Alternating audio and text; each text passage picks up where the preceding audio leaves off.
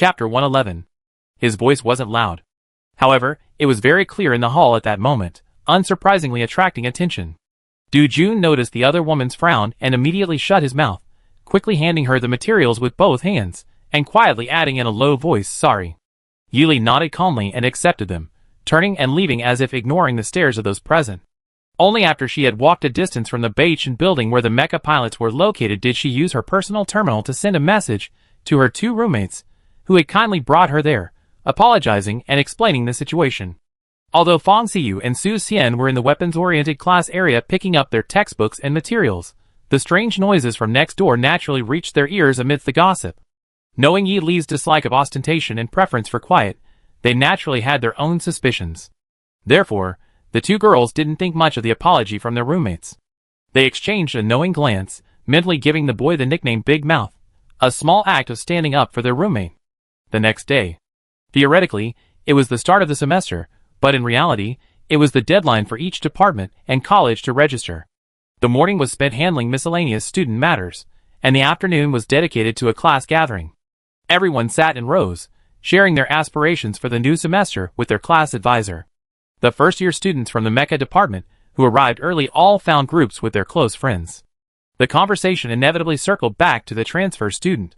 Given his demonstrated strength and reputation in the single combat department over the past 6 months, and the fact that he had transferred to a top-tier class, a rare feat in recent years, the ensuing tensions were bound to be high. Several rebellious troublemakers within the department were already itching to test the waters, but due to his almost overwhelming superior strength, they had to suppress all provocations and tests. When Yili entered, her tea-colored eyes were indifferent, but her ingrained soldierly instincts still accurately sensed a dozen or so subtle gazes sweeping over her. "Is that the new transfer student? I heard she's a top student in the soldier department. Why did she transfer to the mecha department? I heard she was born on a remote planet. Do she have any mecha-related background? She probably does, otherwise why would the dean and professors have allowed her to transfer?" What were subtle, restrained gazes in the eyes of the mecha students were practically an offense to Yili, a student with her keen senses. What they perceived as whispers sounded like loudspeakers to her. Although she knew the mecha students meant no harm, Yili had no reason to be scrutinized like this, so she skillfully erected a mental protective shield, deflecting and reflecting all the probing glances without fail. My mental energy was bounced back. Me too. I thought my S++ mental energy wouldn't be detected, but it was also sent back. The moment their mental energy was returned, all the users successfully received an exceptionally clear rejection signal. Any further attempts to contact them only resulted in a screen or being driven away, typical of the individual combat department. Besides her, the other students gradually entered and took their seats. Of course, none of her acquaintances were among them. Her only two familiar faces in the mecha department, her two roommates Fong Xiyu and Su Xian, were both in weapons manufacturing and would definitely not be here. So she obediently waited for the instructor to appear, finish his lecture, and then disperse. Anyway, she had already joined the class and department groups. She just needed to check the messages and complete the tasks as required. The advisor explained things smoothly, pausing only briefly on Yili. This semester, the explanations couldn't be as detailed and flexible as last semester. In other words, all the unfamiliar situations for transfer students, the teaching styles and requirements of previous courses, the tacit understanding between teachers and students regarding coursework, all these established frameworks would trap and suffocate the timid ants who had unknowingly wandered into this new environment. Chi Rose seemed to have a similar history of changing majors, even experiencing something unpleasant. So she repeatedly urged me, "You have to figure out and solve all the problems for me as quickly as possible. Otherwise, you might find yourself in the embarrassing situation of not being able to borrow textbooks while attending classes." You ask why I didn't prepare earlier? I had no idea. Want everything organized before school starts? That lousy school doesn't work until students start school. And then? Then I found out right before school started that the school doesn't provide textbooks at all. I had to find extra classes to catch up on last semester's courses. Even the spiritual painting class, which started last semester, required students to submit bi-weekly journal entries that seamlessly extended into this semester. I only found out when the class representative was collecting assignments at the last minute. Not to mention one big class where we learned the first half of the book last semester, and are continuing with the second half this semester. Every time the teacher says it's just something we covered last semester, I feel utterly exhausted. This emotionally charged rant comes from a video conversation between the two during winter break. While schools on big planets are definitely more responsible than those in smaller towns, the rules regarding working hours during holidays are likely to be much stricter in big cities. We must be careful, sisters. After the counselor's concise explanation, Yili silently thanked Chiro for the reminder. It allowed her to eliminate all the obstacles to the new semester before the counselor's explanation even began. Fortunately, the first-year courses in the mecha department are relatively basic and standardized, and she actually learned a lot about the rules established by the instructors last semester by asking her good roommates. As for the list of outstanding students the two provided, Yili didn't try to match the names with their appearances too early, since they would immediately come to mind once they attended the same classes. At this moment, after the counselor finished explaining the relevant matters, she placed her hands on the podium. Next, regarding our class officer elections this semester, is anyone interested? Some students raised their hands, expressing a positive attitude towards some of the less important positions. Class officer duties also represent additional credit income beyond the course credits. Students who felt they couldn't break into the top 10 in the class based solely on course credits were often swayed by the prospect of running for class officer and participating in various competitions and club activities. Anyone else want to volunteer? The advisor asked, glancing subconsciously at Yili sitting against the wall. Seeing Yili still uninterested and showing no desire to compete, he simply let the remaining class officer positions remain unchanged from last semester. Before leaving, the advisor delivered a stern warning to the group of students whose minds were clearly elsewhere. Tomorrow, Professor Fan from Materials Science will be organizing an extension activity on the materials database. Meet in the Bachen building lobby before the first class starts. Professor Fan's lab assistant, Professor Xiaochuan, will take you to the designated location. Upon hearing this, materials, warehouse. Did I hear that right? The previously somber atmosphere instantly vanished. Many students eagerly inquired about the inside story from their homeroom teacher, only to be silenced by the dismissal of just a messenger. The next day, at 7:30, a capable-looking woman in her 30s, wearing dark blue-rimmed glasses and brown soft-soled shoes, stood in the open space in front of the Bachen Hall. Beside her was a gray-blue armored vehicle, its robust exterior perfectly embodying its sturdy nature. After students checked their student cards, they jumped into the vehicle like dumplings, instantly transforming the otherwise empty armored vehicle into a lively and warm space. Each armored vehicle was responsible for transporting one class. Even with 50 people seated inside, the spacious interior still felt empty. However, a closer look revealed that the students' seats were generally sparser from the upper right to the lower left. Seated in the upper right corner, in 2 rows, were the cream of the crop in the mecha department. These were outstanding students who had consistently stood out from the crowd, selected from local trials, and entering the highly competitive Sothos Military Academy. Naturally, each possessed their own pride. While a significant number of the other students in the class also didn't like to stick together, they generally sat in similar directions, whispering amongst themselves. The gray-blue armored vehicle started, and smoothly drove across the vast campus. The tinted windows were manually adjusted by Professor Ogawa to an opaque mode. Although the destination was on campus, its location remained confidential. It was impossible to so easily reveal the location of such an important area to the visiting students from the department. Even though the train was flat and monotonous inside and out, the students inside were still excited. Whether it was Professor Fan's personal materials database being opened or a materials database at Sothos Military Academy being opened, the materials inside were definitely extraordinary. Students sitting next to or in front of each other whispered, guessing what kind of materials they might have. Yili sat alone in the back row by the window, her eyes closed. The textbook content she had received yesterday was rapidly being processed in her mind in a data-driven format. The textbook didn't contain anything particularly difficult or beyond the syllabus. It seemed that for mecha students, theory was merely a foundation. What truly mattered was practical skills and the ability to innovatively discover possibilities from old materials. Theory could be relaxed. What was very practical was that she needed to have a sufficiently stable laboratory in the time she could spare. She had carefully studied the department's internal notices, noting the methods for securing a laboratory. Students ranking in the top 3 in the monthly professional assessments within the mecha department would have priority in choosing a laboratory. Students ranking in the top 10 in the weekly overall course evaluation had a secondary choice. The 2 priority selection rights cannot be obtained simultaneously. Only the remaining laboratories are allocated on a first-come, first-served basis. This is also to increase the sense of urgency among students in the department. Yili copied the department's announcement verbatim into his memo, constantly reminding himself to strive for the top. Whether he could make a name for himself was secondary. Securing the priority selection right for a laboratory was the most important thing. In front of the small mine, the armored vehicle came to a steady stop. Students from Class 1 of the Mecha Department disembarked, and students from the other 4 classes arrived one after another. Clang! A temporary platform, about 3 steps high, had been erected beside the small mine. A kind-looking middle-aged man, with a few strands of white in his hair and beard, stood smiling in the center. A sharp whistle blared from a miniature speaker in the corner of the platform, briefly silencing the increasingly noisy environment, but instantly drawing the attention of the curious students to the platform. Professor Fan gestured to his assistant to turn off the whistle and addressed the 200 students standing below. Today is the first materials class of the semester. A new semester calls for a fresh start, so I slightly changed the format for this class. Last semester, we learned material science primarily through textual theory. Your current understanding of material composition comes from the appearance of mech pilots in the market. That's far from enough.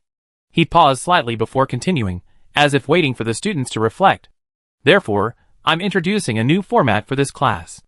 Today's class is a very unique practical class. I won't say anything or give any hints.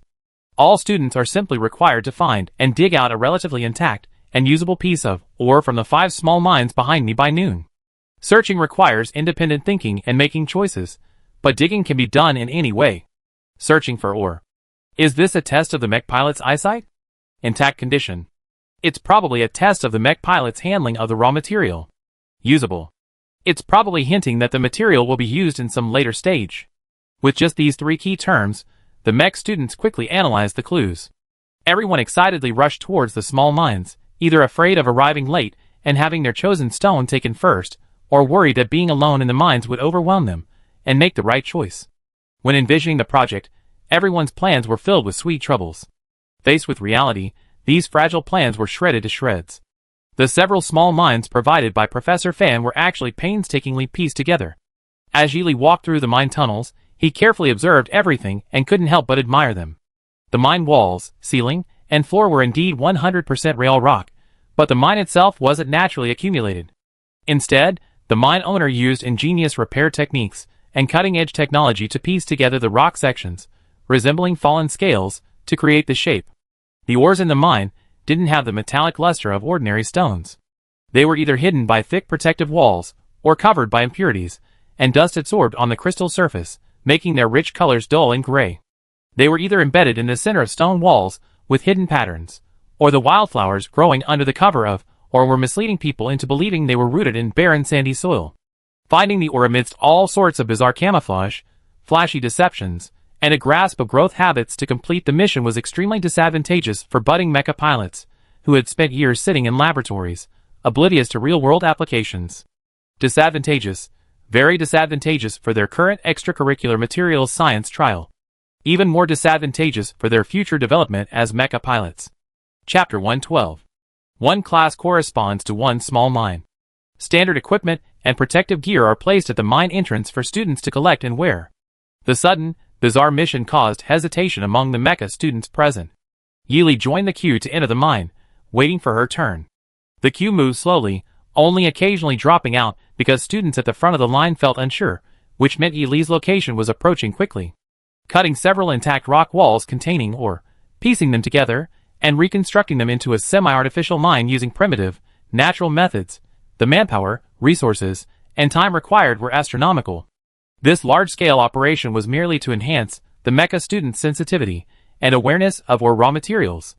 It was an operation Yili found incomprehensible. It was much easier and more convenient for her to simply venture into the mine alone. Of course, considering the mecha pilot's generally weak combat abilities, it wasn't an exaggeration. She stood waiting. Suddenly, her keen senses suddenly picked up a rustling sound coming from behind her. Without thinking, Yili instinctively moved diagonally upwards to dodge. At the same time, she turned to look at the other person, only to find herself staring directly at 2 classmates, who had reached out to pat her shoulder but missed. The 2 girls clearly looked embarrassed, their outstretched hands frozen in midair. Sorry. Dodge was my instinct. Realizing she had misunderstood an attack, Yili politely explained her actions. No, it's okay. The girl who had tried to pat her shoulder shook her head timidly, quickly withdrawing her hand. Is there something you need? Yili asked, seemingly unconcerned by the other girl's odd behavior.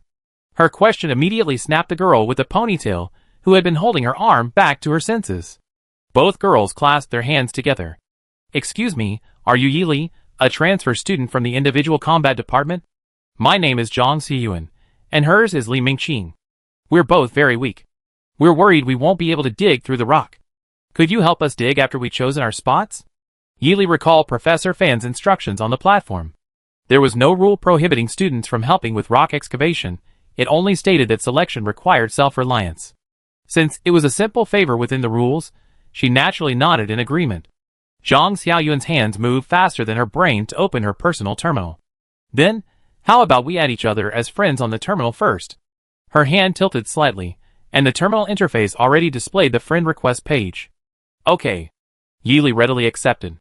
After exchanging contact information and turning back, the two girls, who had been tense just moments before, instantly switched to serious expressions.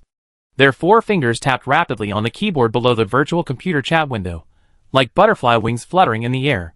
One bowl of yuan xiao. The rumored solo combat expert is much easier to get along with than we privately guessed.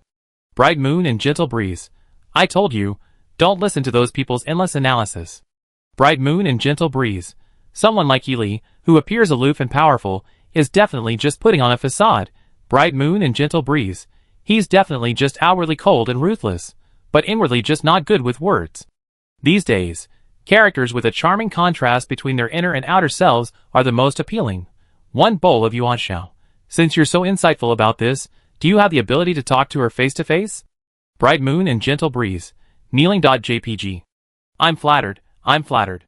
At best, I can only be a bully at home, showing off a little. Outside, I'm a complete stutterer. A bowl of yuan xiao, hee. Very few words, but extremely insulting. An open space not far away. A small group of about 7 or 8 people quietly witnessed this efficient conversation. In addition, many students were uneasy about this special extracurricular practice for the materials course. After all, it's well known that the materials course, as a major course in the mecha department, is significant for students mainly because it focuses on how to utilize the advantages and disadvantages of various materials to build mechas, and how to arm and refine mechanical equipment, including mechas, using the special effects of mutual exclusion and mutual assistance between 2 or more materials. The materials course is indeed important, but in the mecha department, it plays a fundamental supporting and auxiliary role. The department that truly needs to meticulously study and refine the entire process from beginning to end, focusing on the smallest details to reveal its full potential, is the materials science department. As future mecha pilots, they typically use semi-finished raw materials that have undergone preliminary or secondary processing by materials engineers, and generally have no need to engage in primitive processes like mining. Furthermore, mecha pilots are a special group characterized by high mental strength and ordinary physical stamina. Spending long hours in laboratories and workshops, they constantly hone their mental precision, but at the cost of neglecting their physical abilities. Furthermore, the astonishingly rapid updates of advanced equipment and precision instruments in high-tech fields further exacerbate this neglect of their physical capabilities. Now, Professor Fan suddenly tells a group of homebody young people who have long lived indoors, with materials handled and delivered directly by specialists, that from today onwards, experimental materials will no longer be provided. If they want more, they have to drag shovels and dig them out themselves. It was like a tourist sunbathing on the beach being suddenly pelted by a torrential downpour. How unpleasant. Professor Fan stepped down from the stage and settled into his seat. His calm demeanor suggested indifference, but he was secretly surveying his group of young, spirited, and still somewhat spoiled mecha pilots. Within the designated area, there were confident students queuing up, adaptable students exchanging experiences with their stronger classmates to address their weaknesses, knowledge-based students gathering information and pondering their work outside the queue, and even strategy-oriented students, led by a few outstanding leaders, analyzing and discussing their findings. He encouraged and affirmed the students' acceptance and adaptability. He also anticipated that many top students might misunderstand, doubt, or even reject this approach, but he remained steadfast in his strict practical requirements, which he considered fundamental skills for mecha pilots. Modern mecha pilots focus solely on increasing their mental strength and improving operational precision, neglecting the training of their physical bodies, their very means of survival. Extremely high mental strength coupled with a fragile body easily leads to an imbalance. Furthermore, this design was also based on practical considerations. A rather bizarre and dark history circulates within the mecha pilot community.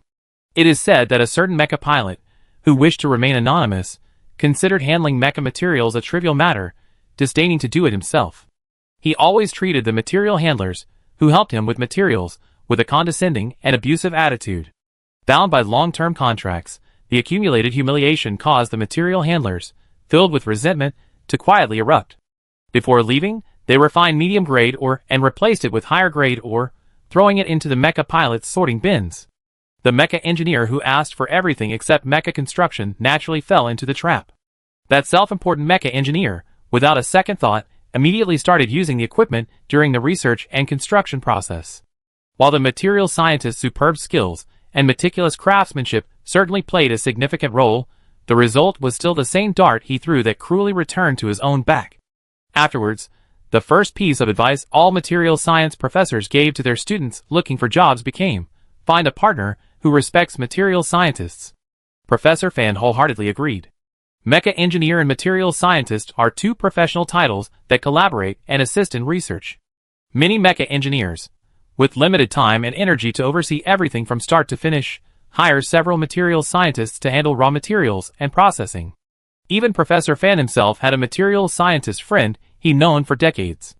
Therefore, this distorted understanding of collaboration as hierarchical must be nipped in the bud.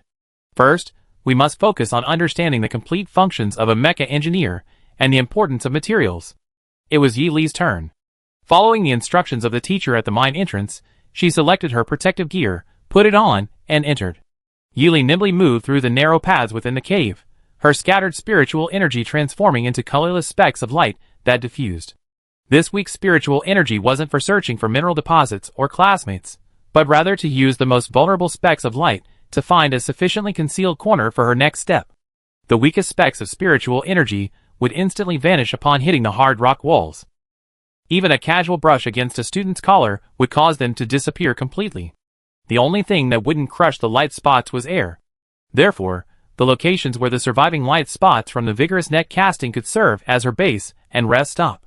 Having finished her work, she indeed found a small clearing formed by the interaction of several strangely shaped, angular, massive stone walls, which could be used for concealment. By analyzing the direction, speed, trajectory changes, and duration of the moving light spots, she should be able to obtain the correct map of the mine. Her mental energy was meticulously woven into fine spider silk, leaving sharp, needle-like spikes. When moving, the sharp mental energy could swiftly pierce through hard rock shells, flexible and stable insulating membranes, and other camouflage to find the ore deep within.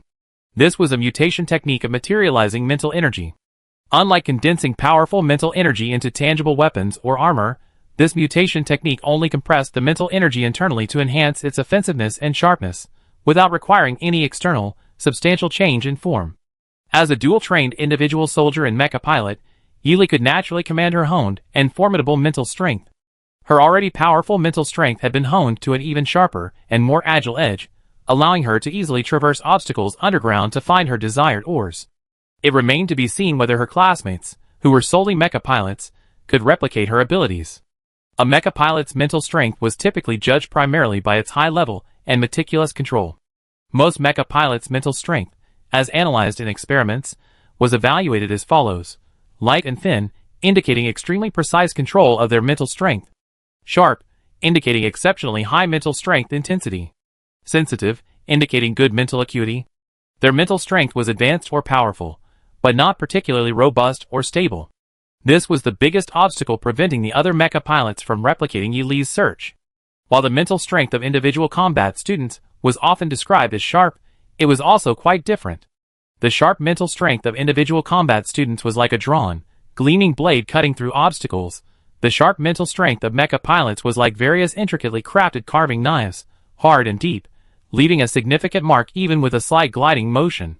Compared to the other students who specialized in one discipline, Yi Li, who had somehow perfected her mental strength, could effortlessly cultivate both individual combat and mecha piloting, demonstrating her exceptional abilities. Therefore, while the other students were still exploring the mine, she, with her powerful mental strength and precise control, had already completely ascertained the situation within.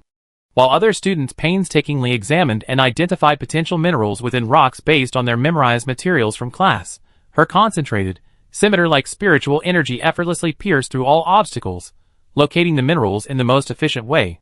Therefore, while the other students were still searching, she had already begun excavating the ore within the rocks. A quick start leads to continuous progress.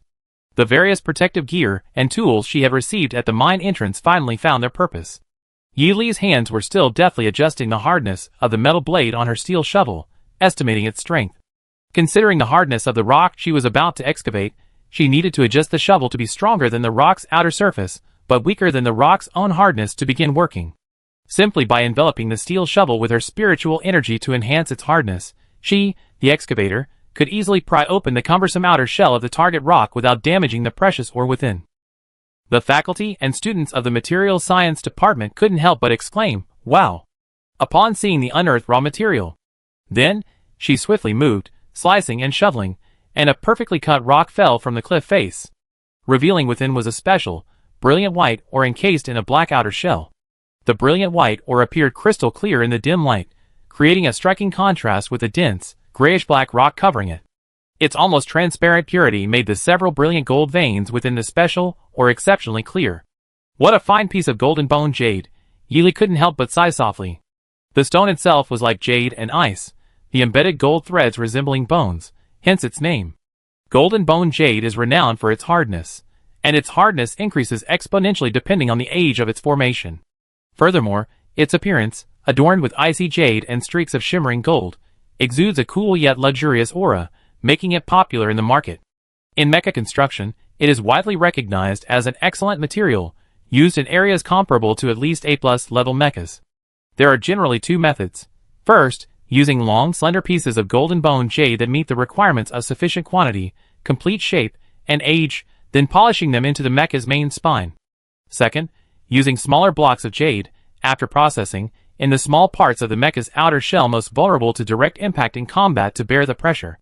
It can be considered a versatile or suitable for higher level and above mechas. Chapter 113. The gold bone jade or reserves here are quite good. Yi Li stored the better quality pieces in the storage containers Professor Fan had distributed beforehand.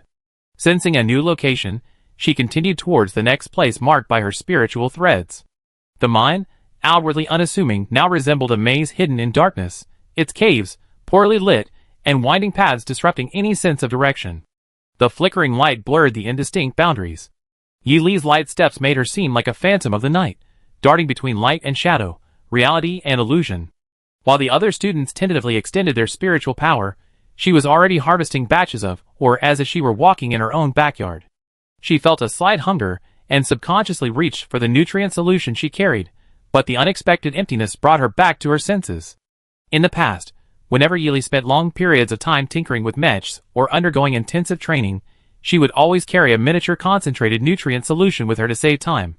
She even modified her ordinary belt with several grooves to accommodate multiple nutrient solution tubes, allowing her to easily retrieve and drink them anytime, anywhere. The personal terminal on her wrist had long been shut down, replaced by a basic analog watch by Professor Fan. The small dial clearly displayed the 2.5 hours she had already consumed. As her estimated departure time drew closer, she began to head towards the starting point. However, her promise to Zhang Xiaoyuan and Li Mingqing upon entering prevented her from leaving immediately. The mine contained rocks of various shapes, sizes, unique patterns, and extraordinary textures. Various accompanying plants and flowers grow outside the rocks. Since the accompanying ores are mostly of medium or lower quality, and the rocks cannot reliably retain all energy, fluctuations leak out and spread, causing new shoots to sprout even in areas where weeds would normally struggle to grow. She paced back and forth near the entrance, passing the time, until she received a message from Zhang Xiaoyuan and Li Mingqing. She then promptly completed her agreed-upon task and left. At the exit, a dedicated teaching assistant was waiting outside, using special instruments for inspection. Each student had to hand over the storage button for storing ores, issued by the teacher before entering the cave. The teaching assistant meticulously recorded the information and data of the various ores mined by each student in the storage button. It seems the credits are based on the quality of the ore mined. Yi Li, while in the secret realm, simply kept repeating the cycle of stealth, digging, and then stealth again. In this seamless flow of movement, she naturally didn't have time to inventory the mountain of loot in her spatial storage. So, she lazily and casually piled all the ore into the rather large storage space. Professor Fan of the Material Science class gave this mining class a generous half-day. Students could freely decide when to enter and leave the mine and submit their results. Students who had finished could then go to the small silver shop under the guidance of the teaching assistant robot to learn how to perform secondary polishing. Noon. When the armored vehicle carrying a load of passengers returned to the teaching area, it discovered that today's class had ended earlier than the usual scheduled end time. The mecha students, truly mined in the mine, despite their disheveled appearance, and despite being hungry and embarrassed, wholeheartedly chose to quickly take over the entire cafeteria. Anyway, at most only the cafeteria staff would see them. The rest of the students were still in class. It was more important to fill their rumbling stomachs and soothe their weary souls after toiling in the dark mines. While the mecha students relaxed and ate their lunch, Professor Fan projected the data recorded by the machine onto a 3D screen in his office system. His assistant, Professor Xiao Chuan, gave Professor Fan a detailed report of the situation. Professor Fan, the number of first-year mecha students participating in the small mine material storage mining activity this time is 120 students from the 2 comprehensive classes, 100 students from the weapons class, plus 80 students from the mecha system design class, for a total of 320 students. The 5 small mines mainly contain C- to B grade blue steel ore and blue iron ore, with A grade gold fragments growing inside. Furthermore, the probes even seem to have detected a small amount of relatively rare high-rarity metals. Professor Fan manipulated the data into a spreadsheet, and sure enough, most students' explorers contained varying amounts of blue steel and blue iron ore, C-grade black adhesive, and brown paint for shell coating. The total number of types found was even greater than what Professor Fan's team had initially discovered. Professor Ogawa, it seems these students have some skill in exploring and mining ores. Professor Fan nodded slightly. The mecha students, who aspire to become mecha pilots, can dedicate themselves to research and development for extended periods, but they absolutely cannot remain confined to the laboratory. Especially with the Federation recently discovering several new undeveloped resource planets. Initial exploration revealed what appeared to be new types of metals and materials beyond the existing material database. For mecha pilots, this is a new challenge. New things, new directions, new systems, and new concepts will inevitably appear and influence their designs. Whether and how to grasp these trends will be unavoidable topics. While they may not be able to lead the way completely, Professor Fan hopes all students can learn to ride the wave and forge their own paths when the trend arrives. The students in the weapons specialization class are mainly mining hard materials.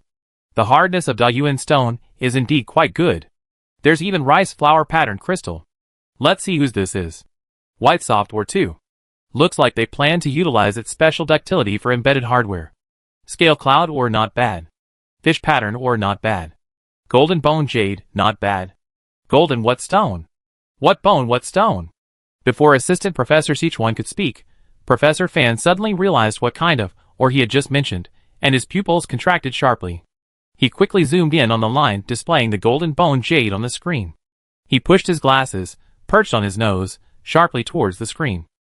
At first glance, it was golden bone jade. At second glance. At third glance. Only after the second glance did he finally confirm that he wasn't seeing things. There really was a record of gold or jade. The A-grade rare mineral, known for its invisibility, the golden bone jade had actually been found. Professor Fan didn't suspect the machine had malfunctioned. After all, while the golden bone jade wasn't particularly unusual in rocks, its unique and beautiful appearance after being unearthed made it difficult to mistake it for something else. However, he still opened the scan record for the golden bone jade. Good heavens! A palm-sized piece was quietly placed in the corner of the spatial button, its jade-like texture and gold threads exceptionally luxurious. Full marks. It must be full marks. Professor Fan nodded repeatedly in satisfaction, marking the student's name on the record. It was Yili, the new transfer student. Not only had she found more minerals than the other students, but she had also explored the mine in remarkably short time. Teaching assistant Xiao Chuan immediately recorded this rare full mark on the grade sheet. Xiao Chuan, Professor Fan smiled, grade the rest of the students according to your usual grading standards. Don't be lenient just because it's the first time. Teaching assistant Xiao Chuan chimed in, okay, I will be strict. It's time to let these self-important boys and girls know that there are always higher mountains to climb. Both of them couldn't help but burst into laughter. Golden bones and jade? Golden bones and jade? Two surprised questions rang out in unison from a girls' dormitory. Fang Xiyu and Su Xian both stared wide-eyed, their gazes shining as they watched Yili, the central figure in the incident, performing flexibility stretches on a specially designed mat. The person in question continued his leg stretches with an air of nonchalance, stretching the taut lines of his back into a smooth curve, revealing a hidden explosive power. Timeline rewinds 10 minutes earlier. The weapons specialization class and the general class had adjacent train schedules, and their return to the dormitory after lunch was roughly the same. Fang Xiyu and Su Xian, being pure researchers, were naturally exhausted after several hours of working in the mine. Except for talking, of course. The two collapsed onto the soft sofa, only able to watch as the still energetic Yili, after completing his mecha-related courses, continued his individual combat training. The two roommates, who were willing but unable to do anything but could talk, started sharing their experiences of exploring the mine that morning to entertain themselves and their dear roommate. They teased and complained, and even extended the conversation to the enjoyable task of tallying up their spoils. Even without a rough estimate of the ore quantity, it's unlikely that the basic ore types would be mistaken, as ore identification is a fundamental skill for mecha pilots. Then, at the end of the exchange, everyone shared their findings for comparison. Colliding with the same type of ore isn't scary, the one with fewer types is embarrassing. When they learned that Yili had actually found the golden bone, or a hidden master in the ore world, one couldn't help but golden bone jade. The most dazzling pearl among A-grade ores, and also the rarest and most elusive A-grade ore. Ordinary ores can be explored with advanced instruments, but this one cannot. Golden bone jade originated from the remains of an unknown special star beast. Research suggests that the brilliant gold lines within this jade are very likely the blood or marrow fluid that condensed, compressed, and transformed over a long period after the star beast's death. This gives it a very unique growth environment after it transforms into its complete form. Its appearance is characterized by an exceptionally thick, special barrier layer that shields the mineral exploration instruments, causing them to mistakenly conclude that no minerals are present.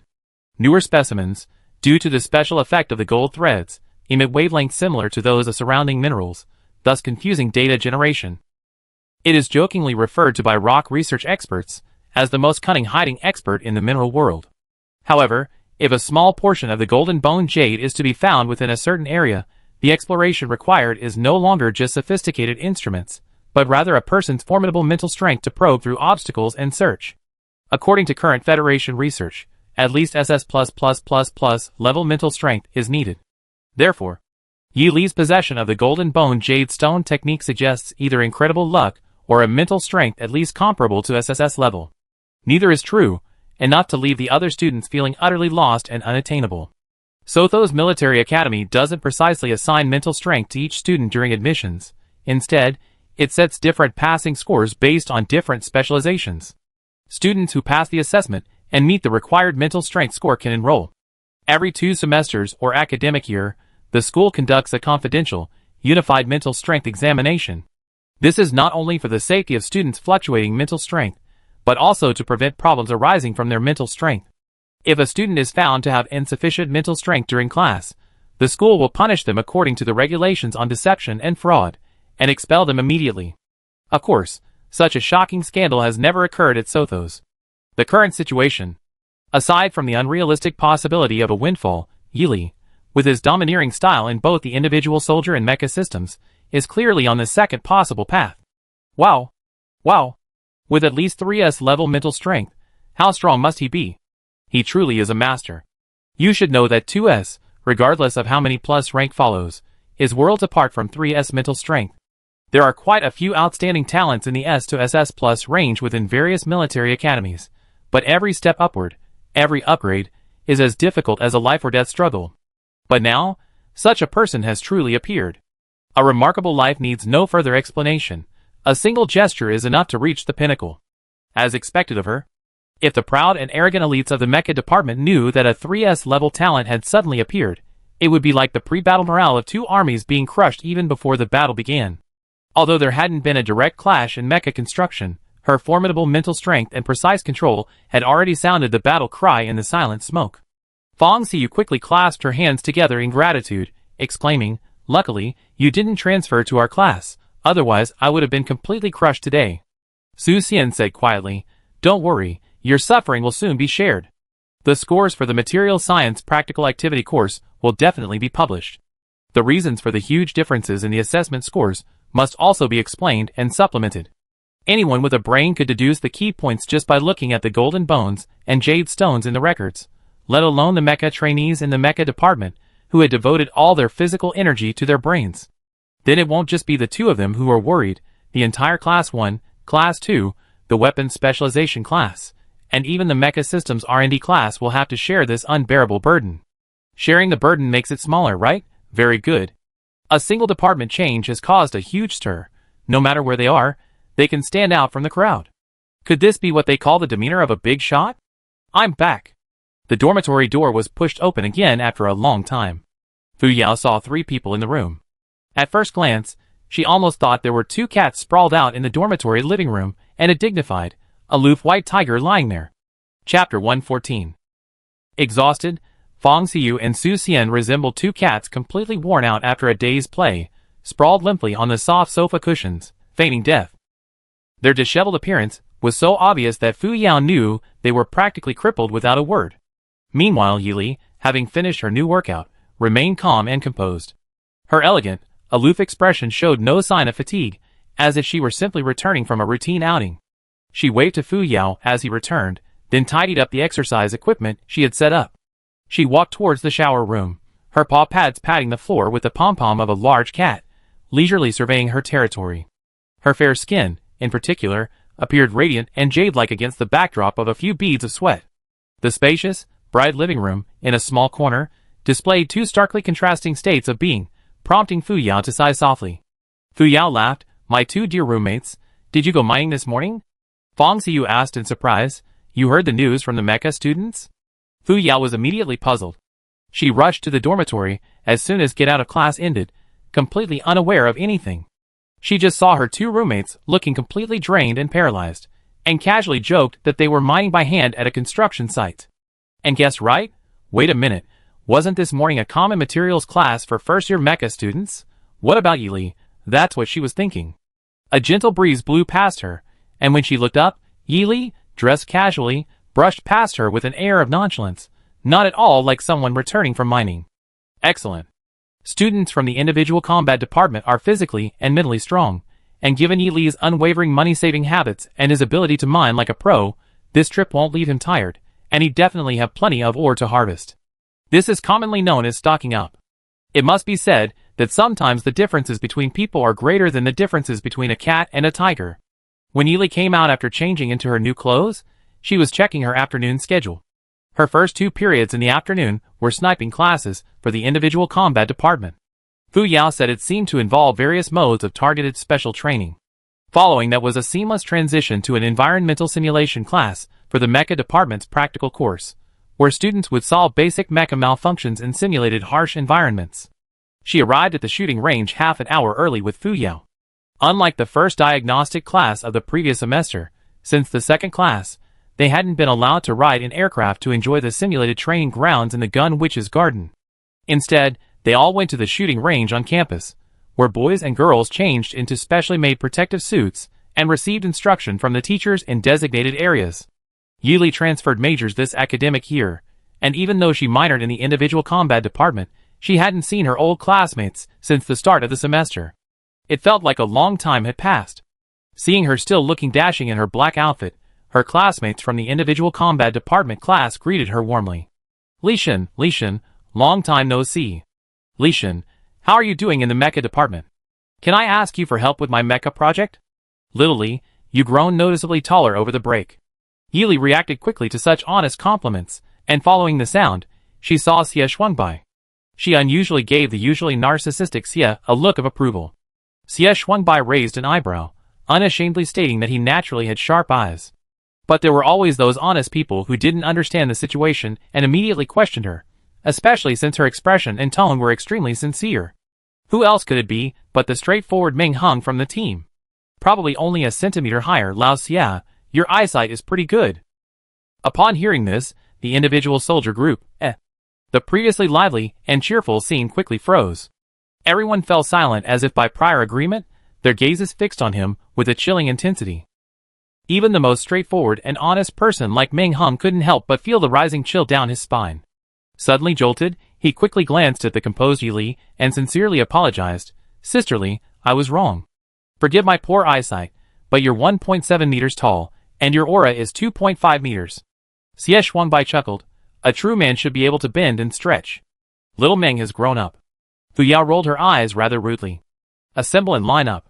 The crisp sound of shattering jade echoed through the shooting range, and the surrounding students immediately joined in. In front of teacher Chen Shi, they lined up in 2 rows each for boys and girls.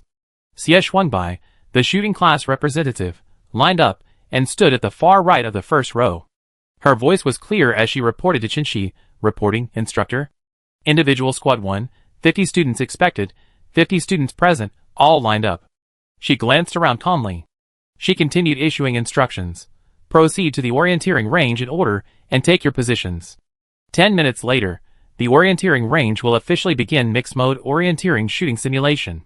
All students must have their weapons adjusted and familiarized with their handling before the designated time. Did you understand? Understood. Instructor Chen went backstage to make minor adjustments to the mixed-mode orienteering assessment. The students present received a general understanding of the format of the upcoming orienteering simulation trial. Because the simple target practice was too simplistic, adjustments were made to the target practice for military academy students, introducing a hybrid mode based on the existing training. While target shooting assessment remained the core, it was combined with different environmental simulations, terrain simulations, and simulations of unexpected events including various obstacles, creating a complex and flexible new assessment mode. Instructors could also make more detailed adjustments and changes to the frequency of environmental terrain changes, the probability of special events, and the selection of obstacle types in the hybrid mode according to the students' shooting skills. This new mode not only facilitates shooting instructors' assessment of students, but also allows them to rationally explore and push students' shooting potential to its limits. Of course, it also benefits instructors, who are still developing their skills in training military academy students. Yes, it's all very beneficial for instructors teaching. The military academy students, repeatedly trained in the grueling assessments, also objectively benefit considerably. After 2 rounds of shooting practice, the weaker military academy students' arms were already so sore they couldn't even bend their arms to hold a rifle, let alone use their half-broken handguns. Even the top-performing students looked pale. After all, 2 classes of non-stop continuous firing, requiring them to maintain high alertness and keen observation while shooting, ready to react to any changing environment, was incredibly taxing. Even with practice, skill couldn't mask the loss of stamina. For Yi Li, her luck was that her next class was a sprint to the base and building of the mecha department. Environmental Simulation class was officially called Environmental Simulation Mecha Repair Practical Training Class. Yi Li, a complete newbie in the mecha department, was attending this class for the first time. After finishing her shooting assessment early, she greeted teacher Chen Shi and rushed to the classroom on her schedule, afraid of being late. Having hurriedly arrived at the designated classroom, she checked the schedule and room number repeatedly before nervously finding a seat in a corner. The seats were installed inside a large, oddly shaped, all-black machine. Dark glass partitions on all 4 sides were partially raised and lowered. In front of the seat was a recessed control panel. It seemed that logging into this machine would immediately activate a mysterious mechanical device, transporting the students sitting in the center to an unknown space-time environment for training in a more realistic form than holography. Yi Li carefully observed the unfamiliar mechanical device, resting her chin on her hand in curiosity. The classroom was empty. She had been passing the time before class by looking at her personal terminal. Surprisingly, there was a message from Chi Ro among the contacts on her personal terminal. It was a notification that she had started her intensive sprint and was being disconnected from the internet, followed by a sarcastic comment, "Dear Shaoli, because of your personality, I thought of something else you need to be aware of. I hope your school's teachers won't have any special circumstances requiring them to reschedule classes. Because I sincerely feel, if the rescheduled class times clash with your individual combat departments, your teachers definitely won't change the times just for you. You be the only one suffering the hardship of having to travel, make up for missed classes, and replan your study and hobby time. I wish you can successfully complete your mecha studies in a carefree, independent manner. Wait for me." Yi Li read this and thought, Poor Chiro, how much suffering did she endure because of that department transfer? But she had to admit, Chiro's hypothetical possibilities were all spot on. The whole thing was filled with the lingering bitterness of someone who'd been there. The smell of resentment. Sitting in her seat, Yili didn't see anyone come in. She anxiously checked the class group chat for any news about a classroom change. Luckily, 2 minutes before class started, students began to arrive and choose their seats, all curiously looking at the new equipment in the classroom this semester. Yili didn't actually recognize most of the faces, but fortunately, she had added Zhang Xiaoyuan and Li Mingqing as friends on her personal computer while mining materials. So, when they arrived at the classroom, they politely chose the 2 seats next to her. Big sister. The 2 were excited, but they both lowered their voices to greet her. Hello. Yili also greeted them gently. Congratulations on getting first place in the Materials Science mini-assembly. Zhang Xiaoyuan and Li Mingqing initially only knew that the transfer student was a top student from the individual combat department, who also possessed great talent in mecha construction, which was why he was specially recruited by the department. However, when the Materials Science results were released, the 2 realized their assumptions were too simplistic. His first assessment score was enough to surpass the original top tier and claim the top spot. Previously, the top position was mostly contested among the 3 giants, the elite Frank Carter, the reverse born by Rui Yang, and the Azure Doucher Zhangjia. The 3 solid and superb skills and equally matched aura had impressed the students in the department. Unexpectedly, the transfer student's first assessment class saw him surpass the 3 with a high score, suddenly shattering the previously unshakable 3-way balance of power. How could this not be astonishing? Not to mention, the effect was even more explosive when the explanation for the high score was the reason for unearthing the Golden Bone Jade. Precisely because he was a mecha student, he clearly understood the difficulty of being manually searched for and the stringent requirements for mental strength, allowing Yili to demonstrate terrifying dominance in terms of mental strength level and control. His 3S mental strength was said to be able to connect with the mecha using mental power, allowing him to operate it from outside. For mecha students who were less physically capable, this naturally held another kind of allure. It made things easier to talk once he started. Through his conversation with the 2, Yili realized that this class was actually a self-directed practical lesson. Zhang Xiaoyuan patiently explained, because the theoretical knowledge of basic maintenance was all learned last semester. Therefore, the department specifically arranged a practical maintenance course in a realistic simulation environment to assess students' mastery and practical skills. When the bell rings, everyone logs into their respective simulators using their electronic student cards. Following the taskbar prompts, you complete the corresponding maintenance tasks in a specific environmental context. After completion, an end screen will pop up. Those who finish early can leave early. It was another course with a relatively flexible schedule. It must be said that Yili really liked courses with this kind of flexibility. Who wouldn't like a course where you could openly be late or leave early based on your abilities? Maybe you could even use the simulator for free during the free time after completing the course requirements. Ding-ling. The class bell suddenly rang. The students waiting in their seats immediately swiped their electronic student cards to verify and log in. The 4 side panels of the machine slowly rose, plunging the interior into darkness. Suddenly, the tactile sensation of the previously flat seat vanished, the narrow space around her seemed to have been collapsed by an invisible force, and countless gusts of fresh air blew in from both sides. Buzz? The nerve waves in her brain seemed to connect to a mysterious wavelength. The previously perceived time, space, and environment were shattered into nothingness by some unknown interference. That profound sense of wandering and drifting arose within her, as if the operator had been thrown into an endless black hole, struggling helplessly, yet gradually losing herself due to the inability to find any sense of existence, until herself was completely consumed. In the midst of this incredibly long and agonizing ordeal, a beam of white light suddenly shone in front of her. Her eyes, adrift in the darkness, were suddenly unable to adjust to the blinding light. She instinctively raised her hands to cover her already tightly closed eyes. Her concealed hand moved slowly, carefully adjusting the brightness to a comfortable level, roughly discerning the path ahead using light perception. She walked steadily and powerfully towards the light source, as if stepping on solid floor tiles. Completely unaffected by the terrifying and dangerous information displayed outside, her entire demeanor throughout the transition was one of restraint and composure. Whoosh! Behind the light source was another corner. The student, now a mecha repairman, was dressed in dark blue work clothes, a heavy standard toolbox slung across her waist, and a large mecha repair task list stored on her wrist's optical brain. Based on the above analysis, it seemed the task for this round was to complete the entire list. Hint asterisk, please note that injuries sustained during the trial are equivalent to injuries sustained outside the trial. Chapter 115. As she skillfully opened the task list and selected the first task, A nimble car suddenly appeared out of thin air and took her to the work site for this round, the suburban villa belonging to the repair target. Following the instructions, she pushed open the door and entered, only to be suddenly suspended in midair, floating upside down.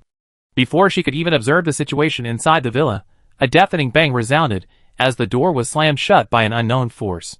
In the intensely weightless environment, Yili, floating upside down in midair, struggled to maintain her balance under the extremely unstable gravity, using her hands and feet to adjust her body to a normal state.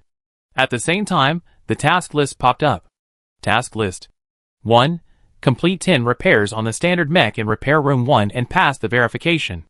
2. Complete routine maintenance and care in the special environment of Repair Room 2 and pass the verification. 3. Observe the mech in Repair Room 3 and provide a 500-word analysis and submit it. Yili pondered. Maintenance Room Number 1 primarily tests basic maintenance skills, otherwise, they wouldn't have pinpointed 10 specific points. Of course, the maintenance environment is very likely a weightless environment like the one they're in now. Furthermore, it's highly probable that they're assessing the mecha pilot's coordination abilities in addition to their manual skills. After all, while mecha pilots don't have the extremely stringent physical requirements of individual soldiers, the excellent physical coordination needed to adapt to the environment is still highly valued among mecha pilots. Sure enough, the weightlessness inside Maintenance Room Number 1 didn't diminish. In fact, the coefficient skyrocketed. It seems, for the instructors setting the questions, weightlessness is the basic environment for assessing students' physical abilities. Tumbling head over heels and hanging upside down will become commonplace. However, for some students whose Jinibu enthusiasm still lingers, experiencing firsthand the mysterious and wondrous journey of a celestial cultivator riding the wind, as recorded in Ancient Blue Star, and indulging in a bit of adrenaline, is still quite enjoyable. For example, the boys in Class 1 were already whistling in the virtual environment, woohoo. Some students, while finding the weightless environment novel, took advantage of being alone in the space and, without any instruction, activated Mecha Repairman Superman mode and Mecha Repairman Flying Sword Immortal mode, boldly striking poses in midair, successfully achieving the feat of performing anywhere. Such daring experiments with new things are naturally not limited to a few students. They did all sorts of midair somersaults and Lingbo Weibu, a martial arts technique, perfectly embodying the old saying, the bigger your heart, the bigger your stage. While some were as bold as fish in water, others were terrified. Like the two girls Yili met outside the mine, Zhang Xiaoyuan and Li Mingqing. After finding the activity area and entering, the two instantly lost their balance in midair, becoming top-heavy and unsteady. Their limbs flailed and struggled like oars, only making them more prone to dangling upside down. Soft groans escaped their lips as they reluctantly clung to the wall, inching their way like snails towards the mecha that needed repair. They had to constantly maintain their balance, otherwise they risked a headfirst fall, causing their brains to congest or their faces to turn red. Even though the repair shouldn't be a problem, they helplessly discovered they couldn't even get to the starting line. Just swaying in midair was enough to cast a terrifying shadow over them. Students who were timid or had little prior physical training waddled like fledglings, struggling to take their first steps, their screams, groans, cries of agony, and wailing echoing through the virtual space.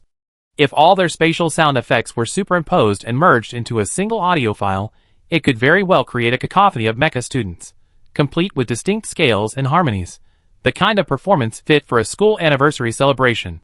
Even more terrifying, everyone thought they were undergoing trials in individual spaces, but in reality, something subtle was at play. All the virtual spaces were like branching twigs, their bases connected to a dedicated virtual tree for monitoring and scoring. All the absurd scenes, jaw-dropping images, and videos worthy of being archived in the dark were collected and transmitted to the virtual tree for the class teacher and the department office to review and score. Behind this, a rotating monitoring administrator was currently observing the entire process with amusement. These students who got into Sotho's military academy, who usually act like mature and composed elites, are still just kids, who haven't even grown up yet. Letting them run wild will only make them more childish. I wonder if they want to dig a hole and bury themselves in it after this class ends, and they find out from the school forum that it's being recorded in its entirety. That would be interesting. There's even a student from another dimension whose movements are as nimble as if they studied it before? Holy crap! In the only normal scene he could see, the person in the video moved beautifully. The girl first lightly touched the wall with her toes, then gracefully used the buoyancy to leap into the mecha. Using several well-placed points on the mecha's shell, she moved effortlessly back and forth, securing herself with her feet, gripping the repair tools tightly, and completing the repairs with lightning speed. Her movements were like a butterfly fluttering its wings, each touch of her toes perfectly timed. Whenever a repair point was spotted near a mecha, it was as if her slender legs had grasped it. Her movements during repairs resembled a butterfly diligently gathering pollen and nectar. Her back-and-forth motion possessed a decisive and sharp edge beyond the flapping of a large, long butterfly's wings. By the time he came to his senses, she had already slipped into the number 2 gravity field repair room. Wow, amazing! The security guard couldn't help but exclaim, repeatedly switching his viewpoint. The number 2 repair room featured a progressively increasing gravity field in a circular pattern.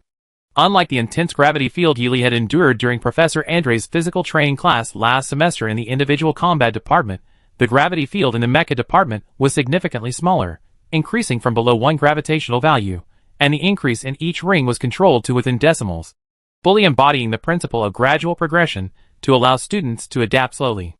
The young man had worked in the monitoring room for several years, witnessing countless overconfident mecha students recklessly rushing in to save time, only to be crushed to death on the floor. It's important to know. Once a mecha student is crushed to the ground in a gravitational field, it's very difficult for them to get up again. Choosing to resist little by little, getting used to it, approaching, and repeating this process until they reach the mecha is the best strategy that mecha students have come up with. Ouch! How could you be so reckless? The young man watched as the girl flew out of maintenance room 1 like and soared, then darted into maintenance room 2 like and soared, even faster than when she came out. Clearly, she was choosing the worst possible method to fight head-on. Calm down, classmate. If it weren't for the screen preventing audio transmission, he would have loved to shout inside. Watching a classmate who had just performed so well crash in maintenance room 2 was too cruel, so he naturally chose to continue observing. Yili felt a pang of amusement when she learned about the gravity chamber. It wasn't something she had specifically trained for beforehand, but gravity just happened to be one of Instructor Andre's favorite training exercises in physical fitness class, jokingly referred to by the individual combat students as a necessary, solid stepping stone on the path to physical godhood. Comparing the mecha department's gravity chamber to Instructor Andre's exclusive, treasured one would be ridiculed as a mere tickle, a rare display of contempt from the burly, honest, and kind-hearted Instructor Andre. Therefore, having undergone rigorous physical training, Yili almost instantly switched from butterfly wing mode to swift wing mode as he moved from room 1 to room 2.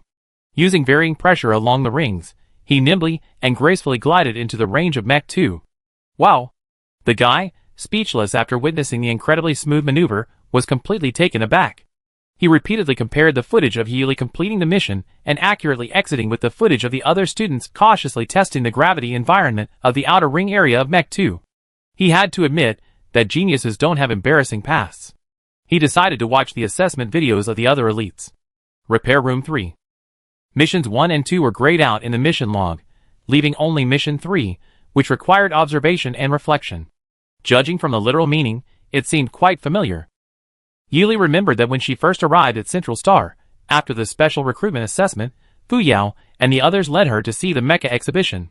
In order to learn from the strengths of all the experts, she carefully observed, analyzed, and recorded almost every one of them. Now, recalling the situation at that time, it can be said that it was similar to mission number 3. Repair room number 3 was the only normal space among the 4 rooms, including the villa's total space. There were no disturbances to daily life whatsoever. There was even a soft sofa in the corner for students to comfortably observe their tasks. The mechs displayed in the room weren't actually operable like those in the previous 2 rooms. They were presented as 100% realistic holographic projections combined with basic data pages, similar to mech exhibitions. They couldn't be manually operated, but the data could be manually adjusted before being placed into a data space for demonstration. Yili, she wasn't in a real space either. Now there was a data space, a space within a space, like a nested doll, however. With the promise of finishing early and leaving early hanging in the air, and the task not being too difficult for her, at least not more challenging than having mech students physically withstand a gravitational field. What reason was there not to gamble and leave early? She didn't rush to get started, but instead, following her usual practice, began with basic material analysis. In Repair Room 3, she faced a bio-like composite mech. Bio-like mechs have always been a crucial type of mech applied across various fields. They perfectly combine natural evolution with cutting-edge mechanical science. The characteristics of plants and animals are the result of natural selection, while modern mechanics represents humanity's most powerful means of overcoming its limitations. The product of this unified and coordinated approach maximizes the application of practical experience, while also leveraging human agency. For this reason, the most widely used bio-like meshs, animal type, plant type, and composite types, have all demonstrated their true advantages. With the continuous updates and iterations of meshs, biomorphic forms remain popular in the mech field, but the development of actual meshs is constantly evolving with new designs. Early meshs, resembling single biological forms, are now incorporating multiple biological characteristics, using different parts to achieve various applications. Like the classic biomorphic hybrid model standing before her, the amphibious double dust. Her first step was to meticulously list the basic information on the summoned white paper. Then, she patiently began analyzing each point based on her summary. Next, she outlined areas she felt could be expanded upon, and how she would approach designing an amphibious mech or a biomorphic hybrid. This detailed report, several thousand words long, was written entirely according to the report format Master Chui had required on the numbered star. After carefully checking for typos, she clicked submit, and class was over. Prompt: you have completed all tasks and submitted all answers. 10-second countdown to exit. 3, 2, 1. A wave of dizziness, as expected, washed over her. An invisible hand pressed her back into the narrow cubicle space, the returning restraints on her limbs jerking her violently. Yili, who had been completely out of it, suddenly landed heavily. Who? She exhaled a breath of stale air, slightly calming her turbulent emotions. Yili stretched lightly in her seat, intending to shut down her computer and leave get out of class. Bang! Bang! Clear knocking sounds came from outside. Judging from the noise, someone was tapping on the external railing of her computer. Could someone be faster than her, coming to cause trouble now? Yili wondered. Outside, tormented by the gravitational field of maintenance room 2, Zhang Xiaoyuan and Li Mingqing opted to temporarily log out, hoping to alleviate some of their psychological pressure. The mechs beside them were quiet. Their black, hard outer shells still concealed their mysterious cores, a testament to the steady progress made inside. Yuan Xiao Xiaoma. A clear, melodious voice, like a lark in a secluded valley, drew the two girls' attention. It was Jia, the instructor known as Songlu in the mech department, greeting them with a smile. Jia was the only female mech pilot in the first-year mech department's golden trio. She had good relationships with the girls in the department. Her beauty possessed a restrained elegance beyond the glamorous bloom of spring, her movements graceful and intellectual, proud yet not arrogant. Zhang Xiaoyuan's name was actually Yuan Xiao reversed. Her family elders had indeed considered this when naming her, and everyone called her Yuan Xiao after getting to know her. Li Mingqing's name corresponds to the last two feudal dynasties on the ancient planet Blue Star. To make it easier to remember, many classmates also call her Xiaomo. Shi Changjia is one of those who calls her that as well. Chapter 116. From Zhang Xiaoyuan and Li Mingqing's perspective, Shi Changjia was bathed in warm, bright sunlight. Her ponytail, tied up during class, seemed to shimmer with golden waves, the stylish waves quite eye-catching. Changjia? The two girls responded with a puzzled look, wondering why she had suddenly come over. Inside the classroom, many students had temporarily logged out of the virtual machine for a short rest, presumably catching their breath, like the two girls, unable to withstand the gravity of the maintenance room, and exchanging ideas with their close classmates on how to cleverly solve the problem. It's normal for everyone to exchange ideas with the students next to them, but it's unusual for someone to specifically walk from the back of the classroom to the front row. Besides, Shi Changjia's outstanding grades and abilities would make it more constructive to communicate with someone sitting near her, like Frank Carter or Bai Ruiyang, unless their true purpose in coming here had nothing to do with solving the machine's problems. Shi Changjia's purpose in coming here was Yi Li, who was still hidden inside the machine behind them. Indeed, for Yi Li, a top-tier individual fighter, this was no problem at all. Shi Changjia didn't intend to hide her intentions, glancing openly at Yi Li. She stood gracefully still, her beautiful and elegant face framed by a perfectly placed smile, poised and confident. She parted her lips slightly and said, "To be honest, I came here to get to know the new transfer student, a young lady." Yi Li was actually about 2 years younger than the average freshman, so Shi Changjia addressing her as young lady based on her age was quite appropriate. Upon hearing this, Zhang Xiaoyuan and Li Mingqing exchanged a glance, then hesitantly said, Yi Li should still be completing her task inside the machine. It's not good to disturb her now. Shi Zhongjia glanced ahead at the machine and calmly explained to the two, when the machine is running or in standby mode, the lights will flash regardless of whether they are red or green. The light on Yili's machine is now off, meaning she has finished. The two girls were startled and quickly looked ahead. Sure enough, the lights were off. The lights were off, but the barriers surrounding the machine hadn't returned to their original positions. This somewhat unusual situation made the two girls slightly worried. After hesitating for a while, Li Mingqing raised his hand and gently tapped the protective railing along the outer edge of the machine, hoping Yili, who might have already logged out, would respond. Clang, clang, clang. 3 more taps echoed, the sound clear and resonant, not deep. Yili, curious after exiting the machine, pressed a button. The 4-sided panel slowly opened and descended, revealing the person nestled inside the eggshell. A delicate, small face lifted slightly, gentle tea-colored eyes filled with confusion. The body, slightly turned and peering out, seemed to be searching for the source of the sound that had startled her. Like a young fox, long confined to icy ground, trying to extend its paws to perceive the world. Her bewildered gaze swept away from Zhang Xiaoyuan and Li Mingqing in the next seats. Slowly and steadily, it followed the invisible threads of her gaze, finally landing on Shi Zhongjia. After a long pause and hesitation, she slowly opened her mouth to ask, "Excuse me, classmate, is there something you need?" Zhang Xiaoyuan, Li Mingqing, Little Yi, didn't you do any research on your classmates beforehand? The thought of speaking up was abruptly cut short by one of the students in a rather peculiar way, the culprit maintaining a completely innocent and honest expression throughout. It wasn't a provocation, but it was more provocative than usual. The tone was more friendly than typical provocations, yet its effect was far more explosive. Apart from Yili, who was still oblivious to the situation, the other 3 students clearly heard the hushed yet distinct laughter of the gossipers. Ha ha ha. Little Yi really doesn't know Teacher Jia. Hey! Let's start a small bet on who this little sister knows in class. Get lost, gamblers never win. Fine, don't come. Anyway, I'm betting my bottle of S-grade special paint is the stake. I suddenly think it's good to be willing to try. Whether it's paint or not doesn't matter, it just wants to participate in some friendly group activities. And she could try dressing up her beloved little Mecca in a brand new, cool outfit. A fickle man. Shi Zhongjia stood there with a graceful smile, introducing herself elegantly. Hello, Yili, my name is Shi Zhongjia, and I'm your classmate. Yili immediately replied, Hello, I'm Yili, I transferred here this semester. You can call me Zhongjia or Shi. That's what the girls in the class call me. After receiving a slightly stunned response from Yili, she smiled and called her Xiaoli. Although everyone outwardly appeared to be a standout among their generation, and even those several generations ahead and behind, internally they were still underage girls within the system of a formal school. While some adult society factors couldn't be completely eliminated, the interactions were largely friendly among elite students of similar ability. Xiaoli, have you completed your mission? Teacher Jia asked, revealing the purpose of her visit. Yili readily admitted it.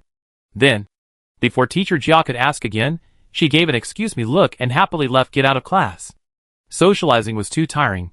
A happy end to get out of class was better. Her original plan was, since she'd be hiding in the machine's egg after completing the mission anyway, she might as well make good use of the extra time by doing other study activities to pass the time. This way, she could use the shared machine for her own purposes without attracting the attention of other students by leaving too early. Not only would she have something new to do, but she could also maintain her usual low-key and reserved demeanor. However, things didn't go as planned. The machine automatically shut down after the mission was completed.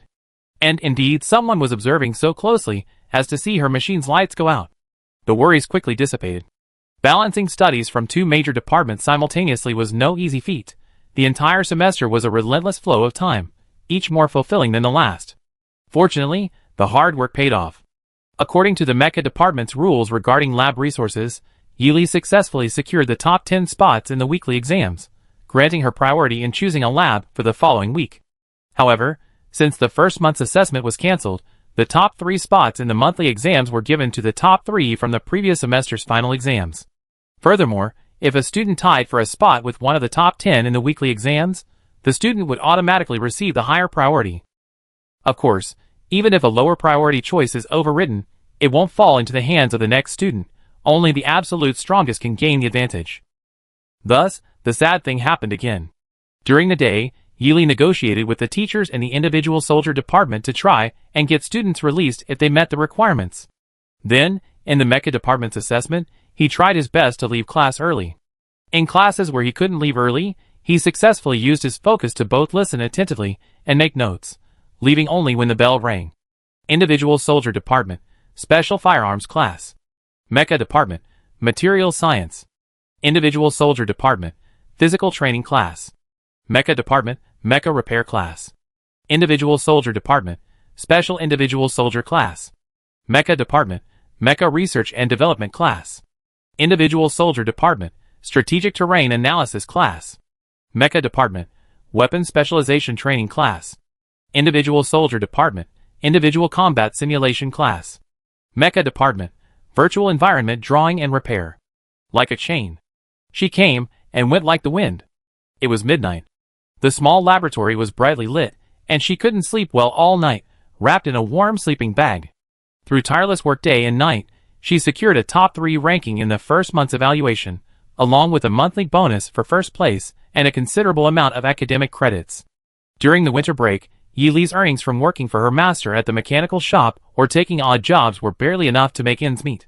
If it weren't for the fact that most of the school's facilities were free, someone like her, whose earning options were limited by not being allowed to leave campus, would probably have been swept away by poverty before even receiving her monthly salary. This period of hardship yet abundant wealth continued until the Qingwe Festival, which included a 3-day holiday. The Qingwe Festival held a unique significance for the Federation. It was specifically established by the Federation for the creation of Virtual Star Network 2, represented by virtual pods. The invention of the virtual capsule may seem like a commonplace necessity to the general public today, but for our ancestors, who once traversed the vast universe, striving to maintain close connections between countless planets and even galaxies, it was a monumental undertaking, comparable to breaking through a black hole. When the concepts of virtual capsule and star network were proposed and materialized, scientists and the public alike experienced a complex mix of surprise and apprehension. This breakthrough illuminated a difficult path, but shadows lurked beneath the surface. Therefore, it was only when the virtual capsule could safely and easily guide people to explore a second world that it was truly etched into history as a milestone. From then on, even with infinite light years and starships traversing time, the boundless star network within could connect and communicate with each other, propelling the development of the era through both internal and external advancements. Because the initial research and development of the virtual capsule and star network was named the Azure Moon Special Project, the name Azure Moon was also used to mark the achievement. On the day of the Green Moon Festival, the StarNet will be dozens of times busier than usual. The massive and complex StarNet naturally requires experienced and skilled maintenance personnel to handle the enormous number of repairs that day. Among the Federation's most knowledgeable and technically proficient repairmen are the members of the psychic coding bureaus of various official agencies, and the professors from relevant universities hired by these bureaus. Thus, all coders have to accept the fate of losing a significant amount of hair every festival. While everyone else is laughing and having fun online, the psychic coders can only follow behind, complaining about their baldness. Even worse, the long-named psychic coding bureaus need to be shortened. I don't know which genius uttered the name Divine Code Bureau so casually. And it actually came down to a decisive blow. Divine Code Bureau. You think it's cool? Completely wrong. Divine Code Bureau doesn't evoke images of divine weapons. It only brings to mind the stale, outdated trope of everything is fleeting. Hence, people outside exclaimed, "What kind of bureau is this? What? This is so tragic." Chi-Ro, on the other end of the video, couldn't help but complain, experiencing firsthand the pain and exhaustion of being a mental coder. But despite the hardship, the exponentially increasing wages for coders during the Green Moon Festival were still quite considerable and very welcome. She could only cover her mouth, tears welling up, a bittersweet feeling. All the coders worked diligently at their posts. Chi-Ro, a prospective coder, also took a half-day off for the Green Moon Festival, knowing she might not have the chance to enjoy this day again. She silently mourned for her future self. She even sent Yili a special emoji, "Coders never give up." Yili replied with a smug emoji, perfectly timed. Then she logged into Virtual City.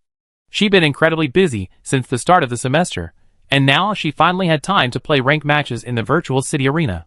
After all, the monthly rewards were quite tempting. Considering she wasn't yet out of poverty, Yili naturally wasn't going to pass up any free rewards. She wanted both the arena rankings and the benefits after the mech pilot assessment. These two things perfectly matched her hard work and effort in the individual soldier and mech pilot training programs. The extra time and energy she invested would return to her pocket in another way. She absolutely couldn't afford to lose out. After months of silence in the virtual arena, Crimson Blade is about to reappear in this martial world. Ding dong. A mechanical voice sounded, and the familiar system-modeled face appeared in the virtual personal space.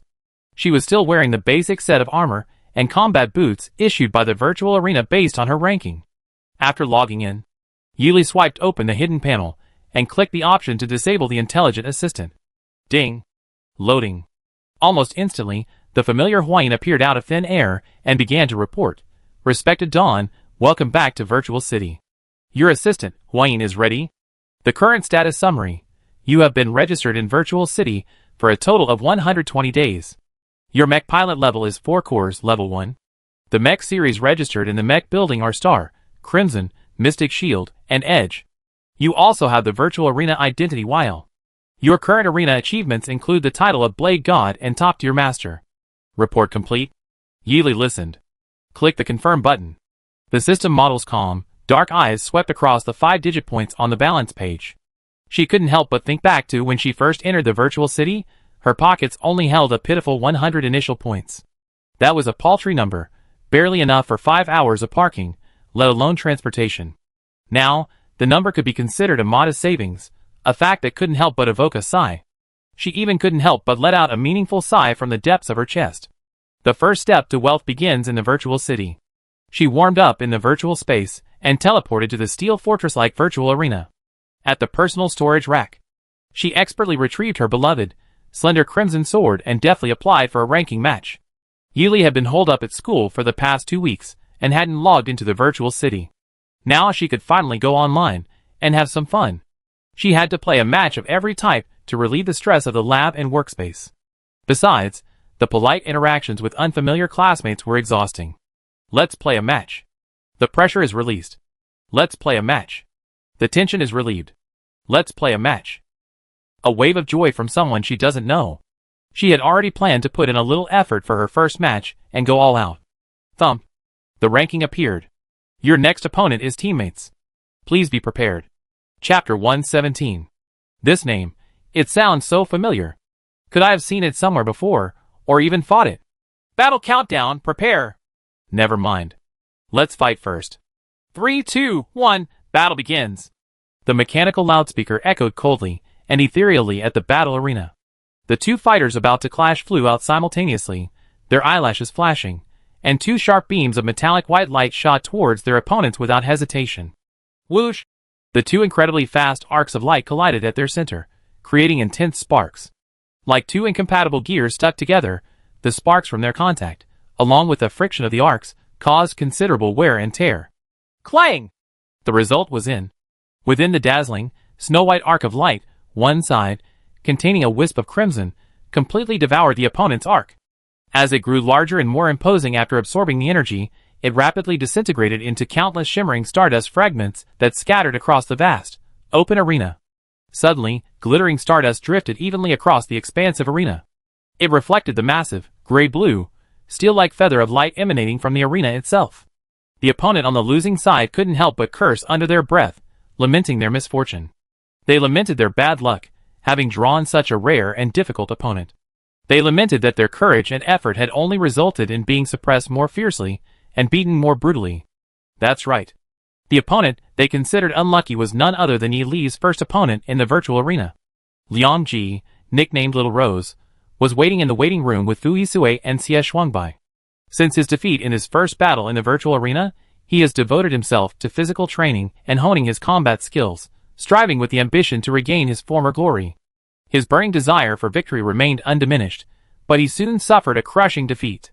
He had been working diligently for less than 2 months, when he received devastating news from Xie Shuangbai. His self-proclaimed destined enemy was actually a top fighter, who had single-handedly challenged the special recruitment examiners at the Sothos Military Academy. He later learned that this top fighter was a master of individual combat at Sothos, and to make matters worse, she was evenly matched with Fu Yisue, whom he had always looked up to with awe. Yle's equally matched opponent equals Fu Yisue. If he believed that Yle's equally matched opponent equals himself, then wouldn't that mean? According to the equation, he is equal to. Ugh, finally. The conclusion is, yes, I am not worthy. This despairing disparity in strength made the still naive Liang Ji feel utterly dejected.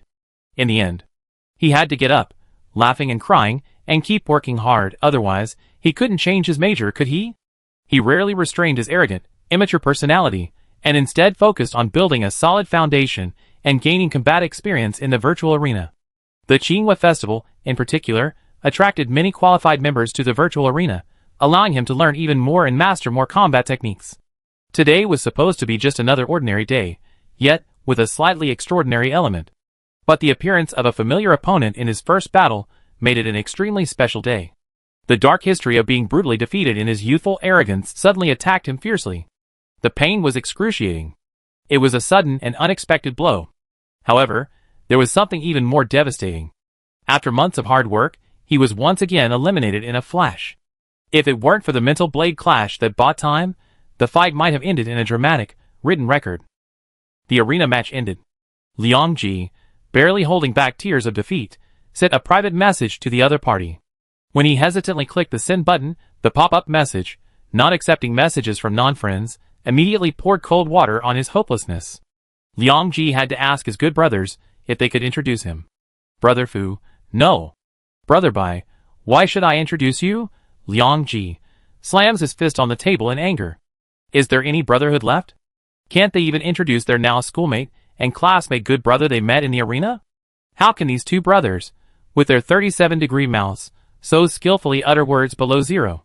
Which unlucky guy was used as their target? Oh, it was me, never mind then. Liang Ji felt he could easily put on a performance of a withering rose right then and there. Yili, however, clearly didn't have such convoluted thoughts. She attacked when she needed to, and punched when she needed to. Unlike her usual practice of piercing the ring with a crimson long sword, this time, towards the end, Yili very unusually threw away her sword, stepping onto the stage to fight barehanded, her punches landing with brutal force, forcing many professional fighters to back down. The power and precision of her punches in the ring also followed a very flexible standard. If her opponent spoke rudely, she would generously add her secret serious combo punches. If her opponent's attitude was relatively humble and polite, she could fight more casually and freely. But ultimately, she still used the actual power of her punches as the benchmark. Any exceptions were purely accidental. After finishing her ranked matches in the virtual arena, Yili uploaded the data for her new mecha and clicked verification.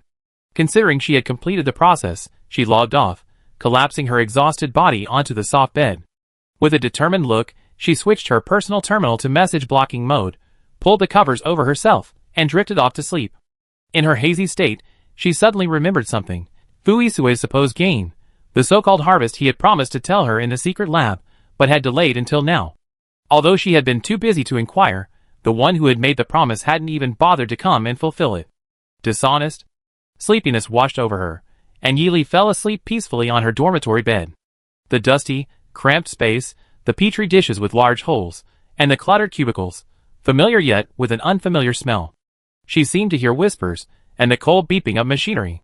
Her eyelids were heavy, and she couldn't open them, but a faint, tingling sensation ran through her arm. The blood draw has been completed. There's resistance. But it wasn't successful. Experiment failed. The soft conversation continued intermittently, occasionally punctuated by extremely suppressed, rising tones, which were quickly silenced by the other's gentle stern rebukes. Each memory flashback invariably appeared in her dreams. The secret past remained hidden from view during her waking hours. Yili thought she was seeking answers, but in reality, her subconscious was still rationally restraining herself.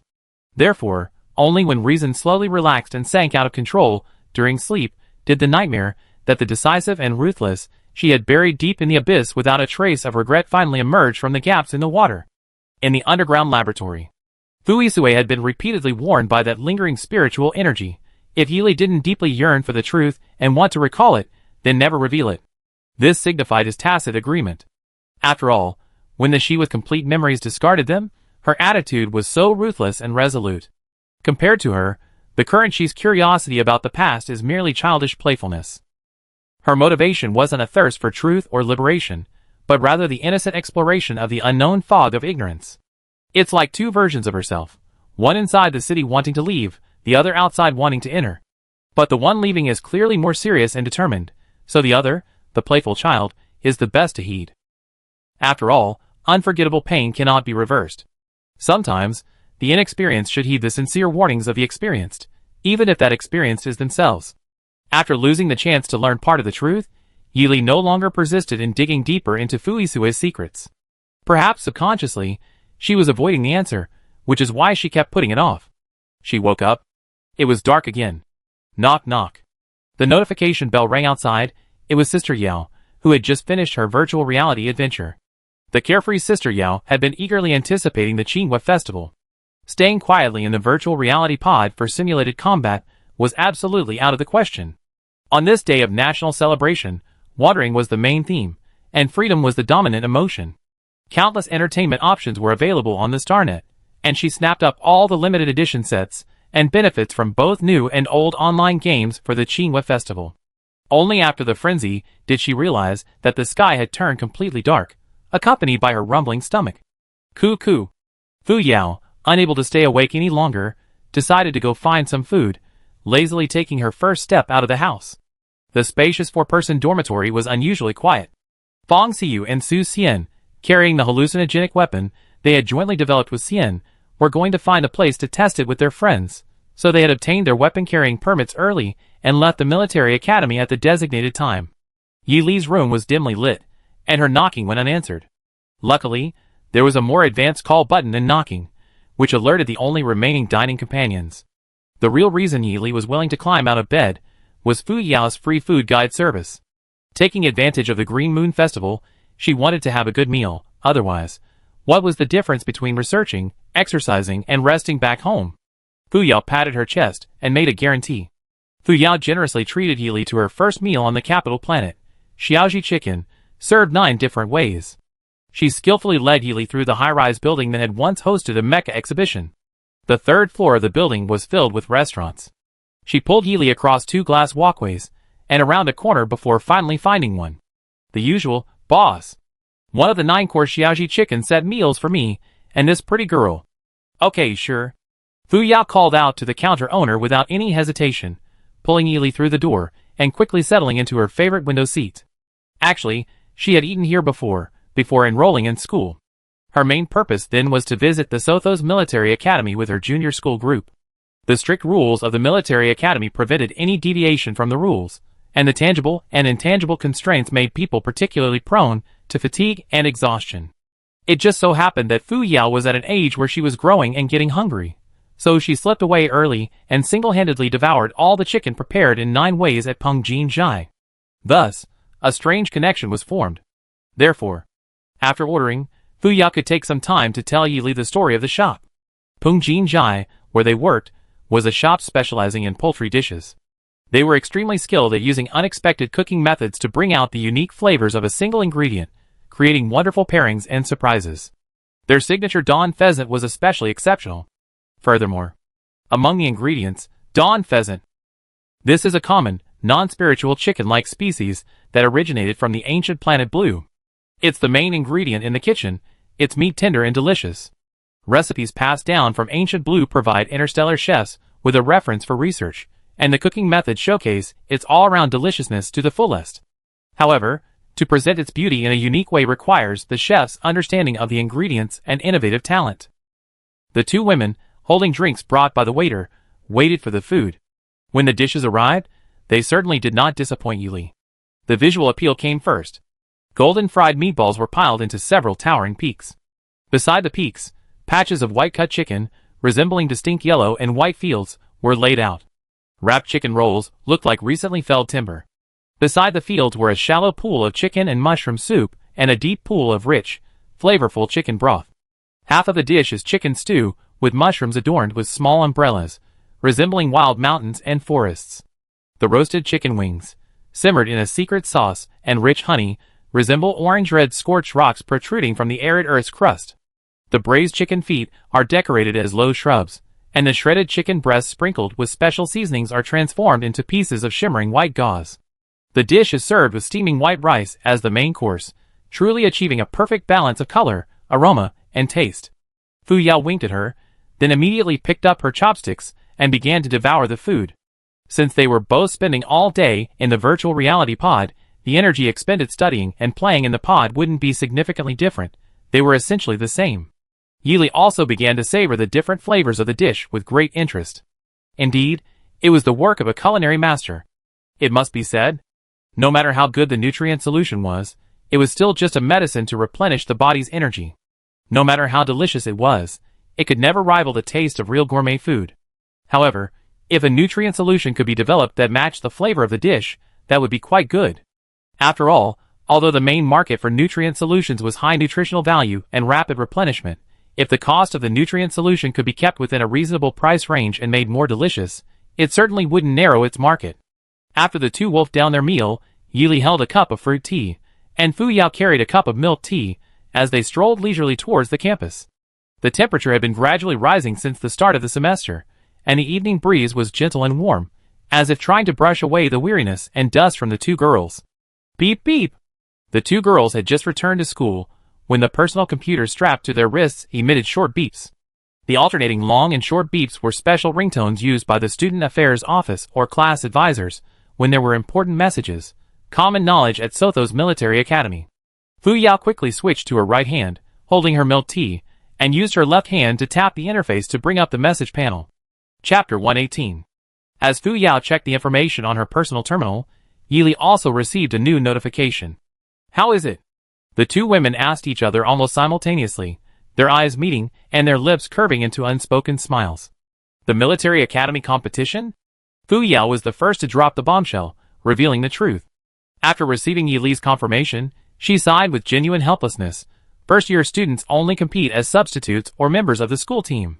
The real elite teams are for third and fourth-year students. The military academy competition is always divided into two tiers, the school team and the elite team.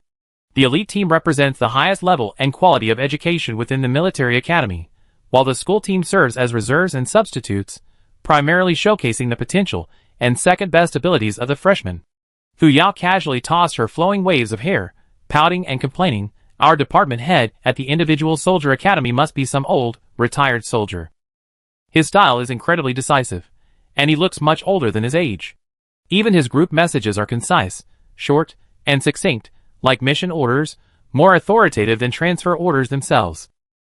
With our age and experience as freshmen, at best we be on the school team or temporary substitutes in the elite team, just for show. Do they have to paint a picture of utter devastation to be considered encouragement? Encouragement? More like a blower." Yili, standing beside her, unconsciously frowned, looking at the two messages on his personal terminal with a conflicted expression. He thought to himself, can adults choose both? Actually, it's not bad. Fu Yao quickly came up with an excuse. Whether it's a small team or a group trip, it's essentially a paid vacation with no obstacles. It's all the same whether you're taking a break or not. We can treat it as a trip by using various modes of transportation. I heard that this year's military academy competition assembly point and first assessment are scheduled for a trial planet in the Coster Star region. I won't go into the details of the trial planet itself, but there are several unique small planets in the Coster Star region. We can treat it as a leisurely sightseeing trip, eating, drinking, and buying souvenirs. You're good at convincing yourself, Yili affirmed, giving her face. Fu Yao continued rambling. The competition venues will be rotating through multiple trial locations. At each location, we enjoy unique food, drinks, and entertainment. All expenses will be covered by public funds, and the school will definitely provide the best travel benefits. She spoke more and more fluently, her initial self-comforting excuse becoming increasingly confident, listing more and more benefits, even sounding somewhat eager. Hey! Shaoli, where are you? Yili, with a headache, forwarded the message on her personal terminal to Fu Yao, too lazy to even speak directly. Fu Yao, with a premonition, clicked on the forwarded screenshot. It contained content that was both unexpected and yet perfectly logical. Both the Mecha department and the individual combat department had tacitly sent her invitations. Unless Yili could split into two clones, she would definitely have to reject one of the two waves of offers. Oh, the bitterness of being a hot commodity, the pain of being fought over, the troubles of an all-around powerhouse. Fu Yao patted her best friend's shoulder, clicking her tongue with exceptional sympathy. Look at the sharpness of their words and their earnest attitude. It's less about pulling you into the substitute role and more about inviting you to become a main force to bring glory to the school and department. The backstabbing and scheming among adults is truly terrifying. The sky was now completely dark, and the streetlights throughout the campus were brightly lit. The dark paths were illuminated again, making the school seem exceptionally warm. Even with their slow, deliberate steps, the two strolled leisurely to the entrance of the girls' dormitory. At the girls' dormitory entrance, about 10 steps from the gate stood a purple wisteria vine, each worth 100,000 star coins. An elegant trellis constructed of aquamarine stone, countless emerald green vines gracefully climbed and clung to it, the vast expanse of purple, varying in shades from light to dark, resembling a cascading waterfall. Clusters of purple, jade-like flower buds rustled softly in the evening breeze, their delicate fragrance gently washing away the weariness of the day. Many girls enjoyed relaxing peacefully under the wisteria trellis during their free time or before and after dinner. The beauty and charm of the place perfectly captured the aesthetic sensibilities of young women. And now, standing under the trellis were two well-proportioned male figures. The silvery light cast by the streetlights danced among the clusters of purple flower buds, the soft glow subtly outlining their distinct features. The shadows cast on their faces from the two girls' perspectives made their features appear even more defined. "What's going on?" Fu Yao muttered to herself, clearly surprised by their presence. Why would these two be waiting for me and Xiao Li at the girls' dormitory entrance at this hour? Xie Shuangbai was one thing, but Fu Yisui coming so late at night seemed illogical. Could something dangerous have happened? Things had been peaceful lately. If something serious had occurred, couldn't they have used a more scientific method, a computer call, instead of blocking the dormitory entrance? Something was definitely amiss. Fu Yao took Yi Li's arm and led her towards the wisteria trellis by the entrance. It must be said that although one was like a flamboyant peacock and the other a silent iceberg, if one only focused on their appearance and demeanor, standing before the elegant trellis adorned with countless deep purple and light red blossoms, they possessed a unique and captivating charm. Two young women, each with one hand, lifted a branch of the gracefully drooping wisteria. Fu Yao raised an eyebrow. "Two rare guests. What brings you here?" Xie Shuangbai twirled a delicate flower bud in front of her, her composure instantly crumbling as she spoke. "Of course, we come because of inside information. For example, our team can participate in this year's military academy competition and make a name for ourselves." Make a name for ourselves as substitutes? The school team members only play a supporting role to the elite team members. Fu Yao scoffed lightly. Unless the juniors and seniors don't participate this year, how could a spot on the elite team possibly go to us freshmen? Xie Shuangbai didn't refute, but instead leaned against the pillar with a half-smile, looking utterly irritating. His deliberate choice of space and unusual quietness alerted Fu Yao, who immediately sensed something was wrong. Her beautiful eyes widened instantly, overflowing with shock and disbelief. Fu Yao grabbed Xie Shuangbai's shirt collar and shook him violently, trying to get a definite answer. Dizzy from the violent shaking, Xie Shuangbai helplessly pointed in one direction. "If you don't believe me, you can ask your brother." Fu Yao immediately shifted her gaze away from the battleground, and Fu Yisui nodded calmly. "Good." She readily agreed, her bright and striking features instantly taking on a bold and dashing air. Taking advantage of the big sister's attention being elsewhere, Xie Shuangbai cautiously took a half-step back, turning to meet Yi Li's clear, unperturbed eyes. He moved slowly to her side, eagerly adding to the gossip with Yi Li. "Your sister Fu has a nemesis she's had since childhood, someone she's never stopped arguing with, who's also in our year. She didn't come to Sothos, nor to Hinterland or Dryan Military Academy, but to the Tavia Military Academy, a long-established military academy that has recently seen a surge in popularity. Tavia used to be prestigious, but then declined. In the last decade or so, it's slowly regaining its prominence. The improved quality of its student body means that many spots in the elite team, selected based on merit, will go to the best students from the lower grades. Fu Yao's archrival is one of those freshmen who got a spot. He even sent her a message to provoke her into entering the military academy competition first, acting like a superior. Come on, let's talk. You haven't been in the individual combat department for long, so you don't know how much her temper has flared up lately. The students who face her are suffering terribly, practically shutting themselves off. The saying an angry woman is the worst to mess with has become a popular saying throughout the department. Yi Li smiled helplessly. So you all rushed over to tell her as soon as you heard we might be officially participating. Is that news even credible? Of course.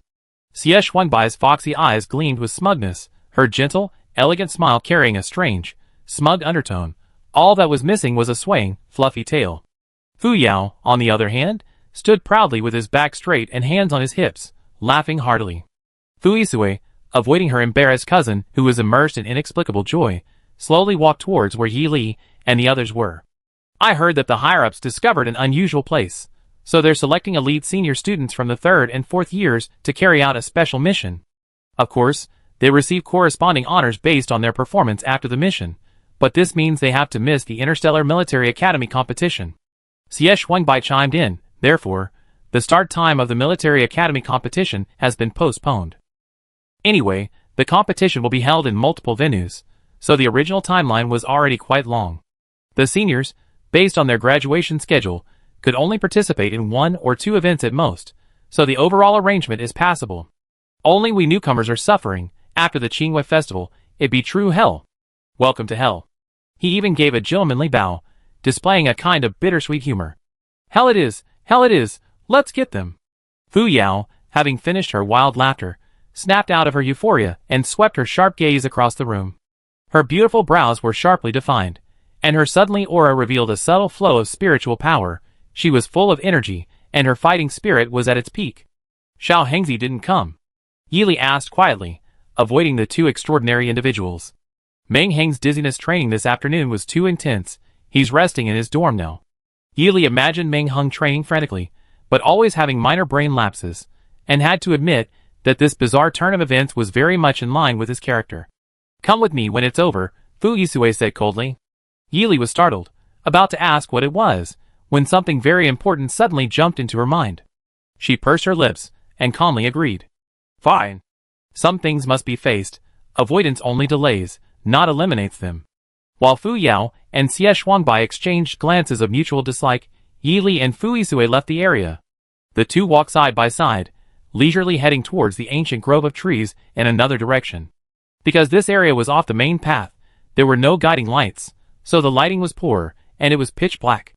Fortunately, both were exceptional talents in their respective fields, possessing unique abilities to see in the dark, allowing them to move with ease through the dark forest. The night was still. The dim light from the sky fell upon the shimmering, fish-scale-like surface of the clear lake. In the strolling woods, the ancient trees had large, supple branches, their dense, dark green leaves making their already lush canopies appear even larger and fuller. Like the earth's outstretched, generous hands, their cradling posture resembled a vast, softly woven cradle, providing a place for a child to rest. The footsteps in the woods grew clearer, almost drowning out the sound of breathing. Fu Yisue was ahead, and when he paused, Yi Li also stopped as if on cue. His deep voice seemed to blend into the night breeze. I still owe you an answer from winter break. If you still want to know, I can tell you the truth. What will you choose now? Will you care about your past choices? He turned his tall frame, his ink-black eyes seemingly blocking out all light. His eyes, seemingly plain black, were terrifyingly deep, meeting their gaze instantly drew one into an abyss of mystery and danger, from which there was no escape. Yuli didn't speak hastily. Instead, she pressed her palm firmly against the largest branch of the ancient cedar tree beside her, finding it remarkably stable and solid. Then, with a light step, she instantly sat down on the largest branch of the ancient cedar tree, leaning slightly forward and supporting herself with her right arm. Almost instinctively, she gracefully and naturally lay down beside the branch that fit her perfectly. Her dangling legs, using the arc of her upper body, lifted her lower body upwards as well. In a short while, she lay comfortably in the cradle of the ancient tree canopy. Her long, supple arms were crossed behind her head, her reclining posture perfectly matching the curve of the branches. The leaves, occasionally swept by the night breeze, swayed, making her appear like a carefree swordsman leisurely strolling in the center of a courtyard. Her amber eyes looked down from above, not shining, but like a clear spring. Where did you get your information about that place? She asked, not answering the question. An anonymous person who had contact with your past self told me. Your past self? Yili asked with a curious smile. They said you deliberately discarded your memories, and only now do you want to regain them, but your true intentions are not like that.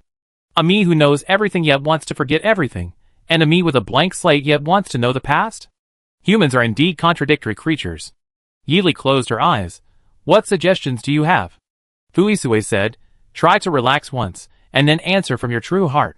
The seemingly carefree girl on the tree branch slightly twitched her closed eyelids, her tightly pursed lips gently parted, and she slowly exhaled a breath that wasn't too foul. Okay. She was silent for a moment, then made a decisive decision. Her right eyelid lifted slightly, revealing her brownish-red eyes, a serious look gleaming in her pupils as she gazed at the person standing under the tree. Let me sleep soundly in this tree, and then I accept everything from the past. Please keep watch for me for a while. Okay. Fuisue calmly agreed, and then saw the girl close her eyes again, the corners of her eyes slightly relaxing. The girl, who had been cold and indifferent like frost, gradually became warm and gentle like the clear waters of early spring.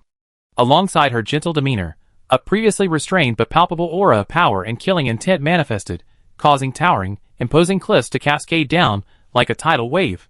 All living things within the ancient forest trembled uncontrollably, their bodies covered in frost. And this was even an effect she had carefully controlled. Chapter 119. Fuisue, the only one who witnessed the entire event, remained composed. He simply and skillfully used his immense mental power to create a protective shield around himself. Whether such mental power was painful or not was unknown, but it was undeniably chilling when it was suddenly unleashed. At this moment, Fuisue resembled a loyal knight guarding a sleeping princess. Fuisue waited for her for about 15 minutes, but the girl dozing in the tree showed no sign of waking. He couldn't help but look up at the tree branch for a while, only hearing Yi Li's soft breathing. His suggestion to relax for a while was merely to help her adjust her negative mental state, clarify her thoughts, and then make a decision. It wasn't that he actually wanted her to drop all her defenses and armor and relax and sleep to relieve stress. She was inherently decisive. If Fuisue dared to say something, she dared to do it, especially when she acted with her own subjective interpretations and quirky understandings. Fuisue was forced to face this bitter consequence alone, and had to admit that he was at least half responsible for its occurrence. His usually impassive, cold face changed because of this self-inflicted mess, a look of frustration appearing in his eyes. Yi Li was napping in a tree branch with a wide opening and a perfectly sculpted curve, the long, outstretched branches making her legs appear remarkably straight. Although not very tall due to her age, her proportions were exceptionally good. Her half-tied, loose hair was now completely disheveled, her long eyelashes framed her closed eyes, and her misty blue shirt accentuated her slender waist. Her delicate, refined features seemed to glow faintly in the dim light. He had to admit that, regardless of the circumstances, the girl sleeping lightly under the tree was undeniably beautiful and pleasing to the eye. Half an hour passed without movement. Finally, Fuisue could no longer deceive himself into concluding that she was fast asleep. "She's really asleep," he murmured to himself. He wondered if she had confidence in his abilities or in his character. Her delicate brows furrowed at times, and at others revealed a serene expression, vividly portraying the reality of sleep. Even her sleep was weary. Fuisue snapped his fingers, and a vast, gentle stream of spiritual particles transformed into a floating carpet, gently catching the girl lying on the tree branch. The amount of spiritual energy needed to perfectly and stably support a person was considerable. Therefore, maintaining such a large fluctuation of spiritual energy for an extended period could easily attract the attention of the military academy's observation and danger prediction instruments, and even the gaze of professors from various departments. After a moment's hesitation, he decided to hold her in his arms. The girl's weight was much lighter than he had imagined, like a feather. In this situation, whether or not to wake her seemed like a dilemma. Fortunately, Yi Li woke up on her own. With a touch of confusion from just regaining her senses, she gracefully swung down from his arms, her movements as nimble as a bluebird gliding through the leaves of a tree. In the few seconds his mind cleared, she had already landed steadily on the ground, looking completely at ease, as if she hadn't even noticed that he had just mistaken her arms for branches. Fui felt an inexplicable annoyance, and unceremoniously flicked her forehead. This was an extremely rare instance of him initiating physical contact, and it felt strangely odd. Yi Li reflexively covered her forehead. "You're getting more and more like Cui Sheng." One sentence steered him towards the image of an unreliable master, successfully earning him a second finger flick. Although he respected Cui Sheng's achievements and innovations in mecha, he absolutely, positively did not want his public and private image to resemble Cui Sheng's. Seeing that she seemed to have adjusted her state, Fuisue steered the conversation to business. "Now you want to know what happened back then? I can tell you from the beginning." Yi Li's lips curved slightly, her gentle tea-colored eyes suddenly deepening until they turned dark green. She took a small step forward, abruptly closing the distance between them. Her exquisitely beautiful face, like a clear moon, suddenly magnified in his dark eyes. The usually composed and aloof Fuisue inexplicably felt his fingertips twitch, and his heart, connected to his 5 fingers, skipped a beat for some reason. His abyss-like black eyes were even drawn to her dark green pupils. The person who had taken the initiative remained calm and unperturbed, stating, "Speaking directly is too unsafe. Let's share our mental energy through transmission." Mental energy transmission demands a very high level of trust between the two parties involved, but for these two individuals, who had already used mental memory locking more than once, it was hardly a problem. Because of this, Fuisue, who had this idea and hadn't refused, was once again caught off guard by Yi Li's unexpected attack. Yi Li lightly touched her smooth, jade-like forehead against Fuisue's without any hesitation. Although mental energy transmission is described as a method of transmission using mental energy as a carrier, efficient mental energy conduction doesn't actually reject the assistance of a good medium. The brain is the most active part of mental energy, so a light touch of the forehead is clearly one of the best forms of contact. Furthermore, given the sufficient trust between them, and the extreme importance of the matter, Yi Li's choice of this rather crude, direct, yet extremely effective and efficient method was perfectly normal. Aside from one thing, the gesture seemed a little ambiguous. Everything was fine. Let's begin. The carefree Yi Li urged the other to quickly share the fragment via mental transmission. The fragment wasn't short. It wouldn't be an exaggeration to call it a paragraph. However, with mental transmission, it was naturally quick to read. After reading his material, Yi Li couldn't help but fall silent for a moment. The amount of information was astonishing, especially according to the description by the light spot. Her image in the final battle was simply domineering and unrestrained, even appearing to be a kind of reckless madness. How was it? Fuisue asked the person in question about their feelings towards her. A little handsome. Yi Li very honestly boasted. Fuisue, Yi Li glanced at his cold, handsome face, which revealed a hint of helplessness, and carefully considered the remaining comments before slowly completing them. Those dark green eyes are so familiar to me. They seem to have appeared before when I locked onto your memories with my mental energy. Since they appear uncontrollably, I must find out why before they cause me trouble. From the moment she made her decision, she resolved to push the corresponding preparations to the limit to prevent any possible problems. Being extremely prepared is her fundamental principle in making decisions and doing things. I'm also very familiar with dark green eyes, Fuisue said calmly. Yi Li looked at him questioningly. Fuisue met her after her amnesia was restarted. Since then, her eyes had always been brown. Apart from the sudden appearance of deep pupils during the last mental energy lock, he shouldn't have seen dark green eyes again. Could it be that there are others like her with this unusual eye color? You're unique with those dark green eyes. Fuisue preemptively ruled out the existence of others with dark green eyes. Before she could show her puzzled expression again, a glint of light flashed in his dark eyes. As if he had thought of something, the corners of his usually cold lips curved into a very slight smile, and he uttered several two-word phrases clearly. Fire. Suppressant drug. Mental lock. Hypnotic amnesia. Each word he uttered was like tearing through the veil of mist in her mind, breaking down the once firm lock into fragments, unlocking pieces of memory. Snap! Snap! Her recently recovered tea-colored eyes uncontrollably deepened again, becoming even more intense and profound than her previous dark green eyes. She couldn't help but raise her hand to cover her head. A vast sea of memories, dozens or even hundreds of times larger than what she currently possessed, was suddenly unleashed. A raging torrent of memories was released like a floodgate bursting open, the immense, surging waters rushing in and violently compressing a narrow channel, almost instantly bursting it. Her brain throbbed with pain from the flood of resurrected memories, and a hint of suppressed agony flickered across her usually calm and composed face, quickly vanishing.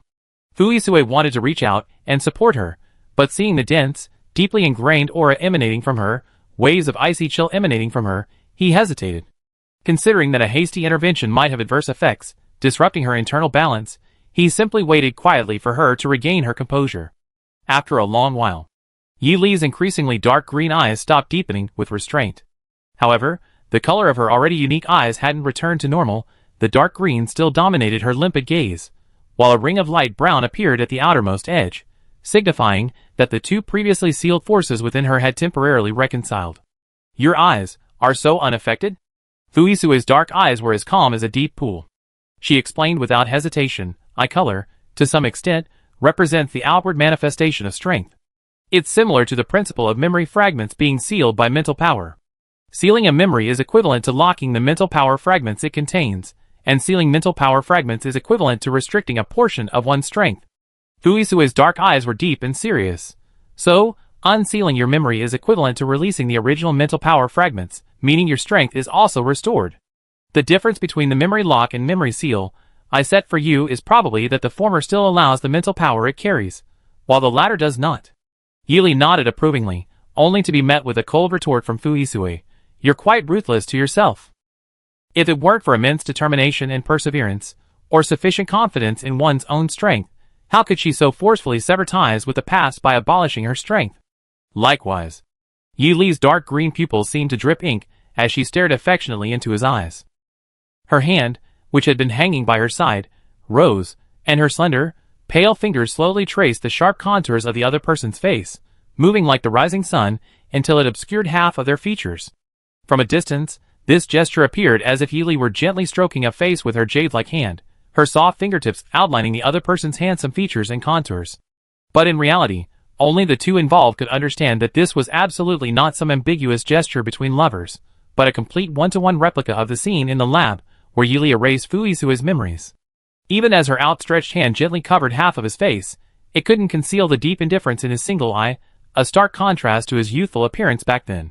Didn't you forcefully break through most of the forgetting command I gave you back then? You, who can do this to yourself, aren't you also ruthless to yourself? In short, don't judge a book by its cover. It's true that I forcibly discarded fragments of my memories, and it's also true that you forcibly broke through your severed mental barriers to retrieve your memories. That memory. The one Fu Yisue remembered most vividly, the one he forced himself to remember earliest, was the day of the fire. The blindingly white walls, no longer bearing any semblance of humanity, were now writhing in the fury of leaping, raging flames. The scattered fires had coalesced into several mountain-like fiery infernos, and amidst the smoke and fire, the area of ruins expanded rapidly. The once cold, impersonal white walls were being crushed inch by inch, leaving only a blinding cloud of ashes. Inside the experimental base, the inferno and the fissures in the ground raged simultaneously. The self-proclaimed superior researchers were helplessly trapped, unable to escape. They no longer held back, frantically pounding on the specially designed glass walls, screaming and cursing in a frenzied attempt to plead for survival. But they could only watch helplessly as the controlled experimental subjects, disheveled yet orderly, evacuated this soon-to-be-dead hellish place, as shown on a corner of the monitor. He should have been one of those fleeing, but his steps faltered as he passed the glass wall. Peeking through a narrow, half-open crack, Fu Yisue clearly saw a slender, petite figure standing before the towering glass wall that separated life and death. Her expression was too calm. On the other side of the glass wall, the so-called researchers were going mad, pounding the wall and cursing. The children, gripped by the panic of the collapsing experimental base, were filled with fear. Their emotions were fluctuating wildly, even boiling over. But she was out of place, as quiet as unmelting ice. She remained completely still, utterly indifferent to everything before her. For the first time in his life, Fu Yisue felt a complex, indescribable feeling. Then, the girl suddenly turned her head, meeting his gaze. And then, he stared fixedly at those exceptionally deep, dark green eyes, until the other's hand brushed against his face. When the mental lock on the memory fragments activated, he felt a wave of dizziness and drifted aimlessly into the fleeing group. The entire event lasted only a few dozen seconds. Even being guided to erase, it wouldn't be noticeable. But he stubbornly believed that the blurry, illusory image truly existed. A pair of large, jade-like hands with distinct knuckles suddenly gripped Yi Li's slender wrist. His deep, watery eyes resembled the oppressive, dark clouds before a storm. He didn't refute, but readily admitted, yes, we're both ruthless lunatics. Yi Li withdrew his hand behind his back, intending to change the subject. So it's a clean break? His empty hand didn't awkwardly retract. Instead, it expertly flicked the other's forehead, matching his once again stern face and cold voice. The words, consisting of two characters, rang exceptionally clearly in Yi Li's ears. Dream on. Chapter 120. The living room was still empty except for Fu Yao. This was roughly the scene Yi Li encountered upon returning. Fu Yao, having finished her shower, had changed into her usual fitted, soft bathrobe. A pleasantly scented white face mask adorned her face. She paced back and forth in the living room in slippers, occasionally throwing her hands on her hips, and laughing wildly at the ceiling. Ugh! A terrifying woman, driven to madness by ecstasy, Yi Li silently thought to herself. She silently returned to her room, locked the door behind her, took a few steps, then suddenly stopped. Her body stiffened as if out of control, and she collapsed straight onto the neat bed, instantly leaving a deep dent in the sheets. The moment Yi Li touched the soft blankets, she instinctively curled up, her thin body shrinking inwards, her head burying itself in her chest, her hands gripping the smooth sheets tightly, her knees drawn towards her lower abdomen. The girl desperately tightened her body, her trembling uncontrollably. Manipulating memory fragments in the brain using mental power is by no means easy, let alone undoing it without any backlash. That's practically wishful thinking and a pipe dream. Anyone with even a slight understanding of this knows that the more rigorous and meticulous the mental manipulation, the better the secrecy and effectiveness. However, the backlash from violating or undoing it is also dozens of times greater than usual. High risk, high reward, high payoff, but also a high risk of severe consequences. Considering the rarity of those capable of performing this operation, and the terrifying details of the memory fragments they bear, Yi Li's symptoms are arguably the worst. Xiaoli, are you asleep? Fu Yao's voice came fairly clearly from outside the door. She had probably snapped out of her euphoria at the impending showdown, and finally had a chance to ask her friend, who had returned long ago, but had mysteriously disappeared, what was going on and what her plans were. I'm going to sleep. Yi Li gritted her teeth, suppressing the pain, and answered normally. Oh. Fu Yao had no intention of disturbing her sleep. Then tomorrow we plot our grand plan to make a name for ourselves. This time, we show that guy what he's made of. No problem. Yi Li bit her arm to distract herself, and readily agreed. Satisfied with Yi Li's response, Fu Yao left, her steps light and quick, humming a tuneless, cheerful melody. There's still time.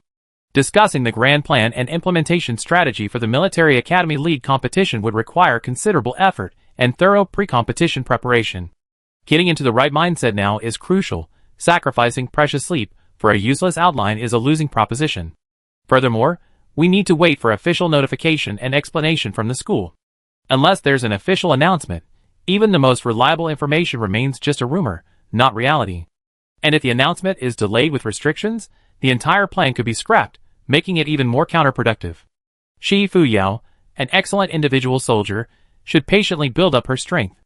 Only those who get a little recognition and an early start can't help but boast and brag. That's too superficial.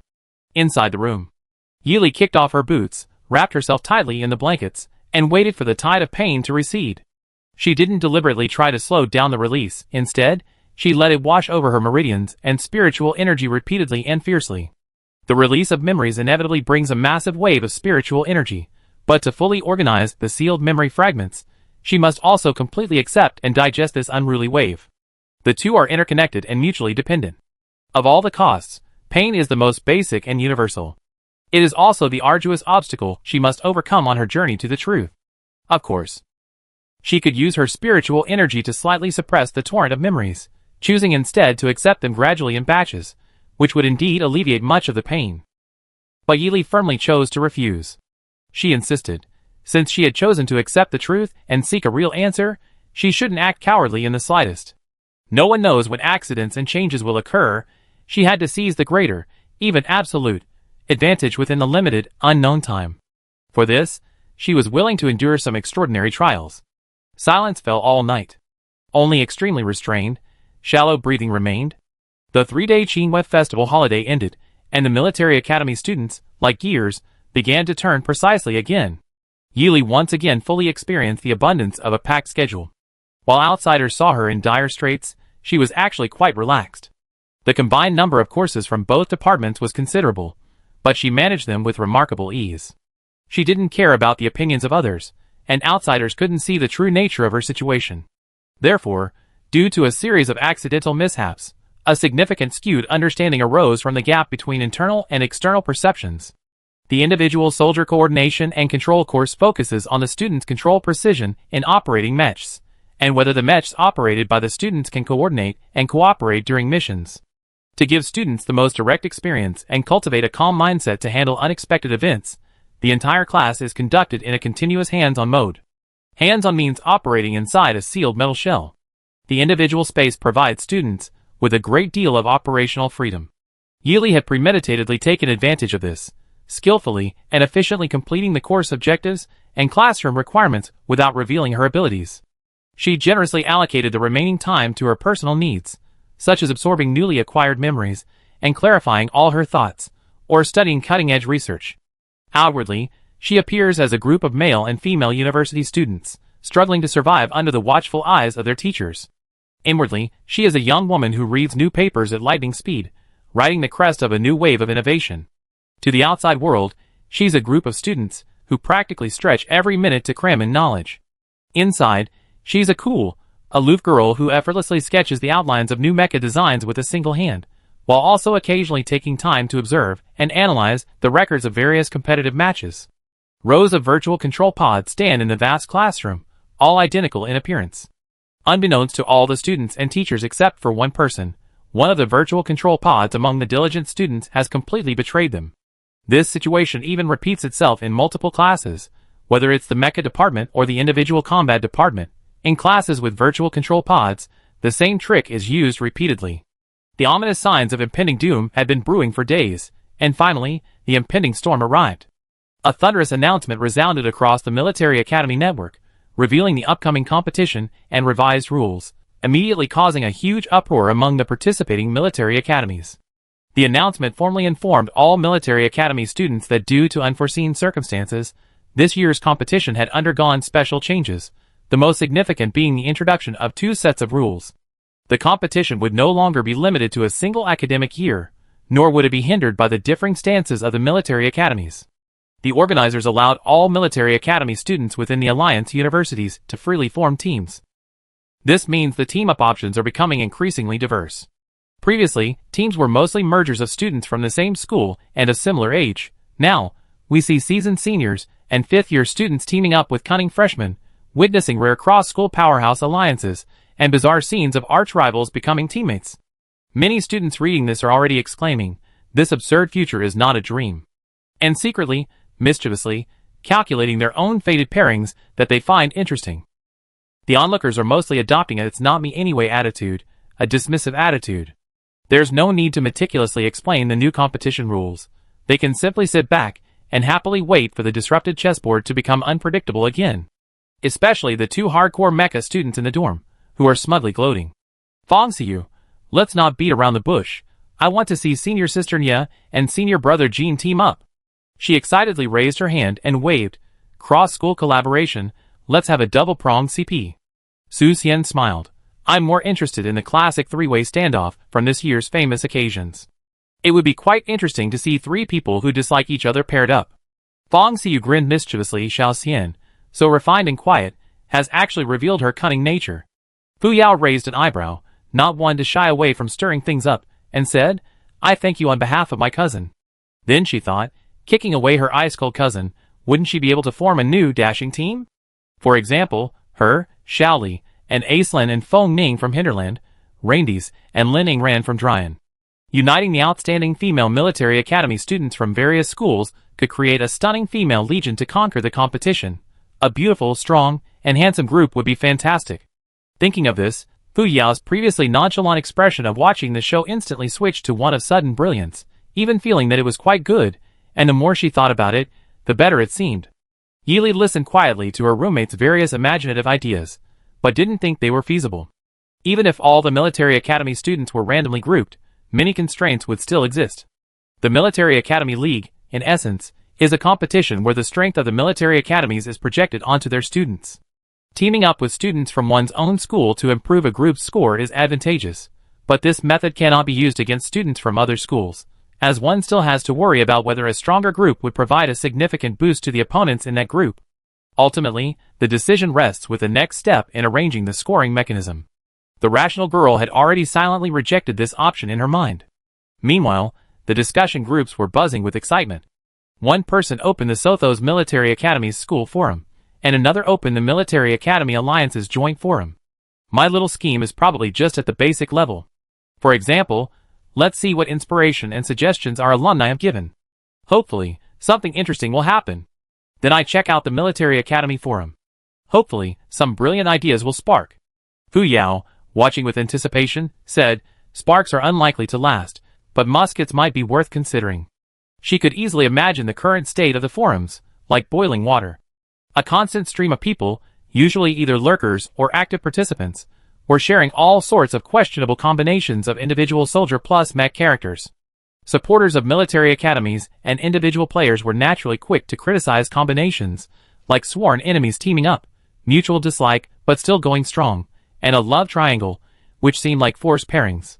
The back and forth, the heated debate, naturally escalated like the rising tide, growing ever stronger. Suddenly, a battlefield opened. Sparks? More like a musket. As a hard-working and ambitious genius gunner, she had invented the chasing blaze musket, a type of cannon that perfectly combined the cool appearance of ancient muskets with the core principles of the new interstellar era.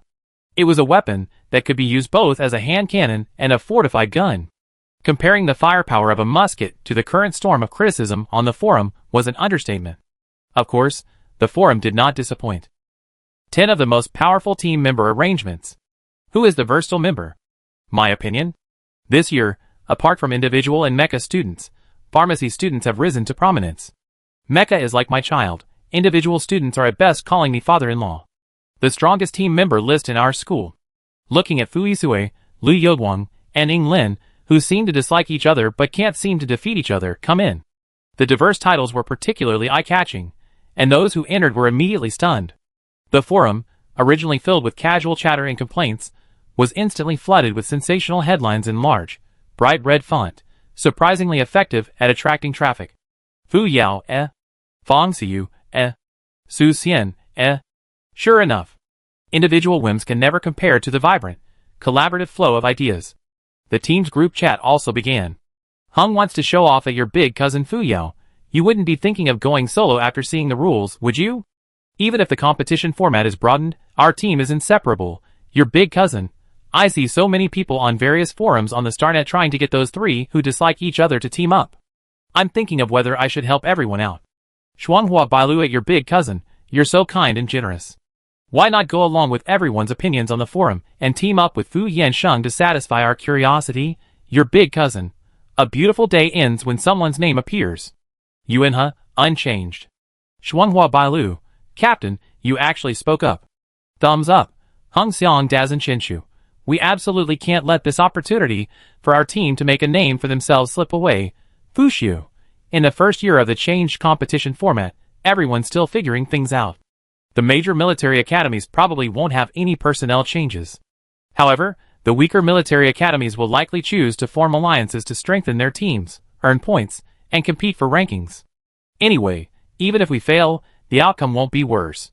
This attempt offers a chance to rank high. I just don't know if the rules for earning points will change. Your big cousin. As expected of Lily, she's analyzing the situation so calmly. Shuanghua Bailu. Haha, there's an honest person here. Hung Xiang Dazhen Qinshu. Congratulations to Sister Yi for becoming the most honest and straightforward person in this group. Fushio, sighs for a few seconds. Lately, I seem to have been so preoccupied with sorting through the newly released, jumbled memories in my brain that my thoughts are completely overwhelmed. I actually took the jokes in the group chat seriously. It makes me look so stupid. Oh well. So be it. Compared to temporary embarrassment, sorting through my memories beforehand is more important. Chapter 121. After a few exchanges in the team's group chat, they finally got to the point. Before the official military academy competition, participants usually had to go through internal selection processes within the academy, so they needed to set a fixed time to enhance their teamwork and training. The training grounds could be located in specially designated facilities within the school, but of course, they wouldn't be free.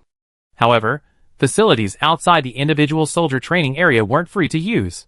Each special facility had an exorbitant hourly rental fee, making it rare to find someone like Fu Yisue, who would book months' worth of training facilities at once. The training grounds at Sotho's military academy were relatively close to the school's #1 parade ground.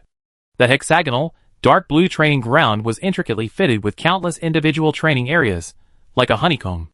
Its shape resembled dark gemstones shimmering faintly in the starry sky. The 7 large training grounds were arranged in a mysterious order along a central, flowing corridor, forming the constellation pattern of the Big Dipper, understated yet luxurious. Yili entered the venue, where a cold, high-tech, and highly intelligent atmosphere permeated the air. After swiping her card for authentication, a shiny, transparent, ice mirror-like square beneath her feet thoughtfully lit up from where she stood, guiding her towards her intended destination through a path of glowing arrows extending from the floor tiles. Without the need for numerous robots coming and going, the venue resembled a bright and vibrant nebula in the vast sky, echoing the Big Dipper-shaped architecture and adding a touch of mystery to the usually cold and aggressive battle arena. She had reserved Area A18. When she arrived, 2 people were already there, and then more people arrived, including herself, before the 3 of them finally gathered. Everyone wore combat uniforms, with mech necklaces prominently displayed around their necks. The arena remained in its initial state, enveloped by cold, hard gray-blue walls. Cool white lighting seemed to project from within the walls, the interior clean and spacious. This initial state, the original condition of the arena, served as the training ground for the military academy cadets' preparatory and preparation phases. Its main functions included allowing mech operators to get to know each other, practice analysis, familiarize themselves with and adjust their mechs, and complete warm-up exercises. Without needing commands, as soon as everyone arrived, they spontaneously summoned their mechs from their necklaces. In a flash of light, 5 imposing, sharp-looking mechs instantly appeared in the spacious arena. Yi Li's Dawn, with its gray-blue outline contrasting with silver-white, Fu Yisui's Abyss Harmony, resembling a dark abyss, Fu Yaodong's Fiery Maple, as vibrant as burning rosy clouds, Xie Shuangbai's Mysterious, purplish-black Pu Shuo, and Meng Heng's Dark Gold, steel-framed golden spear. Each mecha possessed its own unique charm, yet all were masterpieces. The moment summoned, the mechas were essentially awakened in response to their master's calls.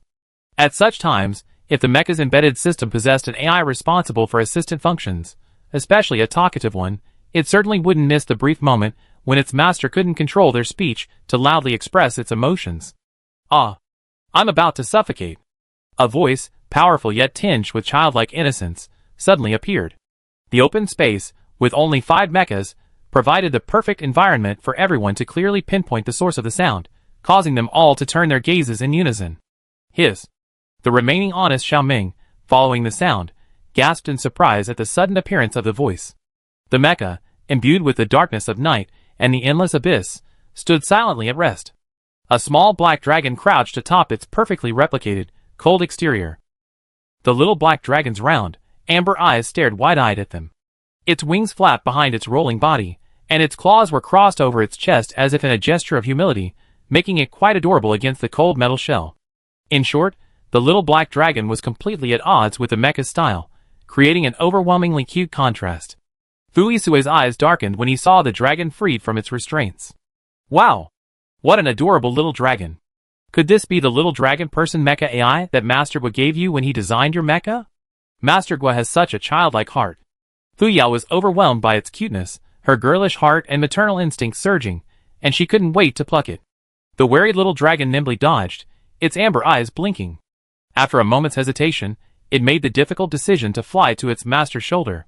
Although this appearance was a hard-won opportunity, compared to the strange ant who coveted its body, its master's icy face was not unbearable. Xie Shuangbai, seeing that it had successfully missed its target, mocked it without hesitation. "You're too impatient. Look at how eagerly the little black dragon is to escape your clutches. It clearly sees you as a wicked woman with ill intentions." The intelligence of mecha is quite high. Meng Heng was also quite interested in the mecha's intelligent mimicry, and turned to ask Yi Li, the birth mother of his mecha, "Can my mecha also have embedded intelligence in the future?" Yi Li was using her mental power to communicate with the silver-white bird mimicry that landed in her palm, confirming and making minor adjustments to the internal operation and data processing of Dawn. After all, besides being a single soldier, she was also a serious mecha pilot. She had a very rigorous attitude towards the mecha, from the outside to the inside, so its intelligent silver bird also had the responsibility of a little steward. She was completing a minor setup when she heard Meng Heng beside her asking about the AI. "Of course, no problem. What are your requirements for Jean Ji's mecha AI mimicry?" Adhering to the principle of taking on any job, Yi Li reacted quickly and immediately inquired about the client's needs, ready to take on the work and formulate a plan at any time. Meng Heng scratched the back of his head. He wasn't very knowledgeable in this area, and could only summarize his needs based on the current AI mimicry and performance of the 2 mechas. "I also want to give Jean Ji's mecha AI system a mimicry, preferably primarily for auxiliary purposes, with some humanoid programs added." Yi Li pointed to a small black ball flapping its wings beside him. "The kind of mimicry like one?" Meng Heng's gaze met the cute, chibi-style little black dragon's body, and his lips twitched involuntarily. He avoided his boss's icy, murderous gaze with great difficulty. Even though his inner alarm bells were ringing frantically, he gritted his teeth and persisted. "A smaller size is fine, but the appearance still has to be cool. At least not like the boss's little black dragon, blinking its eyes as if it's trying to be cute." He considered himself a future tough guy and couldn't accept anything cute. Xie Shuangbai, "Damn, he actually said it. The appearance has to be cool. Who else but the little black dragon with its flapping wings?" Fu Yao, a brave and heroic answer. "But Xiaoming, don't worry, if anything happens, take the blame yourself." She casually flicked her nails. She naturally accepted the cute little mecha AI with a broad mind, but when the owner of the cute little mecha AI was her own cousin, the feeling was particularly complicated. First, she wanted to prevent herself from being overwhelmed by the drastic difference in their expectations, which she was desperately trying to suppress. Second, she wanted to control herself from showing any regret at the stark contrast between the adorable creature and the icy reality. She firmly believed that if either of these emotions surfaced and was discovered, she would be in a bad way. But she wanted it. Who wouldn't want a cute, handsome, and virtuous mecha-like intelligent mimic? Of course, some people didn't. Yili had just finished discussing his requirements with Ming Hung and was writing in his memo pad. Can the intelligent mimic be modified? A deep, magnetic voice spread in her ear, causing her to turn her head instinctively. Gentle, tea-colored eyes met those slightly melancholic, dark eyes, which suddenly flickered. Yili glanced at the chibi-style black dragon on Fuisue's shoulder, suppressing a chuckle as he asked, if you're modifying the mecha's mimicry, it's best to find the original mecha pilot who designed and built it. Mecha intelligence is a unified data entity. If you want to modify one aspect of the mimicry data, you also need to adjust other aspects of the data. And any change in any aspect of its data directly affects the operation of all parts of the mecha, including the data storage repository of past combat situations. Therefore, mecha pilots, with a mindset of being responsible to both sides, will always suggest that the operator find the person who knows it best, the original mecha pilot. Finding another mecha pilot for modifications is basically only done when the corresponding mecha pilot cannot be found or the pilot is no longer there. So, are you sure you want me to help you modify the mecha's intelligent mimicry? Yi Li's gaze shifted to the little black dragon with its claws crossed. Its golden amber dragon eyes seemed to reveal a wronged expression. Its head tilted back obediently, its small wings drooping dejectedly. She couldn't help but speak up for the little dragon, saying, the black dragon suits Yuina's temperament quite well. Mecha intelligence is essentially a miniature mecha, and the little black dragon's image is quite good too. Unfazed by Fuisue's potentially deathly gaze, she generously reached out and lightly hooked the little black dragon's chin, receiving a shy and friendly nuzzle in return. The others, intimidated by Fuisue's weaponry, dared not speak, but as a woman who had awakened the mental power to lock memories of him twice, she was naturally not afraid to speak frankly. Her tone was even indifferent, her words carrying an air of obvious certainty. Never mind. Fuisue's dark eyes fixed on her clear tea-colored eyes. He paused several times before abandoning his plan. After finishing the miscellaneous tasks and exchanging basic introductions to the mecha, everyone quickly entered into regular and special training modes, followed by team-based faction battles, and finally, a survival trial in apocalyptic mode. After this round of trials concluded, everyone was assigned to their respective small trial spaces to begin individual trials. These individual trials were tailored to improve individual skills based on information gathered from all the trials in group mode, systematically analyzed, and designed to scientifically address weaknesses and strengths. This high-intensity, comprehensive training continued day after day. Yili even spent her evenings back in her dormitory sketching out and researching mecha improvements and intelligent mimicry techniques. If it weren't for her exceptionally strong physique, it's hard to say she wouldn't have received a pair of dark circles under her eyes, and a continuous stacking of debuffs. Damn it, are we teammates? Your cannon has already aimed at me and fired for the third time. How can I not throw you when you're always tied to the opponent? Damn it! I already switched from long-range sniping to a close-range, energy-powered handheld weapon, and it's still so hard. 18 Arena. The ongoing cooperative training session features a two-way partnership, Fu Yao piloting Lifeng and Xie Shuangbai piloting Pu Shuo, while Yili, piloting Shi Guang, disrupts their teamwork. Despite being two opponents, they are handling it with ease. The silver-white Shi Guang, outlined with gray-blue lines, carries Yili nimbly through the arena, seemingly strolling through the space filled with artillery and gunfire.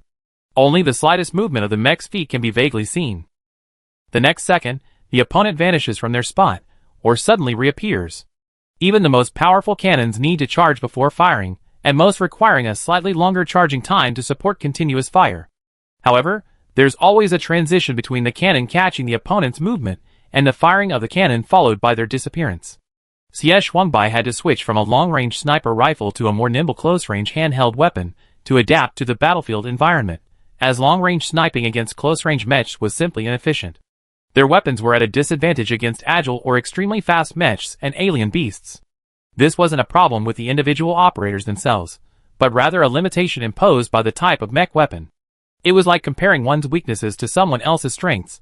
Even if one's strengths overwhelmingly surpassed the opponent's, it was useless if the environment held them back on the battlefield. This problem was particularly pronounced when facing Yili, whose movements were as swift as the wind. Therefore, Yili spent several more days buried in research in the mech manufacturing room. At the next training session, with his rough black hair flowing freely, he presented Yili's Yi-style solution to Yi Shuangbai. Regarding the issue of the long charging time of Fu Yao's mecha's cannon-type weapon, she chose an alternative approach. Modifying the charging mechanism would at most shorten the time. Furthermore, cannon-type weapons are inherently wide-range weapons. Shortening the charging time to the limit might significantly limit the projectile's power. Overload during charging could cause the cannon to explode, posing a safety hazard to the operator. Maintaining stability and balance would be difficult in both aspects. Therefore, the prototype cannon-type weapon was still intended as a medium to long-range weapon for demonstration purposes. While the cannon itself couldn't be modified, other parts could be slightly altered. A significant change was made to Li Feng's hands. She covered them with a thick, strange, reddish-brown outer layer, like a pair of warm gloves. Yili pointed to the 3D model projected on the screen, while Fu Yao explained the device. Ordinary turret-type weapons won't work, but we can embed the convenient muzzle into the external mechanical equipment on the mecha's hand. If I install the muzzle on these two spots on this side of the mecha, you can choose to fight barehanded in close combat. You can adjust the opening and closing of the muzzle, as well as its height mode. In low mode, it can assist and enhance the force of your punch, while in high mode, when your momentum is sufficient, you can easily achieve a punch that fires the cannon, even resulting in a powerful double attack effect. Fu Yao's almond-shaped eyes brightened as she listened, and she began to rub her hands excitedly. Yili also opened the controller panel. Furthermore, the muzzle control mode doesn't use a simple, crude level adjustment, but rather a full-scale range adjustment, allowing you to freely select the data within the power range of 0 to 100. So, you better spend a lot of time carefully trying out all the power data values, mastering the different power levels at different scales. Only then can you truly flexibly maximize the use of the cannon. Of course, no problem. Fu Yao excitedly leaped up, rushing towards her beloved Li Feng. As Fu Yao gracefully moved towards her beloved machine, the next waiting customer immediately strode forward to occupy the best consultation position. My turn, right? Meng Hung asked eagerly, his eyes shining as he stared at Yili. Yili closed the previously opened document and opened a second document, using a 3D projection mode. Inside were 3 preset intelligent mimicry appearance schemes, displayed one by one for him to choose from. Number 1 was a yellow-skinned, black-striped tiger. Its sleek body outlined its agility, and the elegant gait of its claws seemed to bring a silent intimidation. It would even occasionally grin, arrogantly displaying a set of snow-white teeth. Number 2 is a golden lion, its fluffy golden mane emphasizing its massive size. A tuft of golden brown fur adorns its long, slender tail, which sways leisurely from side to side, a relaxed air that seems poised to unleash a roar at any moment. Number 3 is a honey badger, an animal respectfully known as the honey badger. Its neck and shoulder muscles are exceptionally well developed, its fur predominantly glossy black, except for a patch of light white fur that sometimes covers or intersperses its head and broad back. 3 choices. Such a luxurious choice. Fu Yao looked intently from the tiger to the badger, then back to the tiger, scanning back and forth several times. She rubbed her hands together excitedly. She had the cannon, now, shouldn't she also put mimicry on the agenda? Meng Hung, comparing his simulated appearance with the basic information and special gaze displayed below, was constantly thinking and analyzing how to choose. Xie Shuangbai, with plenty of leisure, began to speculate on Meng Heng's choice with the envious Fu Yao. Fu Yao, chin in hand, I guess he choose the tiger. Isn't the tough guy Meng wants to be, nicknamed the king of the forest, a good match? Xie Shuangbai, not one to back down, retorted, the lion is also the king of the jungle, isn't that a good match too? Yili interjected with dry humor, because tigers and lions are quite similar. So the result will be the honey badger? Fu Yao, Xie Shuangbai, After a long pause. On the screen, Meng Hung firmly gave his choice, the honey badger. A honey badger with a take-it-all-in, a true man standard. In the days that followed, Jin Go also acquired a fierce honey badger simulation. Meng Hung was delighted with this, letting it perch on his shoulder or head during training breaks. The mimicking honey badger also cooperated, occasionally flashing its sharp claws to show off. Throughout the daily training, although the little black dragon still hadn't won over its master's cold heart, it gained the unanimous affection of the rest of the team. Even the usually taciturn Yili, focused solely on her field, couldn't resist subtly advising the little black dragon's master. Perhaps due to shared secrets and memories, Fuisue, despite being ruthless and cold-blooded towards other troublemakers and show-offs, seemed to show a considerable degree of tolerance towards Yili, willing to listen to her. After a month and a half of relentlessly increasing high-intensity training, these self-proclaimed geniuses had become half-crippled and exhausted individuals, who could only drag themselves along under the cover of night. Their appearances were so disheveled that they could not be concealed. Chapter 122. April 9th. 7 or 8 days before the official start of the Military Academy League, each military academy dispatched impressive starships to transport their selected elite teams to the Coster Trial System, the venue for the league's opening ceremony. The military organizers were also paying close attention, even clearing a jump path from each academy to the Coster system. Millions of citizens excitedly watched the official live stream, awaiting their favorite players' appearances. The central system, where Sotho's military academy was located, wasn't the closest to the Coster system among all the military academies. By the time everyone arrived, most of the academies had already settled into their dormitories on the trial planet. Before the opening ceremony, some were intensively training in the state-of-the-art training rooms, while others were meeting up with friends from other academies. The atmosphere was generally relaxed. The Sotho's military academy students all took a deep breath of fresh air as they disembarked. After spending several days on the enclosed starship, even with fresh oxygen and a constantly operating circulation system, the inside was still different from the outside. Finally here. The scenery is quite nice. Before the students could even utter a few words of praise, they quickly lined up according to instructions. The pure black school uniforms reached to their hips, with a 2-finger-wide dark silver belt accentuating their dashing style. The teacher leading the group stood at the very front. The flowing lines of her black, knee-length uniform were smooth, and the slender dark silver belt highlighted her narrow waist, which held a hint of inner strength. Her military boots landed with a resounding thud, and her shoulder-length hair was neatly tucked into her hat brim. Her warm and calm gaze spread out like a gentle breeze and fine rain. The head coach leading this league team was none other than Qinshi, whom Su Weijian had never met before. Her every move exuded a natural, commanding presence. Even in concealed locations, she habitually carried a gun, sling, and ammunition, making her appear more like a combatant than someone leading a team. Beneath her harmless exterior lay the calm sharpness of a marksman, instantly commanding the atmosphere. Besides Coach Chen, the instructors responsible for combat, tactics, and strategy, the instructors specializing in mecha research and development and combat skills enhancement, and the logistics instructors managing the daily lives of the military academy students were all tidying up materials and equipment on the starship. Otherwise, it would have been a chaotic sea of people. The moment the Sotho's military academy contingent stepped into the dormitory building pre-assigned to the participating military academy students, they immediately caused a stir among the other military academies. Many students in the dormitories cast curious glances, eager to see what was so special about the students of this legendary, prestigious military academy, renowned for its outstanding talents and enduring glory. The previously calm surface of the lake, teeming with undercurrents, seemed to have been suddenly disturbed by a pebble thrown in, creating a massive splash and spreading ripples. Black and dark silver, that's the color scheme of the Sotho's school uniform. Sotho's people are here too. Of course.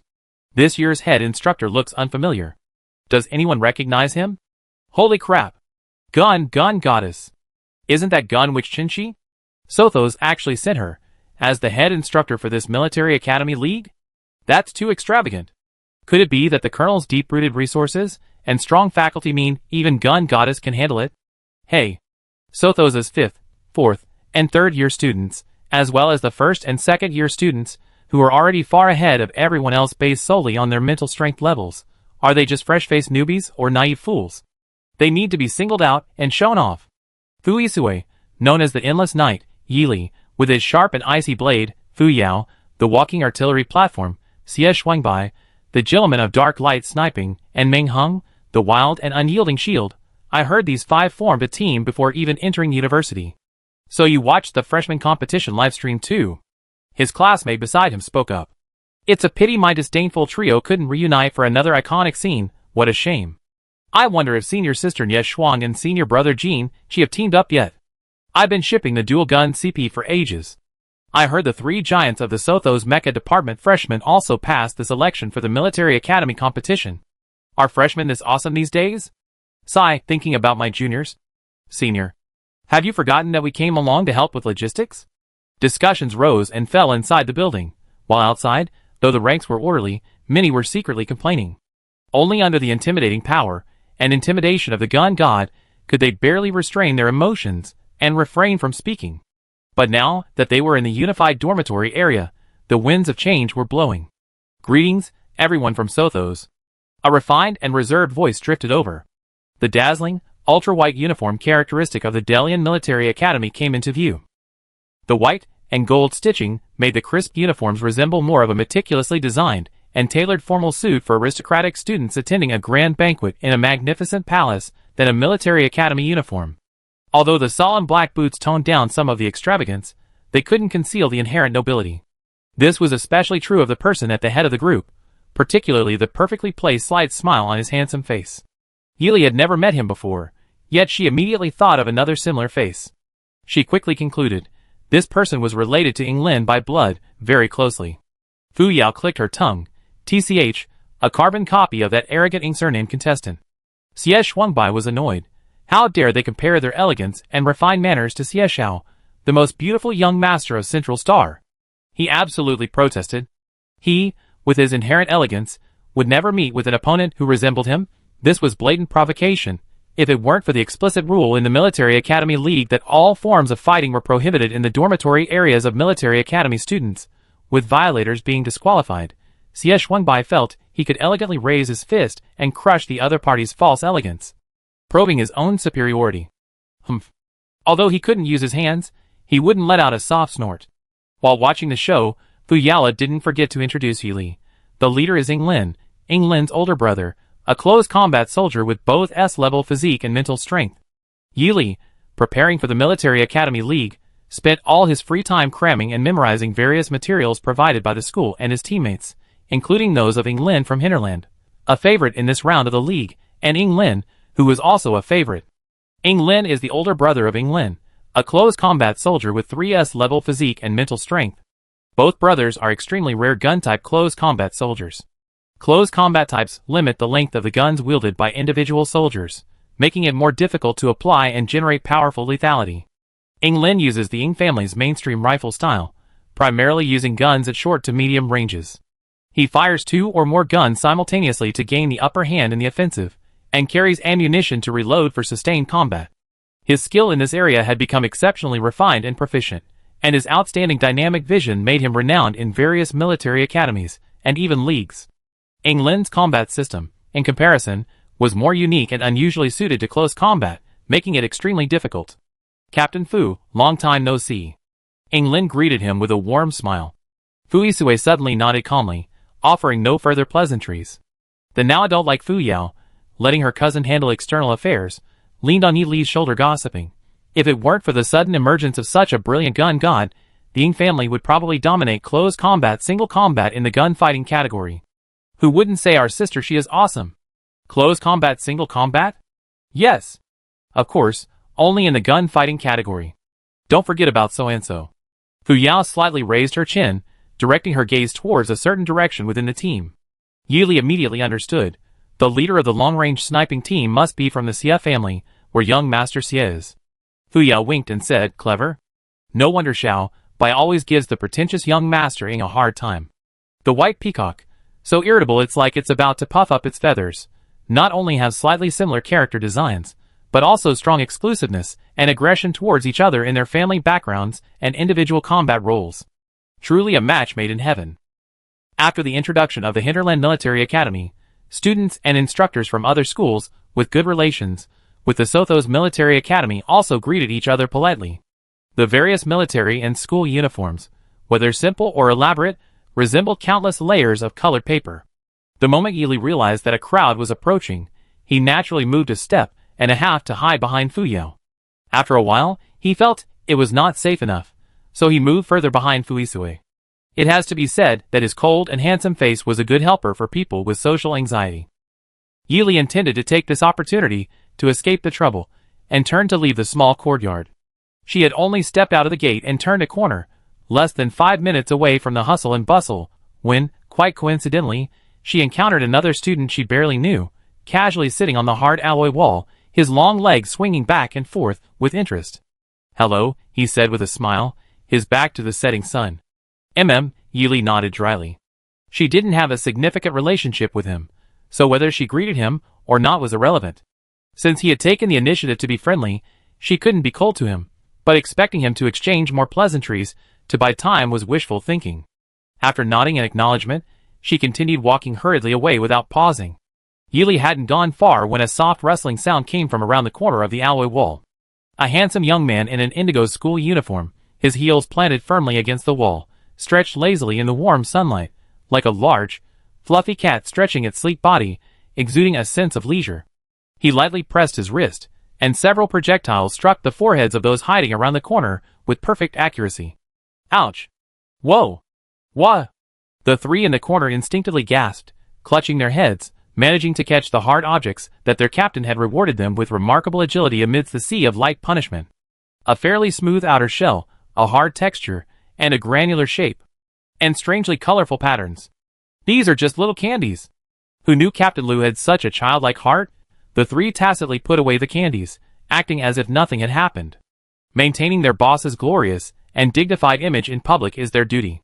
The gray-haired boy, emboldened, asked, "Boss, why are you squatting outside instead of going in? We see each other at the arena eventually, and even if we haven't seen a single one yet, right?" Liu Yogwang wasn't interested in this at all.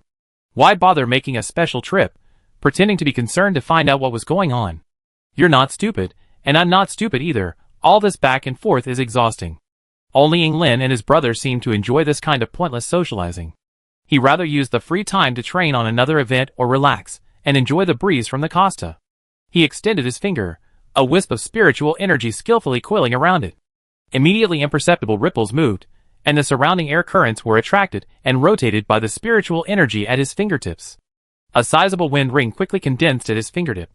The wind ring, under his manipulation, changed size, shifting back and forth between his fingers and wrist, the unrestrained air currents and wind at his mercy. Boss is so cool. Liu, son of the wind god, Yao Guang. Controlling wind with mental power is every boy's dream. Hey! A boy's dream. If you keep sitting on the alloy wall like that, you'll soon be knocked down by the supervising officer. A teasing voice came from inside. After exchanging pleasantries, the military academy students continued with their respective plans. Regardless of their intentions, they all had to step out of the dormitory area, which meant passing the wall right under Liu Yaoguang's buttocks. Xie Shuangbai raised her eyebrows slightly, her beautiful phoenix eyes revealing an undisguised brilliance. Being discovered wouldn't just mean being knocked down, she'd most likely be invited for a chat.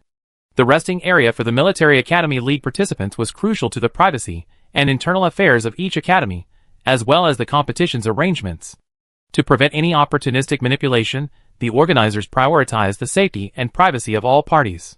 Liu Yaoguang's behavior of using the alloy wall, which contained several security measures, as his personal stool was neither appropriate nor ethical.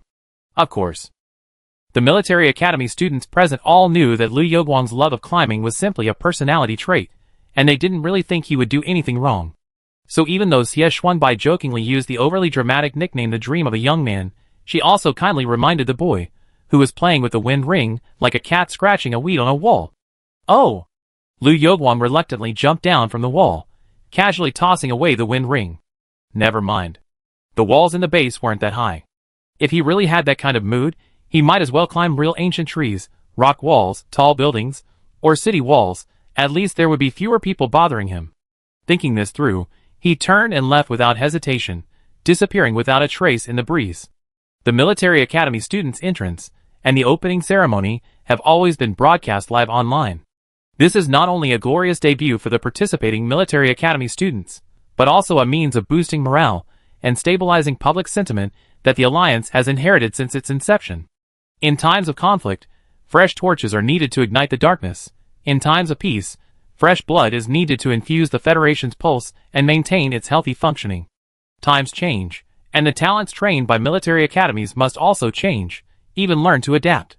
Therefore, selecting students with high mobility and initiative is crucial, hence the significant adjustments to the rules. The framework of the Military Academy League's competition rules has been uniformly sent to the personal computers of the instructors in charge at each academy. The silver-red special ink pattern printed in the upper right corner of the document seems to be blatantly declaring its extraordinary status. The format of this league is as follows. Chapter 123. The new rules for the Military Academy League competition are as follows. I. Survival Race. Introduction. All Military Academy students will be placed in a designated area on a pristine planet, preserving its original natural environment. Students will work in teams to find several hidden endpoints within the arena. The competition ends upon successful check-in. Requirements.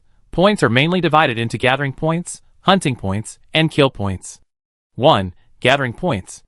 Gathering points require collecting 1 S-grade alien plant death crystal core, 5 A-grade alien plant death crystal cores, 20 B-grade alien plant death crystal cores, and 88 C-grade alien plant death crystal cores.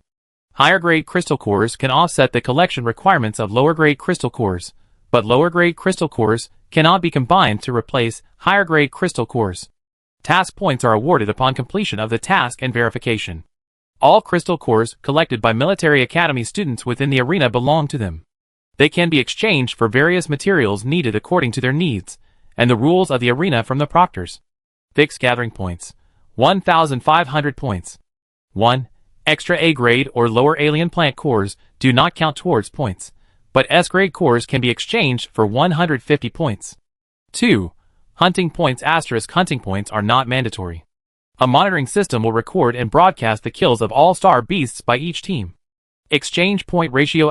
D-grade and lower star beasts do not count towards points, but can be exchanged for basic materials. C-grade star beasts are worth 1 point, B-grade star beasts are worth 10 points, A-grade star beasts are worth 25 points, and S-grade star beasts are worth 50 points each. There is no cap on star beast points. 3. Kill points. Each participating Military Academy student outside the elimination group receives 25 points. They also receive 1/10 of the alien beast points earned by eliminated players. If an eliminated player has multiple alien plants requiring collection, they also receive 1/10 of their collection points. Unconventional circumstances. During the competition, points are tallied separately based on the names of the collected members. However, post-competition rankings are based on the combined group scores. This is a cooperative group stage, but also an individual competition where teams conserve their strength. Competition duration. 7 days. Note: the time of arrival at the finish line does not affect the score, but please note that there are limited spots. Teams that do not check in at the finish line will not be able to exchange their points. The temporary internal discussion forum for the league competition is already flooded with complaints. We need to balance the time well. Gathering resources is of course important, but if we can't find the finish line or don't check in, all the resources we gather will be wasted. Aren't the group sizes too small? The gathering requirements aren't low either. If you find it difficult, we suggest you skip the gathering tasks. Hey! The requirements don't seem to mention that skipping gathering tasks will deduct points. Please, the league competition is meant to select the elite, of course. The requirements are set with standards that most elites struggle to perfectly meet. Those selected are the truly exceptional Military Academy students. Is there any expert who can provide a simple analysis? I'm just filling in the numbers, and it's giving me a headache. High standards, a flexible scoring framework. Those who can fight rely on their fists and weapons. Those who can't rely on calculation and strategy. That's it, explanation complete.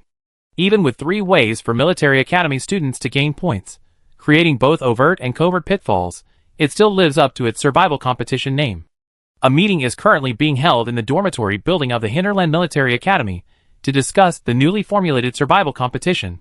A tall, hook-nosed woman rests her hands on the cold table, her sharp eyes seemingly fixed on all the attendees, her peripheral vision specifically sweeping over a few brats who have switched their personal computers to invisible mode and are quietly swiping away behind cover. She spoke pointedly, "Don't bother with the various trashy posts on the forum." Her calm yet firm opening was like a drumbeat, sending a shiver of unease through the group of less daring boys who were daydreaming. The most important thing in the survival race is survival. Survival. Survival. If you don't survive, the points you earn either won't be redeemable or will go to your opponents, who will take your kills. The finish line check-in slots make up about 3/5 of the total number of teams, which is more than enough without the constraints of points. A teammate raised his hand. "Instructor Antina, shouldn't we assign someone to specifically explore the finish line? Otherwise, we might not make it in time." Antina waved her free left hand, and a slender ruler formed from her mental energy slapped the questioner's shoulder forcefully, eliciting an immediate "holy crap" from him. Antina glared coldly. A 5-person team using a dispersed tactic? Do you think each person on your team can take on an entire team? Or even a whole group? Liu Yewang. Here. A casual voice came from the last row. You answer. She spoke forcefully, rudely pulling out Liu Yewang, who was leisurely hiding in the back row of the meeting room, and handing him the burden of her worries.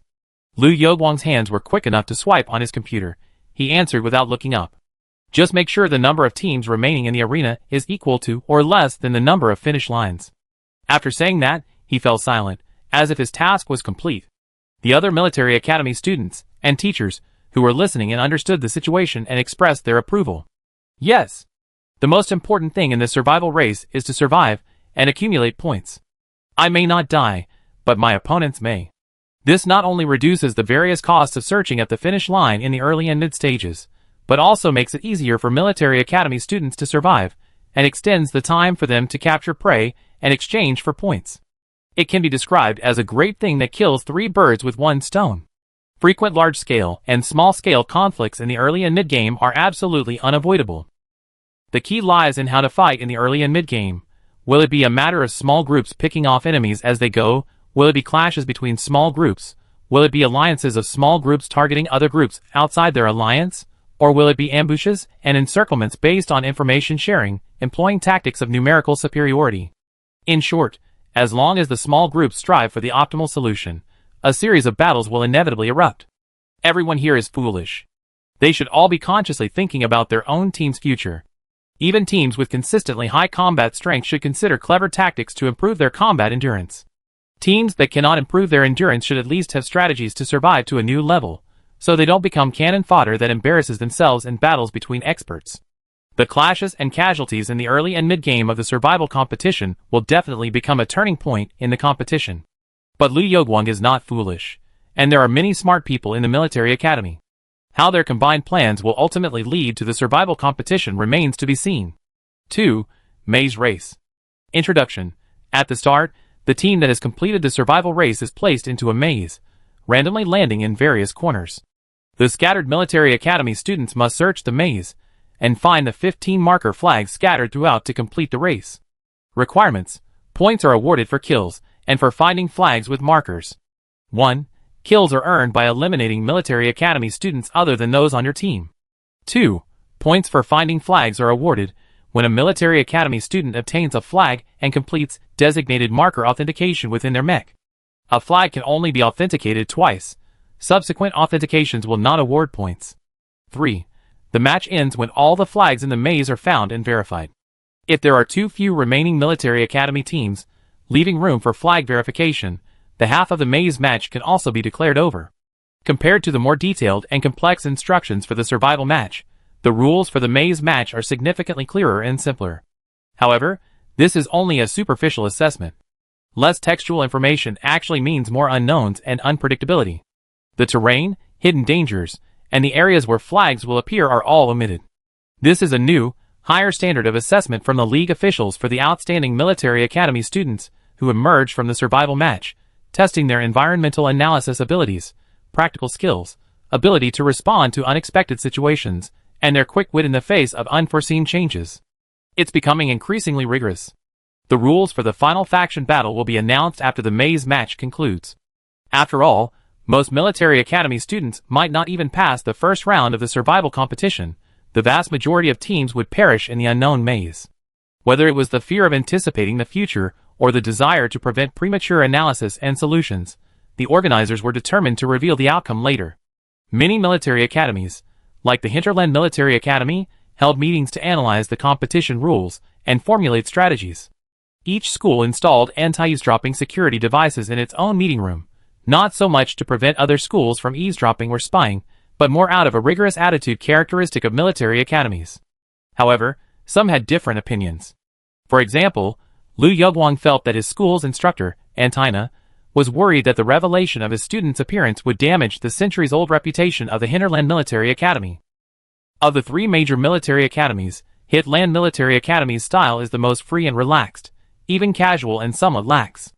It's like a group of large, soft furred cats lazily sunbathing on their favorite spots on a cat tree when the sun is shining, but at the slightest danger or disturbance, they immediately become alert, ready to unleash a deadly attack with sharp claws. While the description is poetic and evocative, it cannot mask the student's generally lazy and casual demeanor. At the very least, this image isn't ideal for recruitment during a live broadcast, though unideal compared to Sothos and Delian. The big three military academies remain in a class of their own.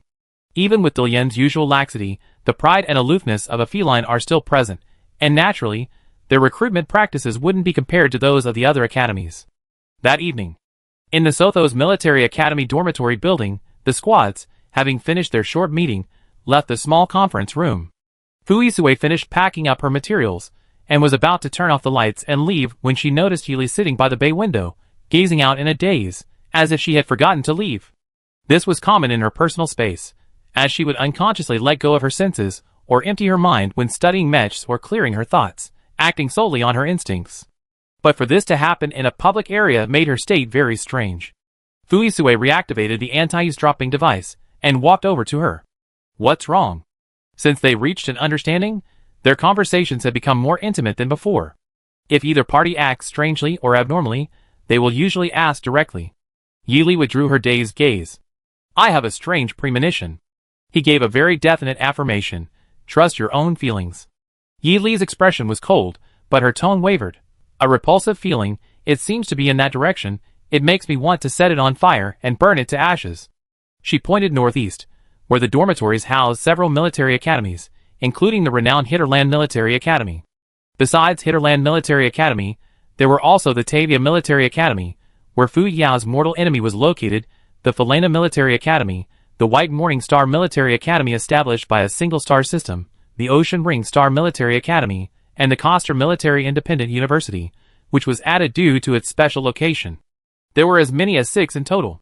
The area covered by the direction Yili sensed was so vast that it was impossible to draw a conclusion based solely on the current situation. Fuisue frowned slightly, his tone seemingly reassuring. It's alright, there's still plenty of time. There would be many opportunities for direct and indirect contact during the military academy competition. There would always be a way. However, once Yili's extremely keen senses caught her, there was no escape. His concern was no longer about escaping, but whether she would be willing to show mercy and spare the other's life for questioning by their superiors. Back to the room. Lights out. The room was pitch black, the darkness seemingly filling the emptiness and loneliness that permeated it. Yili lay on her side on the perfectly soft bed, her fluffy little head half buried in the soft pillow, her half-closed eyelids trembling slightly. She half-closed her eyes, seemingly lost in thought, searching and comparing something.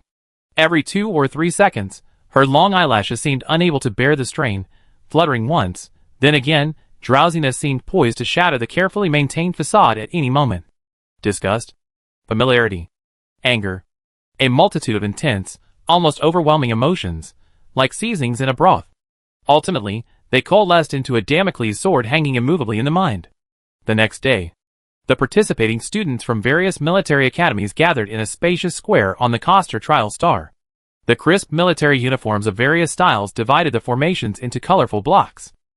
On the high platform, Chu Minka, the official spokesperson for this league competition, an elderly man with gray hair but excellent spirit, was giving a final pep talk before the competition, a shot in the arm to these young people who would soon be able to unleash their potential under the new rules. He looked down at the spirited military academy students, with a heart full of satisfaction, his heart overflowing with the joy of another batch of new talents growing up. The loudspeakers installed in all directions throughout the vast square broadcast in unison. Dear students, it's time for the Military Academy League again.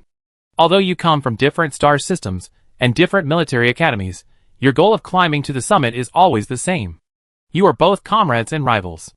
This year's Military Academy League rules have undergone tremendous reforms from the very beginning of the selection process. The announcement of the rules was also very tight, which means that we have once again raised the standards for talent selection. I hope that every military academy student here will remember their original aspiration for entering the military academy, not be afraid of hardships and trials, not be afraid of trying and challenging, and use innovative and diverse methods to cross the unknown road ahead. The other shore will surely be reached. His calm yet subtly passionate speech unsurprisingly resonated with a large number of military academy students. Many emotional students had slightly reddened eyes, Their lips trembled slightly, and their large hands clenched into fists, their whole bodies exuding an aura of determination to make a name for themselves. Standing on the high platform, old Master Chu watched with satisfaction as the fledglings excitedly flapped their wings. He thought to himself, sure enough, no matter how serious they appear, they're still just kids on the verge of adulthood. A few words, and they're already bursting with enthusiasm, eager to show off their skills. Behind the platform, the competition organizers, the other instructors, acting as referees and order managers, also looked on with amusement. Still very green, huh? You weren't much better than them back then. At least I didn't cry back then, okay? Shut up. Yes, you've just been blinded by the wind. One instructor, whose eyes were practically closed, muttered eh. Among the crowd, some military academy students remained as calm as old dogs, whether they should listen or not. Many senior students participating in the Military Academy League are seasoned veterans, with no intention of reminding their juniors. After all, they themselves had embarrassed themselves in front of their seniors in the same way. This beautiful tradition, passed down smoothly from generation to generation, has successfully preserved the habit of the predecessors getting wet in the rain, and incidentally pulling out an umbrella for them. After the opening ceremony, the mischievous seniors will save the full recording posted on the League forum, extracting the most hilarious moments of their juniors, their tears of emotion, and their utterly disheveled appearances, as a source of amusement and a source of unforgettable embarrassment for the new batch of outstanding military academy students. Within the various military academies, only two traditions have been passed down the longest. One is the tradition of the school's founding philosophy and spirit. The other is a tradition that, appearing at some unknown time, is written as care but read as unethical and exploitative. Sotho's Military Academy. Inside the formation, the Stop the War team, comprised entirely of freshmen and led by Fuisue, was positioned at the very end of the formation, providing ample space for a few of the team's more unreliable members to engage in their usual antics and winks. Stop the War, a name both poetic and powerful, literally means to stop fighting and bloodshed. However, the team members interpreted it as, if we eliminate all the opponents, we indirectly stop the fighting, completely disregarding the ancient ideals of non-aggression and universal harmony. Each member defined stopping the war in a purely physical sense. A definite bunch of belligerents. Xie Xuanbai winked. How much longer? Old Chu's been talking for ages. Ming Hung winked. Only an hour and a half. Fu Yao raised an eyebrow. I just opened my eyes and took a nap, and it's still not over? Yili closed her eyes, sleepy. Fuisue, speechless with dark eyes, The team is full of unreliable bums? Are there any normal people left? Chapter 124. The opening ceremony concluded. With 1 day of preparation time before the first round of competition, the Military Academy students completed their final warm-up preparations and boarded what was currently the largest starship in interstellar space, heading in formation towards the first round's arena within the Coster system. To maintain secrecy regarding the League's assessment area and travel route, this voyage followed a specially isolated starpath designated by the organizers, utilizing newly established jump points exclusively for the Military Academy League. This maximized both the prestige and security of the journey. The spacious cabin was filled with people in different school uniforms, grouped according to their military academies. Many senior students offered brief tips, but since everyone would be opponents once inside, and the League rules had drastically changed, it was difficult to offer direct guidance. Coster Trial Star. Planet name, Lot. Event type, survival competition. Total teams, 105 teams, 750 participants. Basic information will automatically appear on the real-time action watch worn by each participant. Personal computers and similar devices are not allowed in the arena. For example, the suddenly selected competition area will be determined by drawing lots. Participant notice, 35 teams will be evenly distributed across the 3 competition zones. Missions will begin simultaneously in each zone, and only the top 10 teams in each zone will be eligible to continue the challenge. Wow! Eliminating such a large proportion of participants in the first round is indeed quite peculiar. For example, the pointed, cylindrical structure of a giant circus tent sits in the silent safe zone.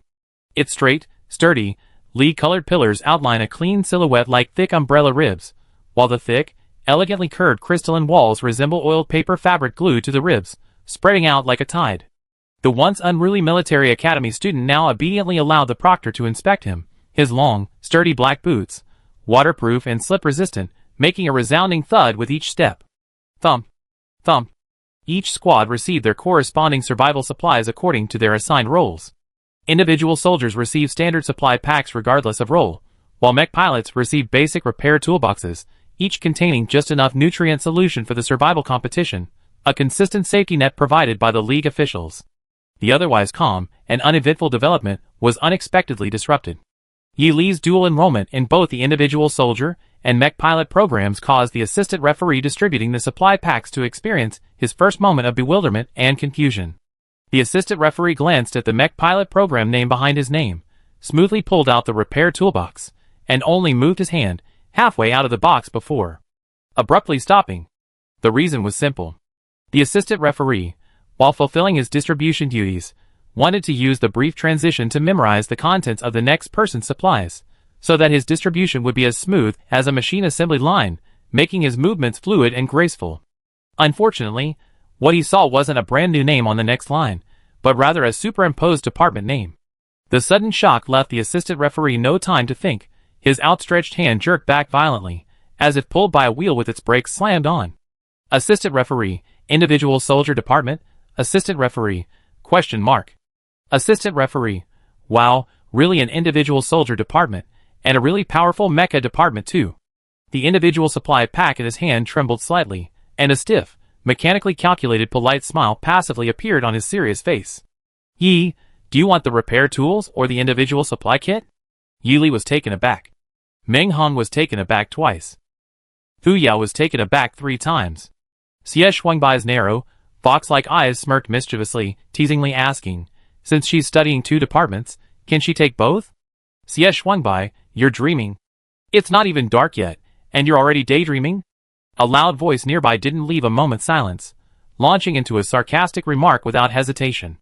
Xie Shuangbai watched with a smile as Yi Li chose the repair toolbox, then slowly rolled her eyes, with an elegant flourish, chuckling lightly in a good mood. We're already on the field of the Military Academy League, and there's still such a dull idiot. Even a casual joke I made has to be taken so seriously. I wonder if the competition format, focusing on physical combat, has inadvertently lowered the intellectual requirements for the participants. Looks like it needs some refinement next year. He didn't mention the other person at all, but every sentence was a sarcastic jab at their simple-mindedness. You? The boy not only had a loud voice, but also a particularly volatile temper, practically itching to start a fight. Xie Shuangbai nonchalantly turned his back to that direction, adopting an aloof and indifferent attitude. Actually, in a direction unseen by others, it was clearly visible that he was explaining something to Yi Li. That big, clumsy guy from earlier was Lei Bao, a member of the Delian Unsheathed Squad. He's a man whose voice and temper are as impulsive as a thunderstorm. His mech piloting style is defensive, but his approach differs greatly from traditional defensive mechs. Traditional defensive mechs emphasize size, toughness, and stability, but he replaces the main characteristics of his mech with a dual element of hardness and weight. In other words, he utilizes the unique traits of his own mech to create opportune moments for attack, transforming strong defensive characteristics into offensive ones. TSK. Although his mech modifications mean his agility and movement speed are basically useless, we normally have the upper hand in a standoff. But he is a master of underhanded tactics in his team. If they create an opportunity for that hot-tempered big guy to deliver a precise, overwhelming attack, and the mech takes the hit head-on, it'd probably be beyond repair. For individual soldiers, their mechs are either their wives or husbands. It's not good news if word gets out that someone's partner has been dominated by another mech. Fu Yao joined the conversation, her words creating a strange atmosphere in the otherwise serious discussion. After that guy was successfully ambushed last time, his post was pinned on the Military Academy Alliance forum, and he was laughed at for a long time. You mean Kaler, right? Meng Hung lowered his voice and joined in the gossip. I heard from Nikovic that Kaler went back and cried for a long time while hugging his precious mech. When Wei Winting was repairing his mech, he sat next to him, crying and cursing the Sheath Squad every 5 seconds, from cursing Lei Bao, the main culprit, for being simple-minded, to cursing the Sheath Squad leader, the most vicious four-eyed guy. Old Wei thought he was too noisy, so he kicked him out, leaving Kaler to continue crying and cursing behind a soundproof glass, all of which was recorded by the surveillance cameras. Holy crap. That's explosive. So that's how Kaler got his nickname Eternal Weeper. The truth is out. Xie Shuangbai's fox-like eyes flattened into dead fish eyes, as she turned to stare at the suddenly gossipy outsider. What are you doing here? A student from the Hinterland Military Academy. Go away, go away, go away. Fu Yao instinctively tried to shoo the guest away, but the baby-faced boy who had offered the gossip quickly waved his hand and hopped away, only to reappear from another empty corner. Hey! That's not fair. I've been providing you with information and gossip for free. We at Citron and your Sothos have always been close sister schools. Heh, Meng Hung said with a forced smile, schools that kill each other, friendships broken. The two top-tier military academies naturally maintained a good relationship off the field. Students, teachers, and even the principals were all familiar with each other. But on the field, represented by the students of both academies, all that remained was mutual killing. There was no love, only a murderous intent to trample the other underfoot, and, well, we should also add Delian Military Academy to that list. Fu, Meng, and Xia all gave the handsome, frail-looking boy a sinister smile, making the person being stared at by 3 pairs of 6 eyes tremble uncontrollably. What a beast! Is it really necessary? He just wanted to find an alliance, just a verbal one. What if both teams ran into that damn thunderstorm gorilla on the same field? Could they team up a little and let that crybaby, Kale, have a few days of peace? He helplessly turned his gaze to the composed, pretty young woman, blinking his large, watery eyes, hoping to gain her gentle sympathy. Unfortunately, the pretty woman didn't react. The demon, whose difficulty had skyrocketed even higher than Thunderstorm, turned around. His delicate, charming doe eyes met the demon's dark, abyssal pupils. The feeling of being choked and unable to breathe almost sent him flying. The Demon King didn't stop the 3 pairs of wolfish eyes, only coldly uttering a single sentence, boring. Then, the baby-faced boy witnessed firsthand the legendary Dark Demon King actually speaking gently to the kind young lady he had originally wanted to beg for help. The blatant differential treatment made the naive boy want to gouge his own eyes out. Actually, Fuisue lowered her head and asked, "Can you feel that aura of disgust in the arena?" Yi Li frowned. Yes. Fuisue's eyes darkened. Besides the referees, the only other people present were the participating military academy students. Her tea-colored eyes intensified. If her reason hadn't been so firm, and if she hadn't intended to teach her opponent, who wanted to make a name for themselves in the arena, a lesson that was the exact opposite of what they expected, utter disgrace, Yi Li would have already been unable to restrain herself and rush forward with her sword to vent her anger. A horizontal slash. Blood was drawn, and the throat was sealed. The longer she felt that nauseating stench, the more clearly she became aware of the frenzied surge of murderous intent within her. A killing blade, condensed from her mental energy, resonated with her, its sharp edge trembling violently. Suddenly, it was forcefully suppressed. Beep beep! A clear signal sounded, and a sudden wave of dizziness enveloped the members of the group. Before they could even process it, their military boots were already on unfamiliar ground. Upon landing, the Stop the War team quickly assigned tasks of vigilance, concealment, and exploration. Yi Li was responsible for controlling the prompts within the arena. She checked her action watch. A completely black virtual map popped up on the silent dial. Within the area shrouded in black mist, only the team's current location glowed with a faint green light, likely the virtual map's own marker for its holder. Completely in the dark was indeed the basic attribute of arriving in a completely unfamiliar new place. The 0% exploration progress displayed in the upper left corner made Yi Li realize that exploration was required for the area to appear on the map, practically forcing everyone to wander around aimlessly. Fortunately, the organizers showed a sliver of humanity, marking the team's corresponding shelter in white light. According to the map, it was very close to the landing site of the Giga team, which was perhaps a stroke of luck amidst misfortune. After exchanging information, Yi Li led everyone to their team's shelter, a camouflaged green turtle shell-like building, following the map's directions. The hemispherical, arched structure seemed to grow out of the grass, with emerald green rhombuses covering its beautifully curved shell, resembling the defensive turtle shell pattern of the legendary Xuanwu. Meng Hung, who had a particular fondness for defensive mechs, immediately recognized that the emerald green rhombuses were likely made of a high-grade material possessing both attack absorption and strong defensive capabilities. Upon hearing this, Yi Li's calm tea-colored eyes instantly flashed with a piercing light. Her fingerless gloved hand touched the outer shell of the shelter, and almost simultaneously a new message popped up on everyone's action watches. Congratulations! You have triggered the construction of the Shelter Ceasefire Squad exclusive. Please remember, 1. The shelter is only active for 12 hours a day, and only 3 people can enter at a time. 2. The shelter can withstand all damage, but its durability is limited. 3. The shelter is our home, its construction depends on everyone. If we don't provide materials for repairs, we go on strike. Friendly reminder, please explore other rules on your own. Oh my god. Only open for half the time of 24 hours, and 2 people can't get in each time. If we conservatively allow them to rest in 2 batches, not only will the force that was originally united be broken in 2, but the danger level for each team member exposed outside the shelter will also increase dramatically. What's worse, we still have to spend materials to maintain such a crappy shelter. They can even strike. Shelter rights my ass. It's not even covered by the labor laws issued by the Interstellar Federation government. Fu Yao angrily retorted, then obediently continued her exploration. She's the typical type who knows she can't kill you, but still vents her anger by yelling at you. I go check around too. Xie swung by, as the teen sniper knew the terrain was crucial to his operations. Regardless of the upcoming battle plan, the area around the shelter would definitely be a frequent route for everyone. Knowing the situation would give him peace of mind.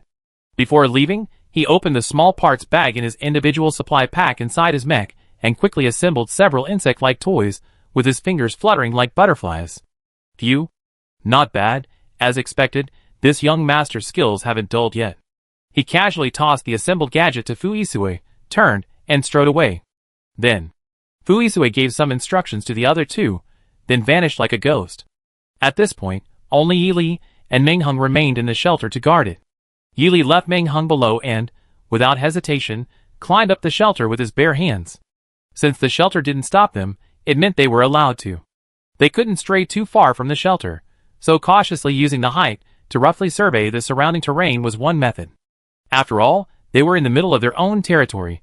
If they couldn't get away, they could always hide. She moved with agility, her black boots firmly planted on the tortoise shell in a few swift movements. Her suppleness was like a taut bowstring. Her slightly bent body created a smooth, graceful curve. The cool, aloof girl's delicate fingers eagerly cradled the slightly protruding, emerald green rhombus-shaped tortoise-shell pattern, studying it meticulously. Her tea-colored eyes shone brightly. Her earnest expression resembled a miser polishing precious gold, or a lustful man drooling over a stunning beauty, so focused that everyone else could only avoid her gaze. An old saying that had circulated in the military academy for a long time, sometimes a mad scientist is more lethal than a brute with explosive physical strength, probably summed it up. After all, a madman feels pain when whipped, but a madman with intelligence can never be restrained. And Yi Li, a superb mecha pilot with maxed out physical strength, and an outstanding individual soldier with maxed out intellect. No one could imagine what the 2 could possibly achieve by combining their buffs. Furthermore, since Meng Hang's beloved mech was entirely built by him, making him a true father-in-law to the engineer, he would absolutely not disturb the leisurely pursuit of advanced materials and innovative technologies by the certain Mr. Yi. So what if he loves mechs a little? So what if he's exceptionally passionate about his profession? These are all normal little things. An uncontrollable hunt for something new spread across his face, a little startling, that's all. No! It's just studying a green, rhomboid shell. Why is he clinging to it like he's glued himself to it, scrutinizing its inside and out? At best, it's just a protective barrier. If he wants to study it in detail, he can figure that out after the league ends. Meng Hung thought, he's just a rough, uncultured guy who loves physical training. He really doesn't understand the fervent passion of high-achieving students for research and the unknown. He truly doesn't get it. Several key figures, who should have understood, were unfortunately absent, leaving them only able to watch helplessly. Outside the venue. Because it was the first year of the new rules, the live broadcast wasn't being released to the StarNet, while the difficulty was still being calibrated. However, many stakeholders managed to secure a few spots from the internal network to act as spectators, listening to the occasional key points pointed out by the specially invited commentators. Some military academy students, who had been quietly and restrainedly hiding behind their screens as silent viewers, became excited upon witnessing the rhomboid crystal resembling a combination of emerald jade and a shield. While the other internal viewers remained cautious, deeming Yi Li's sudden leap onto the turtle shell too reckless, the refined mecha pilots were thrilled. Even the usually composed mecha pilots couldn't help but express their amazement on the mecha forum. As expected of our mecha department, this spirit of exploring the unknown at all times is commendable. Ha ha ha, well done. You can't get this rare stuff anywhere else. All that fighting and killing is crude, barbaric, bloody, and boring. Seeing the real stuff firsthand in the league is what makes this trip worthwhile. Jadeite crystal, jadeite crystal, jadeite crystal. Hee hee hee, I'm not dreaming, it's real. Ouch. That hurts. If you want to verify its authenticity, pinch yourself. Why are you pinching me? Take this wrench. If I were there, I'd pry the crystal clean. The military academy students and teachers beside the mecha pilots witnessed this bizarre scene. Everyone, They looked at Yili, focused on his research on the screen, then at their fellow mecha pilots beside them, comparing the images again and again. Finally, someone couldn't help but speak up. Breaking into the competition facilities will result in expulsion. A faint sound came from the internet's live stream. The noisy audience suddenly fell silent, all turning to look at the source of the sound. A tiny, glowing green light flickered, and a slender hand held a small piece of pebble the size of a fingernail. Beautiful tea-colored eyes filled with bright confusion. As if puzzled, how could the supposedly invincible defense suddenly have a breach? Chapter 125. What's going on? Yili, who had shifted from a clinging to a cross-legged sitting position, stared blankly at the fragments in his hand. His mind raced through the lengthy official description of jadeite rhombus crystal. Jadeite rhombus crystal is a unique composite crystal, its color resembling jade green, and its shape resembling a rhombus. It possesses exceptional hardness, and the special, unknown, ore it contains has the ability to store spiritual energy and self-harden. Due to the extreme rarity of the raw ore and the immense difficulty and waste involved in its processing, it is not yet widely used, and is only available in military applications. It is highly sought after by countless individual soldiers, especially those focusing on extreme defense, who consider it an honor to have their mechs inlaid with jadeite rhombus crystals. Furthermore, as a representative research achievement in materials science in recent years, jadeite rhombus crystal has been enthusiastically praised by the materials science community, the mech community, and related circles, igniting the research passion of aspiring researchers. Such a rare and expensive crystal should logically be indestructible, otherwise, it wouldn't be used for the outer structure of the shelters in the League. However, the magnified screen clearly showed tiny grains of jade sand pried from the girl's fingertip. Similarly, a beautiful rhomboid inlaid stone on the shell was unfortunately missing a small corner, looking rather pitiful. Ming Hung, preparing to practice deploying the new shield at the shelter's entrance, heard a soft rustling sound. He instinctively looked up, and the small piece of jade caught his eye. The tense atmosphere instantly froze. Yili quickly pressed the proctor's contact button, his tone serious. This is the shelter ceasefire squad's base. Reporting to the instructor, the outer shell used for defense at this base appears to have a quality defect. Is it related to the competition? I had to strike first, regardless, and I don't know why I had to pry off a small piece.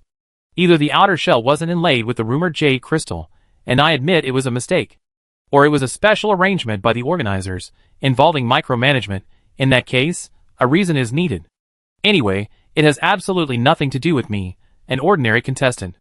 I'm just a weak and powerless mecha pilot, with a strong spirit of inquiry and curiosity. The examiner in charge of that area, The examiner was watching the whole thing live. His eyelids twitched uncontrollably, as he watched a fragment being pried off. Less than 5 seconds later, he received a communication from the culprit, who immediately spoke as if he knew nothing, a huge, round piece of black blame thrown at him. The organizers? Even the internal judges knew the organizers hadn't included any special surprises, but if you bluntly say it was you who broke it, that a freshman girl could break a small piece of the jade crystal without even using weapons or mental power, everyone would probably assume the organizers embezzled funds, substituting inferior jade crystals or similar counterfeit products for genuine ones. The examiner was momentarily at a loss for words. Fortunately, he quickly contacted the main channel of the proctoring center for a solution and explanation. Ahem. The jade crystal appears to have encountered a transmission problem, but it won't affect the survival competition. Okay. Yili, who hadn't intended to force a definitive answer, very gently accepted the situation, pretending to understand and hanging up the communication channel. Ming Hung, who had stopped voluntarily, showed a "this works too" expression on his stern face. Yili casually stuffed the small fragment into her toolbox, treating it like a prize. She hadn't expected to acquire such a precious jade crystal before the survival competition even truly began. What's this called? Good luck. She subtly gave Ming Hung an okay sign, using her body as cover. The area referee, weary from seeing her carefully tidying up the fragment, quickly averted his gaze. He wouldn't be able to look at this sore spot for a while. When the 3 scouts returned, they witnessed the scene. Ming Hung was practicing using his newly crafted standard shield, holding it horizontally in front of his chest.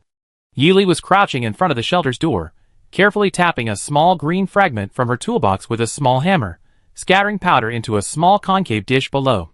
New equipment lay beside her, awaiting the next step to extract further information from the powder. Xie swung by, carrying this small mechanical gadget in one hand, strolled over leisurely. Not bad. You two managed to get something of research value in just the short time you stayed behind. Meng Heng's large hand, wielding his shield, trembled slightly, his face unusually contorted with worry. In the sudden silence, Yili slightly raised his chin towards Xie Shuangbai, then tilted it upwards again, drawing the other's gaze to a patch of emerald green. As an exceptionally skilled sniper, Xie Shuangbai naturally possessed excellent eyesight. His superb 5.3 vision clearly revealed an extremely fine chip on a hard, pure crystal, like a child playfully scratching their delicate forehead, leaving a very shallow scar. Xie Shuangbai looked up carefully, then glanced at the small green crystal particles being ground into powder by the special abrasive paper. Something was off. Let's take another look. Holy crap! At this moment, Xie Xiao wished he could gouge his own eyes out. After hearing the whole story, he was utterly speechless. The competition's barely started, and they're already destroying the base. What's worse, they actually succeeded by sheer accident. Could it be that all the fanatical researchers, including the mecha pilots, were reincarnations of huskies with skyrocketing intelligence in their past lives? Let's go inside first. Fu Yisue promptly interrupted Xie Shuangbai's meaningless, overflowing emotional outpouring.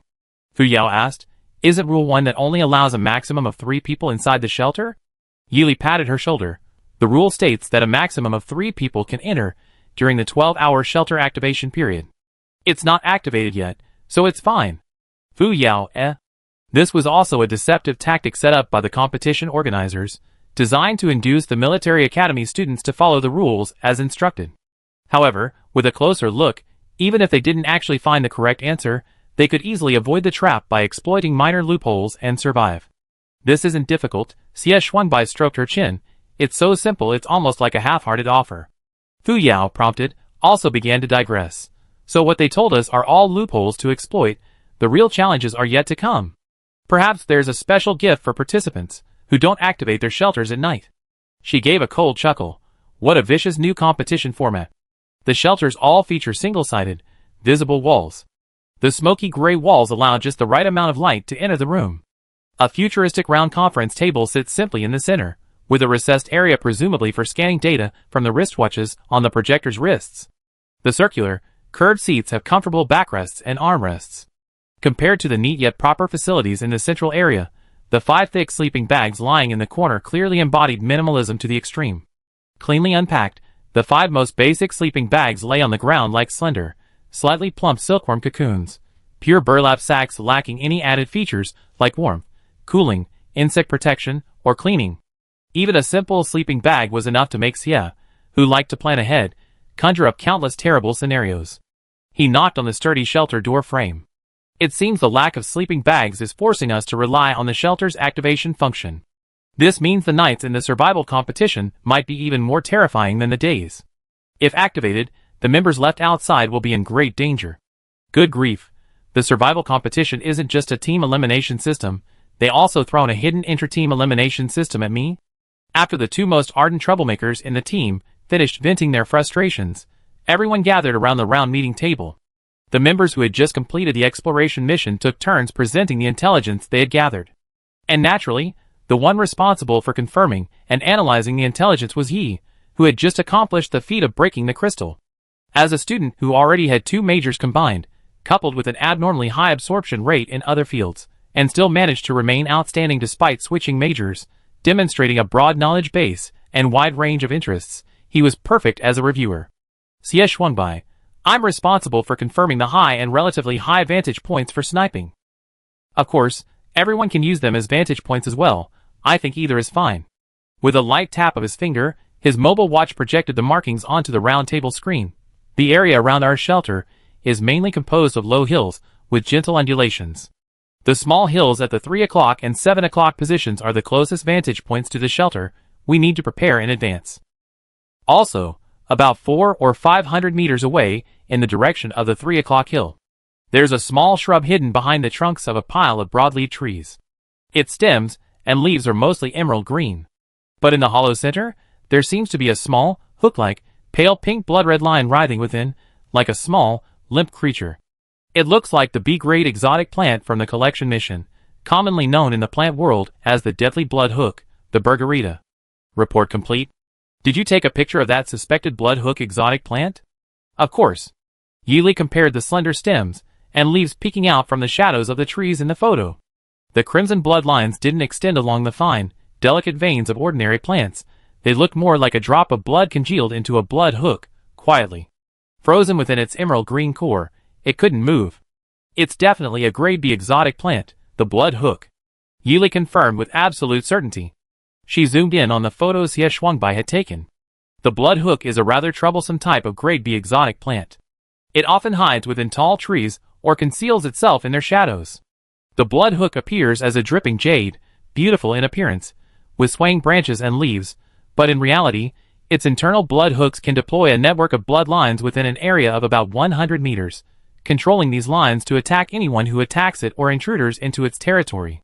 Once the opponent is completely dead, the underground network of bloodlines absorbs the corpse, converting it into nutrients, and reserving 1/20th of the nutrients to feed back to the trees where it hides. The weakness of the blood hook is simple, yet not entirely simple. On paper, its weakness lies in its exceptionally bright red blood droplets. However, what can actually be observed is mostly an illusion. Its most significant weakness is the blood droplet condensation, which can be revealed or actively concealed, and can even shift to any point along any of the red veins in the network. If you miss your target, you'll be forced to face an entire area of unscrupulous, group-wide strangulation combined with plant-based blood-sucking techniques. Should we go dig up the blood hooks? Ming Hung noticed a red dot amidst the lush greenery, seemingly fixated on the beautiful plant cores that had dropped after its death. Shouldn't the number of blood hooks in that area be enough to collect some of the B-grade and C-grade plant cores? Xie Shuangbai shook her head. I don't think it's worth cutting off the blood hooks now. How about we find a way to make the blood hooks our gatekeepers? After all, it feels like a waste not to use this naturally grown, concealed plant-based area of effect attack network. Great idea. Fu Yao was tempted. But someone needs to be able to perfectly control them. Besides, if we don't cut them off beforehand, what if other teams take advantage of the situation and dig them up? I feel terrible about that too. One feels terrible about the loss. The other feels terrible about the loss. The next wasteful thought naturally followed. Inspired, Ming Hung interjected, if we really want to use them as a defensive line, they're still quite a distance from our shelter.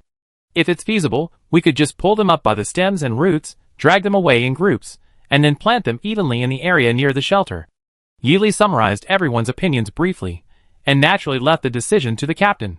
The captain's dark eyes were cold and stern. His long, slender fingers rested on the cold round table, his flawless knuckles slightly bent, the jade-like fingertips tapping lightly. His voice remained cold and aloof, yet also conveying a sense of calm and composure. Don't dig yet. Test the waters the first night, and only act after we identified any hidden dangers that might appear tonight. Next, Fu Yao. He quickly settled the previously disputed issue, and continued calling names in order. Fu Yao raised his hand to indicate that he would speak. My investigation mainly focused on the area further away from Blood Hook. The area around 3 o'clock, and the surrounding area is mainly hilly terrain, with a height of 200 to 300 meters, and the vegetation is mostly a mixture of trees and shrubs. This area isn't suitable for large-scale, high-firepower mech battles, but it's well-suited for mech guerrilla warfare. However, the hilly terrain is infested with numerous hoof beasts foraging for food, and the most dominant type of alien plant, the whip-like plant, is extremely active. The most similar traits between these two types of plants are their volatile and easily angered nature, leading to an extremely strong aggression towards external creatures. It's necessary to pilot a mech to venture out. Yili meticulously mapped out Fu Yao's description onto the projection screen. The previously projected survival map was entirely shrouded in black mist, a dark expanse except for a faint white light pointing pitifully to the location of the small shelter. Now, combining the information provided by Xie Shuangbai and Fu Yao, she meticulously marked the known exact location and corresponding situation with rapid, precise strokes. A short while later, a white light, even dimmer than a dying lantern in the darkness, flickered weakly. Yi Li's fingertips lightly traced lines, as if connecting something, or perhaps typing something. Suddenly, the entire silent land, previously shrouded in dense darkness and impenetrable even by fine white light, which had been displayed like an ancient scroll on the screen, seemed to be abruptly awakened from its slumber by a nightmare. As if startled, its tightly closed eyelids twitched slightly, and the murky, accumulated mist began to slowly disperse in small patches the size of a fingernail. The swirling, dark purple mist was deftly untangled by a pair of jade-like, skillful hands, revealing a faint, almost imperceptible green, directly corresponding to the area whose basic condition had been roughly determined by Fu Yao and Xie Shuangbai's joint exploration. The faint white light was as insignificant as a drop in the ocean amidst the verdant hills.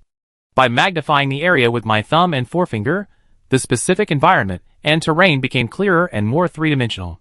To the 3 o'clock direction, tall, dense forests formed an invisible wall of robust yet staggered trees. Between the pure black shadows cast by their upright trunks and broad green leaves on the ground, layers upon layers of densely packed, dark green assassins dotted with red were hidden like cloaks within the vast canopy. The 3D map not only perfectly recreated the terrain and photographs, but it even meticulously analyzed the data from Fu Yao and Xie Shuangbai's repeated attempts to probe the blood hooks. Under Yi Li's slender fingers, which moved with incredible speed and agility, the map completely replicated the basic growth location of the entire blood hook clump. It even reconstructed the hidden underground blood-sucking network. For a moment, the military academy students and spectators both inside and outside the arena had a strong thought. Good heavens, the Blood Hooks family name has been secretly changed by the Yi family boss. Blood Hooks? ? Zhiga people, shock. The Zhiga people, of course, didn't think Yi Li was arbitrarily altering the map, they were only delighted. When Fu Yisue left, he was carrying a simulated mechanical insect assembled from parts dismantled by Xie Shuangbai. With his immense mental power and calm, meticulous mental control, he divided his torrent of mental energy into several branches to control multiple mechanical insects, guiding them to explore in different directions under his mental manipulation. By simultaneously observing and extracting desired information using the mental threads imprinted on the insects, this method was quick and effective, but it placed extremely stringent demands on the operator's mental energy reserves and the precision of their mental control. At best, only those with mental power at or above the level of Fu Yisue could use it. 5 minutes later, the draft version of the survival map, generated from information gathered by all the outgoing team members, was officially completed. Yi Li distributed it to each member present for reference during their hunting missions. The team members could also refine the initial draft map at any time based on their new discoveries. The group gathered in the shelter moved in shifts, like birds searching for food, their senses keen. Within a few hundred meters, they could detect traces of strange beasts in all directions. The lush, dense wild grass spread across the hilly soil like a thick, soft green blanket. A mountain breeze, carrying the scent of earth, swept through, causing countless long blades of grass to tremble and curl gently. The beautiful scene of the wind blowing through the grass created a vibrant, idyllic landscape, a picture of pastoral life. The team members who arrived in their mechs to investigate quickly noticed something amiss. Amidst the lush, gracefully flowing grass, a broken and battered path had appeared out of nowhere, as if trampled and crushed by a pack of passing beasts. The chaotic, invisible path seemed to have been uniquely constructed by these savage visitors as their own private VIP route. The beasts' uniform, uneven footprints, some shallow, some deep, formed countless inconspicuous, square hoof prints that piled up haphazardly, creating a striking river of imprints. Based on the known information, the orderly movement of the hoof prints converging into a river suggested that the fighting cloud wild ox and the white cloud green sheep were the long-term inhabitants of this area. The appearance of these two types of beasts, often appearing in groups, was tantamount to a large number of points dangling in their territory. It was a case of it's inhuman not to take action. Chapter 126. The jagged, uneven patches of grass kindly indicated to the hunters the direction the herd had gone. Moo. A deep, resonant moo, like the tolling of a bronze bell, echoed across the lush, grassy hillside. The cattle grazed on the hillside. What should have been a tranquil scene was instead filled with a primal, surging wildness. Beneath their thick, gray-brown hides lay large, succulent clumps of fat, sparse hair thicker than a child's finger barely concealing their plump bodies. As the herd moved, it resembled a series of rolling hills rushing forward, their sharp, hard hooves leaving indelible marks on the earth. The imposing horns atop their heads gleamed with a cold, metallic sheen in the light. The large, copper bell-like eyes, thick with red veins, greedily fixed on the lush grass within sight. Click. Snap. As the Douyin wild ox opened its jaws, its interlocking canines, like two merciless scythes, swiftly slicing through the dew-kissed blades of grass, devouring them whole. The grayish-brown savage tribes scattered across the hillside only accentuated their menacing presence. Behind the dense, swollen canopy of the small cymbal-shaped trees in the valley. Two mechs used the recessed terrain and shade to conceal themselves, activating their reconnaissance scopes for specialized analysis. One extremely dark and imposing Yuinha, and the other, a jet-black Pushua inlaid with phantom stones.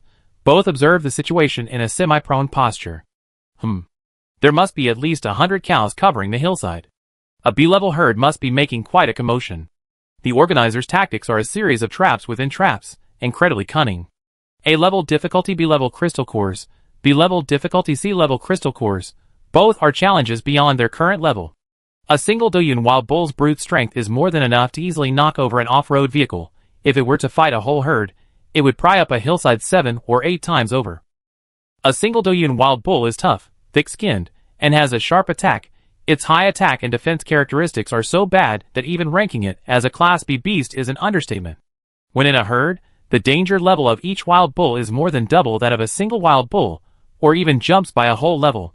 Even more absurdly, these star beasts maintain a collective lifestyle except during their breeding season. Although named a Class B star beast, it's actually classified as a Class A-1, meaning its crystal core can at best be considered a Class B crystal core. The two piloting their mechs didn't find it difficult. The wild bull herd here was still small, and their numbers were still under their control. Especially since, despite their high attack and defense, the wild bulls lacked agility.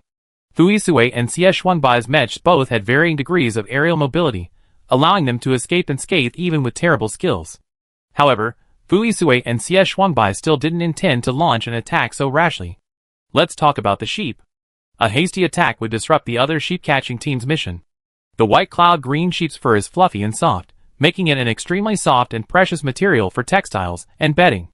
Its horns are a vibrant green, like jade, and when polished, can serve as a long-term back scratcher. Such a useful sheep, aside from its crystal core, is hard not to be tempted. But even this seemingly perfect sheep has a minor flaw: it's extremely timid. Being timid isn't the problem. When the easily frightened white cloud green sheep is startled, it's originally soft, cloud-like pure white will quickly turns gray and then black, and its once docile and obedient nature instantly transforms into that of a grumpy, old man. The worst part is, sheep whose fur has completely turned black no longer contain crystal cores. This means that killing more sheep will yield no cores. A truly miserable situation, essentially a waste of effort. Considering the competition, starting with a reckless explosion right at the beginning will inevitably attract scouts from various teams to gather intelligence or cause unnecessary harassment. This kind of start is practically equivalent to announcing your location in the public chat. Furthermore, the testing grounds, covering 1/3 of the planet's area, must have a vast and complete ecosystem and food chain. Carelessly wiping out the Doyun wild bulls will have two terrible consequences. Either they will discover you and fight you to the death, or you will become food for the hunters above them. The team responsible for the white cloud green sheep is Yili and Fu Yao. Fu Yao's personality isn't volatile, but it's not exactly calm and restrained either. Without a ruthless and steady hand to kill them instantly, it's impossible to obtain the crystal cores of the so-called screaming sheep. Stand by. A new command came from Yuan Hezhong. Xie Shuangbai followed the command and paused, leaving him to discuss the timing of the joint attack with the other two. A short while later, after obtaining a countermeasure from the other team, Fuisue and Xie Shuangbai began their operation. The mech, its fuselage jet black and gleaming with a dark, icy edge, moved like ripples on water or a gentle breeze under the operator's meticulous and skillful control, gliding across the vast hills. A crescent-shaped, exotically styled scimitar, gripped tightly at the spout, made it seem as if the operator was wielding a gleaming, luminous blade. The duel ended amidst the flashing blades. The leisurely grazing bull, occasionally engaging in skirmishes, suddenly felt its eyelids darken, its nerves tighten, and its head flew through the air in a graceful arc. Its red and white brain matter exploded like timed fireworks, splattering everywhere with a foul, polluted odor. Thump! Thump! These were the sounds of heads being severed by the crescent-shaped blade and falling to the ground. The blood on the clean-cut surfaces instantly stained a large area a deep green, the once vibrant life quickly withering under the massive irrigation of the filthy blood. Xie Shuangbai didn't possess the martial prowess to kill instantly, but this self-assured clever man had his own unique tricks. The illusory prism stones, secretly embedded in the joints of the purplish-black flippery outer shell, shimmered slightly, interacting with the high stealth properties of his mecha. This allowed him to always appear and disappear unpredictably within the illusions he created, seizing the moment when Doyun Wild Bull was momentarily stunned by a nightmare, deftly timing his move to fire a specially modified and upgraded version of a high-powered sniper bullet into its throat. As long as he sealed the throat of the Doyun Wild Bull, his battle against the mute Wild Bull wouldn't be so restrictive, and as long as he didn't scare the sheep, he have already achieved a great deal. As a distinguished soldier from a prestigious family, with SS level or higher physique and mental strength, would he really fear a pseudo-level Doyun Wild Bull? Ha, of course not. The fiery red Lifeng and the gray-blue and dark silver Shiguang returned together. Meng Hung, responsible for guarding the main camp and monitoring Blood Hook, naturally stepped forward to lend a hand. Before figuring out the specific tactics on the first day, leaving one person to guard the shelter was essential. Meng Hung was eager to try, really wanting to show off his skills, but he discovered that both types of star beasts he was dealing with were extremely vulnerable to agility, while his mecha, Jin Ge, followed a non-agility defensive mecha route, putting him at a disadvantage in combat. Therefore, he could only obediently stay behind to guard the shelter. Of course, his stay in the shelter wasn't entirely fruitless. 5 minutes after the two teams left, the shelter system connected to his action watch updated with new in-game regulations. Ding dong. Mission, Resource Pack Replenishment. Description: while your mech is your most reliable weapon for survival, it's not omnipotent. After large-scale battles, it needs sufficient energy to replenish its consumption. This primitive competition area certainly won't produce energy fluid for nothing. Survivors can only rely on the daily airdrops. Specifics: there are 2 energy airdrop opportunities each day. Locations are unknown, but the time can be received through your action watch. Good luck everyone. Time: starting from the second day of the competition. A mech without energy fluid is like a starving young man going into battle. No way, no way, no way. Who would let their mech go hungry? After Meng Hung shared a screenshot of the message, the unknown and uncertain resource packs increased the uncertainty of the situation, and the chasing prompts were practically out of control. Most people would be worried upon receiving such a message, but Fu Yao, ever the unassuming one, immediately offered a feasible solution.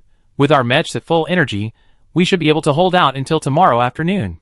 Then we find a secluded spot to ambush them.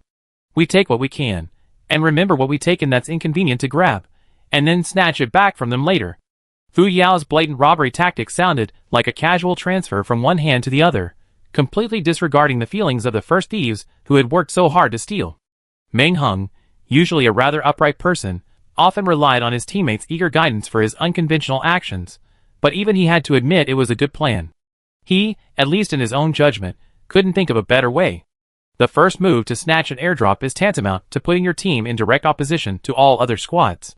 Yeely, without a meticulously planned strategy and the ability to seize the opportunity quickly, the chances of success are indeed lower than stealing it from the squad that already has it. We're not afraid of one-on-one combat, nor are we afraid of multiple opponents, but that's troublesome and doesn't hinder our squad's gathering and hunting efforts. After much deliberation, Fu Yao's zero-cost second purchase method seemed increasingly plausible. While verbally proposing various imaginative solutions, he was also busy carefully processing the pelts of several white cloud blue sheep that had yielded crystal cores. White cloud blue sheep truly lived up to their name. Their fur was like fluffy, soft, and light cotton candy. The processed pelts would be as silky as lying on a cloud when used as a sleeping bag. Several sets of top-quality white cloud cashmere yarn bedding. Got it! Sweet dreams tonight. Night was falling. After burying and disposing of the bull carcass, the 2 members of the Doyun Wild Bull squad packed up the usable parts of the bull's body and the crystal cores nurtured by the star beast and returned to their base. Crucially, they arrived at the shelter just before nightfall. Outside, only a faint, dim yellow light remained, the faint traces quickly disappearing in the night wind. Inside the shelter, the team members gathered together, seizing the opportunity to eat their dinner. The sounds of chewing food were like stones falling into a vast ocean compared to the sudden, fierce hurricane outside. Whoosh, whoosh. Amidst the earth-shaking tremors, it seemed as if a gentle mountain god was weeping, and a tyrannical wind god was roaring. The safe haven, a symbol of safety, pounded and thudded under the howling wind. Fortunately, the fortified walls were sturdy enough that neither the defenses were activated nor the wind uprooted them. Damn! Thank goodness I didn't go out tonight, or I would have been blown away.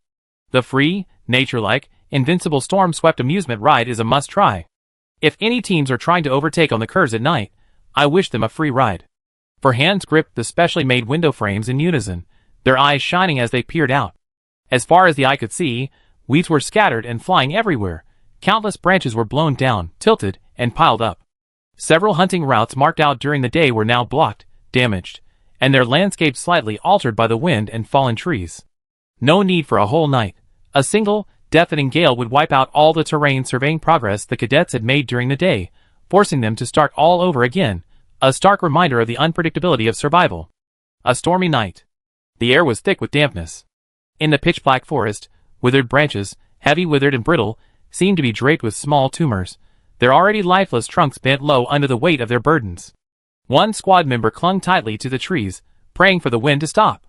This cadet squad, whose overall strength wasn't top tier, had hoped to leverage their members' exceptional night vision, not necessarily to achieve a perfect overtake, but simply to gain an advantage from a bend in the road. But fate had other plans. From the deathly silence of the dark forest came faint, intermittent calls, as soft as mosquitoes. Of course, the weak voice was not because the other party was timid and did not speak loudly. No matter how hard the military academy student tried to amplify the volume, most of it would be swallowed up by the arrogant wind, so only a buzzing sound would reach the other end. Captain, can we go back now? With this strong wind, dream on. Persistence is victory. I don't believe this wind can blow all night. However, belief or disbelief was no longer important. The cracking sound of the withered branches he was clinging to filled his mind. Alarm. Alarm. Red life alarm. The conservatives. Many teams were cautious about the night. In situations where decisions were difficult to make, natural disasters, man-made calamities, or beast tides, maximizing defenses beforehand was a reassuring choice. But this also brought unavoidable choices. All 5 members hide in an unactivated shelter, or 4 activate theirs while 1 remains outside. The considerations are incredibly complex and multifaceted. How strong are the unactivated shelters? Can they withstand gales, torrential rain, and other catastrophic events? How should those assigned to guard the activated shelters be chosen? Should a 5-for-4 strategy be adopted, sacrificing 1 person at the start? Should the strongest be selected to hold out? Are the military academy students outside strong enough to overcome the gales? If a compromise must be made, what countermeasures and solutions are possible? Some, confident in their abilities, were swept away by the gales. Others failed to be voted out by their teammates, and were abandoned by the team to endure the strong winds. The howling winds outside were terrifying at night. Inside, however, some were happy, some were sad, and one family was particularly peculiar. The fact that the unactivated shelters could withstand the gales was good news, allowing everyone to now comfortably recuperate in their soft cashmere sleeping bags. As chess players know, one wrong move leads to another, one mistake leads to another. One wrong step, and the ensuing torrent of events would be uncontrollable. The next morning dawned bright and clear, as if the howling winds of the previous night were merely a terrifying nightmare. But when the military academy students emerged from the shelter, the scattered, broken branches, and the dramatically altered terrain overnight clearly confirmed the absolute reality of the previous night. The Giga team, whose decisions and executions the previous night had been flawless, was about to head out to survey the terrain for new data, adjusting and modifying the terrain model they had completed the day before. Ah! Fu Yao's loud cry suddenly rang out, before anyone could ask what had happened. My gatekeeper. My crystal core. Xie Shuangbai's perfect follow-up quickly cleared up the remaining 3's confusion. So they were still thinking about the incredibly useful blood hook, which was valuable yesterday, offering both crystal cores and free combat power. They wondered if it was still safe. Blood hook, listen to me, thank you. The 3 onlookers showed no sympathy for the blood hook. Yili even offered a reassuring analysis. The blood hook isn't a purely surface-growing alien plant. Most of its root system is deeply buried in the soil, forming a sturdy, network-like structure that easily grips the Earth's veins. Furthermore, some of its roots intertwine with the roots of the tall trees that provide shelter. The possibility of it being overturned or blown away is extremely small. Yili possessed an encyclopedic understanding of the basic principles of alien plant growth in various environments. Her knowledge in this area was even broader than that of professors specializing in alien plants. Her professional and meticulous analysis instantly put the 2 at ease. Fu Yao breathed a sigh of relief. Phew, my alien plant core pile is saved. Xie Shuangbai chuckled. The free, powerful gatekeeper I chosen is safe too. As the 2 felt a sense of relief, they openly revealed their true thoughts. Yi Li's words were reassuring, but his expression remained indifferent, showing no particular joy. A massive upheaval. It created both crisis and opportunity. Those alien plants and star beasts that survived last night were undoubtedly the cream of the crop, the kind that had elevated their abilities significantly. The plants outside the shelter, while withstanding the fierce winds, were clever enough to also take advantage of them. The humans inside the shelter were no match for this, and after the storm, they could only feel fortunate. Yesterday, the other party planned to use Blood Hook as a gatekeeper. Today, that plan would likely be difficult to achieve. She silently lowered her long, thick eyelashes, concealing the coldness that couldn't be hidden in her eyes. All this natural undulation resembles a pristine white laboratory where survival or death is inevitable, where struggle equals annihilation. Nature's natural selection is for survival and reproduction, while the human world's artificial survival of the fittest is driven by greed. Who is truly noble? Not far away, nestled among tall trees, the blood-stinging hook tree, its roots firmly gripping the soil, has survived its ordeal. Its branches, resembling countless tiny, blood-stained hooks, gracefully and freely unfurl their supple yet powerful forms.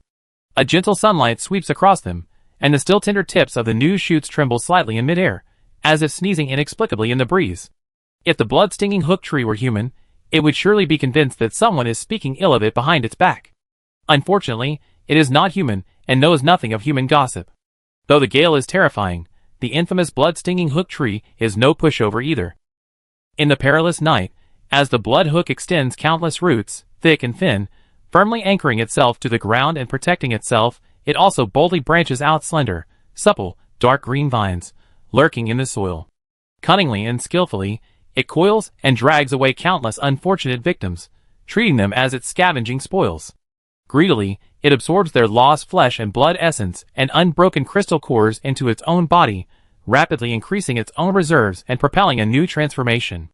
This is the jungle law of survival in nature.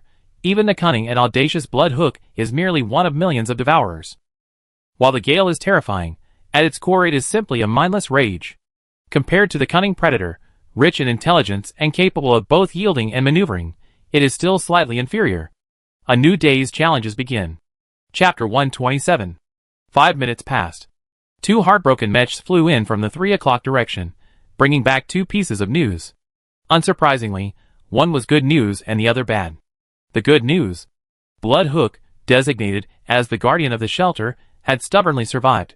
The bad news: Blood Hook's value had skyrocketed after surviving, to the point that no one could afford to support it. Fu Yao uploaded the new photos obtained from this trip to the shelter. Yili carefully observed and checked them. The previously visible, scattered blood droplets on Blood Hook had solidified significantly, almost transforming from small, crimson droplets into tiny vermilion moles. This proved that the supernatural factors that had previously been flowing outside its body were intensely helping this drop of blood gradually refine and expel various impurities, gathering all the essence to condense into the core of a more refined abnormal plant. Yili not only knew about the upgrade of its crystal core at the life level, but also about the dramatic increase in its survival ability.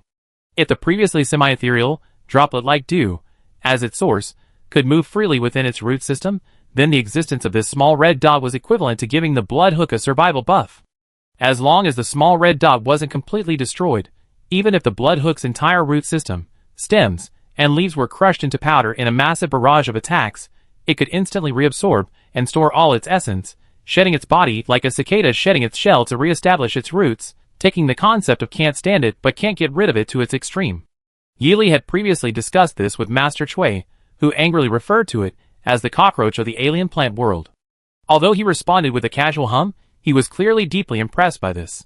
Losing such an excellent gatekeeper was truly depressing, but fortunately, the shaded hillside where the Blood Hook grew still served as a semi-invisible natural barrier, blocking its path from around the 3 o'clock position.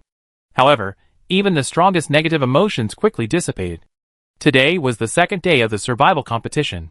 Everything, including new explorations of the land outside the shelter, the unpredictable airdrops of supplies and energy replenishment, and the various anomalies that suddenly appeared within the competition area, was happening one after another, leaving no time for pointless lamentation.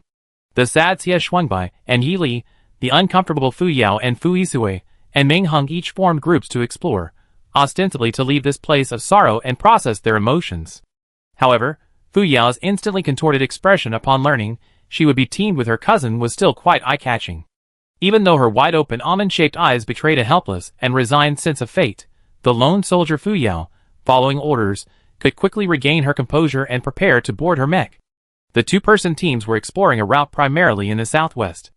After the raging storm, the once beautiful landscape was now a chaotic mess. Everywhere, fallen trees and flowers lay scattered and broken, boulders and rubble burying and reshaping paths for exploration. Mechs weaved through this landscape, finding little foothold except for narrow, uneven stretches of broken rock and patches of sparse weeds. Yi Li's experience navigating such harsh environments, combined with her exceptionally balanced mech Dawn, allowed her to find a nimble path like a lightning-fast Swift. Xie Shuangbai, piloting Flippery, followed Dawn, only realizing as they moved rapidly that this was their first solo mission together. Unlike Fu Yao, who was all bark and no bite when it came to Fu Yisui, Yi Li, while not exactly warm-hearted, was far more approachable than Fu Yisui. Bang!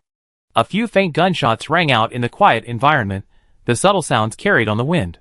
Through the communication channel between the two mechs, Yi Li immediately gave the command to switch to light body mode. The two mechs silently adjusted and switched their movement modes. Dawn's longsword slowly emerged from its sheath. The slender blade, gradually darkening from gray to blue, was adorned with a faint blue glow, like fireflies gently swirling around its sharp tip, creating a picturesque effect. Swish! A remnant of the gale swirled a leaf, making it spin with remarkable lightness. With a slight shift of the gaze, the dark blue glow that had been hidden in the deep shadows under the bright sun vanished in an instant, leaving only the longsword displaying its unremarkable appearance. Xie Shuangbai, within flipping, planned to activate the hallucinatory properties of the illusionary prism stone as a supplement. As everyone knows, the illusion prism stone possesses an extremely strong and unique illusionary property. Even when it only exerts its single effect, it can often provide a mech with a decisive winning weapon. Just like yesterday, he used the overlapping and layered dazzling light to dazzle Doyun Huangyo. Doyun Huangyo's disorientation perfectly created an opening for his attack. This is the magical effect of the illusion prism stone. By using the unprecedented visual impact generated by the illusion prism stone to disrupt the opponent's original action plan, passively interrupting their actions, and forcibly creating an opening to take advantage of, it truly deserves the title of a trump card in battle. However, young Master Xie, with money, leisure, talent, imagination, and connections, would certainly not be satisfied with this. The psychedelic properties of the illusion prism stone activated in puzzling strokes are its unique innovation. If magical amplifies illusion to its extreme, then psychedelic diminishes it, subtly projecting it onto the real environment. Xie Shuangbai uses the illusion prism stone as the carrier, utilizing the refraction of light and the cooperation of the surrounding environment to silently blend into the land he inhabits, concealing his movements and maximizing his stealth capabilities. He quickly analyzes the environment along his current route. Without violating the general direction of the operation, he makes more detailed judgments and takes action. Neither of them are inexperienced mech pilots making their first appearance or exploration. From defining the primary and secondary roles of the command position providing the main strategy and direction, the secondary position absolutely obeying and possessing sufficient flexibility, these key points for a two-person team operation, seemingly complex in their structure, are still handled with ease by truly skilled operators. In the direction from which the gunshot rang out, two other mechs made a commotion in the instant. The dominant team quickly instructed their subordinate to conceal themselves behind the nearest rock over the communication channel.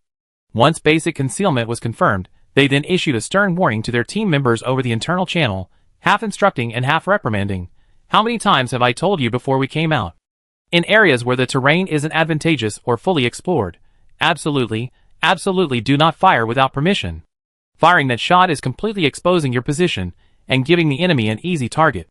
If even one of the competitors or a star beast hears this, you better be prepared to go from hunter to prey, you know that, you reckless brat. If everyone hadn't been operating inside the mechs, and if the impact of the crash hadn't been so loud, the squad leader would have been tempted to punch his teammate. The young teammate knew his action of firing was impulsive. If it weren't for the fact that the star beast hidden in the dense forest resembled a rare star beast of S++ grade or higher, he would have been tempted. S-grade star beasts are extremely rare and precious. Hunting one not only guarantees a successful mission, but even its remaining flesh and bones are invaluable materials rarely seen in advanced mech construction. He repeatedly warned himself, trying to dampen his enthusiasm, but ultimately couldn't suppress the burning desire welling up within him. What was particularly tempting was that such a top-tier star beast primarily relied on overwhelming its opponent with its superior level, or on its extreme agility and charisma to evade and suppress other star beasts. Its pure attack power was practically at the bottom among S-grade star beasts. Who wouldn't want such a high-profit, low-cost deal? The leading squad leader understood his teammates' personality and could understand his actions. But the generic excuse of youthful arrogance no longer suits them as third-year military academy students caught in an awkward, in-between stage. They can't compete with the fourth and fifth-year students who have already undergone a transformation in both status and ability, nor can they match the freshmen and sophomores who are still full of youthful passion and freshman year. Therefore, this rather unwise and imprudent action needs careful consideration. The Military Academy League is practically a miniature battlefield. A slight slip-up or misstep can lead to disaster. There are countless examples of situations where a significant advantage can turn into a major disadvantage in the blink of an eye. Hiss. A faint rustling sound, like slender grass snakes slithering and sparring among the bushes, drifted over. The two mechs, which had been hiding in the shadows behind the rocks, were suddenly attacked. The mech pilots felt as if their mech shoulder blades were firmly fixed in place, their arm movements instantly restricted, their entire bodies and mechs becoming like puppets, manipulated by strings. Ugh!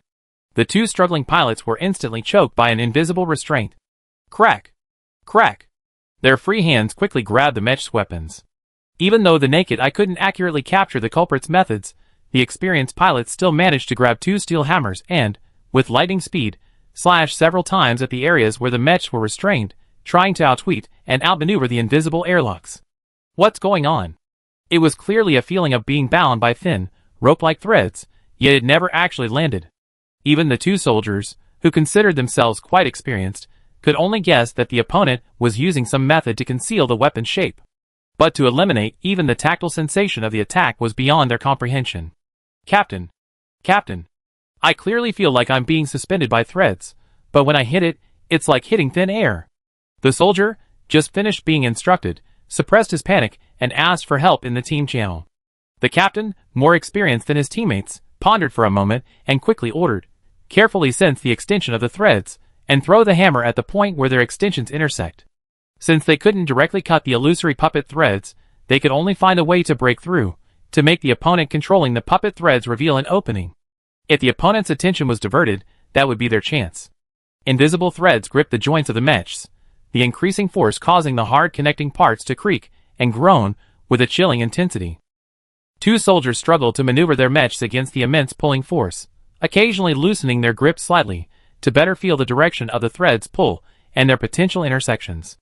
The hard, steel hammers were gripped tightly in the mech's hands, as if afraid they would slip and fly away under the violent vibrations. More importantly, the hammer-throwing attack was a true one-shot deal. If discovered or unable to break the stalemate, it would mean the two soldiers would completely lose the initiative and any chance of turning the tide. The invisible puppet threads didn't end on any wooden frame controlling the puppets. Strangely, they were fired from the muzzle of a long gun, shorter than a sniper rifle. A closer look would reveal that the muzzle of this sniper rifle, resembling a large sniper rifle, is strikingly different from ordinary holes. It consists of several perfectly rounded openings, much like the plump seed pod after a lotus flower has withered, with each seed within its recessed opening resembling a bullet poised to fire. Different threads correspond to their respective holes, operating independently without interfering with each other. Lil Ye's new weapon is quite difficult to master, but someone like me needs to be like this to showcase my exceptional talent. A weapon that's simple to use yet incredibly powerful is something anyone can use. It's nothing special. He repeatedly praised Ely within the team, meticulously manipulating the puppet thread gun, unconsciously closing the distance between them. Xie Shuangbai's puppet gun was a new weapon developed by Ely for the survival competition. Xie Shuangbai's role in the team has always been a long-range sniper, but in battles with fewer players, the situation of one person being completely isolated poses a hidden danger. Therefore, the question of how to utilize Xie Shuangbai was considered. Firstly, Fu Yisui unceremoniously used Xie Shuangbai's previously neglected intelligence-gathering abilities, forcing him, who wanted to maintain his composure, to get moving. Secondly, the team's dedicated and excellent mecha pilot would tailor a new weapon to suit his combat style. Weapons that can replace a sniper rifle are almost rare on the market, so let her create one herself. Puppet gun? Full name, Puppet String Gun. Yili synthesized various long-range weapons and technological tools, along with her analysis and research on Xie Shuangbai's obsession with sniping. This included the sniper rifle's ultra-long-range aiming and locking capabilities, the flying claws ejection system and ground gripping effect, the manipulation effects of puppet strings, and the unique principle of ancient gold and silver needle acupoint locking. With all these preparations, she tinkered for 3 days and 3 nights in the advanced research room provided by Fuisue, and as a result, she actually developed a new type of long-range attack gun, meeting her own high standards. The gun barrel didn't fire ordinary bullets, but rather incredibly hard, colorless, and invisible puppet strings, as thin as light and ice, precisely locking onto joints. Therefore, she directly named it the puppet string gun. The moment the strings emerged coincided with the start of the show. The moment the strings pierced, the puppet was complete. One side desperately sought a potential chance of survival, while the other silently tilted the situation in their favor. The scene, swaying back and forth to an almost stalemate, was actually a hidden undercurrent of fierce struggle and resistance. Captain, the specific direction has been determined. Should we throw both hammers simultaneously or attack in sequence? Each of us throws one hammer, no more. There might be more than one person behind the puppet strings. While it's not impossible for one person to withstand the strength of 2, it's not entirely out of the question either. Regardless, we must be prepared for the enemy to have a backup plan, a partner waiting to coordinate. Without weapons, we can't react immediately, and being unarmed is extremely dangerous for a lone soldier. Just as the puppet strings tightened slightly again, the 2 matched feigned weakness, gradually releasing their resistance. As the feeling of being pulled by the strings became clearer, the 2 soldiers, like waves carried by the current, used all their acting skills to follow the swirling waves, swinging their hammers swiftly and fiercely. The skillful hammer-swinging motion utilized the opponent's passive force, while they actively exerted their own strength. The sharp, thorny wind blurred the hammer marks on the metal hammerheads. The solid hammerhead spun rapidly in midair, creating a whirlwind that layered and amplified its power, much like Mjolnir, the thunder god of Norse mythology, carrying a hidden storm that brewed for an even more terrifying attack. The whirlwind hammer swung steadily and accurately towards Xie Xuanbai's hiding place. Clang! Clang! The powerful hammer strike didn't produce a deep, resounding boom, but rather 2 clear, sharp sounds. Some unusually sharp, explosive sound erupted from the very center of the incoming hammer. The explosions were short and powerful, lacking the explosive force to shatter the hammer. The 2 consecutive explosions only slightly shifted the hammer's trajectory, but that was enough. The 2 large hammers veered slightly off course, the sudden change instantly triggering heightened alertness in both men, who instinctively tightened their grip on the last remaining hammer. Just as they were fully focused on the next move of the person manipulating the puppet strings, asterisk whoosh, asterisk from a diagonally opposite area, completely out of the confrontation, within a narrow gap hidden by weeds, a cold, dangerous arc of light flashed like a ghostly thunderclap. The rapid flash of silver-blue light, like a tiger emerging from the forest, instantly stole all attention. The cold, mechanical contraption defiantly pushed aside the king's wildness and ferocity. Once its merciless gaze and ghostly blue blade seized its prey, there was absolutely no chance of escape or resistance. The powerful hunter, its eyes fixed on its plump prey, moved with lightning speed. Clang! Clang! A sharp, fleeting arc of blue light flashed from the long, slender blade, its cold gleam almost piercing the incomparably hard outer shell of the mech, aiming straight for its soft core. Struggling to regain his composure, he charged forward with tremendous force, ignoring any obstacles in his path. The blade flashed again, and with a flick of his wrist, he deftly deflected the spinning hammers. In seconds, the 2 sturdy hammers, struck by the blade and redirected in direction, had ironically become the new weapons newly introduced for individual soldiers to use in their charges. Soldier, my hammer. Soldier captain, my hammer. Chapter 128. The lone wolf, a lone warrior, was exceptionally agile. His lean frame was slightly bent, and as he darted forward, the gleam of his azure blade merged with a chilling light. The blade flashed from its sheath, its powerful, aggressive stance aimed directly at vital points. The 2 men, stunned after throwing their hammers, paused, their momentary lapse revealing an opening. The arena is ever-changing. Any slight gap or oversight can become a fatal mistake. Especially with their 2 gleaming hammers flying back in a whirlwind, their eyes fixed on their shadows. Under the double pressure of being controlled by steel wires, and facing 2 meteor hammers, it was difficult to maintain a calm demeanor against the oncoming long sword. For a moment, they wished they had more hands. The pressure of 1 against 3 in this stalemate was no easy feat. Captain! Forced into a back-to-back defensive position, the teammate with the lowest morale finally couldn't help but cry out. Hold on a little longer. Get the hammers back first. The captain was also inwardly groaning, but as the captain, he couldn't afford to panic first. He could only focus on the two hammers that had been passively betrayed. Gripping both weapons tightly would at least add some defensive strength. In their clumsy, dodging movements, both desperately tried to find a point of leverage to reclaim the hammers. Whoosh! A flash of dark blue light, and the silver blue machine that had struck the hammers vanished from sight. Swish! The mysterious and aloof silver blue mecha, like a sudden flash of lightning, seemed to traverse the distance of space and whoosh! Leaped in front of the two. The cold and sharp lines of the mecha suddenly magnified, and the clear, jade-like mecha skeleton was half outlined and half inlaid with mysterious silver blue patterns. The shell, without a trace of brownish bloodstains, was as clean as if it had been washed with water, but it exuded a faint fishy smell. This round's momentum was clearly stronger than the last, barely building on the previous round's foundation. This round's attack was enough to force him to make some minor preparations. The two lone soldiers, holding their breath, strained to assume defensive stances, cautiously reaching for the seemingly ruthless hammer whirlwind, unaware that they had unwittingly entered the trap. From the moment he attacked, Yili never intended to kill him instantly.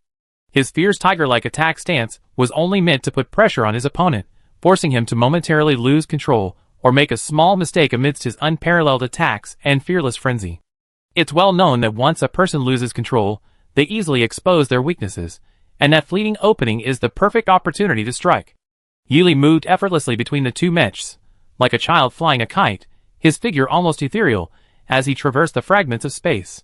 In the increasingly fierce exchange of attacks and defenses, amidst the arduous tug-of-war, the silver-blue dawn nimbly circled behind one of the opposing mechs at a crucial moment when its body tilted, delivering a relentless kick to the mech's shifting center of gravity, the very point of leverage used to maintain balance. This caused the already top-heavy, angled mech to be knocked to the ground with even greater force as it struggled to resist. Bang! A heavy thud echoed as it struck the ground, sending a cloud of dust billowing up. Knowing that every second counted in the arena, before they could even struggle to reverse the tide, Xie raised her gun and pulled the trigger, while Yi Li's swift blade dispatched the two men in a few moves. The eerie blue longsword precisely destroyed the energy system, its glowing blade rotating slightly as it completely shredded the weapon, before allowing for a closer inspection. Ding! You have eliminated Zhou Shan and Wu Yi from the Northern Star Military Academy team. The opposing team has one member remaining. The message was instantly transmitted. The two exchanged a brief conversation, concluding it was a privilege reserved for the eliminated team. Of course, it's impossible for only two players to be eliminated from the competition area since day one. And now, they could access information related to the opposing team upon elimination. Furthermore, the information wasn't broadcast publicly on the field, but rather communicated privately through their action watches. This suggests it's a non-public, unspoken rule. Specially popped-up intelligence is only available to the eliminated player. How much the other teams understood, and how long it took them to figure it out. Everything is unknown. The unknown is often the most terrifying, so this is how the competition system drives the fierce battles within the region.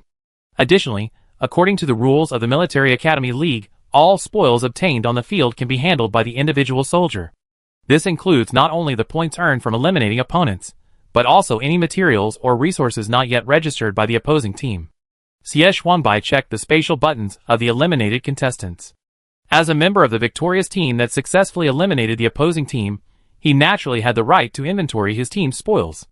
With a sweep of his mental energy, he roughly categorized the various materials collected. Materials his team didn't possess were gathered and transferred to his own pocket, while similar items were packaged and exchanged for points. Xie said happily, "I keep some for further processing, and exchange the rest for points." The Regional Proctor.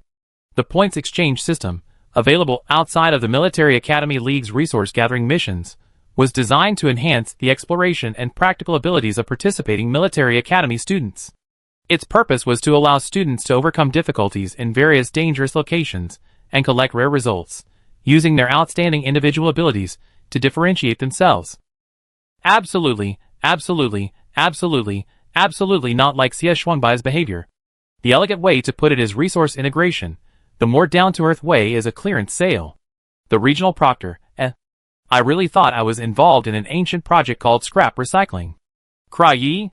After collecting a batch of experience points, Xie and Yili rushed to the next location. The valley was narrow, almost a shallow crevice. The steep mountain walls on both sides were covered with mottled, dark green plants. Short, green stems took root in extremely hidden cracks, and the large, thin leaves spread out like flattened gauze. The seemingly soft leaves, stirred by the wind in the valley, would trace graceful arcs of gentle ripples. However, when the leaves rubbed against each other or trembled, mixed with the wisps of wind, they emitted low, suppressed cries, like a bully child sobbing in a corner. This was a scene that, at first glance, inexplicably evoked a sense of coolness.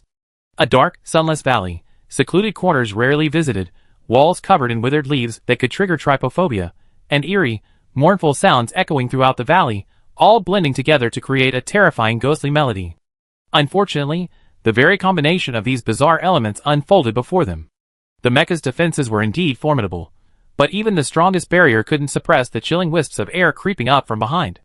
If the situation weren't so inappropriate, Xie Shuangbai would have loved to wave freely at the mountain wall. The two mechs landed on flat ground some distance from the weeping leaves. Silky, wispy air currents flowed between the stone walls. Even the slightest fluctuation in the air currents caused the vast expanse of weeping leaves covering the steep cliffs to tremble violently as if startled. The soft sobs and whimpers gradually amplified, growing deeper and louder until they clashed against each other, eventually forming a grand funeral dirge. The eerie, terrifying atmosphere and the indescribable sorrow and depression were so intense that they felt as if the hearts and blood vessels of anyone listening would be crushed. A dozen seconds later, Xie Shuangbai desperately wanted to jump back to the carefree self he had been just moments before. This place, where the mere atmosphere makes your heart ache, actually exists. Xie Shuangbai's temples throbbed with pain. He forced himself to endure the tearing sensation in his chest, almost unbearable from the overwhelming negative emotions, and after much hesitation, he took a step back as a sign of utmost respect for this place. This was a completely unethical mental attack. Activate your mental shield for defense, Yili calmly commanded, as if the wailing of the myriad ghosts before him were merely minor noise. Xie Shuangbai's throbbing brain felt as if a chilling pool had been poured over it, restoring a slight clarity and a brief moment of peace. He didn't have time to savor the experience. He immediately activated a soundproof mental shield around himself. His gradually clearer mind quickly made him realize the anomaly. He was an SS-level individual soldier. Normally, he shouldn't have been so careless as to fall victim to such an attack. Had he been too overconfident lately? Ding. A high-resolution, magnified photograph was received via internal communication. Xie Shuangbai hurriedly opened the photo, and along with the increasingly clear details, Yi Liqing's sharp voice rang out, under the Yi wall, zoom in to the extreme. What's hidden beneath the Yi wall isn't an ordinary cliff, but a wall of countless large reflection stones piled up. Reflection stone. It sounds like a storage mineral product for copying and playback. In reality, it's far from harmless as its scientific name suggests. Rather, it's a very dangerous illusionary mineral. It possesses unique and exquisite patterns extremely rare among rock minerals, yet it's hidden beneath an overflowing, vibrant green hue. Of course, this isn't due to any noble qualities of modesty or humility, but rather its inherently strong hallucinogenic effect and perfectly timed concealment. It blurs human perception, causing people to consciously ignore or deviate from their focus on the dangers beneath the vegetation. This often provides a safe prelude for several highly aggressive partners, setting a perfectly suitable stage for them to unleash their full power. When Xie Shuangbai faced this cliff, he was intimidated by the lushness of the weeping grass and its eerie, wailing sounds. The return stone further solidified the vivid impression in his mind, causing the experienced Xie Shuangbai to stumble. Yili left Xie Shuangbai to remain where he was, paused briefly, and then stepped inside first. Instead of drawing her usual dark blue long sword, she conjured several thin, cicada wing-like daggers in her palm, propelled by her mecha. These daggers whizzed towards the connecting points of the large net of weeping grass, their pale white blades flashing. Countless tightly intertwined weeping grass vines were slicing open by the nimble, sharp blades, exposing the return stones hidden beneath the dense net to the sunlight. Before they could seek new shelter, another round of swift, sharp blades swept through the stone as easily as cutting tofu. The mountain-like wall of return stones, once the first stone broke, began to show signs of diminishing effectiveness. The subsequent disintegration and shattering of each stone was merely a domino effect, a perfect illustration of the broken window theory. Bang! Crack! The collapse of the last return seal stone heralded the annihilation of the eerie Sound Valley. Xie Shuangbai deliberately slowed his pace, swaggering across the land that had just given him a headache. As he traversed the valley, since the return seal stones had all been destroyed by Yi Li's mental energy dagger. His target of hatred was very concentrated. Without any gentlemanly manners or politeness, he stomped on Yi Li's feet several times, as if to make up for the mental damage he had suffered. Fortunately, he and Yi Li were alone at the time. Otherwise, if others had seen him in such an inelegant and uncomposed manner, his title as a noble young master would have been in danger. Outside the arena. With the help of surveillance cameras installed at various angles throughout the arena, participants from various military academies, their instructors, and high-ranking officials who came to observe and pay their respects could easily and simultaneously observe the situation unfolding in the four arenas. The ever-changing and completely different environments and terrains, the individual soldiers, some calm, some flustered, some resolute, some timid, running or contemplating among them.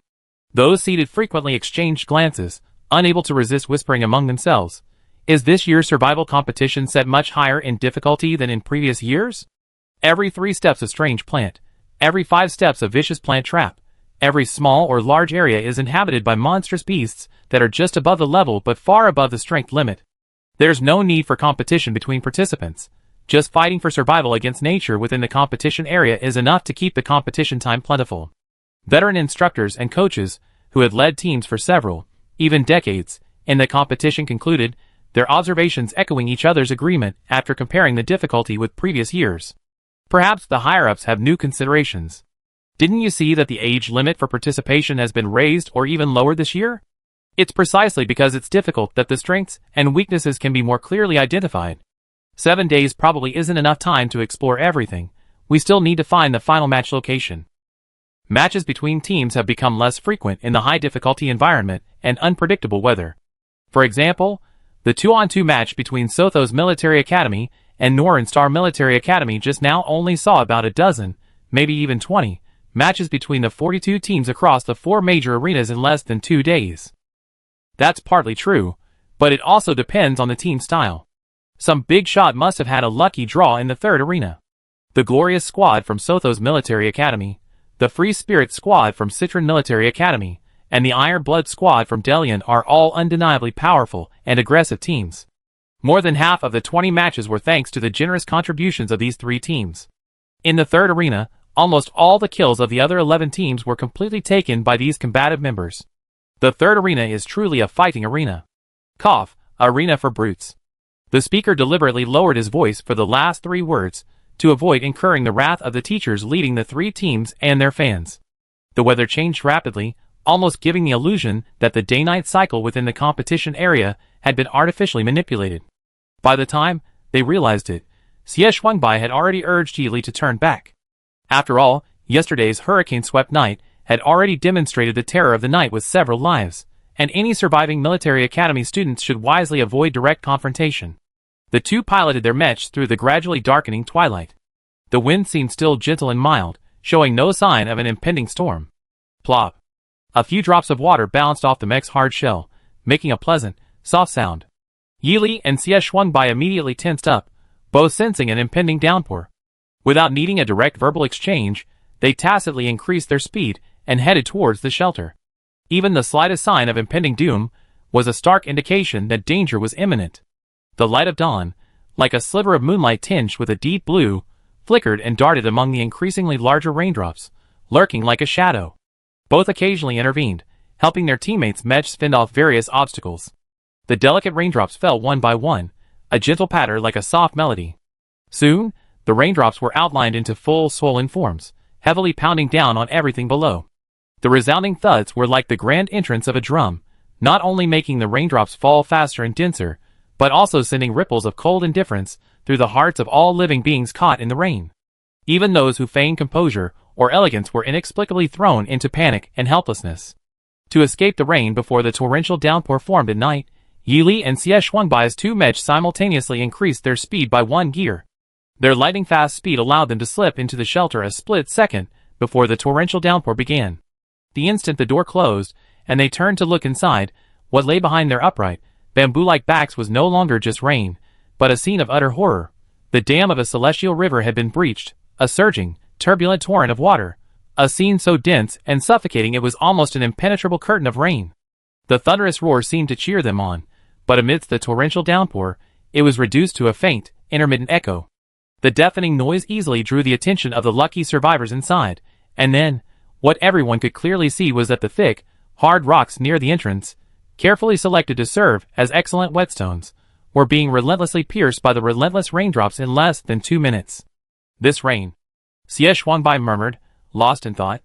Definitely poisonous. And highly poisonous. Pitter-patter. Large raindrops pelted the ground, instantly creating an unusually dense network of craters on the once flat and soft soil. The unfortunate earth was the one that suffered. If the earth could curse, it would surely be spewing out a string of furious, earthy words by now. Chapter 129. Boom! A deafening thunderclap suddenly erupted in the night sky, catching everyone off guard. The thunderous sound was like a battle horn, and at its command, the massive raindrops, like marbles fired in rapid succession, pounded down with increasing force. The torrential rain, like a vast and powerful army, instantly joined the fray. The ancient trees and vines, their trunks broken by last night's fierce winds, and the countless strange and monstrous plants whose branches and leaves had been worn away by the gale, were now facing another catastrophe. Those creatures that had managed to preserve their strength the previous night tacitly burrowed into the unfathomable darkness, hoping to use the vast expanse of land and the abyss-like darkness to continue to carve out a chance for survival. The high sky always mocked the Earth's insignificance, believing it could survey its entirety. But the Earth did not wish to compete with the sky for its superficial status, for it held within its body the true secrets of its planet. This is truly eye-opening. It's almost turning into a survival competition for surface creatures, rather than a survival competition for us. The devastation from last night's gale hasn't even begun to heal, and tonight's apocalyptic downpour has left us battered and bruised. Tomorrow morning, we might step outside and see nothing but shelters, nothing else at all.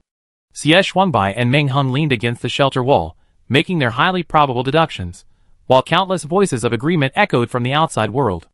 Did the internal changes to this survival competition format cause a problem? Even if we can escape for a few hours, tomorrow's situation outside will be so badly damaged by 2 nights of disaster that even the so-called 3D terrain simulation map will be difficult to discern. But on the other hand, the 2 natural disasters that ravaged the arena all night have undoubtedly eliminated countless rare and exotic beasts for the participants. Various rare herbs, animal bones, and hides, including scattered resources, are lying around. It's like a free lunch. Heh. Only if you can survive until the next morning, otherwise it's all for nothing. Amidst the numerous light-hearted comments, there were also some serious ones. Many of the experts, already analyzing the internal workings of the assessment, were whispering among themselves, isn't it a bit too predictable that the major changes happen at night for 2 consecutive nights?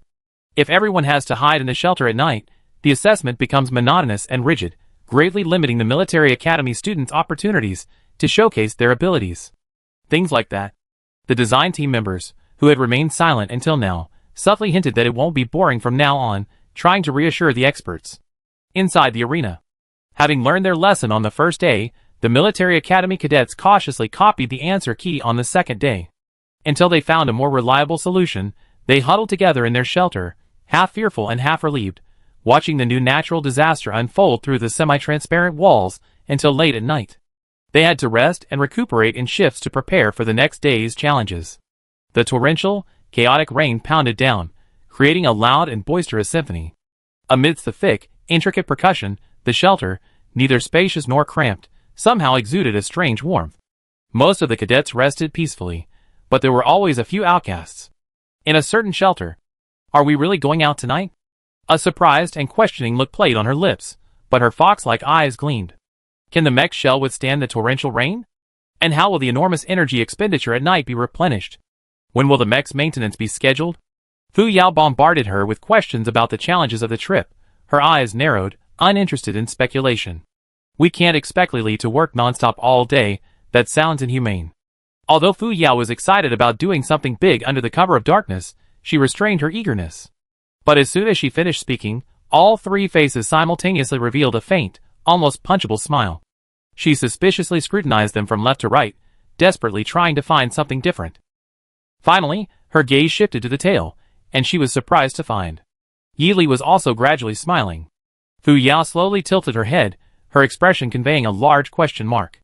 Yi Li's smile remained, and she slightly raised her chin, pointing towards a corner of the shelter. Relying solely on our own mechs and resources to contend with unknown dangers is obviously unwise.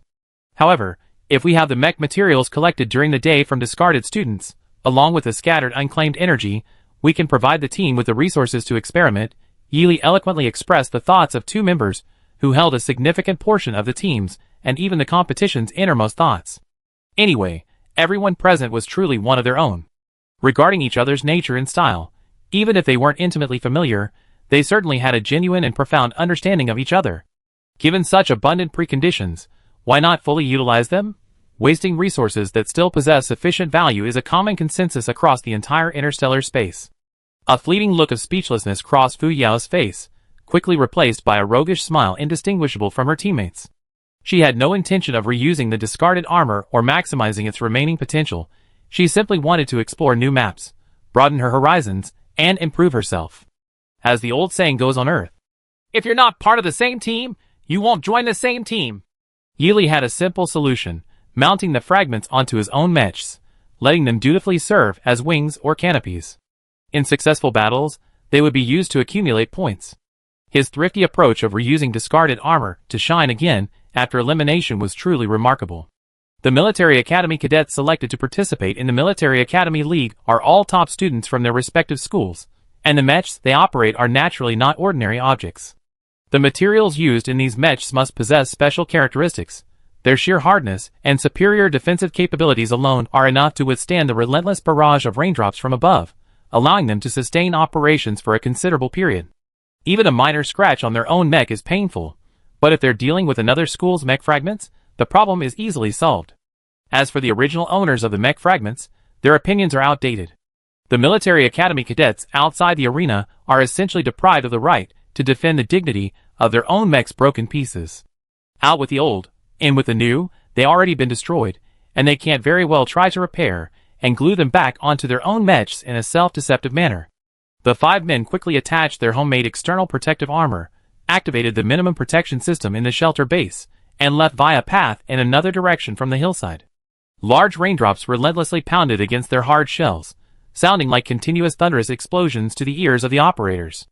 Waves of violent descent constantly threatened to interfere with the delicate dynamic balance of the mech's movements. Unless one is an elite soldier with exceptional mech operating skills and extremely high precision, or a veteran soldier with ample experience in dealing with such weather changes, 9 out of 10 would unfortunately lose control due to the slightest lapse in concentration, deviation, or error in this abnormal weather, becoming nothing more than a helpless, furious steel eel rolling around in a muddy puddle. The 5 silently made their way along the planned route, remaining motionless for a long stretch. The team communication channel, which they had specifically checked and opened before setting off, quietly fulfilled its crucial role as the team's mute. The only sound they could hear was a young girl's extremely faint, fragmented self-talk. Turn left first, then right. Strip off all the hides first, then divide the rest. The trading principles for special ores seem to be outside the scope of the shared resource requirement. We need to pay more attention to the new ones. The heavy rain continued to pour down, pounding and flattening large swathes of the landscape. Clearly, one of the team members, with their peculiar thinking, had been unwittingly awakened to some strange instinct. Under the ravages of the torrential night rain, humans, mechs, and other creatures were all equal. Whoever survived even a second longer could claim the other's body as valuable material. The raindrops, pounding like thunderbolts, showed no sign of slowing down. Each round of hammering created deep dents in the modified armor. Thump, thump, thump. Thump, thump, thump. The deepening dents on the armor, inch by inch, resembled the ticking of a clock nearing midnight, clearly helping the team calculate the remaining time they could safely continue their journey, and when it was time to end it.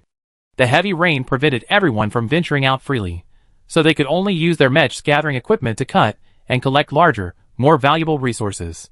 Even so, the team, braving the rain, still reaped a considerable harvest. Of course. In contrast, the protective shield, worn and dented beyond recognition from countless trials, was now a formidable structure. It served its purpose fully that night, and gloriously retired. The night hunt continued into the early hours of the morning before the team returned to their shelter to rest and prepare for tomorrow's operation. Without even a chance to proudly tally their spoils, they quickly scrambled into their sleeping bags and closed their eyes. The silence and shallow breathing within the shelter made the sound of rain outside the glass all the more distinct. Yili subconsciously burrowed her head into the headrest of her sleeping bag. The hazy sleepiness that should have been gentle was interrupted by a faint yet sharp sound, seemingly a jarring interruption. Her brow furrowed, and she turned her head, burying it deeper into the headrest. Whoosh! Whoosh! The wind howled outside. Thump thump thump thump! Bang bang bang bang! Cough cough cough cough! Just as her head, having burrowed deep into the headrest, naturally floated back up, the torrential rain outside suddenly intensified several notches. The sharp, piercing sounds that had been like venomous snakes pricking through the gaps in the rain curtain abruptly ceased. Like a sea monster emerging from its slumber only to be slammed back to the bottom by a towering wave. Yili got up, wanting to search more carefully, but all that remained was the sound of raindrops. She unconsciously frowned slightly, and when she lay back down, she was already half asleep. Yili trusted her intuition, but not blindly. From the moment she sensed its strangeness, she knew she couldn't simply ignore it. She began to analyze the sharp, piercing sound, trying to recall when and where she had heard it before. A shrill, grating sound, a jarring, headache-inducing cacophony, a bizarre musical passage disrupting her mental clarity. As if a defiant flash of lightning streaked across her face, a sudden, cold glint of blue-purple light reflected in his eyes. The calm began to turn somber, then unnaturally brewed into an increasingly fierce storm. "Aren't you going to sleep?" A long, slender hand firmly and steadily pressed down on Yili's soft, dark hair. The familiar, slightly cold voice pulled her from her reverie. The gloom was abruptly interrupted, and her dark eyes, suddenly clouded with a layer of white dew, paused. Subconsciously obeying the implication in her captain's words, she closed her eyes, clearing her mind for a brief rest. Unlike Yili, who was exceptionally sensitive to unusual sound patterns, Fuisue's keen senses also detected some of the sound waves permeating the downpour. While his reaction wasn't as intense as Yili's, it was enough to put him on alert. The girl with black hair and brown eyes appeared quiet and pleasant, but within her lay an undeniably dangerous unknown element. If ignited, it could unleash hidden dangers, not to mention the potential for it to be exposed to all sides, easily leading to a host of complicated problems, something he desperately wanted to avoid. His dark eyes were cold, deep, and serene. For hours later, the rain stopped. The area outside the shelter was almost completely flat and open. Of course, this also meant that the area outside had been utterly razed to the ground by the first day's fierce winds and the second day's torrential rain. The scattered remnants of branches, leaves, and corpses had instantly transformed the once mysterious place into a desolate and bleak wasteland. Without cover or obstruction, the surviving dangerous creatures in the area revealed their ferocious forms, baring their fangs and claws. Fortunately, there was no dominant, overlord-like alien species among them, so most of the powerful alien plants and beasts remained hidden in the area, half intimidated and half dormant. The delicate balance maintained among the powerful creatures provided just enough space for the military academy students to temporarily hide. The shelters were thoughtfully transformed into highly concealed, transparent light walls, but unfortunately, this came with a terrifying energy consumption required to maintain their operation. Damn it! Holy crap! The pitiful screams of the military academy students echoed from the shelters scattered throughout the area. The surrounding area is all ruins. It's hard to find even a sturdy shelter. Going out means we'd be targeted by ferocious beasts. It's a dead end. Damn it! After this deadly ordeal, won't all those quiet, dormant beasts and plants that prefer to stay in their territories be forced to become active, whether they actively or passively participate? This arena is a hunting ground. Has the organizer gone mad? Just as they were reeling from the shock of the terrifying beasts and plants suddenly erupting into frenzy, and were about to cross their arms to embrace their pitiful, helpless, and weak selves, they were suddenly and helplessly informed of the stark reality that their shelter's energy was plummeting like a house on fire. In that split second of panic, many teams from smaller military academies, their lips trembling and faces deathly pale, pressed the forfeit button. The numerous shelters, previously scattered as small green dots on the floating map, turned crimson after the participant pressed the forfeit button. Their terrifying energy drop curves froze instantly.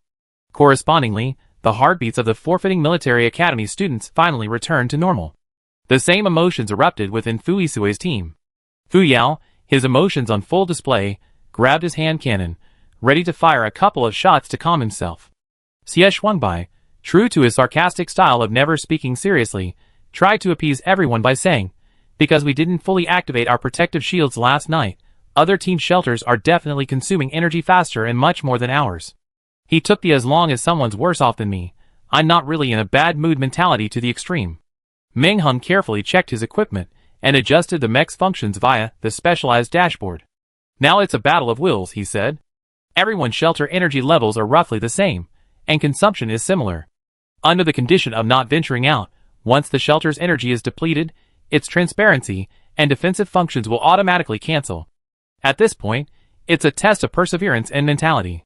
Whoever can choose the optimal moment to escape their protective prison, leave their current location right under the noses of the monsters lurking deep in the ruins, and choose a new base as quickly as possible will have a greater chance of winning the survival battle.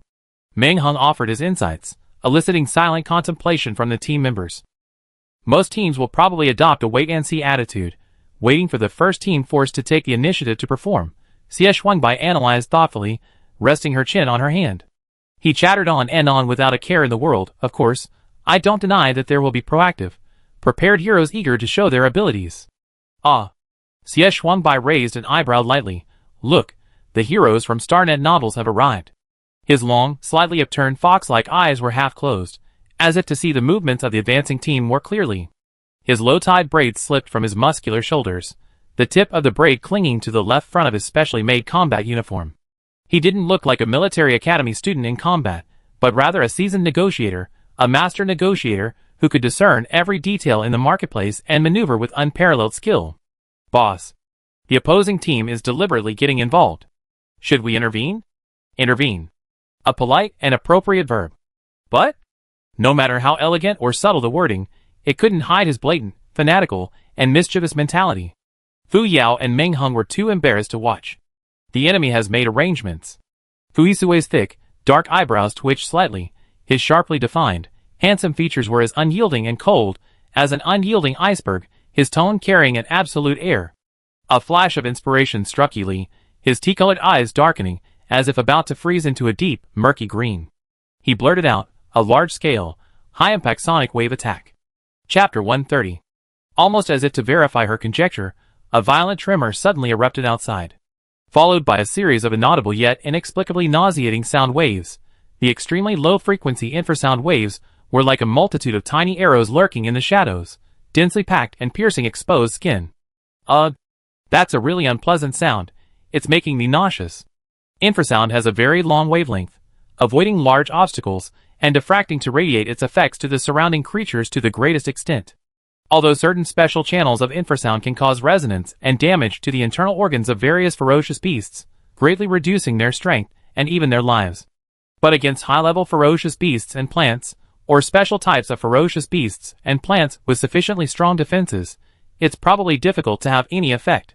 In the worst case, it might even anger and offend powerful and domineering ferocious beasts and plants. I wonder if it will be a case of standing out and breaking through the situation, or making a careless move that backfires and drags innocent people into the mess. The military academy students in the shelter had their own speculations and sighs, while some teams eager to gain the upper hand were looking forward to trying their luck. Buzz. A series of muffled and oppressive sound waves slowly spread outwards. Weaker ferocious beasts and plants retreat in all directions from the center of the infrasound emission, while stronger ones adopt a more cautious and restrained attitude towards the area where anomalies have occurred, thus creating a dynamic balance. On the surface, this shelter appears safe, but in reality, its situation becomes very delicate. Furthermore, other shelters will be passively drawn into the migrating beast and plant hordes, increasing the likelihood of accidents, such as being hit by the transparent walls of the migrating group or experiencing significant disturbances from friction and fighting during the movement of the hordes. Compared to the live stream viewers outside, those inside the arena are always a step slower in sensing the situation. TCH. They actually succeeded. Looks like these kids have some ideas. Sigh. To build an infrasound frequency system inside the arena, they need to integrate it into their mechs and even cooperate with each other. Looks like they're quite skilled in their attack methods. They didn't actually defeat those alien beasts in real combat. It's just a clever way to divert attention. Humph. Who says clever tricks can't work? If you look down on us, why don't you show us your great wisdom instead of just making sarcastic remarks? Outside the live stream, members of various military academies clashed, their words not only targeting the performance of those in the arena, but also carrying the lingering resentment and competitive spirit between the academies, striving to protect their own to the fullest extent. In the following time, the team further varied the externally projected audio frequency into several audio segments, incorporating appropriate waveform distortion as audio adjustments. Several different audio waves emitted from its sanctuary targeted star beasts of varying levels and characteristics, serving to dispel them. I wonder which military academy this team belongs to, with such ambitious ideas. It's the Felina Military Academy team, the one with that big shot in the field of human potential exploration providing technical support and training. No wonder, having advanced technology behind them makes all the difference.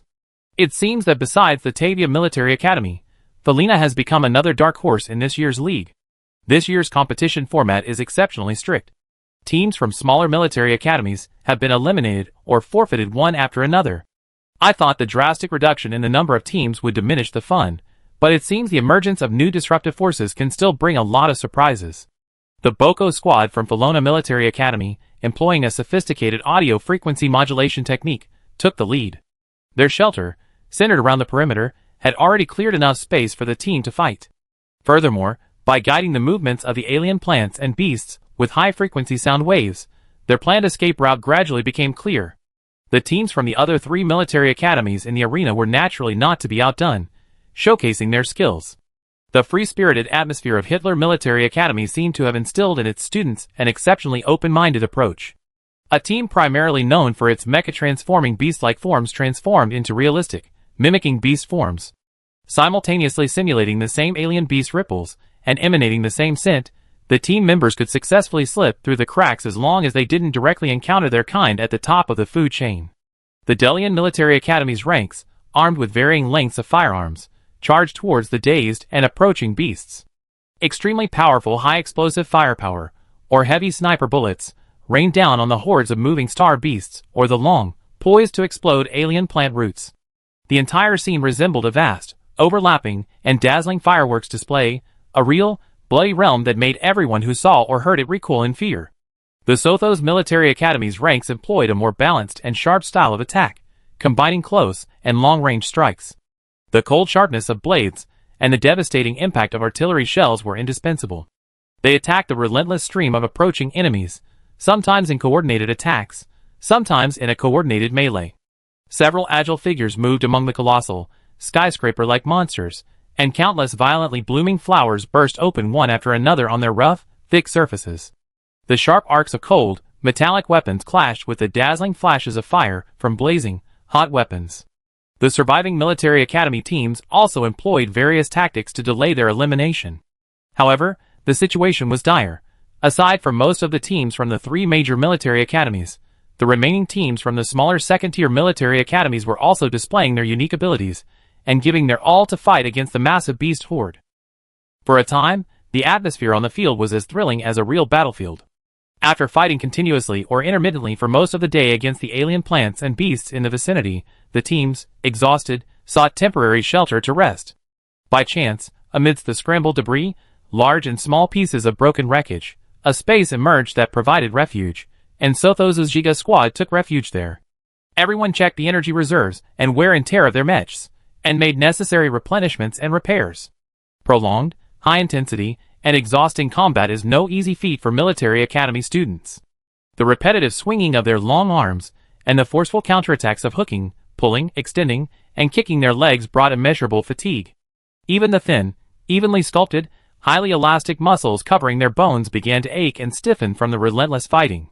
Whenever their hands were free, they would frantically massage the corresponding areas, making the most of every second. Even during his rest, Meng Hung hadn't removed his inner armor, maintaining a constantly alert and mobile posture. Beside him, Xia Shuangbai, with one leg slightly bent, lowered her head, her fox-like eyes half closed, as she inventoried the countless spoils in her backpack compartments. She used her vast wealth to find a bittersweet solace for her exhausted body and mind, occasionally massaging her muscles to relieve the strain. Fu Yao returned from patrol, her pure black combat uniform still stained with filthy blood. Her fair face still bore traces of dark red from not being completely wiped away. She couldn't help but raise her hand to wipe her face again, a hint of barely concealed disgust showing on her striking features. Yili was meticulously planning with Fu Yisue regarding the end of the battlefield and their search for a safe exit point when he caught sight of her approaching. He casually grabbed a towel from beside him and tossed it in her direction. Fu Yao, equally attuned, caught it and laboriously used it to wipe herself and tidy herself up in a small puddle. "It's awful outside, with sandstorms and blood everywhere," she grumbled. Just bear with it, Miss Fu. The 7-day competition should be almost over. Xie Shuangbai raised an eyebrow. By the way, does anyone still remember the scoring rules for the survival competition? It says the score is made up of 3 parts: gathering points, hunting points, and kill points. But gathering points are either due to uncontrollable natural disasters or unrest, so we can only sigh in loneliness over ruins and wastelands. It's good enough if we can even accumulate the basic points. Kill points are all about luck. With such frequent rampages of abnormal creatures, there's simply not enough time to explore the base and devise a plan to collect kill points. Aside from the 2 hammer-wielding guys that Xiao Lizi and I happened to take down, the other military academy students' kills were almost always buried under the ruins before their colleagues could even get a chance to collect them, and the competition supervisors pulled them out one by one. Norin Star Military Academy Rest Room. Zhou Shan and Wu Yi, eliminated, still vividly remember the excruciating pain of being easily defeated by their opponents. He subconsciously switched the viewpoint of his own audience to the Zhiga team's interface. By sheer coincidence, he overheard Xie Shuangbai's half-complaining, half-analytical words without missing a single one. Zhou Shan and Wu Yi, you might as well just give me your star card account number. What the hell is this big hammer man? Xie Shuangbai couldn't hear the frustrated mutterings of the eliminated contestants outside the screen, and naturally gave up the excellent opportunity to showcase his eloquence. He continued his analysis. The only thing that actually works is the hunting points.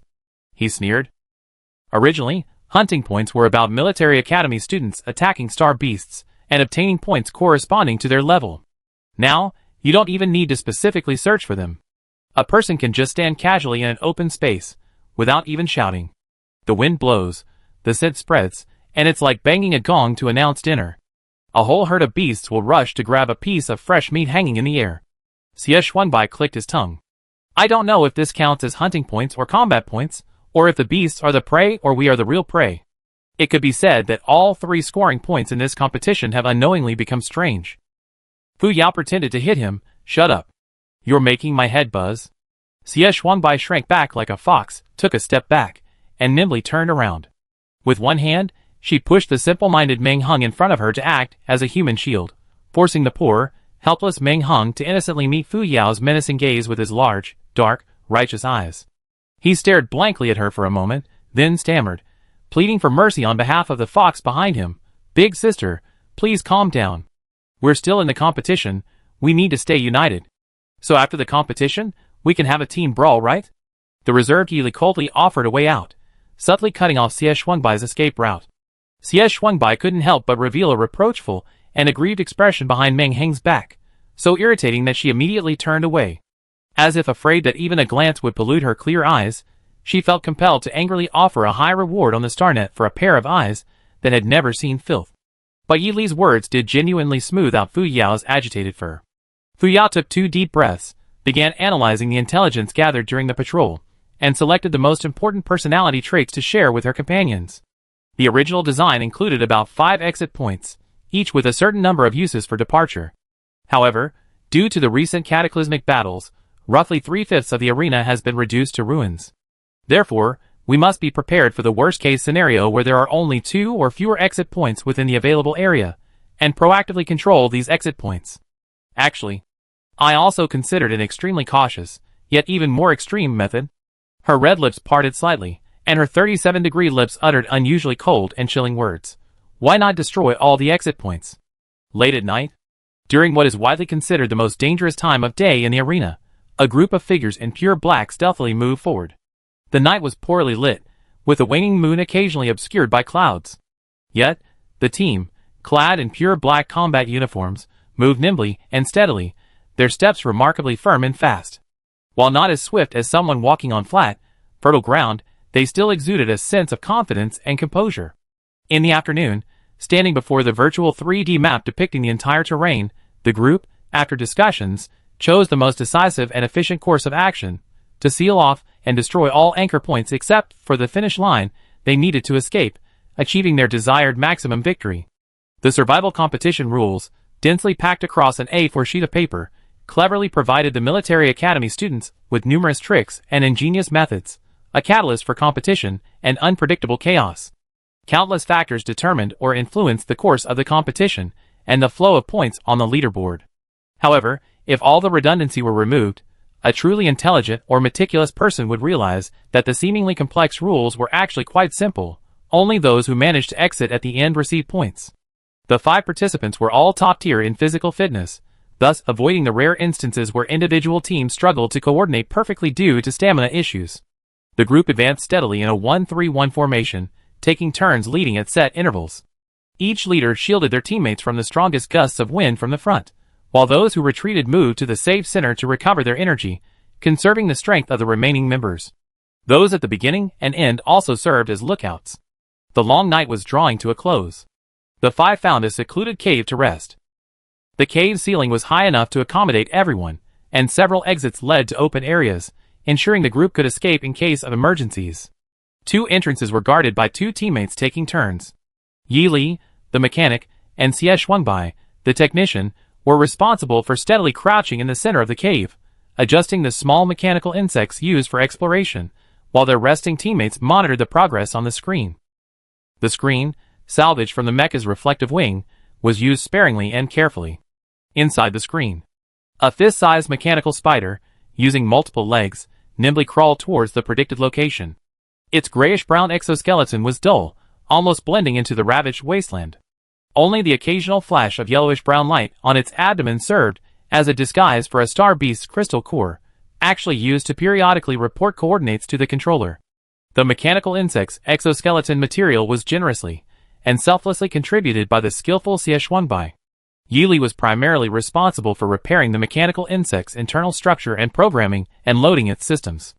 Now that the explored insects were all on a long journey, she had a rare moment of leisure but unexpectedly noticed the scout's oddity, asking in bewilderment, "Isn't this mechanical insect's design similar to that of a mechanical spider? Why are its legs so few? Normal spiders have 8 legs, and many other insects have 6. However, the mechanical insect he called a spider scout only had 3 legs. Although the triangle shape provided sufficient stability, calling it an insect was a stretch. Frankly, it looked more like a dusty little cauldron." Xie Shuangbai coughed lightly. He said calmly, "Anyway, it won't negatively affect the plan. Conditions are tough right now, materials are scarce, but as long as it works, it's fine. Relax, bro Yi Li. Okay. The mechanical spiders have already been released for a stroll. What's the point of catching them again?" The slender, powerful spider legs nimbly leaped onto small rocks, then traversed uneven mounds of earth, its small form flashing in and out of hiding places. The most diligent little spider had already reached its destination first. It emerged from the last clump of withered grass, its tiny legs lightly resting on the finish line panel, its red abdomen flashing with the emerald light of success. Hiss.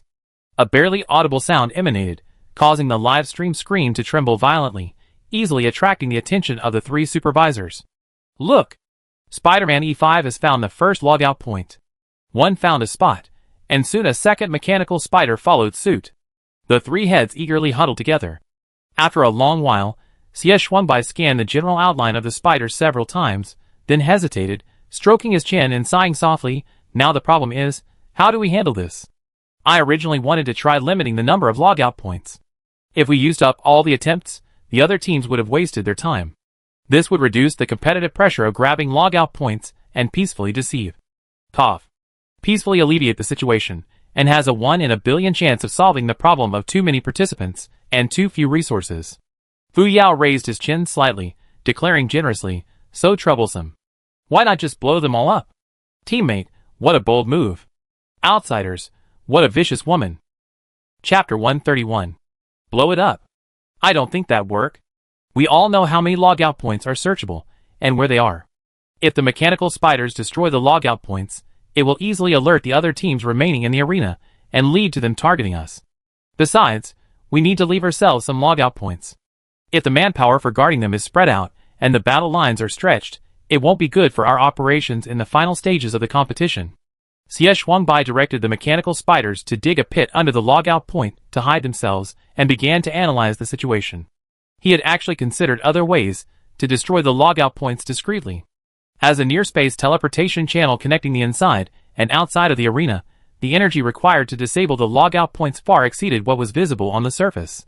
But if it was truly impossible, then blowing them up would be fine. His words were rigorous and his analysis very organized, But what he was thinking was becoming increasingly absurd and veered towards increasingly ridiculous and outlandish ideas. The only honest guy, Meng Hung, asked, if we can't blow it up, what should we do with the node?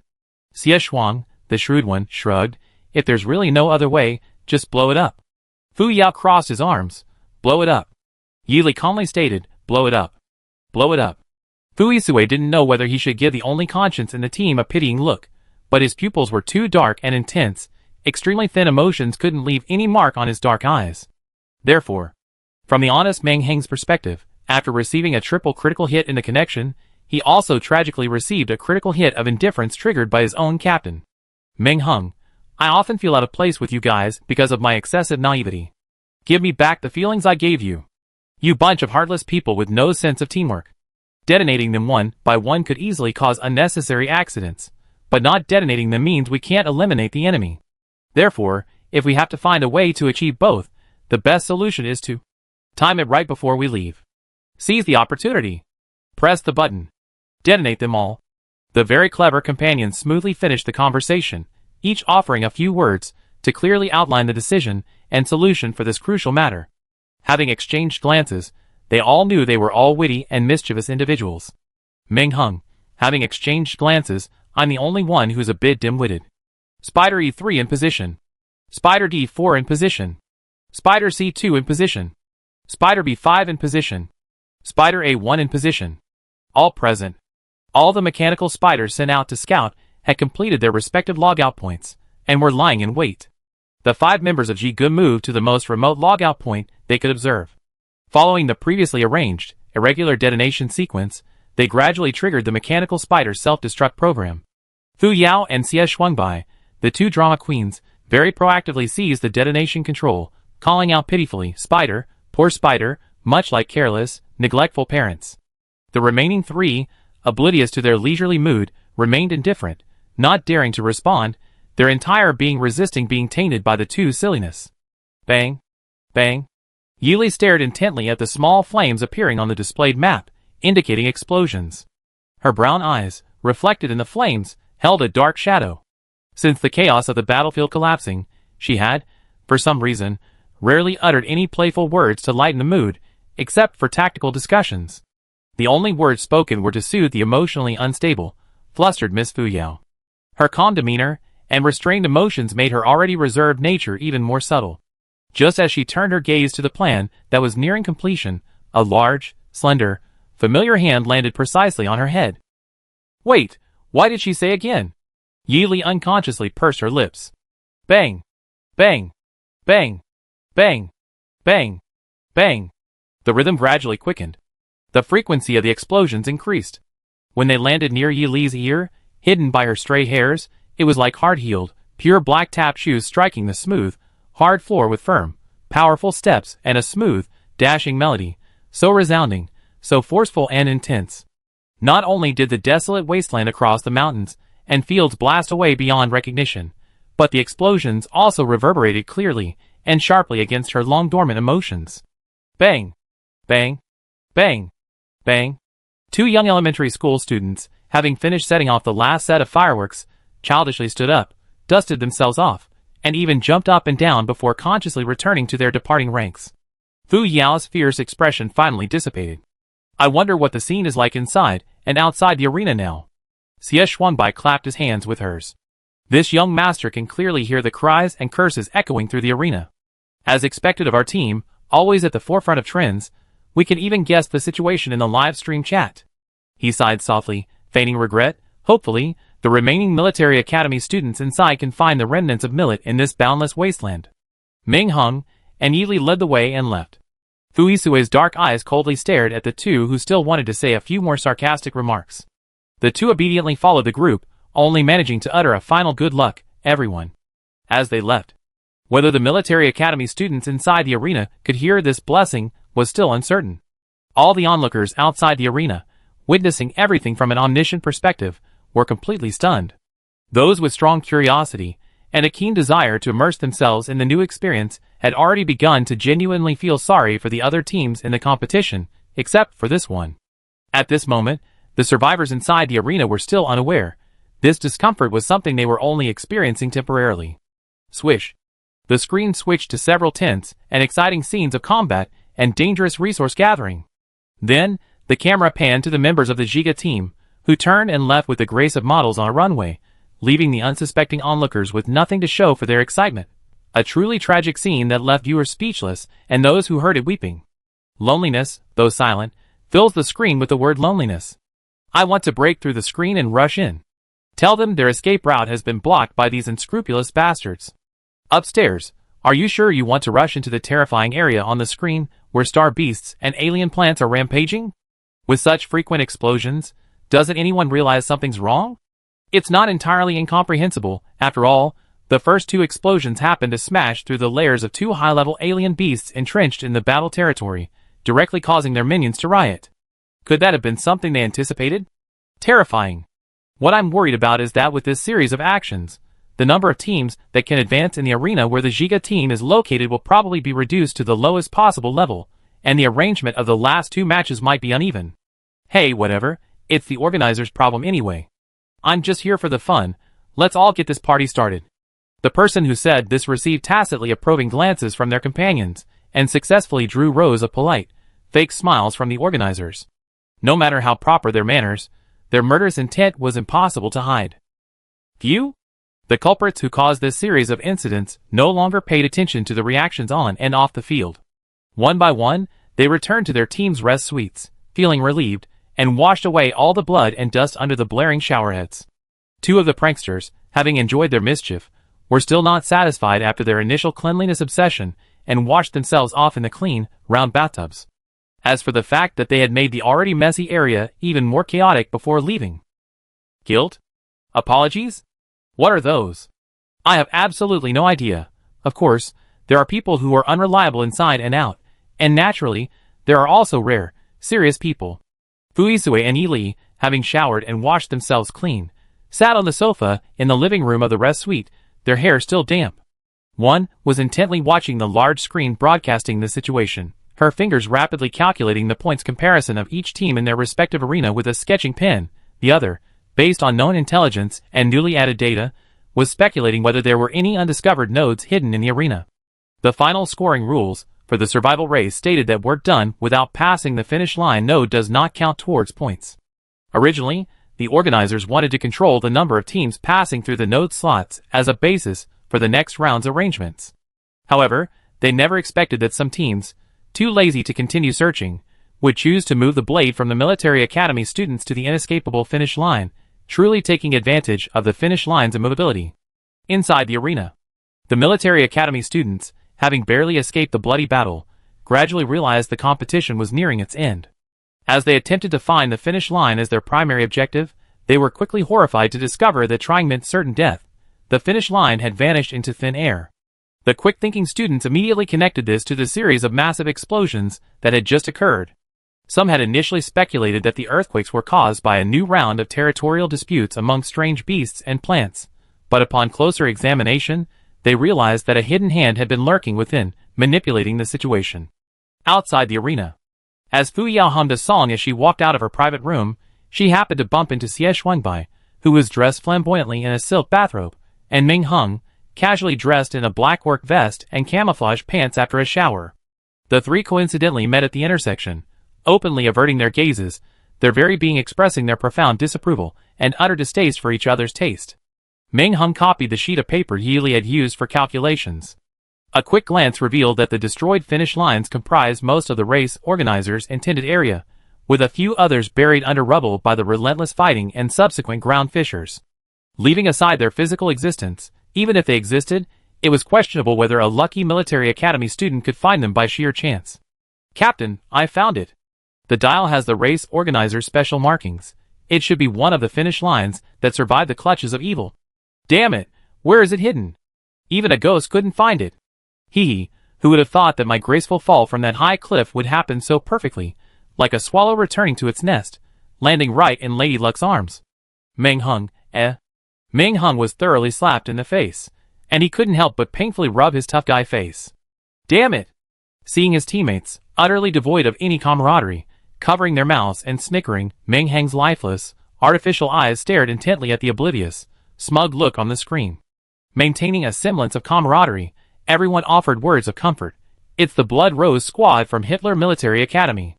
Aside from us, they're probably one of the top teams on the field. Unlike the minor innovations used by smaller military academies, their actual strength and overall performance are top-notch. It's just that their team style. For some reason, they always manage to create quirky and hilarious surprises amidst the seriousness and tension. Everyone laughs, and their strength is clearly underestimated by those outside the arena. I'm dying of laughter, ha ha ha. Fu Yinan is still so funny. Clearly foolish, that's the word that describes Fu Yinan perfectly. The other side clearly hadn't expected to receive such a wonderful turn of events.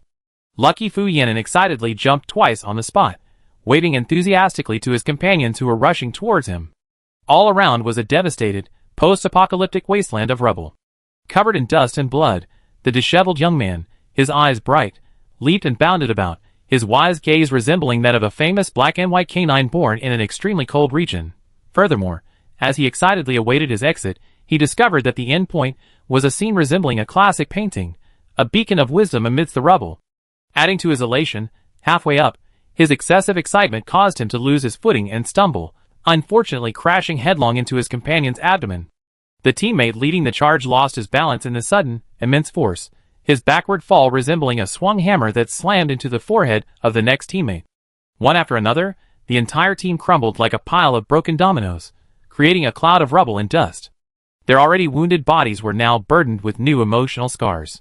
Afterwards, during the team's debriefing, they very casually bestowed the nickname Silly Dog upon Fu Yinan, making him a household name on all the Military Academy Alliance forums, including the Hitler Military Academy forum. From then on, his real name was no longer mentioned. Instead, he was respectfully referred to as Silly Dog, a nickname befitting the seemingly foolish but actually wise lucky guy on the entire field. The result?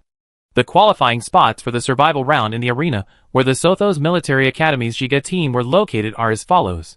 Sothos Military Academy Giga Team: Fui Suehili, Fu Yao, Meng Hung, Xie Shuangbai. Hydra Military Academy Blood Rose Team: Fang Qingji, Fu Yinan, Du Wan, Siwen, Wei Linyao. After the results of Arena 1 were announced, the forums were eerily quiet for a long time. Until the results of Arena 2 and 3 were also announced, with 6 teams advancing from each arena, all within the range predicted by the organizers. The forums erupted like a burst dam, flooding with uncontrollable emotions. Oh no! Arena 1 is almost completely wiped out. Almost completely wiped out. Almost completely wiped out. Who would have thought that the last 2 remaining winners in one of the sub-arenas were the work of a madman and a lucky break? Normally, there would have been all sorts of tactical and combat skills analysis posts by now, but this year I only been focused on making jokes and having fun. After all, calling Fu Zia Tuha, a derogatory term for a husky, is really pleasing. Black and white fur wagging its tail, clear blue eyes with a genuine silliness, and when it gets excited it barks woof woof. Ah, who wouldn't love Shiogo? Amidst a sea of posts that clearly prioritize positive emotional energy over delivering high-quality information, in short, fluffy talk, the perhaps bald-headed tech enthusiast has, unwilling to give up, prepared an analysis post for the Military Academy students who have successfully advanced to the second round of the maze station, based on their current level of presentation. Included are the usual voting options, and pie charts showing the voting results. Fans from various military academies across different star systems are actively participating in the comments section. They even shared the information on their social media circles and forums, inviting friends and family to vote. Besides onlookers, spectators, military academy staff, teachers and students, and eliminated participants, a very small number of participating military academy students were also secretly watching, embracing the idea that sharing the joy is worse than keeping it to themselves, and of course, they would secretly vote for themselves before leaving. Voting for oneself? Is that shamelessness? It's pure self-motivation. That evening, the league organizers announced the group assignments for the next round to all participating military academies. Round 2. Maze Competition. Given that fewer teams advanced from the survival competition than expected, only 2 of the 3 planned maze venues could be used. To ensure fairness and impartiality, please participate in the draw for the next round's venue and personnel groupings at 9 a.m. the day after this announcement, at the league's specially designated Zhongyao Hall, the official tournament group of the Military Academy League. The break room at Sothos Military Academy. Silence was the dominant theme in the break room, and twitching lips were the signature expression. The senior students from the Sothos Military Academy teams, who successfully advanced from Divisions 2 and 3, all turned to look at the 5 members of the Giga team. Everyone knew perfectly well what the announcement's undisguised statement about the number of teams advancing in the first round being far less than the organizers expected was aimed at. To force the organizers to admit that the situation was unexpected after the first match, leading to a flexible change in the grouping process, it could be said that the 5 junior students of the Giga team were, in a sense, indirectly recorded in the glorious history of the league, and of course, in the history of their school. Nie Shuang and Jin Qi, known as the intelligent duo, quickly exchanged a glance. They both recalled a few lines of conversation they exchanged yesterday, when they were blocked by their old rivals, the information in which was strange and unsettling. Our juniors, unfortunately assigned to Division 1, have been praying to the gods for next year's group assignments, hoping to accumulate good karma a year in advance, so they won't be in the same group as Sothos Giga. Jin Yong patted Meng Heng's broad shoulder forcefully, all his words conveyed in the gesture. Giga team. Yili and Fu Yisui, Fu Yao and Xie Shuangbai, shock. Meng Heng, ouch. Old Jin, you got a strong grip. Chapter 132. Yo. Isn't that the Sothos Giga who single-handedly overturned Arena 1? Shiga and his group arrived at the Zhongyao Hall 5 minutes early, walking from the back to the front, looking for seats in a row.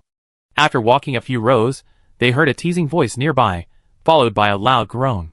The 5 of them turned towards the source of the voice, and witnessed the speaker getting a punch to the back of the head.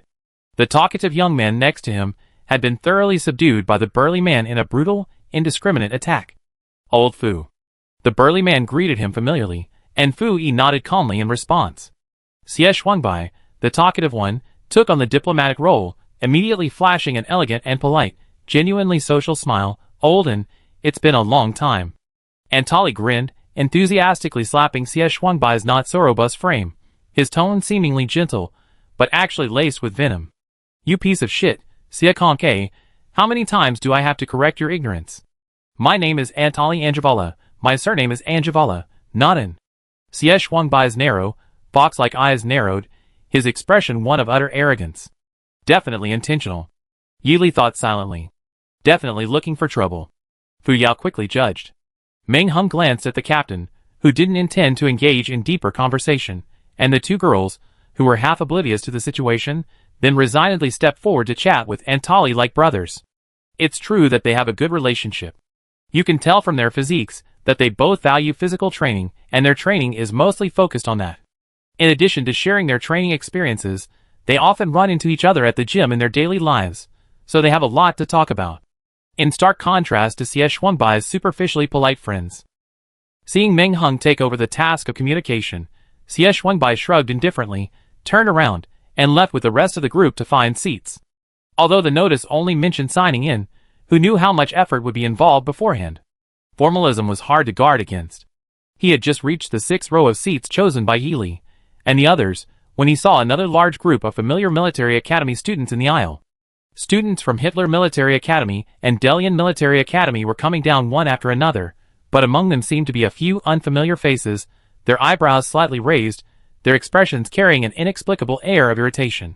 Even within the Delian Military Academy group, known for their impeccable manners and gentle gentlemanly demeanor, 1 or 2 people couldn't hide their subtle displeasure.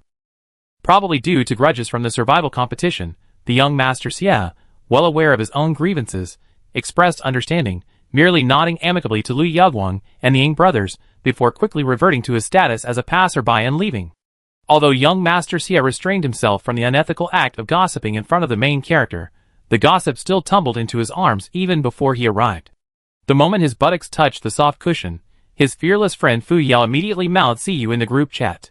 Xie Shuangbai glanced at the group chat in his mind, with feigned modesty, nearly bursting out of his skin. The group chat history of the Giga Squad, 4, showed a staggering 99+. Wait, what? He only been offline for a short time, and he already felt out of touch with the gossip? In such a short time, your inside information was already so readily available. Add me. Don't try to isolate me. If we're going to gossip, we should all sit together and enjoy it. Just as Xie Shuangbai eagerly entered the interface and began frantically scrolling through the chat to catch up, 99+ in the group chat was still racing towards 999+'s record at breakneck speed. He frantically read through the pages, finally managing to catch up with his teammates before reaching the 999 mark. After a cramming session, Xie Shuangbai finally understood the reason for that subtle atmosphere earlier. While their team was ruthlessly killing monsters, eliminating opponents, plundering points, and frantically logging out of arenas in Arena 1, perfectly embodying the saying a quiet team is bound to cause trouble, Arenas 2 and 3 were also incredibly exciting. Sparks flew everywhere with skillful maneuvers and fierce battles. Surprisingly, a team ranked low overall within their branch school was overtaken by an unknown team from a small military academy, becoming a stepping stone for their team's successful completion. It should have ended there. In any competition, there are winners and losers. The students of the Delian Military Academy, known for their magnanimous and refined character, wouldn't be bothered by this defeat. However, surprisingly, the Delian team, unscathed, became quite smug and boastful, initially displaying a slight feigned unease, but later escalating to an overblown degree, exuding an arrogant sense of impending doom and a new era's reshuffling. People, once their minds unconsciously relax, their mouths follow suit. Thinking they had already thoroughly offended the opposing academy with their mere banter, and now, having bumped into each other in the corridor, it was clear that if not for the restraint of their upbringing, the opposing academy might very well have grabbed a weapon and given them a good beating. Ding. In the group chat. Your older cousin, the team that advanced by being stepped on, was the Yuansha squad from the Delian Military Academy. Their team specializes in exploring highly complex and dense terrain. They're all top-tier research talents in areas favored by strategists, like meticulous reconnaissance and strategic analysis of terrain curves. They're relatively lacking in combat skills, so they don't really care about winning or losing. But these excellent combat strategists are what military academy students call daddy. Not only did they have their intelligence stolen by another school during the competition, but they also used a special sonic weapon to indirectly betray the team and secure their advancement. They're just from the advancing teams, yet they dare to dance disco face-to-face off the field. The people of Delian are known for their gentlemanly manners, not for their muscular physiques. Leaving aside their refined and easygoing appearances, who can predict their inner temper? A few I know have impeccable looks, but they're all incredibly vengeful. Yili hadn't been on the capital planet long, and hadn't been in the circle for long. Her understanding was limited to combat information from various military academies. She knew very little about the daily gossip of these students outside of combat, and listened with great interest. She would occasionally let out a heartfelt plea, more. Frosty White Willow, The technically skilled team from Hitler Military Academy you mentioned, is it Wenshinka's team? And the use of sonic weapons to ambush people sounds quite familiar. Didn't the team from Felina Military Academy in our arena also rely on sonic mimicry and interference to tear a path through the beast horde and escape? Could this be Felina Military Academy's main research achievement this year? Sonic wave pattern simulation, interference, attachment, and theft, it all sounds like a very insidious development method. Dawn, Yili, this should only be a relatively superficial research result. Sound waves are a not-so-unfamiliar research subject that was developed relatively early in the star calendar, and most of its essential characteristics were also developed early on. Previously, it was rare not because of difficulties, but because the application of sound waves to individual mechs was not very effective, encountering obstacles and rebounding, difficult to coordinate, and not cost-effective, etc., and there were many conventional and common alternatives with lower prices. Now, a not-so-new topic is being treated like a treasure by the Felona Military Academy. He picked it up again, and made frequent appearances in the first round without any attempt to hide it. Your older cousin, my woman's sixth sense tells me there's definitely a conspiracy. Frostflower White Willow, my man's seventh sense tells me there's definitely a conspiracy. Bang. Fui ignored the distorted topic in the group chat and the two childish, attention-grabbing comments. He tilted his head towards Yili on his right, his large, well-defined hand supporting his chin to cover his moving lips. After Yili's permission, he used his mental power to create a private space around them. Yili also pretended to cough lightly twice, pulling the thick scarf around his neck up to completely cover the lower half of his face, from the tip of his nose down. Fuisue, your complexion was a bit off during the survival competition, and now you're talking to them like this in the group chat. Do you sense something, or? I found the suspect, and deduced something crucial. Yili shrank her neck, pretending to be cold, and buried herself deeper into her silk handkerchief. She didn't answer his question directly, but instead asked, what do you think were the research topics and directions for the seedlings and chicken claw tissue from back then? The seedlings and chicken feet were certainly not the experimental organization that had caused such a stir in the galaxy over a decade ago. However, Due to her inherently cautious and wary nature, or perhaps her profound aversion to them, she had always refused to use their official, definitive name. Research on human potential and artificial intervention to find the closest to perfect mental strength. Do you think they succeeded? The person seemingly successful deliberately asked again. Her eyes were open and clear, her calm tea-colored eyes brimming with a melancholy sadness. Fu Yi was struck by that deep-seated sorrow. For a moment, he couldn't meet her gaze. His Adam's apple bobbed slightly. His usually restrained emotions suddenly burst forth, forcing him to create a moment of silence to compose himself. No. When he spoke again, his voice was still deep and pleasant, the hoarseness in his tone deliberately suppressed. Objectively speaking, the organizations established and operating around the same time did indeed produce the experimental results they sought in their manifesto. Even if this particular example wasn't replicable, the fact that the experimental subject officially possessed immense and terrifying power also regrettably declared this struggle a victory for the devils.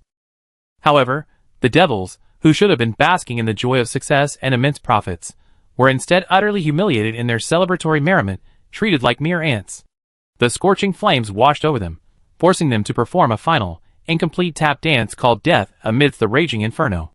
The fall from heaven to hell was nothing more than this. He could now naturally feel the same bloody, dark flames of that battle. The 14 teams were drawn into 2 equal groups, a simple matter of one or the other, and the battle ended quickly. Fu Yisue listened alone in Yi Li's room to her hesitant words spoken in the training ground. The successful have their spoils, but the losers also have their safety net. In the eyes of those beasts, who have narrowly escaped the mire, reusing experimental subjects is a common way to recoup their losses. For this, greedy rats don't hesitate to scrape away the last thin layer of bone and blood from their victims, then give them a false shell, transforming them into mere objects to be used on another body, stealing the original owner's prime years and future. Her words were filled with an overwhelming, barely suppressed rage. At first, her metaphors were somewhat abstract and obscure, but as she spoke, they became increasingly direct and clear. Those eyes, usually devoid of interest, now burned fiercely. Her dark green pupils, gradually deepening to an inky black, seemed about to swirl with 2 small vortexes, her gaze blatantly filled with a chilling blood-for-blood mentality. She was stunned. Fu Yisue reacted swiftly, pinpointing the cause. His desire to clarify the issue wasn't about delving into Yi Li's buried memories, but rather about preventing her from causing an uncontrollable outburst during the upcoming matches. Besides, as the captain of Jiga, and with Yi Li being the youngest member, it was his responsibility to ensure the mental and physical well-being of his team members. Ugh. Yi Li was overwhelmed by the surging tide of suppressed negative emotions and dark memories. Fearing she might unconsciously harm herself, Fu Yisue instinctively reached out with his long, strong hand to restrain her hands, which were poised to strike. However, a sudden, unexpected mountain and river lockdown technique shortened the distance between them. That radiant face, so clear and bright, was reflected in the depths of his dark eyes in ultra-high definition. His skin was flawless, like a solitary moon hanging high in the night, still casting its pale light into the abyss. His deep, sharp phoenix eyes met those swirling, dark green pupils in a fleeting, breathtaking glance. A clear, gentle sorrow, like a hard, inverted triangular icicle, heavily and deeply carved a gaping hole in his heart, inch by inch, pushing deeper and deeper. They were incredibly close. The swirling patterns within his dark green pupils froze for a moment, his pale, almost colorless lips moving, as if murmuring to himself, or perhaps muttering a curse. A cool breath gently brushed against Fu Yisue's cheek. The girl's clear, crisp voice rang out. I smelled a familiar, nostalgic, yet nauseating odor in the stadium. It's him. It's them. Plop. As soon as she finished speaking, a tear slowly slid down her flawless, alabaster-like skin from her dark green eyes, which seemed ready to devour her. It rolled and fell silently, yet undeniably left a shallow tear stain on her face, a testament to her presence. She cried. A clear tear suddenly fell from her eye socket onto her usually serene face. At this moment, she was deeply conflicted. Her elegant face was like a moonlit night suddenly swept by a flurry of snowflakes, arriving quietly and gently. Anger was like a hard bayonet, yet also like a supple, impenetrable blade of water, threatening to break every bone in a person's body to dust. Sorrow was like the chilling, desolate coldness of a snow-covered moon, bringing tears to the eyes and evoking a deep sense of pity and grief. Even the hardest heart was softened and rubbed, rapidly melting into flowing liquid under its corrosive acid. 10 years ago, Yi Li had never witnessed the vastness and azure of the sky above. 5 years ago, Yili was sealed in that crimson day by her own image in the flames. A year ago, Yili groped and cautiously searched for the right way to live. Now, Yili had unexpectedly found her, their true enemy. Intense, soaring anger and mournful, desolate sorrow intertwined, emanating from her thin yet upright body. The subtly opposing emotions merged, but only a pure, sharp killing intent grew ever clearer. After a long pause, only a calm voice spoke in his ear. He said, "Fine. A blood debt must be paid in blood." Chapter 133. The countdown to the official start of the second stage has begun. 5 days. Military cadets from various military academies are immersed in training facilities and instruments simulating the dark environment deep underground, preparing in advance. Whether familiar or unfamiliar, cadets frequently brush past each other. For example, the 5 women of the exceptionally dashing Dant Eye squad from the Hitler Military Academy often chat with Fu Yao from the Sothos Military Academy's Jiga squad after training. When Fu Yao is asked why Xiao Yi from her squad isn't here, she always replies with a half-truth, saying she can't come because she's undergoing independent special training. She receives subtle "you're not being honest" looks from her cadets. She really wants to run up to Yili, shake her shoulders, and shout, "I've done so much for you." But Yili remains holed up in her private combat readiness room, the large research lamp shining brightly. Yili was intently wielding a long, slender, silver-plated, dark blue blade, seemingly completely isolated from the outside world, unaware of the passage of time. The nutrient solution tube casually held in her mouth was long since deflated and shapeless. A thin layer of sweat beaded on her forehead above her specially designed research goggles. Her gentle tea-colored eyes were sharp yet focused on the area where her fingers had landed, about 2 fingers width from the edge of the dark blue blade. A faint, slightly darker shade of blue was meticulously etched inch by inch onto the blade, like outlining lines. After engraving wave-like lines on both sides, she deftly lifted her wrist, exerted a slight force with her forearm, and the blade vibrated gently, producing a rhythmic, harmonious sound. "Okay." Yili nodded in satisfaction after verifying the results of this stage, and continued polishing. In the next round, she used her fingertips as a brush, dipped them in the color of the sky and the color of snow as ink, and continued to meticulously polish the back of the blade. Finally, before Fu Yao's turn to complain for the day, she completed the weapon modifications for all the team members ahead of schedule. In recent decades, when Federation mech pilots have been manufacturing or improving individual soldier weapons, they have mostly preferred to adopt new training methods, using quick and convenient mechanical means to reduce the difficulty of operation. For example, they use concentrated, high-powered ammunition, or forge handy melee weapons using the hardest and rarest ores.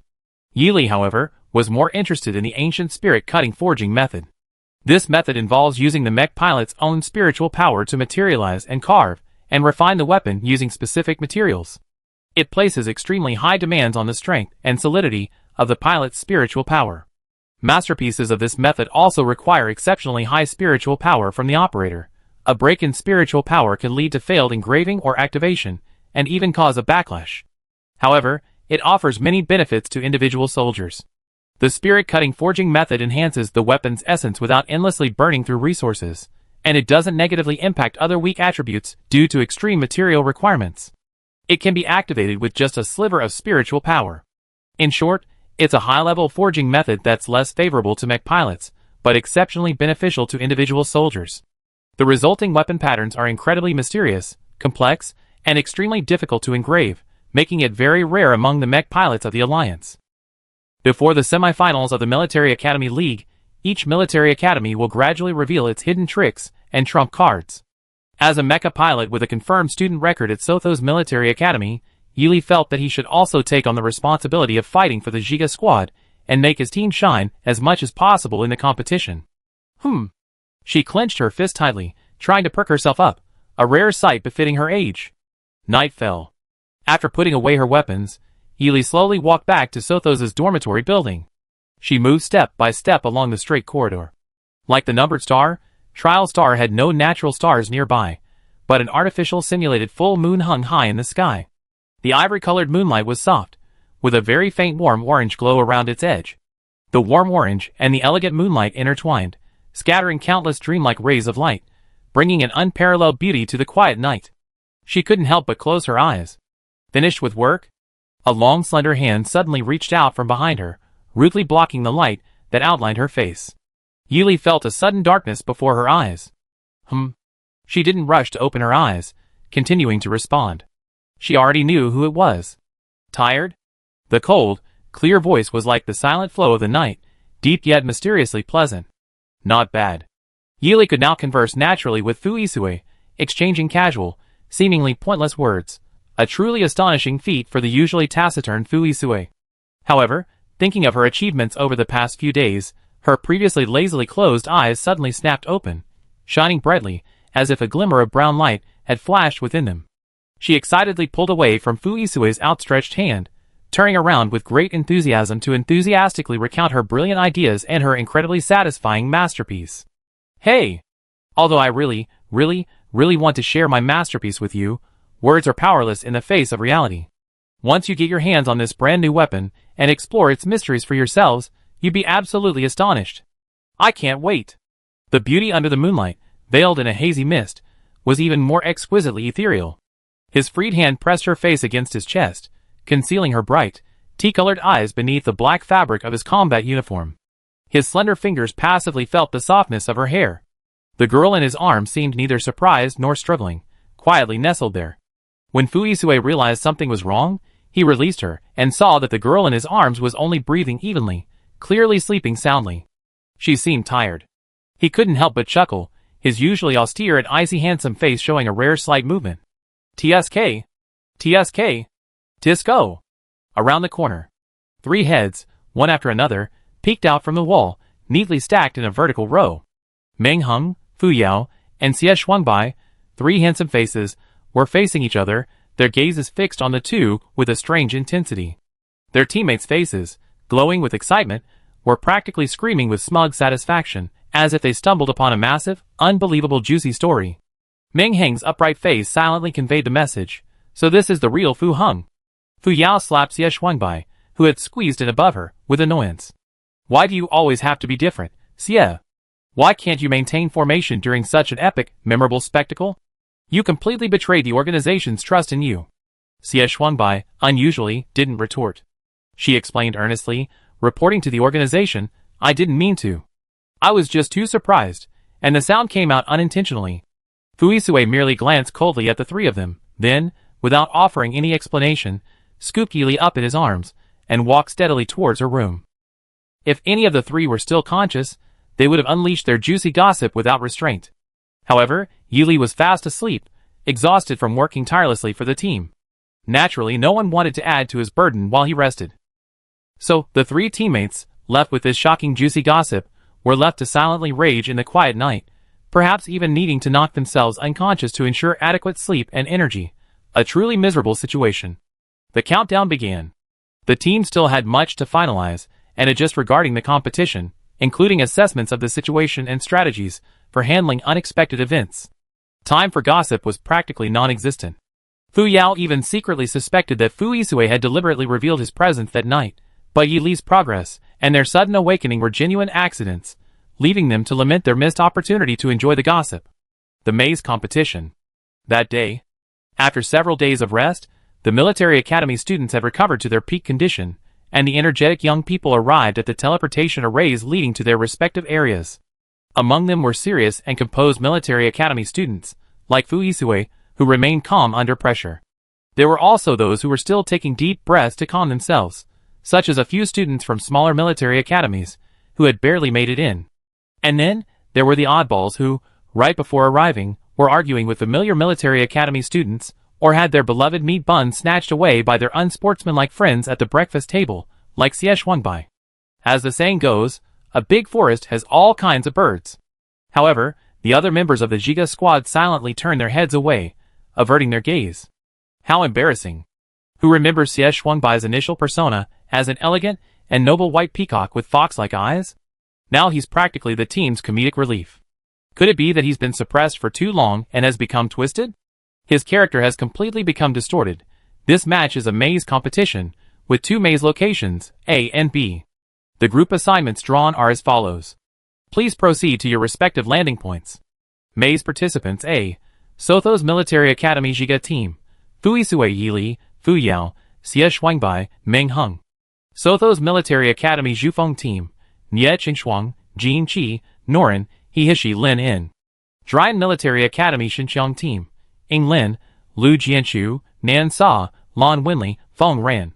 Drian Military Academy Chucha Team, Lei Ming, Meng Yuxing, Zhao Su, Zheng Guanhai, AIU.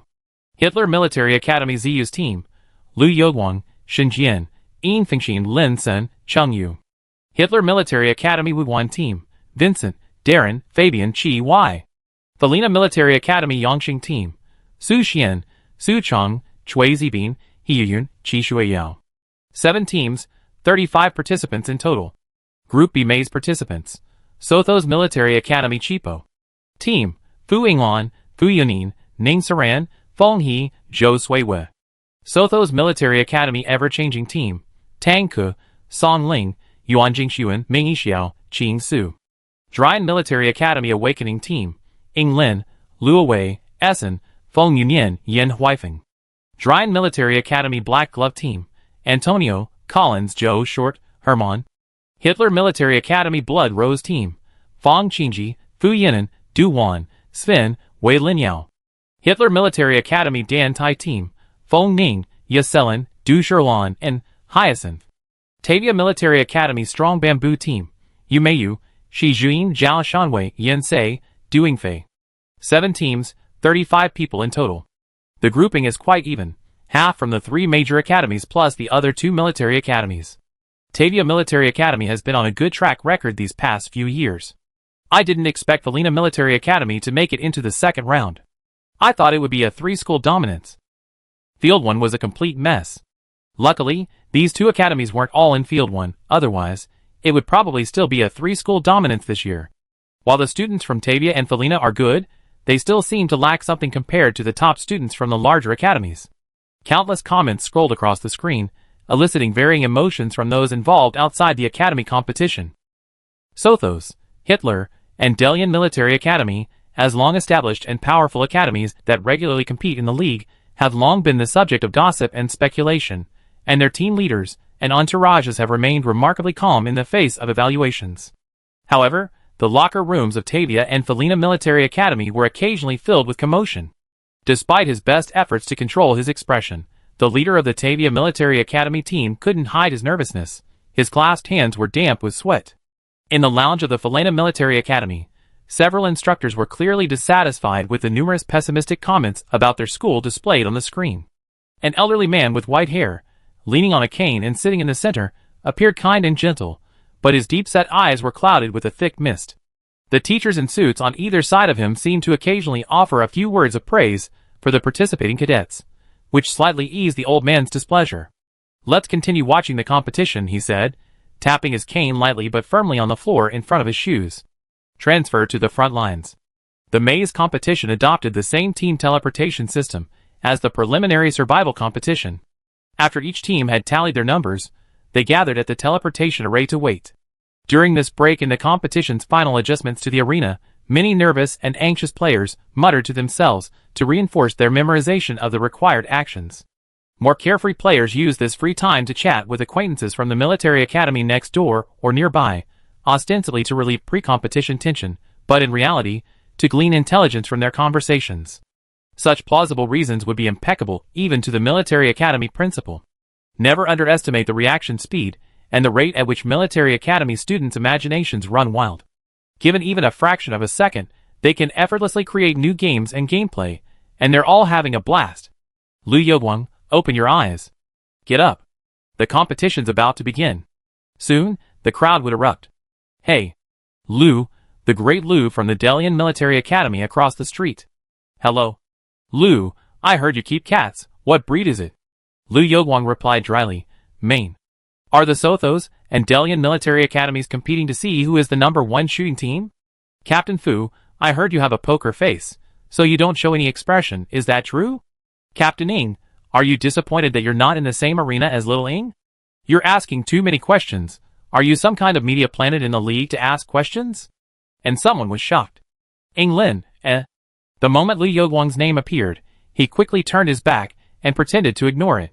Regardless of whether it made him seem narcissistic, regardless of whether someone would call him that in a bad way, he would never leave even the slightest gap or loophole for such a terrible possibility. Absolutely not. Fu Yisue remained calm, seemingly oblivious to everything. The arena checker and the chief referee waiting nearby were utterly speechless. Arena check complete. All military academy students, please prepare. Countdown begins. 3, 2, 1. Inside the teleportation arena. All the teleportation arrays emitted clockwise rotating silver-white light patterns at the same time. Almost instantly, all the military academy students were gone from the teleportation room. Holy crap. Damn. Accompanied by an unconscious exclamation, several dark figures plummeted from above.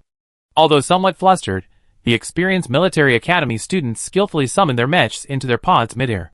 5 magnificent and sharp mechs landed steadily with a series of thuds. Are the organizers sore losers?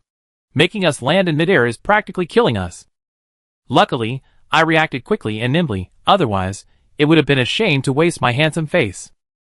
I seriously suspect the organizers are deliberately targeting our team because of the unexpected incident in the first round of the survival competition. Ah! Amidst the harmonious murmurs and complaints, a piercing scream suddenly rang out in the mech team channel. The other team members, looking confused, instinctively glanced around, and then they all saw what they were witnessing. They were currently in a deep underground tunnel. Between the thick stone walls, tiny, rice grain-sized fluorescent minerals grew, quietly emitting a faint blue glow. Although the light was extremely dim, it was enough to roughly assess the surrounding situation. Fluorescence, which should be a precious source of light in the darkness, unfortunately served here only as a beacon of misfortune and a contributing factor to the screams of those present. The pitch-black cavern, the granular stone walls, and the eerie blue light illuminating the countless tiny insect shadows made it all seem even more unsettling. The insects, smaller than the cracks in the stone walls, filled every available space, giving the military cadets the immediate feeling that they were trapped inside a swarm of insects. Ugh. It felt itchy. The cadets' exceptional eyesight allowed them to clearly see the subtle movements of the antennae and the crawling of the insects' legs, especially the swarms of insects attracted to the light, clinging to the fluorescent mineral walls. These black dots of varying sizes spread rapidly, covering more and more of the light, frantically eroding and rotting away at a terrifying speed, like locusts harvesting crops.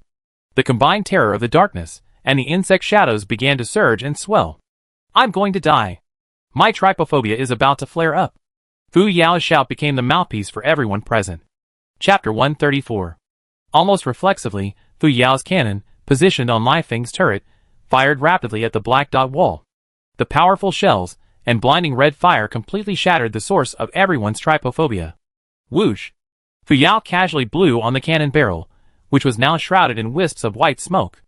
The swirling gray smoke and black mist on the stone wall finally dissipated, revealing a large, irregular hole. The intense, scorching fire had torn the stone wall beyond recognition. Not only was the other side of the wall breached, but the barrier above it was also pierced, creating a makeshift staircase. Holy crap! Why did such a huge crater suddenly appear? Could it be that my newly modified heavy mech is too heavy and caused this dent? It's definitely not because I'm heavy and crushed the ground. Even if it were, I vehemently deny it. The lucky guy, who was just barely escaping the crater, hadn't even told his teammates about his good fortune when they all looked at him with smug, dismissive expressions. To clear his name, he volunteered to scout into the crater. The massive heavy mech moved only a step or two, cautiously lowering its head towards the gaping hole. Just by chance, his eyes met the dark muzzle of the hand cannon on Fu Yao's mech's shoulder. Why was immediately embarrassed? Enemy attack.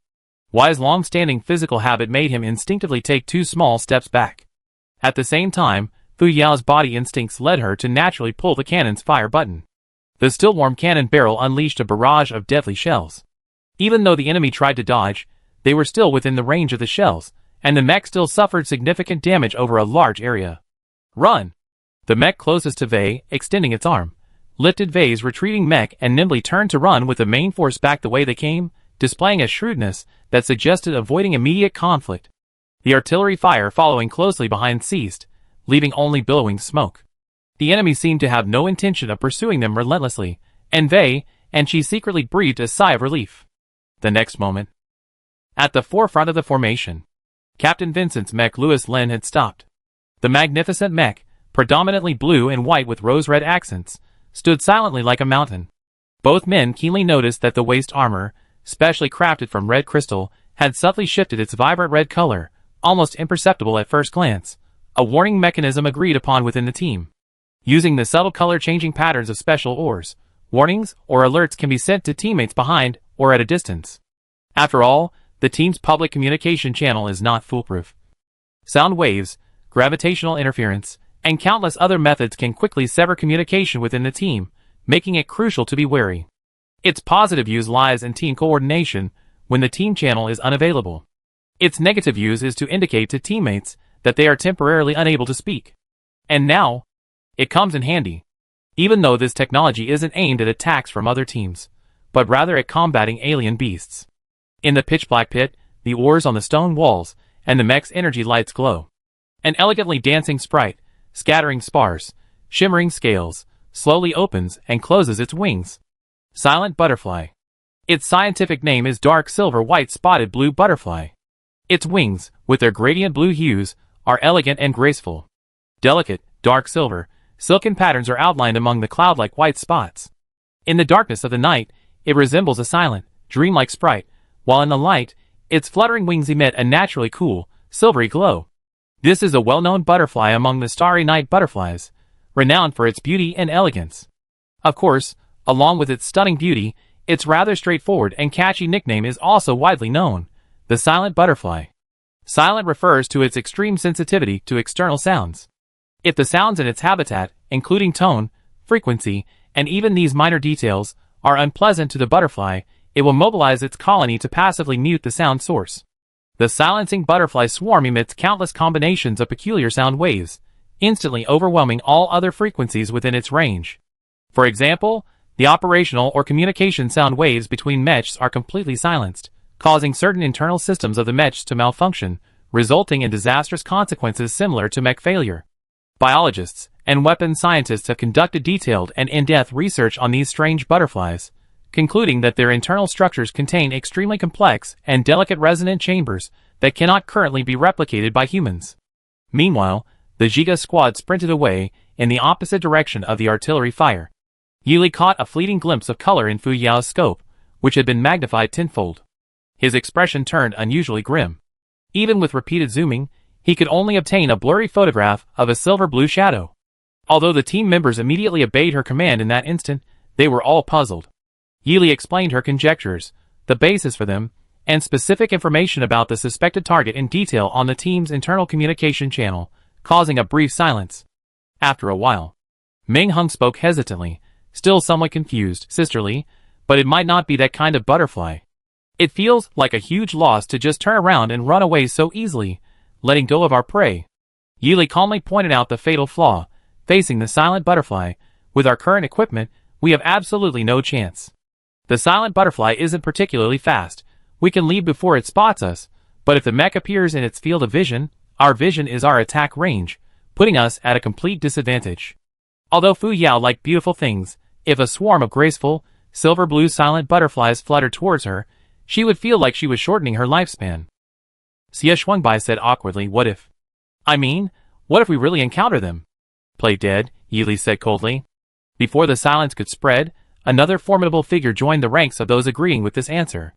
Fu Yisui's cool voice rang out calmly in the channel. The silent butterfly isn't particularly interested in inanimate objects, or those that don't emit frequencies exceeding its appropriate range. The solution is to simply shut down the mech's power and remain silent. Of course, this was a competition, and doing so was dangerous. But forcing the silent butterfly to move would not only distort their senses, but also cause internal malfunctions, and even major breakdowns in the mech systems. It all depended on the unlucky one's choice. Upon hearing this, the other three easily abandoned the idea of going back to court death. Ah, what a pity. Fu Yao feigned a heartbroken expression. Sigh, what a huge loss. Meng Hung echoed his own regret. Just as Fu Yisui was about to manually end this light-hearted little skit, Xie Shuangbai, the actor who would be performing the main act, slowly entered with a long sigh. Such a handsome 5 kills. Why can't they belong to my team? Being forced to leave by the silent butterfly is one thing, but if another team gets them, that's even more painful than me suffering a huge loss myself. Yili and Fu Yisui, So what you're reluctant to part with are those beautiful kills, huh? Got it. Arrange it. Outside. Oh no! The 5-crown team from Hitler Military Academy failed right at the start. They encountered one of the toughest opponents in the arena right from the start, the silent butterfly. These are peculiar butterflies that are virtually impossible to defeat. The team is currently employing a stalemate strategy of shutting down their mechs and remaining stationary, hoping to outlast them. While the commentators were giving the 5-crown team some leeway, they couldn't hide the precariousness of their current situation, like walking a tightrope. Staying still might minimize their current losses, but it wouldn't allow these mysterious silver-blue assassins to move their lair or change their route. In other words, unless they escaped through blind spots, they were essentially committing slow suicide. 2 flowers bloom. The ceasefire team, fortunately, quickly withdrew from the danger zone, visible on the official cameras. Still in their usual A formation, they were dealt a blow by their artilleryman Fu Yao. The group headed east, gradually making their way into the unexplored areas of the maze in search of the most crucial item, the flag. While his teammates were focused on making their way, Yili took advantage of every spare moment to repeatedly recall the past. In the previous scene, when the opposing team retreated, she had initially planned to quickly seize as many kills as possible, scout ahead to gain the upper hand, and use hand cannons to damage the terrain and restrict their movement. Up to this point, everything seemed normal. So where did things go wrong that led her to make a decision to stop short of attacking? It seemed to be an extremely strange, inhuman mental force. It wasn't some bizarre, unusual mental energy fluctuation emanating from a resonance chamber with frequencies far beyond human comprehension. In fact, the frequency was within the basic range, but it seemed to contain a faint, inhuman rhythm and song. For the first time, Yili hated her limited vocabulary for being able to describe it concretely. At this stage, she could only rely on her instincts and intuition. Next group. Leader rotation. As Fu Yao moved to the front row, a special insect repellent sprayed from the flame bracelet. According to the precise feedback from her mech's exploration system, the cave they were about to enter had a dark and damp ecological environment, a paradise for insects. Immediately launching a barrage of fire upon entering would have been a waste. Now they absolutely needed to take precautions. A colorless and odorless repellent spray was released, instantly adhering to the shells of the 5 mechs and forming a sealed protective film at the joints. Another insect repellent condensed into a mist of light green droplets, spreading forward as the mechs moved, creating a wide path. At this moment, Meng Hung took the lead. The imposing, mountain-like defensive mech provided a sense of security. Its large, sturdy shield pressed against the mech's chest, positioned at the forefront of the team.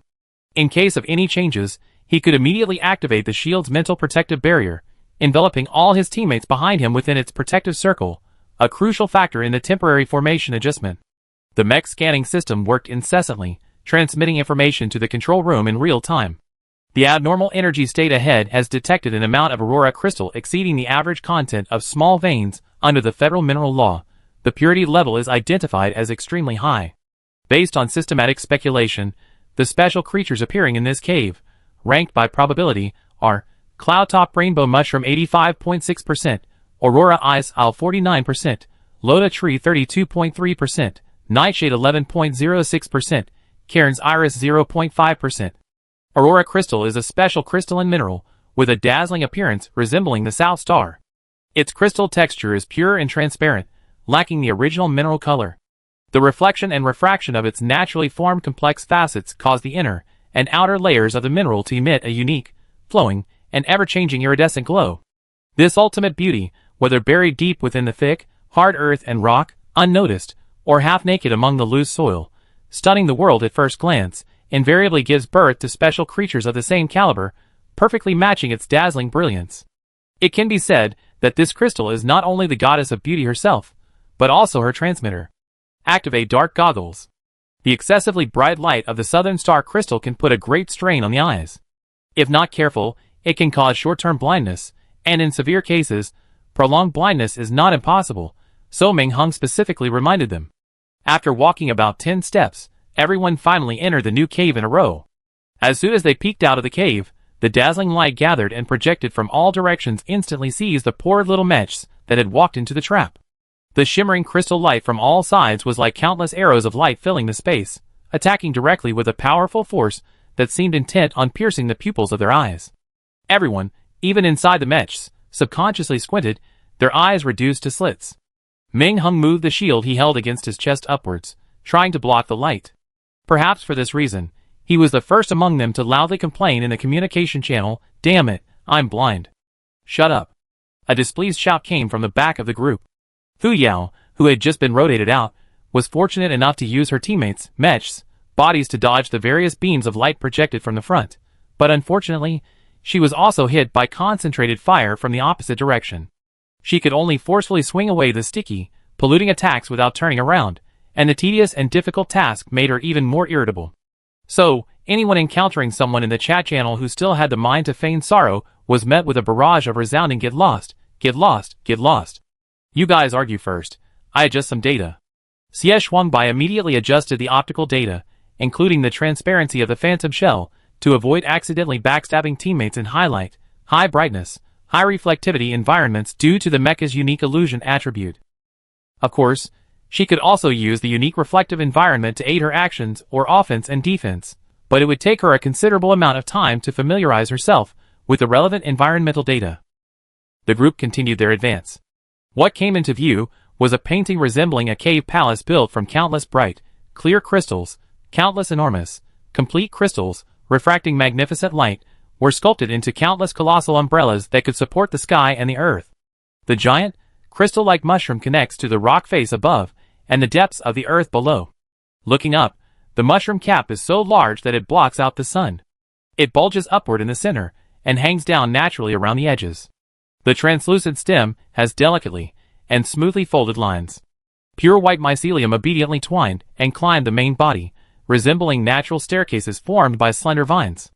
These enormous mushroom caps were almost everywhere, rooted and blooming. The group, along with their usually imposing mechs, instantly became ignorant, poor tourists enjoying a day trip to the land of giants. Wow! Everywhere are crystal-clear beauties. The legendary rainbow mushrooms really do emit the colors of a sunset rainbow, even more beautiful than the pictures and information. Thank goodness the exploration system found that these giant mushrooms aren't made of minerals.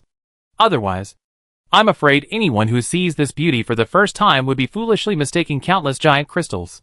Inside the open, enormous mushroom caps, countless tiny, luminous green specks scattered gently from the fine folds, soft and soothing like a slow-motion snowfall, an ethereal, otherworldly beauty. Immediately activate the mech's external energy shield. This is the captain's order. A stern, unusually serious shout abruptly interrupted everyone's thoughts. Although Fu Yisue always held the position of captain, he usually issued orders directly, demonstrating his great trust in his team's ability to complete tasks quickly and accurately. This time, however, he unusually emphasized captain's order, using his authority to stress this point, striving to get his team into a state of emergency readiness as quickly as possible. The cloud-top rainbow mushroom has a very beautiful name, and a dazzlingly beautiful appearance. Even the sudden appearance of a luminous green spot has a dreamlike quality. That's right, it's the suddenly appearing luminous green spot. The cloud-top rainbow mushroom possesses an unparalleled beauty, naturally matching its dangerous and ruthless nature to effectively protect the survival of its species, as long as you don't stay within 5 meters of it and don't attempt to harm or damage its body or canopy. The highly contagious and corrosive nature of the poison is enough to deter any potential predators. Analyzing the summarized precautions, it seems that simply surviving is quite easy. However, unfortunately, this rule applies to the cloud-top rainbow mushroom under normal circumstances. The fluttering green snowflakes are clearly an exception. The beautiful, luminous green dots are actually the spores of the cloud-top rainbow mushroom.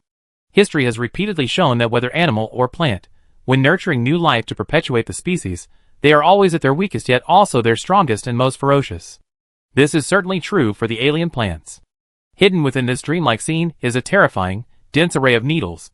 Meng Hung immediately retreated to the center, raising the giant shield above his head and activating the mental energy circuit array engraved on the shield's interior and exterior.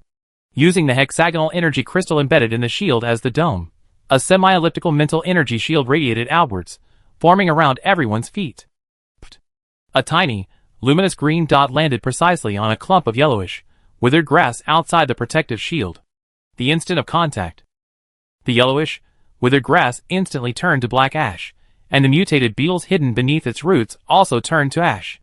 If the onlookers hadn't had exceptionally sharp eyesight, they would have almost mistaken the insect ash for grass ash, demonstrating just how quickly the luminous green dot absorbed and digested it, almost simultaneously with the accumulation of black ash. A soft sound came from within. From within, a small, jade-like mushroom, containing a vibrant and beautiful sunset, playfully emerged. Exquisitely translucent and delicately cute, it resembled a little angel fallen to earth, unaware of worldly affairs. The Giga people, who had witnessed the entire tragedy, could only gasp in horror. They patted their chests and shouted, "Holy crap!" Chapter 135. As the protective light shield atop the shield was released, everyone breathed a sigh of relief. Maintain the shield's protection. All mechs disengage. Gradually reduce the shield's range, Fu Yisue calmly ordered. Usually, Fu Yao and the others jokingly called him a man with an icy, indebted face. Now they realized how reassuring that unwavering composure was. Damn it! I need to get enough compensation for my emotional distress after this competition. Fu Yao grumbled as he disengaged from his mech and stored it back in his mech necklace. The group had barely escaped the silent butterfly's insect legs when they were immediately surrounded by a relentless rain of spores from the cloud-top rainbow mushroom. They were unsure whether to be in a worse situation than the 5 crowns. The others also orderly disarmed their mechs, jogging together in a group. Meng Hung controlled the flow and output of his mental energy through the grooves engraved on the shield, shrinking the massive protective shield that could originally cover several mechs to the size needed to protect the 5 people gathered together. The soft, emerald green light flakes outside continued to fall, but the emerald green spores close to the shield could only be treated as unwelcome guests and driven to accumulate outside the boundary line, no longer able to pretend to be harmless and innocent to reap lives. Hey! Can't catch it anymore. Xie swung by, after escaping the predicament, couldn't help but be sarcastic, blatantly provoking the green light. Teammates, The teammate all tacitly chose not to recognize him, because everyone present was a person of pride.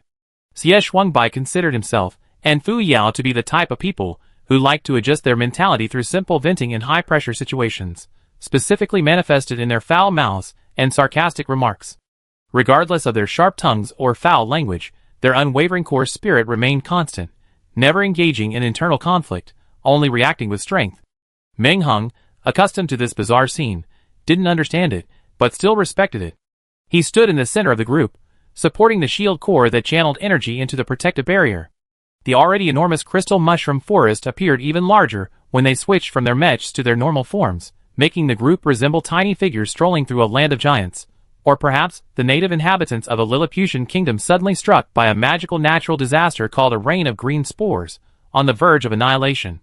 The Giga team moved through this cloud-top rainbow mushroom forest at a considerable pace.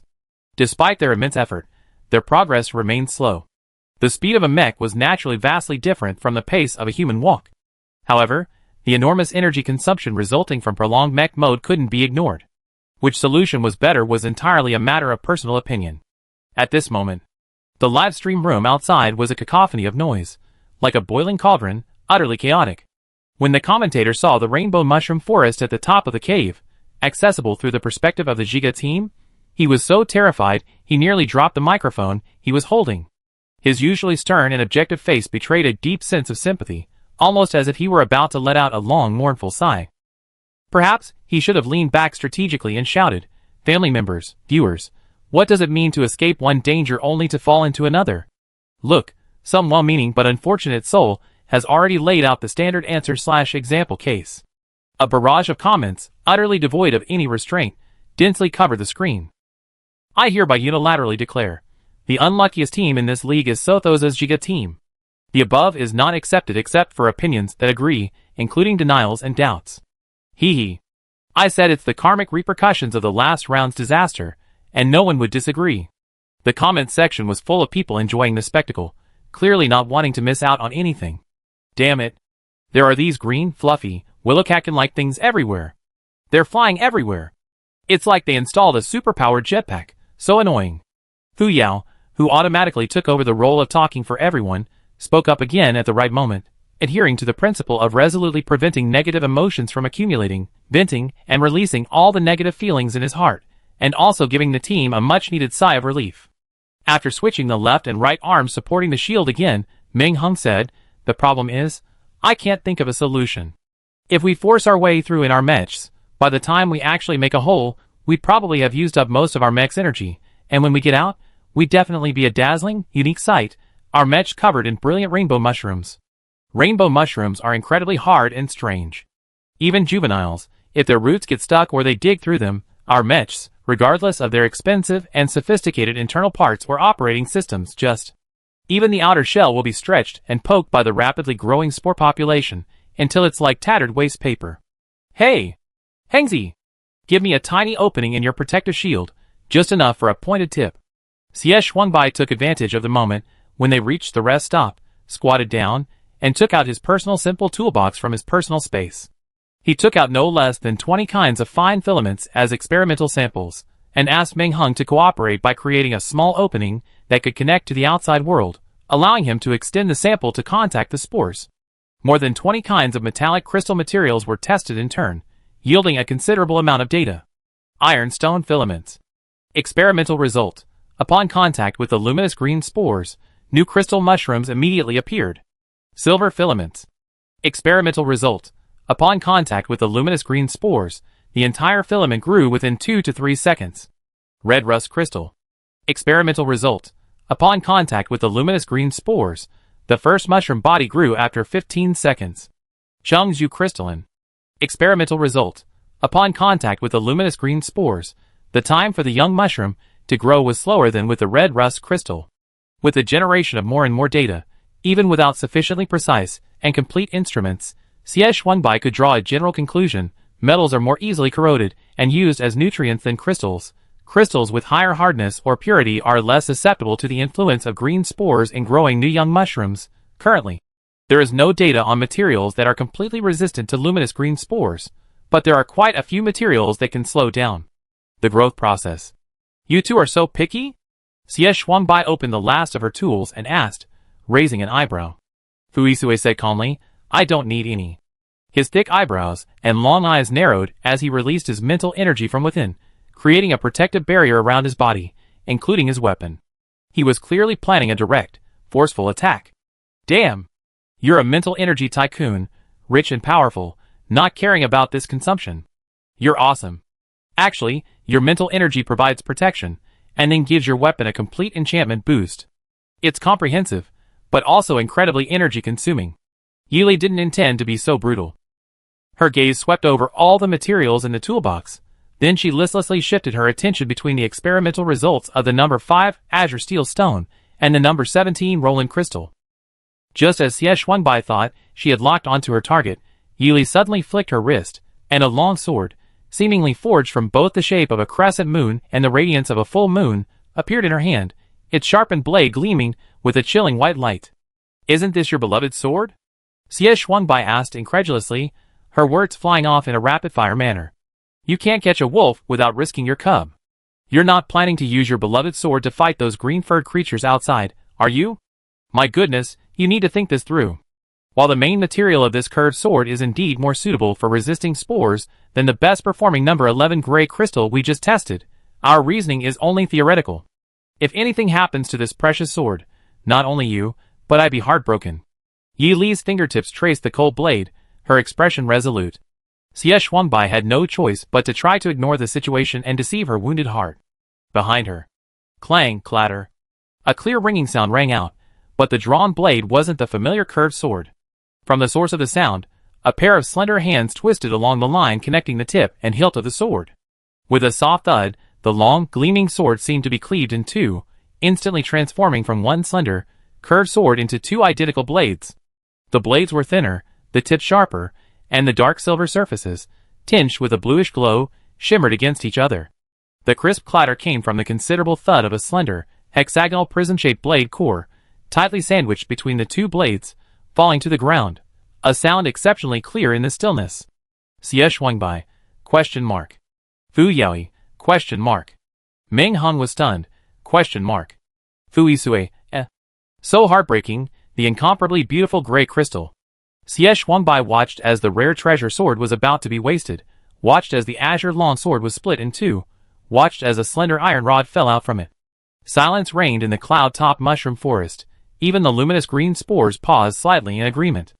I just asked you to think of a solution, but you just couldn't come up with a single normal idea. Furthermore, when exactly was this dual blade, sandwich style, composite, condensed weapon designed? A weapon that can be disassembled and combined is a universally acknowledged romantic ideal in the fields of mechanics and casting. Let's be frank, he and his beloved Pushul really want one. Yili completely ignored the reactions of her teammates. She closed the two disassembled thin blades and retracted them into her spatial lock, leaving only the seemingly useless, slender stick. She remained completely absorbed in her own thoughts. So much so that when she unhesitatingly extended the stick from the protective shield, those around her couldn't stop her in time, and could only open their clear eyes to watch her actions. What exactly was she going to do? Before everyone could even voice their curiosity, changes began to occur. In less than half a minute, the slender stick she extended began to show signs of spore erosion. The hard metal texture began to wither and dry up like rotten, dead wood, approaching complete dryness. The top of the stick quickly developed a slight dent, indicating it had been eroded away. Just as everyone was deeply saddened, feeling that such good metal was such a waste, countless beautiful crystal mushrooms suddenly sprang out from the place that had been sucked in. The dent that had been hit instantly became a seed-sowing pit. Countless small mushrooms sprouted and burst forth like bamboo shoots after a spring rain, covering the surface of the sticks they came into contact with in the blink of an eye. Moreover, even larger and harder crystal mushrooms sprouted from the small mushrooms. The staggered distribution highlighted the bloody struggle and killing. Regardless of who came first, only the survivors were the victorious mushroom family. Yili patiently waited for them to finish this internal strife. Her brilliant mind couldn't help but imagine how cool the finished mushroom nail iron rod would be. Hard work pays off. The cold, rationally beautiful hexagonal prism rod, after a period of unrestrained chemical reaction, tragically acquired a wild new shape with bizarre aesthetics. Ugly. Ugly. It's impossible to describe its appearance. It's something difficult to evaluate. The countless rainbow mushrooms growing from the tip of the rod are all crystalline minerals storing iridescent light. Unfortunately, their crooked shapes and forms completely ruined and distorted the beauty it should have possessed. This left the poor observer with no choice but to reluctantly declare that the mushroom nail rod was a trendy fashion. Sisterly, how do you plan to unleash your power next? Xie Shuangbai asked respectfully.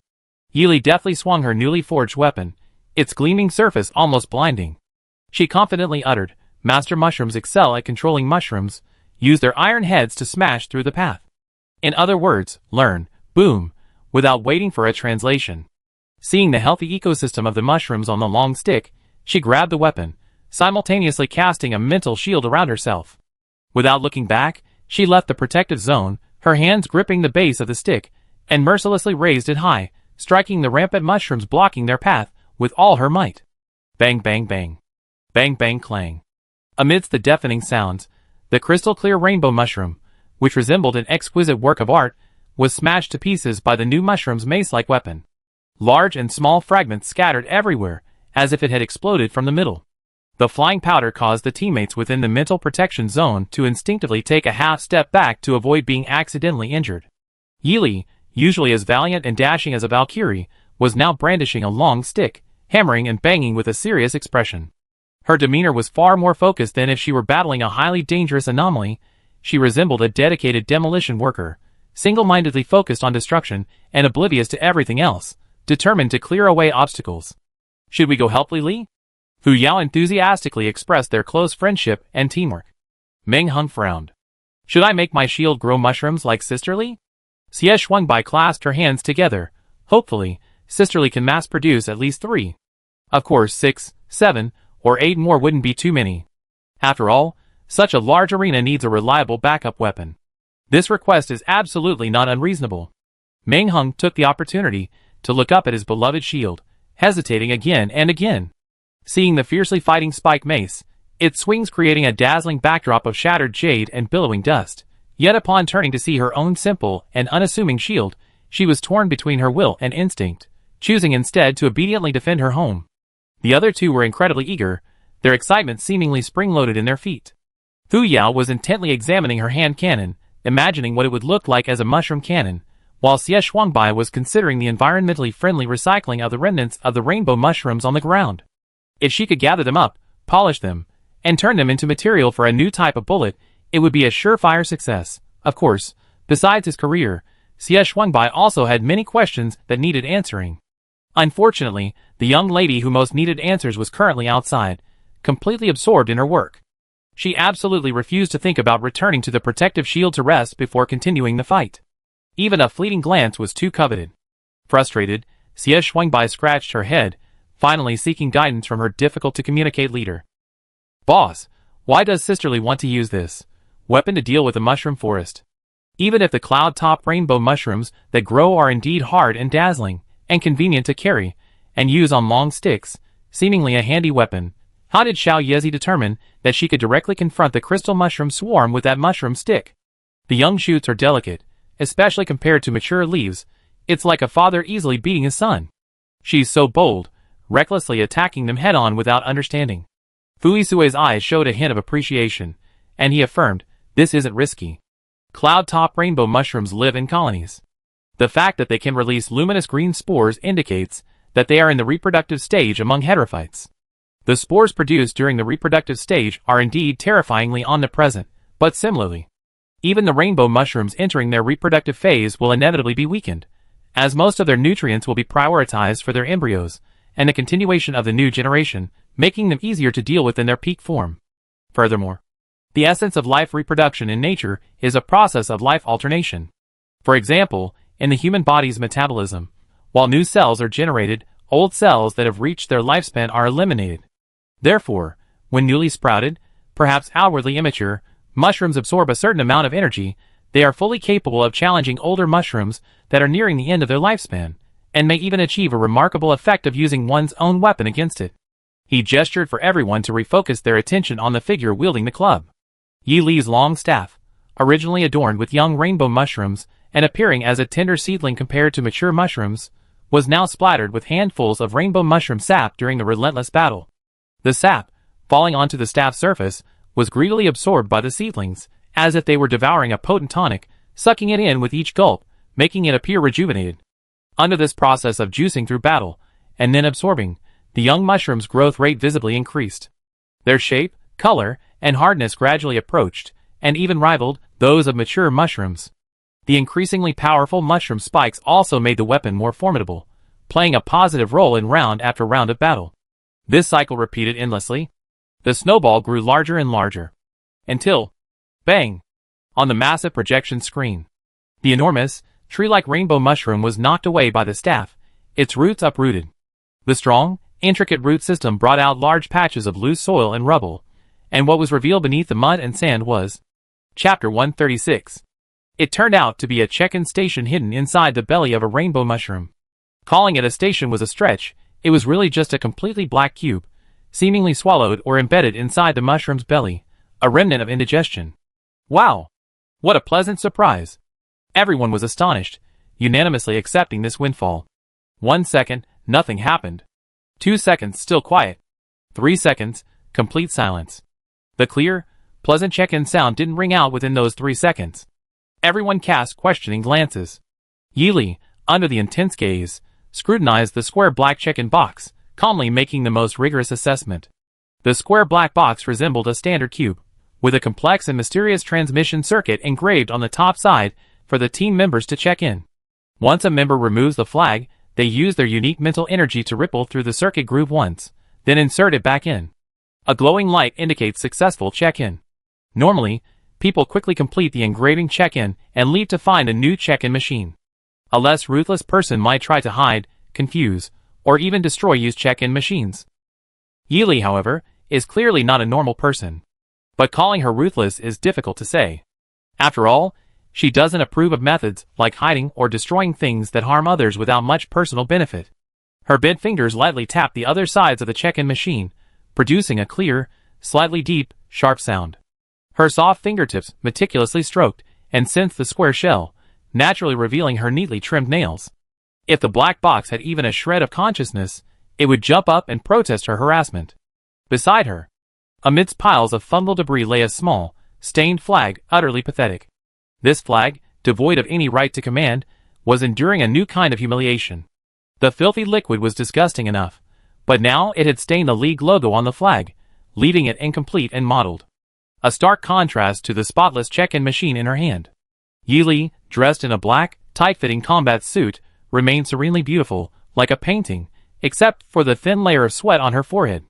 Her combat boots trod across the heavily pixelated scene, her expression unmoved, creating a stark contrast that produced an absurd and eerie atmosphere.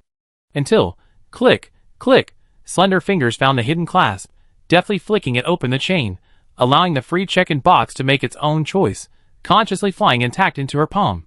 Sure enough, the first hypothesis was correct. The sign-in machine wasn't fixed, it could be moved. There was no need to ask. Xie Shuangbai, who possessed a slight edge in mechanical matters compared to the others, couldn't help but make the uncouth gesture of rubbing her hands together like a fly. Then, her fingers deftly produced a delicate, miniature tools. Seeing that the square black box had long lost its sacred sentimentality towards sign and scoring, her eyes filled with tender affection, she prepared to sharpen her knives and prepare to attack it. Should we disassemble the outer shell to record the internal structure? Sign in first, collect the ripple data emitted during sign-in, and then simulate and generate something? No, no, no. Should we find another black box sample to investigate whether there is a connection or two-way sensing between them? Countless new ideas, sparking like fireworks, kept bursting forth from his head. An indivisible black box, an unyielding, unchanging time clock. A black box that can be disassembled and even reused, a preparatory tool for score farming. The final choice. First earn the points, while simultaneously recording the generated sound waves and video footage to try and earn another sum. A professional earner must be proficient in special money-making techniques summarized from killing 2 birds with 1 stone, making 3 profits from 1 sheep, and using 1 clue to multiple ends. Yili calmly waved behind her, and immediately, some observant individuals understood, rushing forward and craning their necks. The 10 miniature tools they held instantly flashed with a sharp silver light, seemingly poised for action. Xie Xuanbai hurriedly squatted down, her face beaming with eagerness. Shall we get started, Sister Yi? Yili silently punched, then flicked out a thumb. Let's get started. The 5-person team was divided into 3 groups of 2 experimental subjects. 3 remained stationary on the base to act as the check-in subjects, while the other 2 served as the experimental subjects after the base was moved. Once all 5 had successfully checked in, Yili unhesitatingly reached out and ripped the small black box from the base, which was contaminated with broken fungal tissue. Without a word, she sprinted towards her own mech. Satisfied, Yili left. The place where the check-in machine had been lost held no appeal for her. For a dedicated researcher, coming and going like the wind was the norm. Xie Xuanbai, who was left half-squatting in place, happily took over her previous work, meticulously dissecting the first piece of detached parts that had been ruthlessly destroyed, and picking out the complete transmission structure and a chip used for positioning. The blue-gray core lines outlined on one side of the chip were clearly a more advanced variant of the Alfred's positioning code, a dual decoding structure. Xie Xuanbai carefully peeled off the entire chip and placed it into a transparent storage dish. This positioning core pattern might prove unexpectedly useful in this match. Even if it didn't matter. Anyway, we absolutely couldn't let go of anything useful or of research value on the other side. The successful result made Yili even more at ease as he began to dissect the square, jet black shell with practiced ease. He boldly peeled away the 2 outer layers of the black cube, revealing an interior engraved with intricate and fine textures. Like the fine veins on a leaf, the small area was divided into countless tiny fragments, so numerous and scattered that it was eerily dense. However, upon closer inspection with a lens magnified several hundred times, the initial trypophobia triggered by viewing it from afar dissipates, and a sudden clarity emerges. A natural beauty, seemingly chaotic yet orderly, is revealed within the frequent interweaving of countless flowing, long lines. This is even more pronounced in the eyes of researchers, especially those with considerable knowledge of the mental realm. Meanwhile, the 3 non-researcher teammates stand like 3 rigid planks. Fu Yao, ? Meng Hung, ? Fu Yisui, While the 2 teammates squatted beside the blood-mud fungus soil, engrossed in their research, their overly enthusiastic and focused tinkering with the experimental subject revealing their frustrating state, the others stood silently on guard. Even when the 2 exuded a strange, heightened energy, a state that almost solidified into an eerie domain, the others remained silently on guard. As his 2 teammates each carried a portion, intending to find a flat spot for in-depth research and recording, they remained silent. Of course, silence was golden. This was a mecha combat competition, not a mecha research open class. Basic recording was out of the question. Anything else was absolutely forbidden. Xie Xuanbai carefully put away the clean base, his handsome fox-like eyes slightly upturned.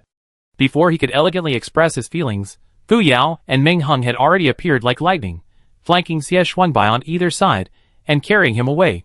Xie Xuanbai, He desperately tilted his head back and shouted, opening his mouth firmly to utter what he wanted to say.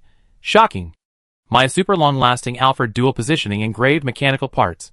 Coincidentally, Fu Yisui also intended to make a move, but found that his target, the little girl Yili, had already skillfully carried a complete sign-in device a considerable distance away. Standing beside the mecha, she appeared remarkably slender. With a slight push of her toes, she nimbly hopped to the entrance of the dawn that had just been released a second earlier. Like a squirrel in autumn, clutching dried fruit and leaping about in the forest, storing up food for winter, everyone seemed to have ulterior motives. So, clutching her snacks, she scurried away without looking back, disappearing in a flash. Her movements were fluid and seamless, the entire routine so practiced it was indescribable. The scene instantly became awkward. Viewers watching the whole thing on the broadcast screen were speechless with amusement. Awesome. Thanks to the Sothos Military Academy's Giga Squad for showing us the style of researchers. The person upstairs is hilarious. Does researcher style mean almost forgetting the fact that it's a competition, clinging tightly to a piece of dark wreckage, practically wanting to conduct an experiment on the spot? Smiling?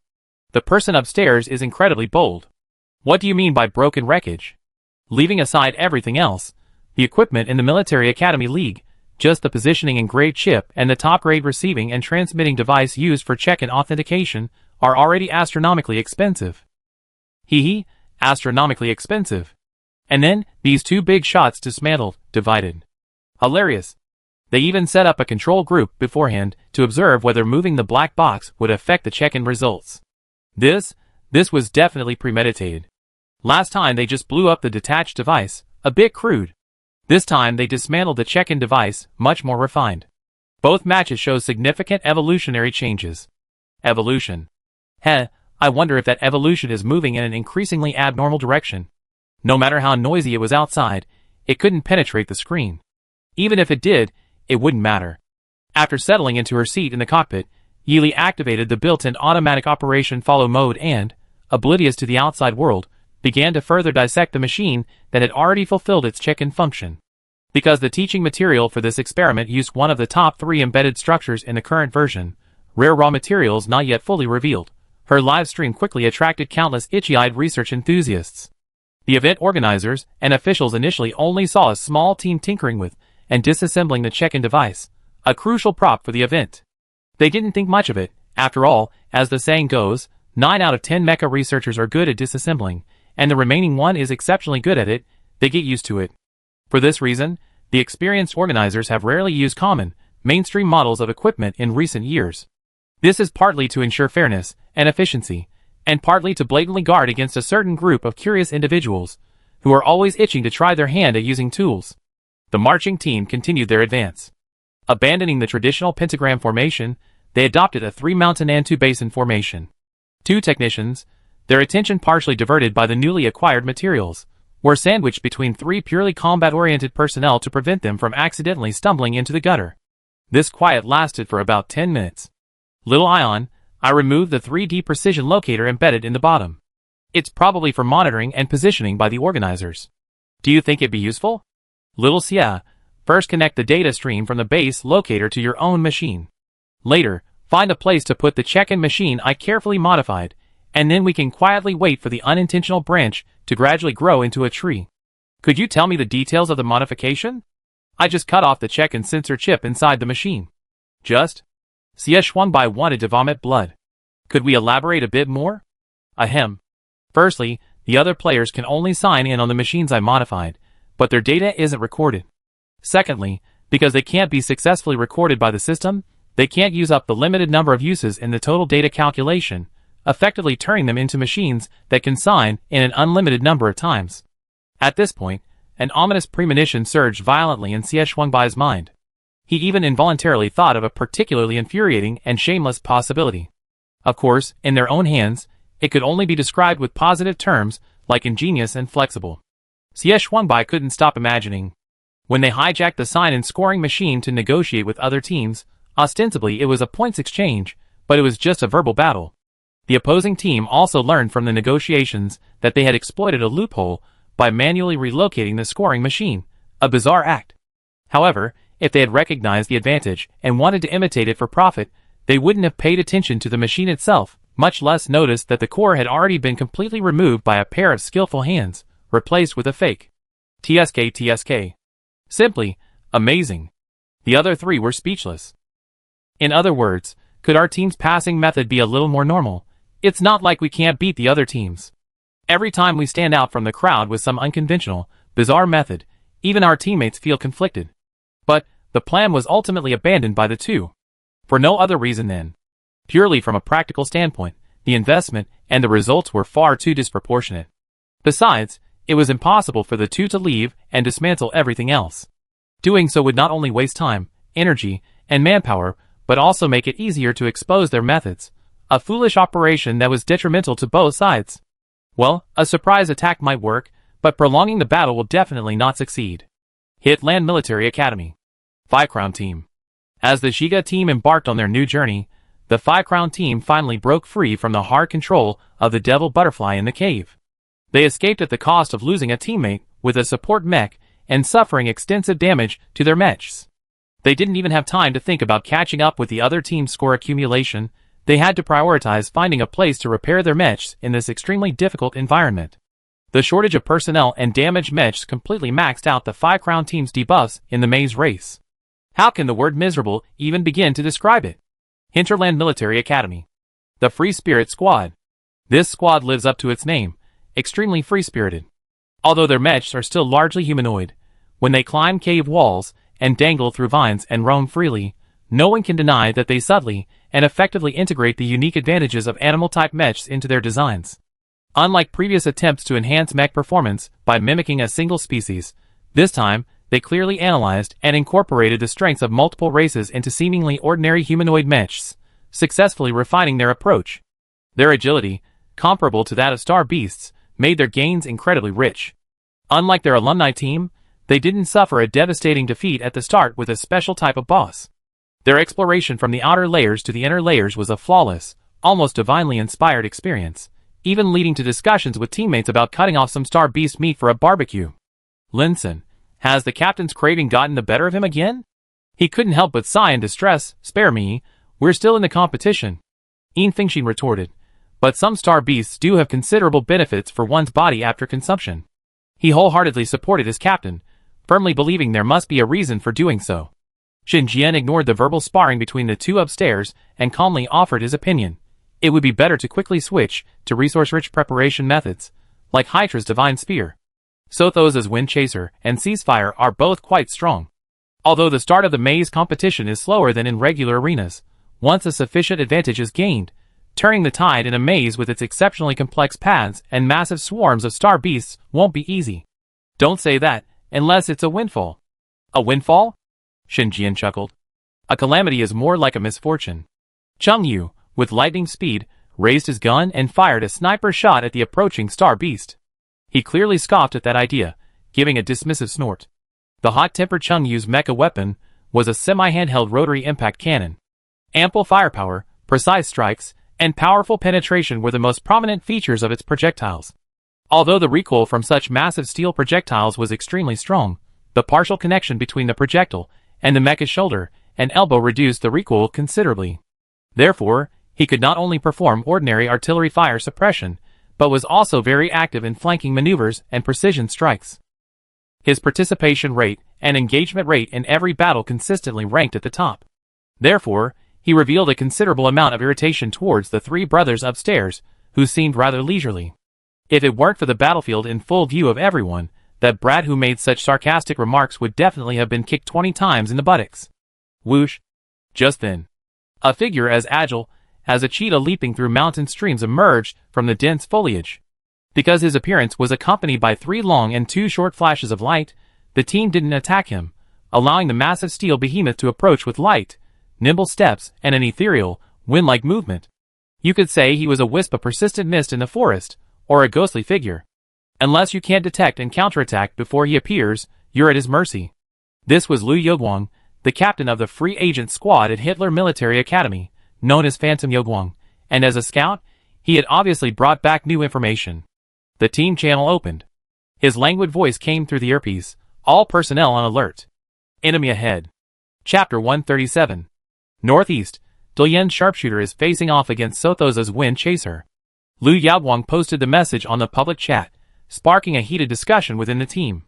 Sothosa's twin gunners versus Dalian's gunfighting prodigy. It's a pitying Lin isn't on Group A's field, otherwise we might have seen a male-female twin gunners versus a brotherly twin gunners. Heh! Brother, you're dreaming. They're not even on the same team. Yet they're teaming up for a 2-on-2 against the twin gunners? Even so, Sothos's other team won't stand idly by. Not far away, in a different direction from where the two teams were clashing, the Sothos Giga team also arrived nearby.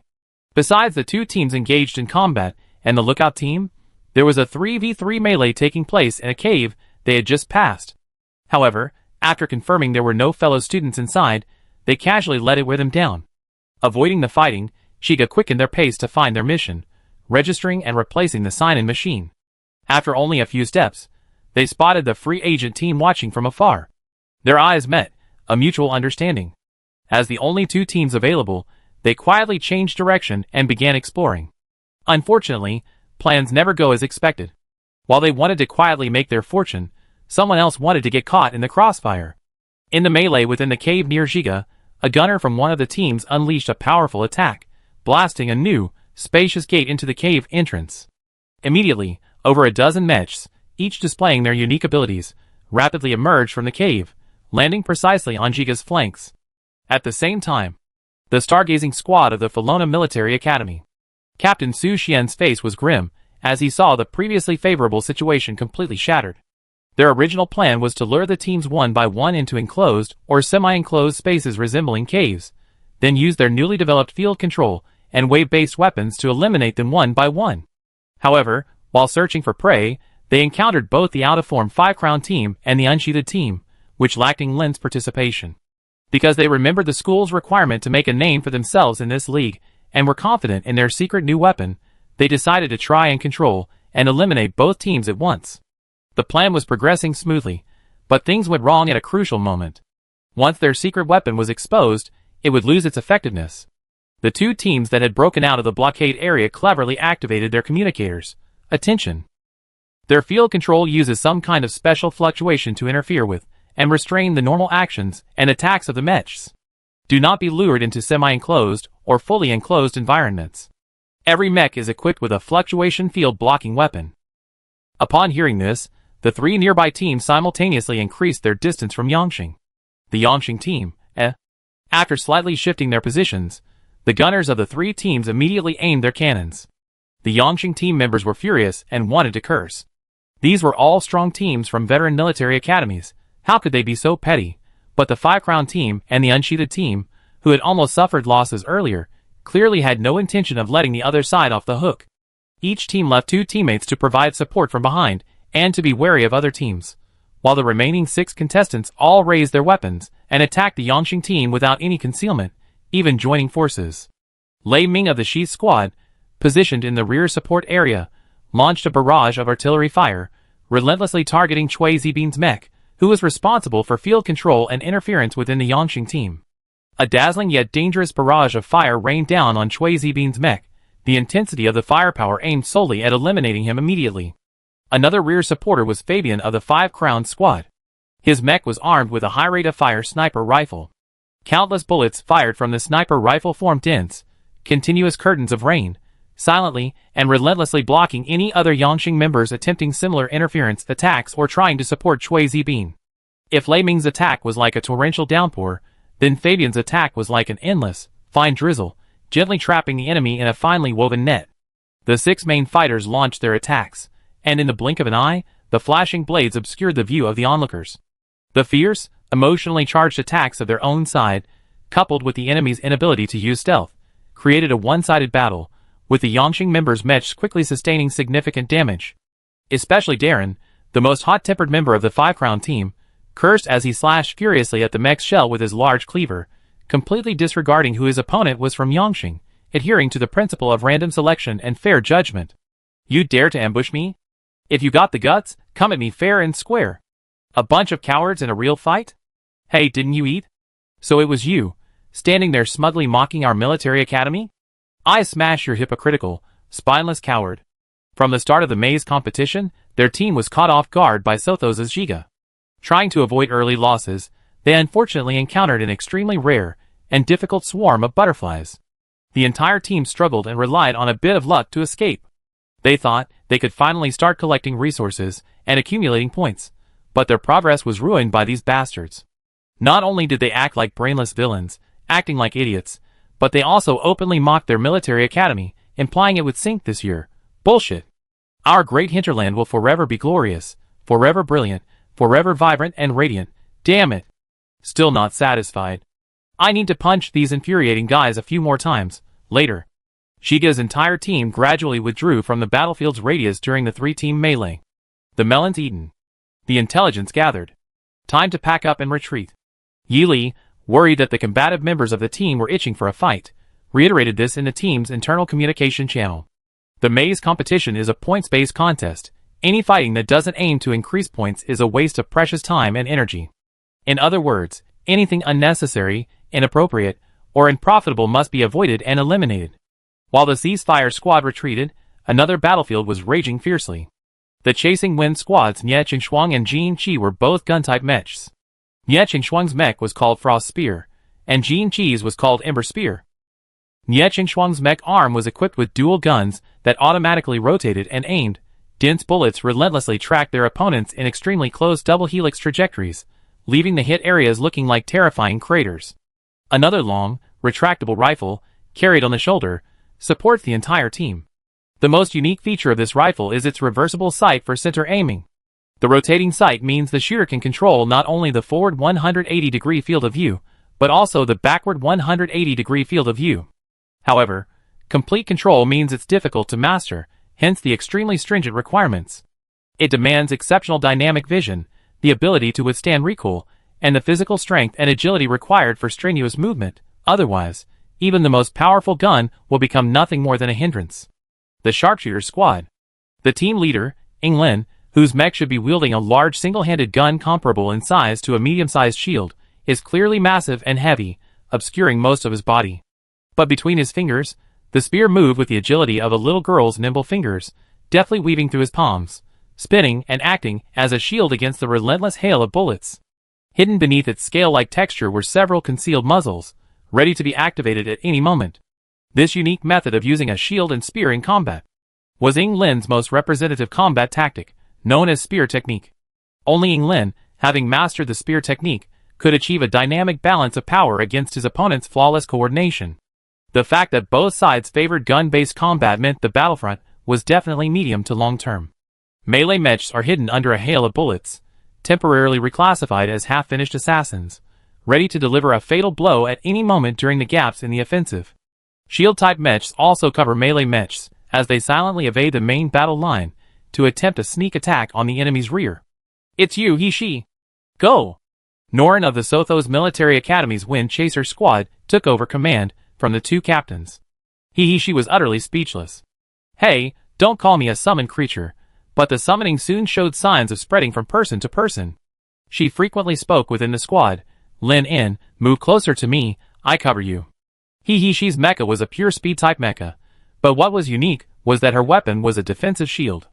This strange combination had its purpose, especially after they developed a stealth shield ability, which she used in countless creative ways. Especially on the battlefield, where attacks are dazzling, dense, and seamless, having a mech capable of silently covering one's own forces' infiltration is crucial. Lin, realizing this situation, had already begun sharpening his eagerly awaiting long sword. He was excited. Lin, all ready. Ready to go into battle. Nie Qingshuang and Jin Qi overheard this in the team chat. Although they didn't have time to speak in the chat, they still inwardly cursed in unison. These hopeless Junibu. Luckily, the chat content won't leak, otherwise we'd be mortified. The Delian Military Academy Sharpshooter Squad, as its name suggests, consisted of 4 gunnery-focused mech soldiers. Except for Ying Lin, the other 3 didn't join the battle at the start, not wanting their own interference to disrupt their captain's combat rhythm. Seeing that the 2 opponents were about to gain the upper hand in the fire, the 2 snipers began to set up their guns and prepare to attack Jin Qi, who had slightly less mobility. The remaining gunner mech began firing harassing shots at the crew outside the Frost Gun and Ember Gun mechs, forcing a delay in the Wind Chaser Squad's stealth attack plan. Norin! Opening control. No, pay attention to angle and lighting adjustments. You 2 slowly move closer to me, and then stealthily attack on my command. As the 2 mechs approached him, Norin deployed a semicircular energy shield centered on himself. From the outside, a light blue color began to permeate and completely soak into the shield. Almost instantly, the sharpshooter squad members were unable to aim at the enemy members and had to stop firing. Norin quickly shouted to the team, You need to be fast, time is of the essence. The energy shield deployed by his Lin Sang was not a traditional defensive energy shield. It was an illusionary energy shield primarily designed to disrupt vision and confuse the target. He was currently using the deep blue armor, specifically designed to complement Hihishi's Hercules' newly developed stealth shield and Lin's Damocles sword-wielding melee mech, allowing him to execute a versatile assassination combo that could be used both overtly and covertly. And now, before it was revealed that the energy shield was not defensive but rather an illusion, it was undoubtedly the perfect moment for a surprise assassination, a time of perfect harmony and opportunity. The artillery fire continued relentlessly, the bullets never stopped. The remaining 3 mechs abandoned their attacks on the sealed energy shield, instead focusing on sniping or disrupting Ye Qingxuang and Jin Qi. Simultaneously, Hihishi provided cover for Lin, as he made a stealthy infiltration amidst the gunfire. Both sides were engaged in fierce combat. On the other side, due to earlier insidious maneuvers, the 3-way battle quickly devolved into a 2-on-1 situation between the Delian Military Academy's Unsheathed Squad and the Hidran Military Academy's 5 Crowns Squad against the Felina Military Academy's Stargazing Squad. Unable to utilize their trump cards, and relying solely on team strength, Yangqing's team quickly fell into a disadvantageous position. Based on the current strength of the two teams, having reached a tacit agreement, split the remaining members in a 3-to-2 ratio, eliminating them completely, and giving them no chance to recover. Thump thump. Sizzle. A sharp, electrified sword pierced Nan Sa's mecha without mercy. Nan Sa's Sa Hua was an offensive mecha equipped with a sniper rifle. This indicated that his mecha was geared towards long-range attacks. Once the enemy closed in, he was easily at a disadvantage. Now, with a sharp sword, concealed by a stealth shield, piercing his left arm joint, he almost instantly lost his mecha arm, and his attack power plummeted exponentially. After landing their attack, Hihishi and Lin disappeared again, intending to press their advantage. However, the sharpshooting team, having learned their lesson, quickly reacted. Lan Wenli's mech, Han Guang, instantly emitted a subtle, imperceptible, strange fluctuation. This subtle fluctuation spread rapidly outwards from Han Guang. Almost simultaneously, the previously normal air in the area suddenly rippled strangely, like a still lake gently rippling in a breeze. Though obscure, it appeared to the sharpshooting team like a guiding light. Instantly, several gun barrels were aimed at the 2 mechs that had vanished into thin air, and fire was concentrated on them without restraint. Forced to abandon their assault plan, Hihishi simultaneously activated her stealth shield to its maximum level, covering Lin's escape from the line of fire as quickly as possible.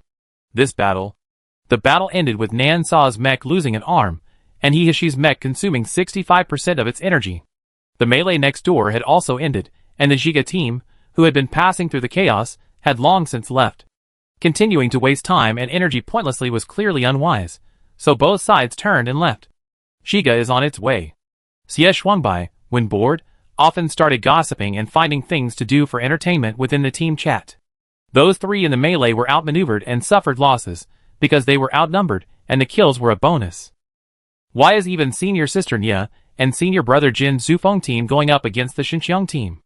Fu Yao, whose mechs were also gun-based, succinctly pointed out the key, resources. Both Zufeng and Xinjiang teams are primarily gun-based.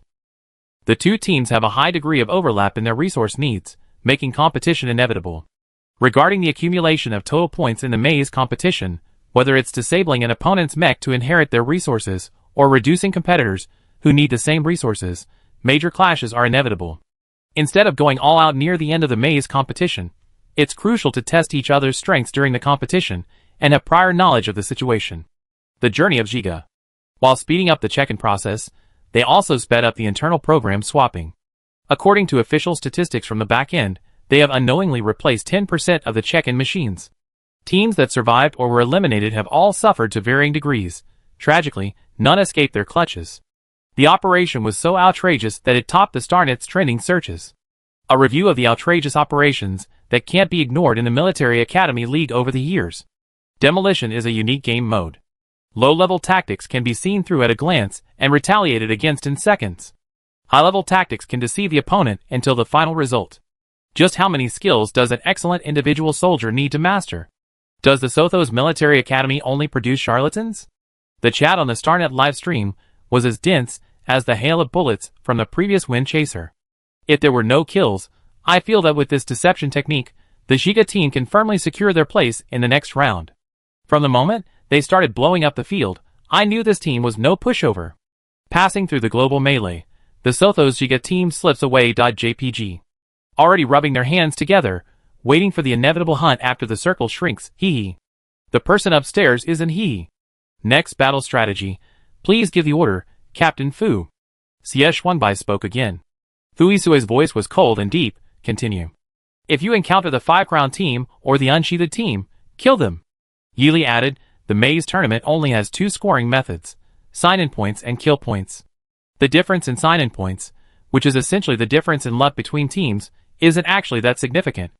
Even though we replaced a considerable number of sign-in programs, we can't create a substantial gap. Kill points are the key to turning the tide. The 2 teams mentioned above have not only suffered significant losses, but also possess valuable kill points. If we take them down, it will be double the kill points. If we can force a kill, try to eliminate them before the circle shrinks, lest they become wavering and disrupt our final battle. Sign-in points and kill points, we must capture both. Ceasefire. We must be flawless. Chapter 138. The Giga team understood this principle, and so did the other teams, especially the 2 teams known as Shower Baojin. After parting ways, they all kept a low profile. Moving target for points, tempting prey, they had to be pragmatic and avoid the limelight. We're eyeing their points, so they probably have to avoid us for a while. Meng Hung added to the team's general strategy. After all, too many cooks spoil the broth. Ahem. The maze area is so big, we might not even run into each other again. Forget it, let's keep going. Fu Yao simply gave up.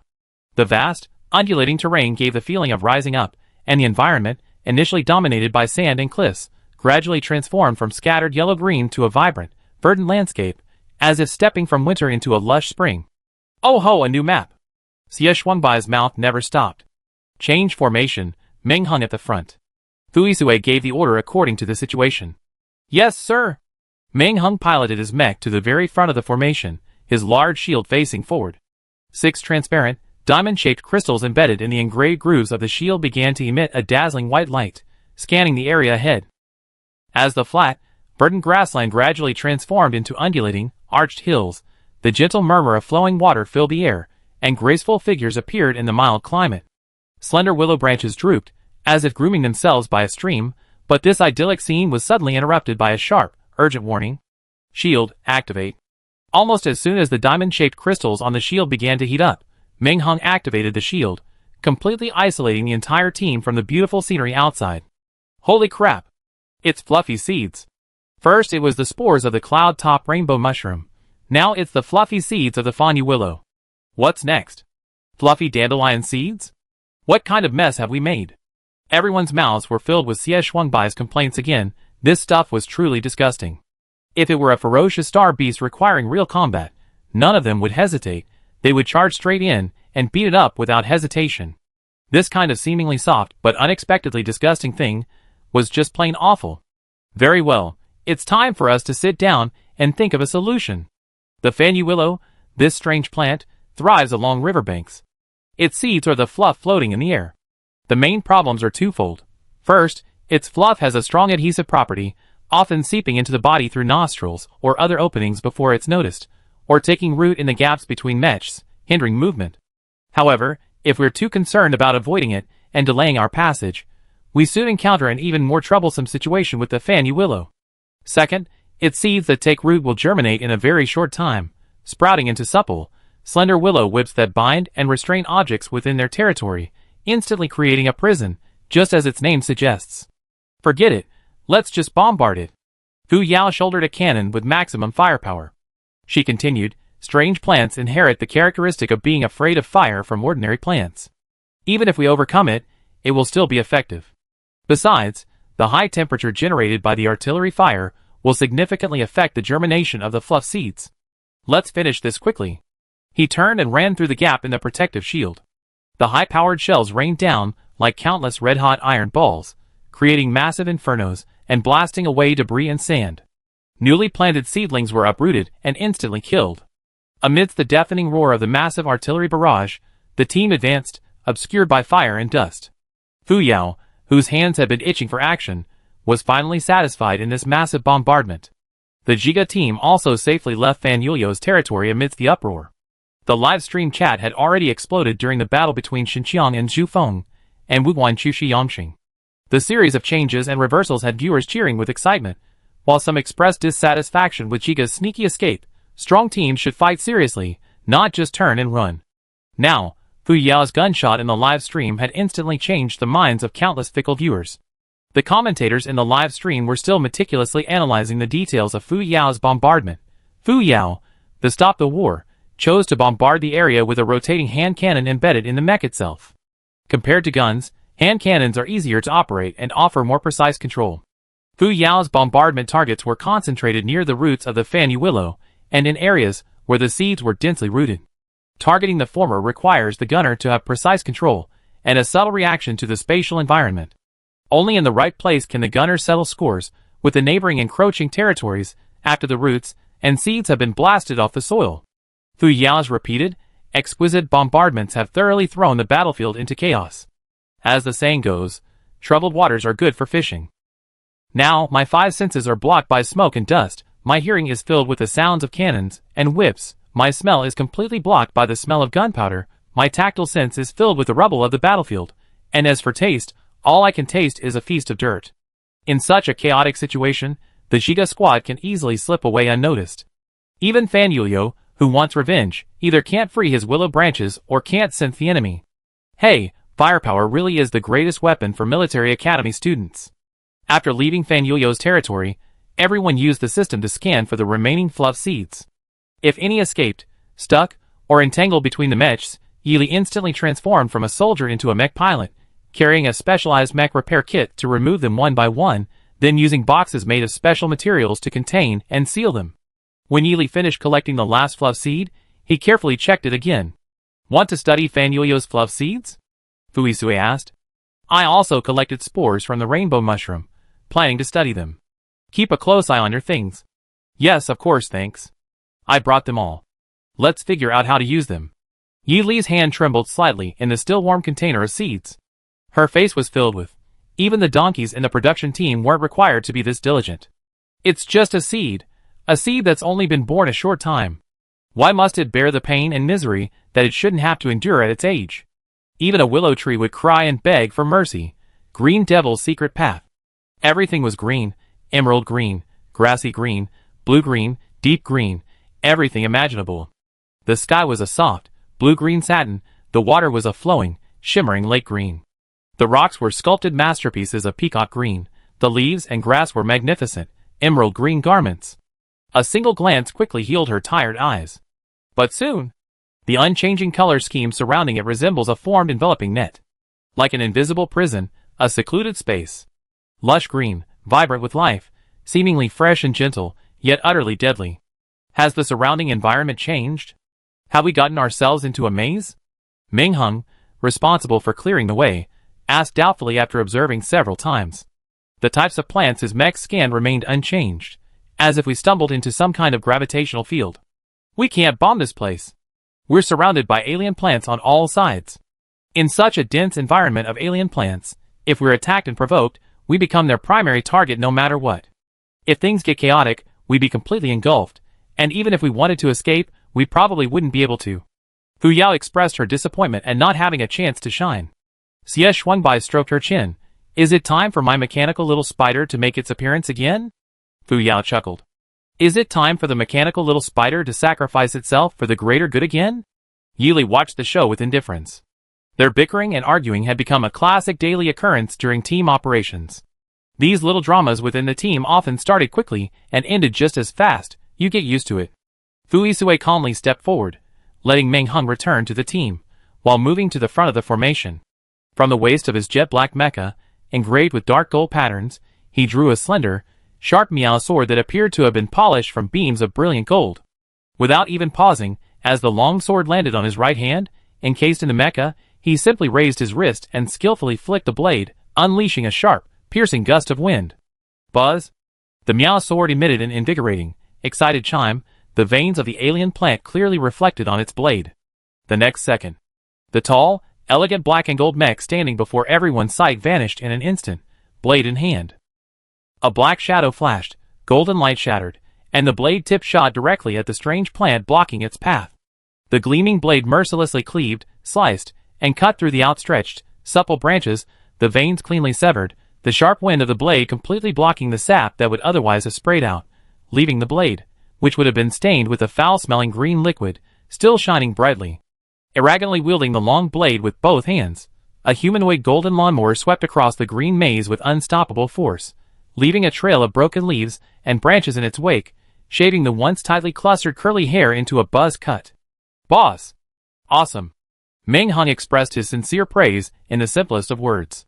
"It feels like ages since we've seen old Fu really fight," Xie Shuangbai said, clearly more interested in Fu Yisui finally getting down to business.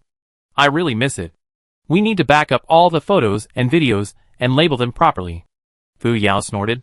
"Isn't it only natural for the captain to take the lead?" Yili pragmatically suggested. "Now that the captain's leading the way, let's focus on collecting medicinal stems and leaves or rare and precious plants." Fu Yisui's expression remained unchanged. His handsome face twitched slightly, but he didn't refute her. Night fell. Ji Gu, still trapped in the Green Devil's path, decided to set up camp and prepare for the night. The group assigned shifts for night watch. Except for those on night watch, the other four huddled in their sleeping bags. In the desolate wilderness and strange forest, there wasn't much to be wary of between men and women. Fearing the bright firelight would attract the lurking alien beasts and plants in the forest, the nearly extinguished campfire cooled its last embers, turning the vast, verdant jungle labyrinth into a dark world of menacing shadows under the cover of night. Midnight. When Fu Yisui handed over his shift to Yi Li, the campfire was still half burning. The dense, huddled leaves turned the color of night, replacing the sky overhead. Fu Yisui's dark eyes were deep and unfathomable, his gaze fixed intently, as if he could see through the accumulated blockages to the hidden sky, until Yi Li rubbed his eyes and approached. The temperature was still low at midnight, so he naturally offered her a cold-weather combat jacket to warm her up. Yi Li put on the jacket and thanked him. The green of all the alien plants inside the Green Devil had been absorbed, but the green of Yi Li's tea-colored eyes remained bright and clear, like two fireflies flying in the night. "Go rest." "Okay." Fu Yi handed her the long stick used to stir the campfire, then turned and crawled into his sleeping bag to rest. Yi Li sat by the fire, hugging her knees, idly whiling away the time until dawn. Swish, swish. The delicate, thin leaves, shrouded in darkness, seemed to rub against each other like jagged teeth. Hiss, hiss, hiss. The strong, well-developed root system beneath the deep soil stretched out like a venomous snake going berserk. Rustling, rustling. Dark shadows roamed and drifted menacingly in the gray night. The ethereal sounds grew increasingly eerie. Yi Li pressed her cheek against her arm, quietly listening to all the sounds. She could even detect her own heartbeat amidst the countless sounds. Thump, thump. The light rhythm turned rapid in her clear mind. She placed her hand on her chest in utter confusion, feeling the violent heartbeat, clearly aware that her heart was racing despite her not-so-excited emotions. It was as if an extremely rational person was witnessing themselves sliding heavily into the abyss in slow motion, step by step becoming completely insane. Those calm, tea-colored eyes were still beautiful, but a touch of rusty dark red gradually spread from the depths of their sockets, slowly blending into the pure, stable tea color, letting the tea green deepen until it became a dark, almost brownish black. Yi Li. Yi. Yi. Yi. Yeah. Who is calling me? Who is calling my name? A vortex reappeared within her dark, almost brownish black eyes. Her gaze was now hazy and unreal. Roots, spreading and creeping through the soil like soothed kittens and puppies, cautiously brushed against the ground she stood on. The leaves of night, as if possessing the freest tentacles, wrapped around the wrist of the woman with the dark green eyes, gently and obediently climbing up her fair wrist, gliding over the veined back of her hand, her soft, slender arms, her sculpted shoulders. The thickest, strongest emerald green branch stopped at her jade-like earlobe. Lush green leaves, dripping with moisture, tenderly sprout new shoots from within the flowing black foliage. The person seated within seems like a daughter of nature, embraced and cherished by the natural world. A flutter. Thick eyelashes flutter lightly. A dark green breeze stirs, and the wondrous rustling sound returns. Snake-like branches hastily retreat, and the roots, which had been sprawled out in a sprawling position, dutifully curl up within their small patch of ground beneath the trunk. The old tree, which had been maliciously crowding it, seems to flee, sheepishly retracting its massive, deliberately leaning and compressed crown. Flowers bend. Grass snaps. Green devils prostrate themselves. The place, which had previously been tightly bound like a green cage, now seems to have been forcibly frightened by some great terror, causing the green devils to tear open their own seal.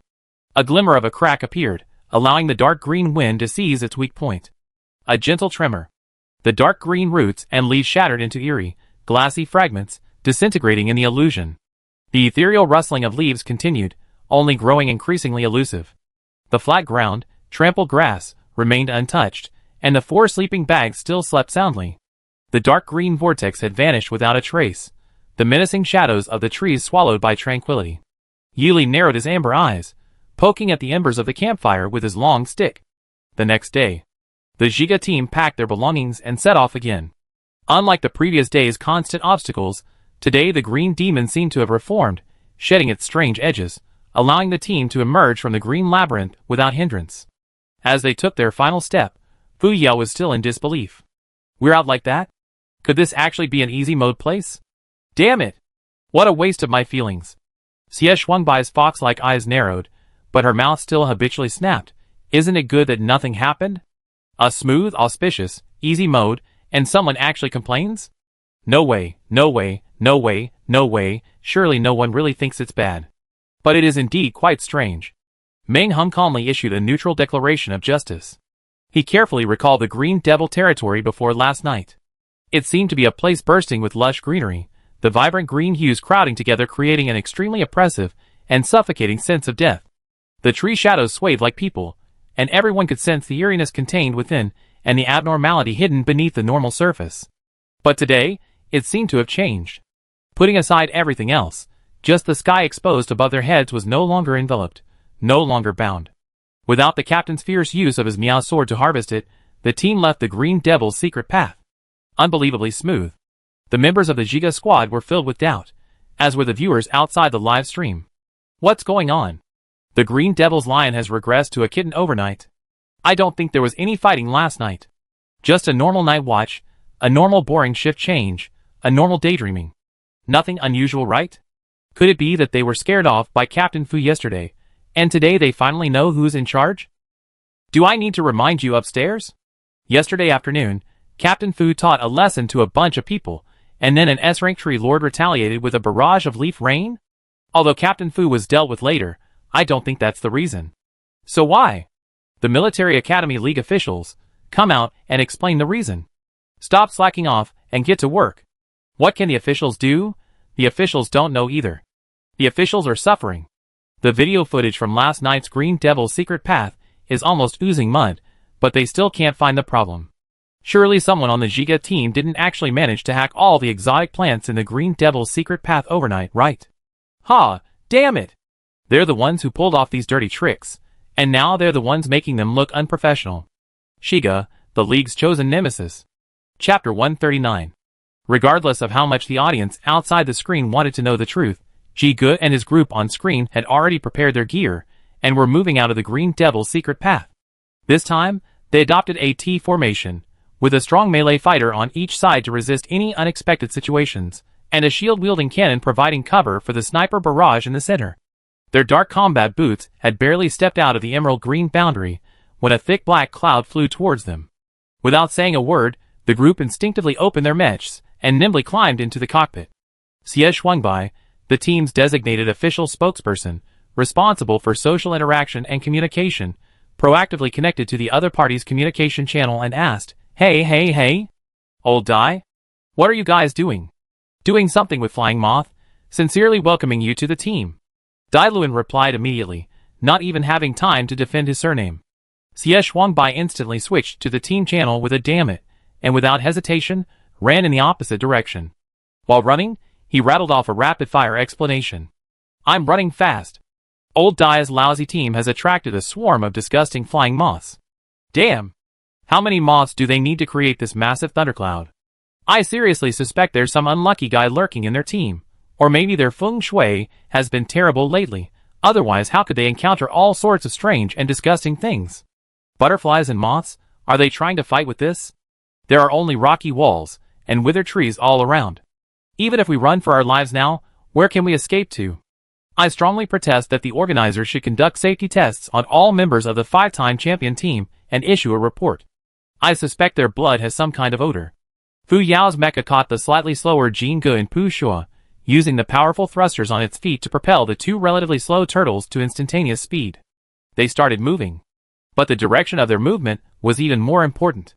With the surrounding environment proving unsatisfactory, Yili ordered the team to retreat back to the Green Devil's secret path, their habitat, which they had only recently emerged from. The flying moths inherited the greed and gluttony of locusts. How could they possibly let go of such a delicious, lush green treat? What if they get wiped out in one go? Yili, do you think those flying moths moved here for the first time today? Yili, and do you guess why the most imposing part of this territory is a forest? Yili, and do you guess again? Besides the star beasts, are there still distinctions between plants and exotic plants? Xie Shuangbai, bombarded with questions, gave up trying to think and obediently followed orders, heading towards the Green Devil's secret path. Their sudden shift to a purpose caused the 5 Crown Squad's mechs following behind to instinctively follow suit. The tightly packed green cage, from the outside, resembled a vibrant, budding flower, but from the inside, it was nothing more than a gloomy, oppressive prison, binding the invisible wings behind humanity. Compared to Zhiga's close relationship with the Green Devil and his swift speed, the captain of the 5 Crowns team clearly understood the dual meaning of the Green Devil's name, and hesitated whether to enter. But when the distant dark clouds began to transform into unidentified objects, he instantly cast aside all hesitation. His life was the most important thing. With nowhere else to go, the 5 Crowns team had to cautiously follow Shiga's team, moving slowly. The contrast between the two teams' actions created a strange paradox. One was going home, the other was acting like thieves. The presence of a third party always added to the excellent silent drama. Shiga's team returned to their campsite from the previous night. The ground trembled slightly as the mechs landed. The roots, which had been creeping beneath the soil, instinctively poked their way out. The swaying, dark green stem, still carrying the grumpiness of being woken up, seemed determined to teach the ungrateful creature a lesson. Its protrusion met Yili's gaze, who was peeking out of the mech's cockpit. Familiar tea-colored eyes. The dark green stem stiffened in surprise, pretending to be a ribbon fluttering in the wind. Ahem, excuse me. The dark green stem cautiously moved downwards inch by inch, acting as if it had never been there. But the annoying buzzing sound shattered this facade of tranquility. A group of noisy and ugly uninvited guests appeared outside the leaf-like curtain at the top of the Green Devil tree. Their densely packed compound eyes glowed red, looking utterly repulsive. The high-frequency flapping of their wings produced a headache-inducing, irritating noise. Their protruding mouthparts were sharp and slightly curved. Swarming forward like a turbulent dark cloud, they greedily approached this labyrinthine green pearl. The 5 Crown team squeezed into the Green Devil's cage at the last moment before the secret path closed. Stumbling onto the soft, solid ground, the vibrant green leaves behind them closed tightly, blocking out the terror. The team breathed a sigh of relief, only to be devoured by a swarm of man-eating flowers with ridiculously large mouths. A perfect illustration of the saying, "Escape from the tiger's den, enter the wolf's lair." The entire 5 Crown team was eliminated. No. Xie Shuangbai couldn't help but grab Erkong's hand. Old Dai, don't die. Dai run, although. But good brother, I'm really not surnamed Dai. If you just leave like this, your kill points won't count towards our team's score. Darren, heh. Shaw Ding. The Sothos Military Academy's Zhiga squad has secured 5 kills. The system announcement suddenly reached the Zhiga team's mechs, causing everyone to be momentarily bewildered. Xie Shuangbai, I'm really envious of their kills, but such blatant manipulation is unnecessary. If you're going to do something, at least do it subtly. The other 3, you should be more subtle with us too. At this moment, a clear, crisp voice rang out within the team. Yuli spoke with a hint of helplessness. Just now, when I was trying to extend my mental energy to invade and manipulate the alien plants, I was doing too many things at once, causing one of my hands to tremble slightly. The carnivorous alien plant accidentally swallowed one of our potential teammates. I was just about to concentrate on saving them, when they were completely digested. She even whispered aggrievedly, logically, mechs shouldn't be so easily corrupted. Xie Shuangbai, Fu Yao, Meng Heng, The unexpected windfall, while delightful, still left the 3 naive individuals completely bewildered. Only the kind, respectable, and reliable Captain Fu remained remarkably calm. The 5 Crown Squad's mechs have been worn down by the butterfly swarm, the military academy students, and the flying locusts one after another. The mech shells should have considerable wear and tear, even minor but fatal defects. The solution inside the man-eating flower swarm's open mouths might hold up a mech shell in its intact state, but with this kind of all-pervasive solvent, if even one spot allows it to seep in, it's basically beyond saving. Fuisue rarely spoke so much in one go, explaining the key points to his teammates, who hadn't seen much of the world. This was also displayed on the screen. The commentators, military academy team, staff, and even the viewers in the live stream all reached a tacit consensus. The Giga squad was extremely eerie. Holy crap! Where are those flying locusts outside? What's going on? A quick, clear-headed comment in the live stream prompted the broadcast staff to shift the camera to two areas outside and above the Green Devil's secret path. The flying locusts, which ate wherever they went, buzzed and swarmed towards the Green Devil's secret path, drawn by the scent of humans. The billowing, black, smoke-like swarms were disgusting up close, fearlessly crashing into the Green Devil's secret path. The surrounding green wall, arrogantly and coldly slapping back at the aggressive onslaught, its large, thick leaves covered with a tough, thin, oily shell, blocked all the enemy insects attempting to invade the green paradise. Snap! After failing to break through the green dome, a large number of yellow and black striped, sharp-fanged flying locusts turned around and began to bite at the densely packed branches that formed a high wall. However, the alien plants that had taken root and grown at the border of the Green Devil's secret path, though plants, were clearly not herbivores. Crackling. The seemingly vibrant branches suddenly became agitated just before they touched the fangs. As if provoked, they mercilessly lashed out at the locusts' bodies, each lash tearing off a piece or two of the bloody, horrific remains of their enemies. The vibrant alien flowers attached to the powerful, abnormal plants also bloomed, emitting a rich, sweet, and strange fragrance. Some were poisonous, some weakened, some disturbed the mind, and some directly devoured the locusts' heads as nourishment. It was as if one side in a battle was being subjected to countless, almost non-repeating debuffs by the other, a scene of absolute, one-sided crushing power. Countless locusts, which had been ferocious just moments before, were treated like toys by the Green Devil's pawns. Of course, some tender green stems and leaves were sliced open by the locust's sharp fangs and expanding mandibles, their sweet sap sucked away. Then, they were tightly bound and knotted by more vigorous and experienced branches. Sharp thorns instantly sprouted from the tough bark, and before the locusts even realized it, they had contemptuously drained their life force and gracefully departed without a backward glance. In an instant, the shriveled, dried-up locust corpses piled up into a small mountain outside the Green Devil's border. Holy crap! The Giga people exclaimed in unison in shock. So strong? How did we escape from this Green Devil's territory? The audience off-screen. We want to know too. Captain? Faces full of curiosity looked at the kind, respectable, reliable, but taciturn captain. Fuisue, observing the surrounding anomalies' reactions to the area, analyzed the possibilities for his teammates.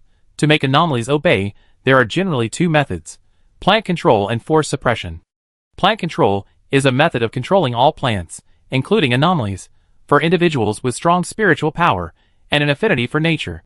Force suppression refers to the caster forcefully and cruelly demonstrating their overwhelming power, or having a bloodline level that is higher than the target's, thus exerting suppressive influence.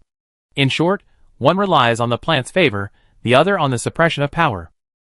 Bai. In our case, it's probably the first possibility, but during my night shift, I didn't see anything unusual to prove either of these possibilities. Fu Yao, unusually, expressed agreement. Me too, nothing unusual. Meng Hung thought for a moment, and raised his hand to indicate that he was also fine during his night shift. Yili recalled only the crackling campfire and the endless silence of the night, echoing Meng Heng's statement that nothing had happened. Fuisue finally shook his head. The initial speculation, though useful, couldn't be applied to any specific person. While finding out the so-called child of nature's hidden identity wasn't strictly necessary, just having something like protection to allow them to rest briefly on the outer edge of the secret path would suffice. The fact remained that this Green Devil was far too powerful to fathom.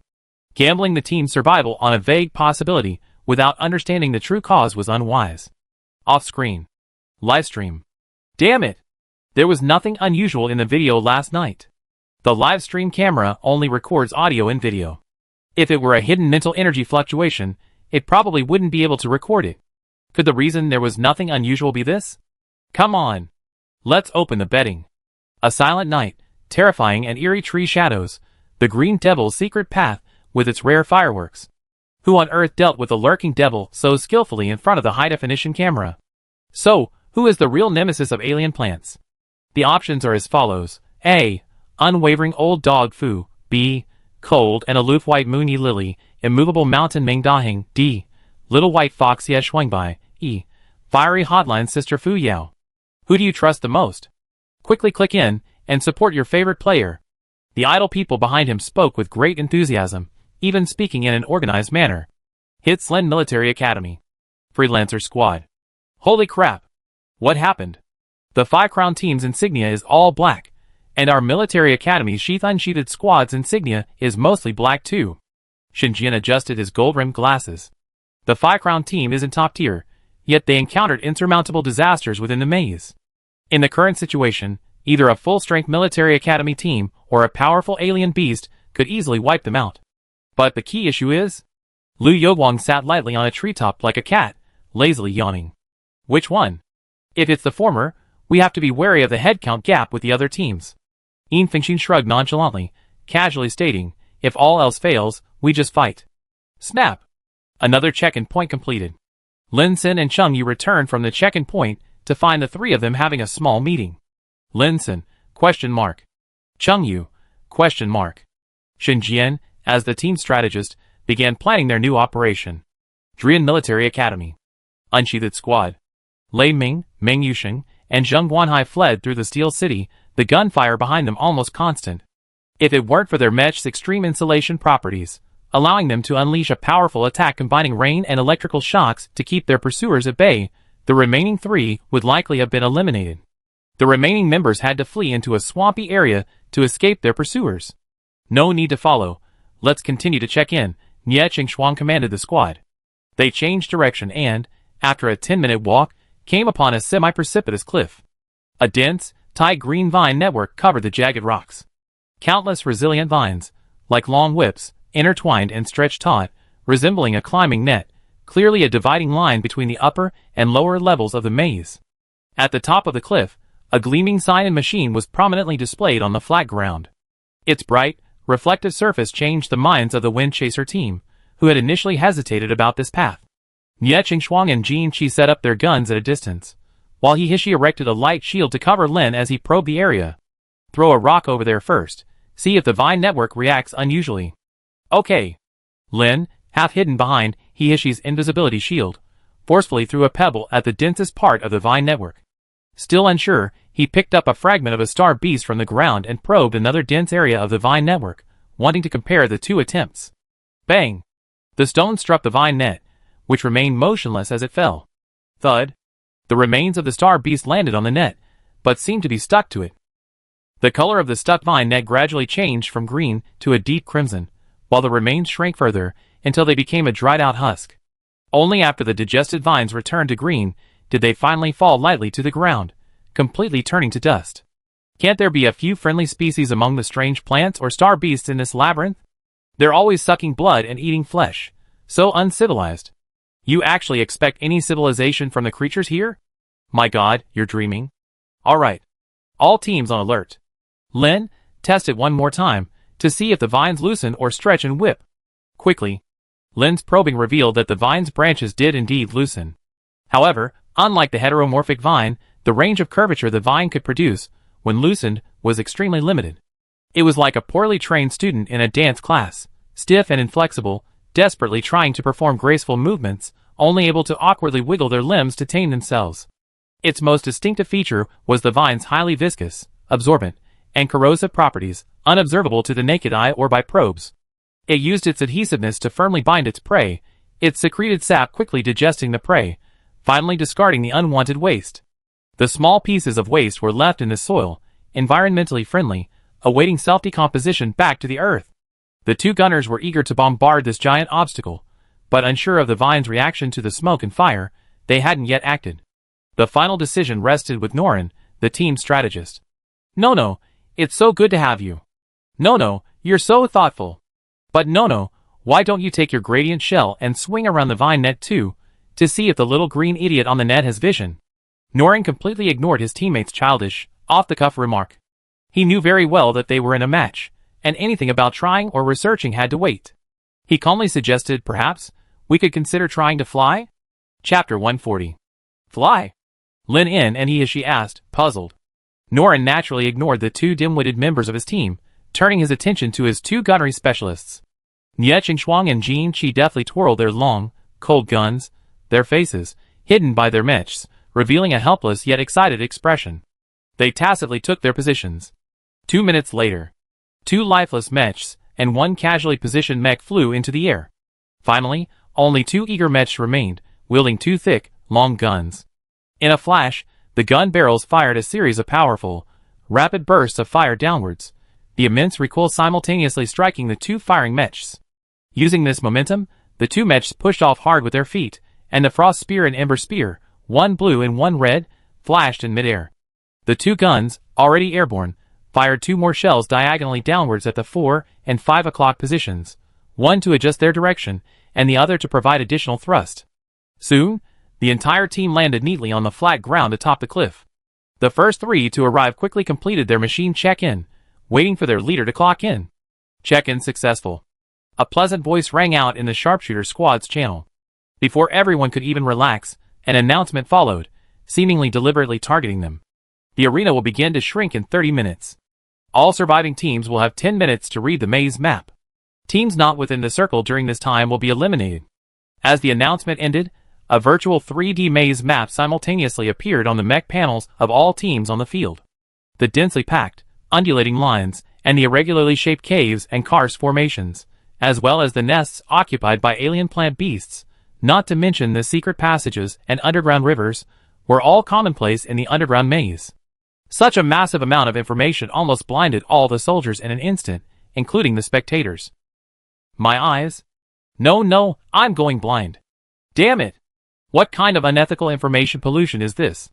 Say the children. I want to know if they can really memorize a map in 10 minutes? If it were me, I doubt I could even find my place on the map in 10 minutes. The person upstairs is too honest, I'm speechless. They can't even take pictures or draw maps. They can only rely on rote memorization. It's truly insidious. The commentators in the commentary area began to analyze the reasons and importance of this arrangement from the official perspective. The organizers arranged it this way to test the military academy students' ability to adapt to unexpected situations, their ability to acquire, memorize, and analyze information, and finally, whether the sensitive position of the circle line could stimulate new exciting battles and strategic deployments on the field. It was also to showcase the military academy students' prowess to various military recruitment offices. In a simple environment, everyone handled things easily, making it difficult to distinguish between them. But once the shallow waters deepen to knee-deep, gradually seeping into clothing, and even churning into towering waves, only those who ride the wind and waves will stand out. And that's precisely the kind of talent the military academy wants to identify. Wind-chasing squad. Before Nie Shuang could even utter a curse, Norin, memorize it quickly. Jin Qi and the other two echoed, Norin, memorize it quickly. Although it wasn't that they weren't trying to memorize it, Norin, as the team's intellectual leader, was still their first choice. Sharpshooter squad. Ing Lin issued the order almost simultaneously. Each of you memorize a quarter of the content. Nan Sa is responsible for anchoring our coordinates and planning the best route. The ceasefire squad. I memorize it. You guys do whatever you want. Yi Li's calm voice rang in the internal communication channel. The free spirit squad. Lu Yoguang, unusually not languid, spoke crisply, memorize 3 parts, 2 parts. These 2 words meant 3 people memorized the map, and 2 analyzed the route. 10 minutes passed in a flash, and the teams prepared to move towards the boundary line. The ceasefire squad didn't move immediately.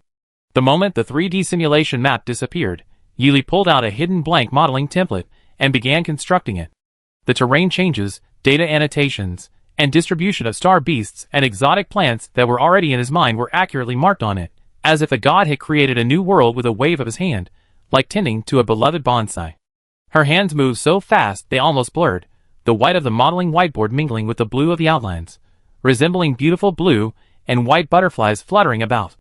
With each flap of their wings, a model identical to the earlier large-scale 3D map appeared on the whiteboard. Yi Li skillfully saved the image and quickly sent it to all her teammates. If there are any problems, fix them immediately and send them back. She instructed her teammates. Okay. Xie Shuangbai was the first to respond. I call you a human modeling machine. Great job, Li Li. You have a brain embedded in the eye, consistently performing flawlessly. The audience watched as someone cheated in public. The paused countdown barely finished, and a perfectly replicated maze map appeared before their eyes. Many viewers, stunned by this effortless version of Versailles, lamented bitterly in the comments section. The difference between human brains can sometimes be greater than the difference between a human brain and a pig's brain. Born as a human, I lowered the overall intelligence level of humanity. I'm truly sorry. Very good. The StarNet suddenly gained a batch of people who remained in a state of short-term self-isolation. The person in charge of the live stream and feedback statistics recorded the entire process of the netizen smiles disappearing with great satisfaction. Not only was he not worried that they would be discouraged, but he even smiled with satisfaction at the unusually high proportion of studious and diligent habits during this period. Every year, this stimulation yields a diligence buff XN. It has become second nature to him. Of course, some people clearly looked displeased. A pair of hands unconsciously pressed down on the cane, which was gripping the ground tightly. The hand, so thin it barely had any flesh, was almost being squeezed by the reaction force, revealing the dry skin and clear veins. The body below the neck was desperately trying to maintain a normal state, but the glint in the cloudy eyes flickered eerily. Although his wrinkled face still wore a kind smile, and his posture, whether standing or sitting, remained polite and proper, even a military academy student like Fu Yao, whose thinking was purely instinctive and driven by primal instincts, could instinctively sense a subtle sense of incongruity and disharmony. A wolf can never disguise itself as a sheep, just as a wolf can never resist eating a sheep. However, his chin was slightly tucked in, half his face hidden in the shadow of his hat brim. The diverse crowd around him, some excited, some scrutinizing, some carefully considering countermeasures, and some harboring subtle jealousy and malice, the overwhelming torrent of emotion served as a mere shield for the dark glint in his eyes. Especially the military academy instructors, who were still surviving in Group A. The unpredictable nature of the competition had worn a weary look onto their usually sharp and capable faces, their entire bodies radiating an exhaustion from emotional drain. Following the map, Yili chose a concealed route heading downwards. The entrance to the cave wasn't far from where they were, and there were no signs of dragging or footprints. Fortunately, the 3D map indicated a relatively precise location. Xie Shuangbai was able to use a small exploration device to find the boundary line formed by the rocks perfectly integrated into the earth. The rocks they painstakingly pried open were like Pandora's box, enticing them to move aside the obstructing rocks and delve deeper underground, just like Quetzalcoatl. If they could follow the calm underground river forward, they could perfectly avoid harassment from the opposing teams while striving to reach the safe zone as quickly as possible. This is just like a myth from ancient Earth, Yili remarked. I'd like to hear the details. Lily, you really love things from ancient Blue Star. I'm looking forward to it too. A certain mythological system of ancient Blue Star records that after the Fifth Sun era appeared, all the creatures created in the previous eras were killed by the gods. A god named Quetzalcoatl, wanting to make the earth lively again, infiltrated the netherworld, the 9th level underground, to ask the king of the underworld for something. Something? What thing? Yili continued. This god didn't know how to find it, nor how to meet the king of the underworld, so he took a yellow dog. Surprisingly, the yellow dog actually helped him find the correct route. The yellow dog helped find rocks to conceal the path, revealing the way to the underworld. Just then, everyone jumped down one by one into the cleared cave entrance. At this point in the story, Fu Yao suddenly burst out laughing, unable to hold it in. Meng Hung followed suit, letting out a muffled laugh. Yili, startled, also noticed something amiss. Hey! Little Yi, you didn't do that on purpose, did you? Xie Shuangbai protested angrily. They had just mentioned that the yellow dog led the gods to the cave leading to the underworld, which happened exactly when he used the machine to find the entrance to the underground river passage. Didn't that mean, damn it? Xie Shuangbai instantly felt like an innocent and pitiful victim of blatant targeting. They hadn't even bothered to cover themselves at the entrance when they jumped down. As the entire group landed on flat ground, gusts of cold wind mixed with moisture almost hit them in the face. The cold wind indicated a drop in underground temperature, and the damp soil proved that there was indeed a separate, formed water source nearby, most likely an underground river. They continued onward. The first thing to catch the eye wasn't the underground river, but rather a pool of deep blue water. The crystalline blue filled this not-so-shallow pool, and countless blue fireflies danced and twirled leisurely in the clear water, illuminating the entire underground passage as if bathed in fluorescent light, even dyeing the hard, thick stone walls blue. This phenomenon occurs when sea fireflies and bioluminescent algae accumulate in large quantities in the water, Fuisue explained calmly, instantly pulling everyone's thoughts and gaze back to reality. The first person to discover this phenomenon gave it a beautiful name. The dreamlike scene of blue tears gently illuminated the long-sealed underground. The swaying blue light resembled rising and falling waves, or fireflies flickering in the grass, beautiful enough to be a romantic spot for couples. The only drawback was the constant gusts of cold wind emanating from the lake. The chilling touch felt like ice knives, scraping away at the flesh piece by piece. Yi Li, letting the drifting blue light fall on his face, continued recounting the story of the god. After the god and the yellow dog jumped down from the cave entrance, they found themselves in a not-so-shallow pond, a small space, just enough for them to be enclosed by smooth stone walls on all four sides. The piercingly cold pond and the deathly gloom of the underworld king made this special visitor reluctant to complete the next step of jumping down, but to achieve his goal, there was only one path leading to the underworld palace, leaving him no room to refuse. Yi Li's voice flowed like a gentle stream, smooth yet melodious. But some people are just naturally sensitive, Xie Shuangbai said. This is getting more and more far-fetched. Is it a coincidence that this story fits this terrain, or are you deliberately using this terrain as a basis for a story, trying to deceive our innocent minds? Xie Shuangbai glanced at the three solid stone walls besides the entrance, then cautiously stepped forward and tapped each one forcefully. He quickly concluded that what appeared to be solid was indeed solid. Combining this with the map Yi Li had replicated, it is known that there must be a path leading to the underground river area. It is also known that the stone walls above, below, to the left, and to the right are all solid. Therefore, the only way out here must be in the pool of water. Very good. Xie Shuangbai shrugged helplessly. Another point overlaps with your story.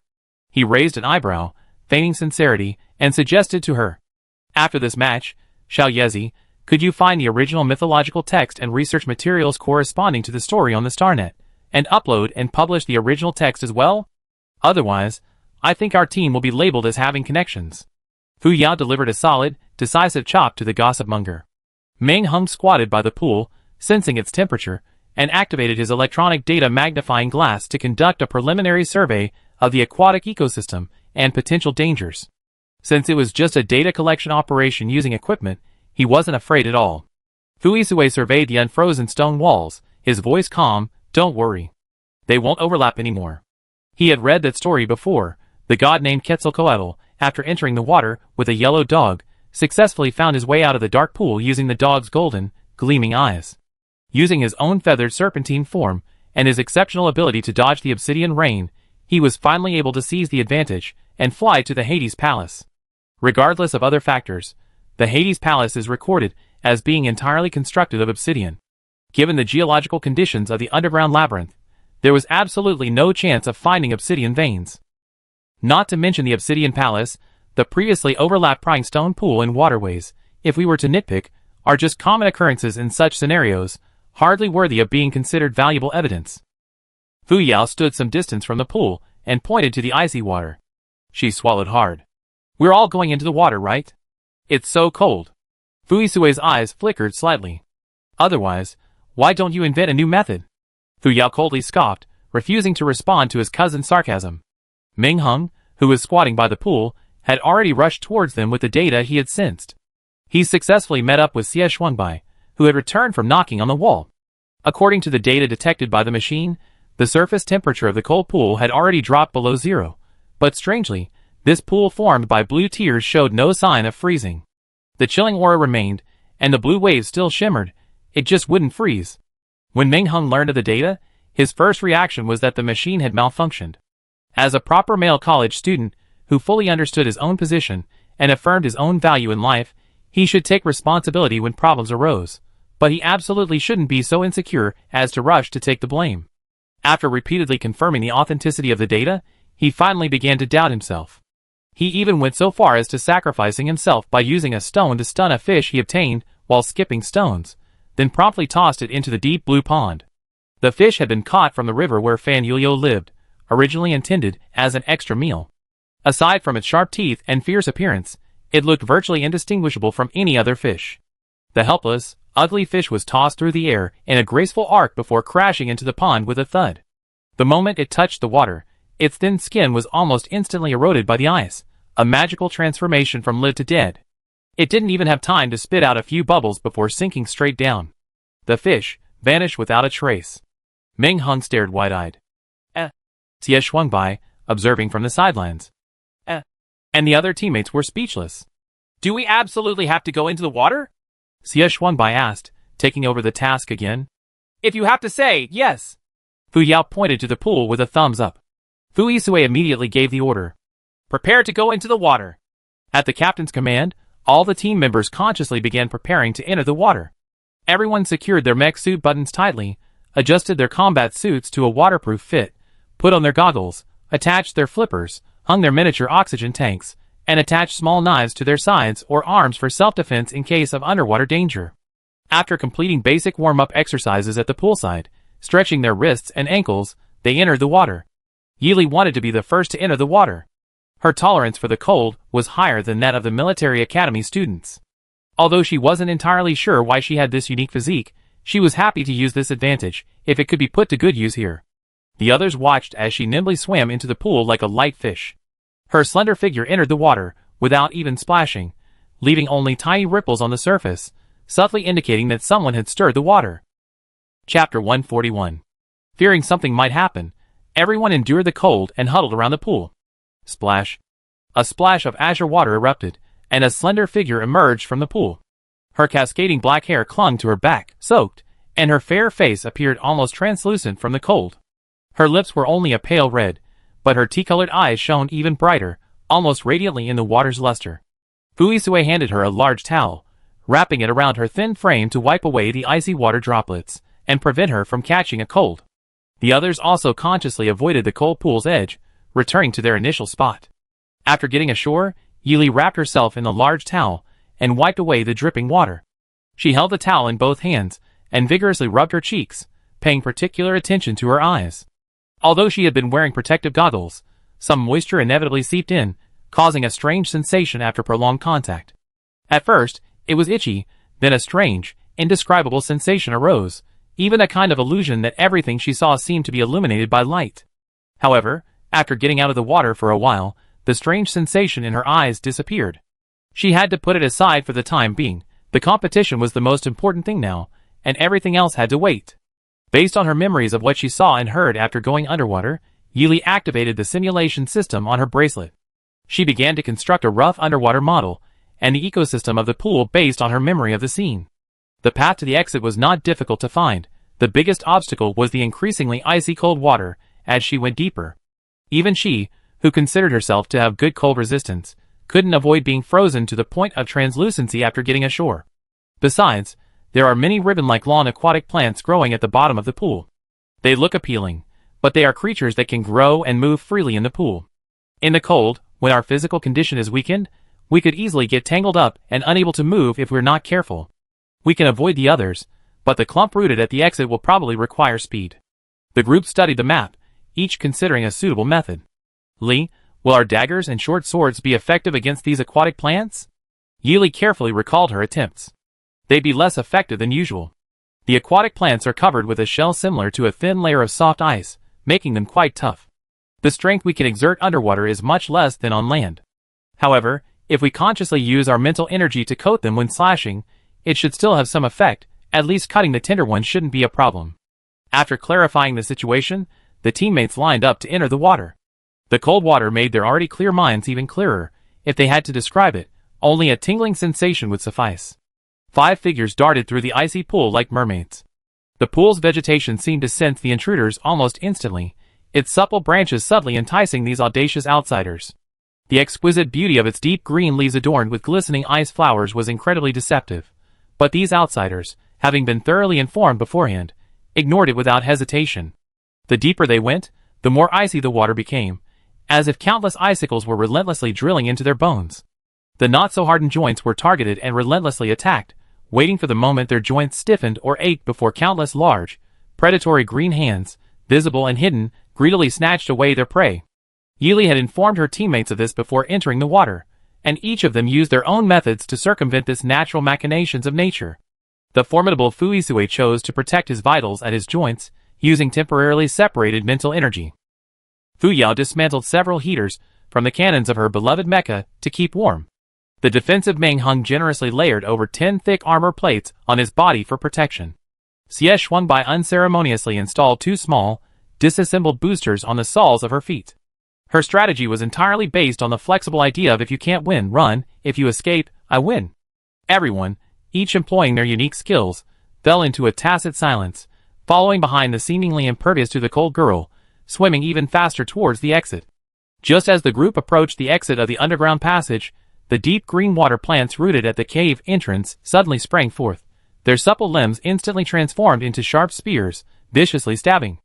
A patch of tangled, floating water plants instantly became a deep-sea spear formation with countless piercing spikes.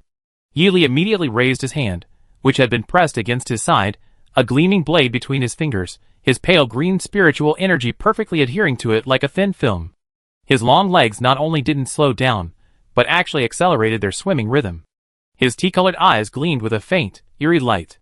Without hesitation, the sharp blade sliced through the leaves, ignoring the possibility of them sticking back together. Aiming at the instantaneous opening, he swam across the gaps in the water plants without a second thought.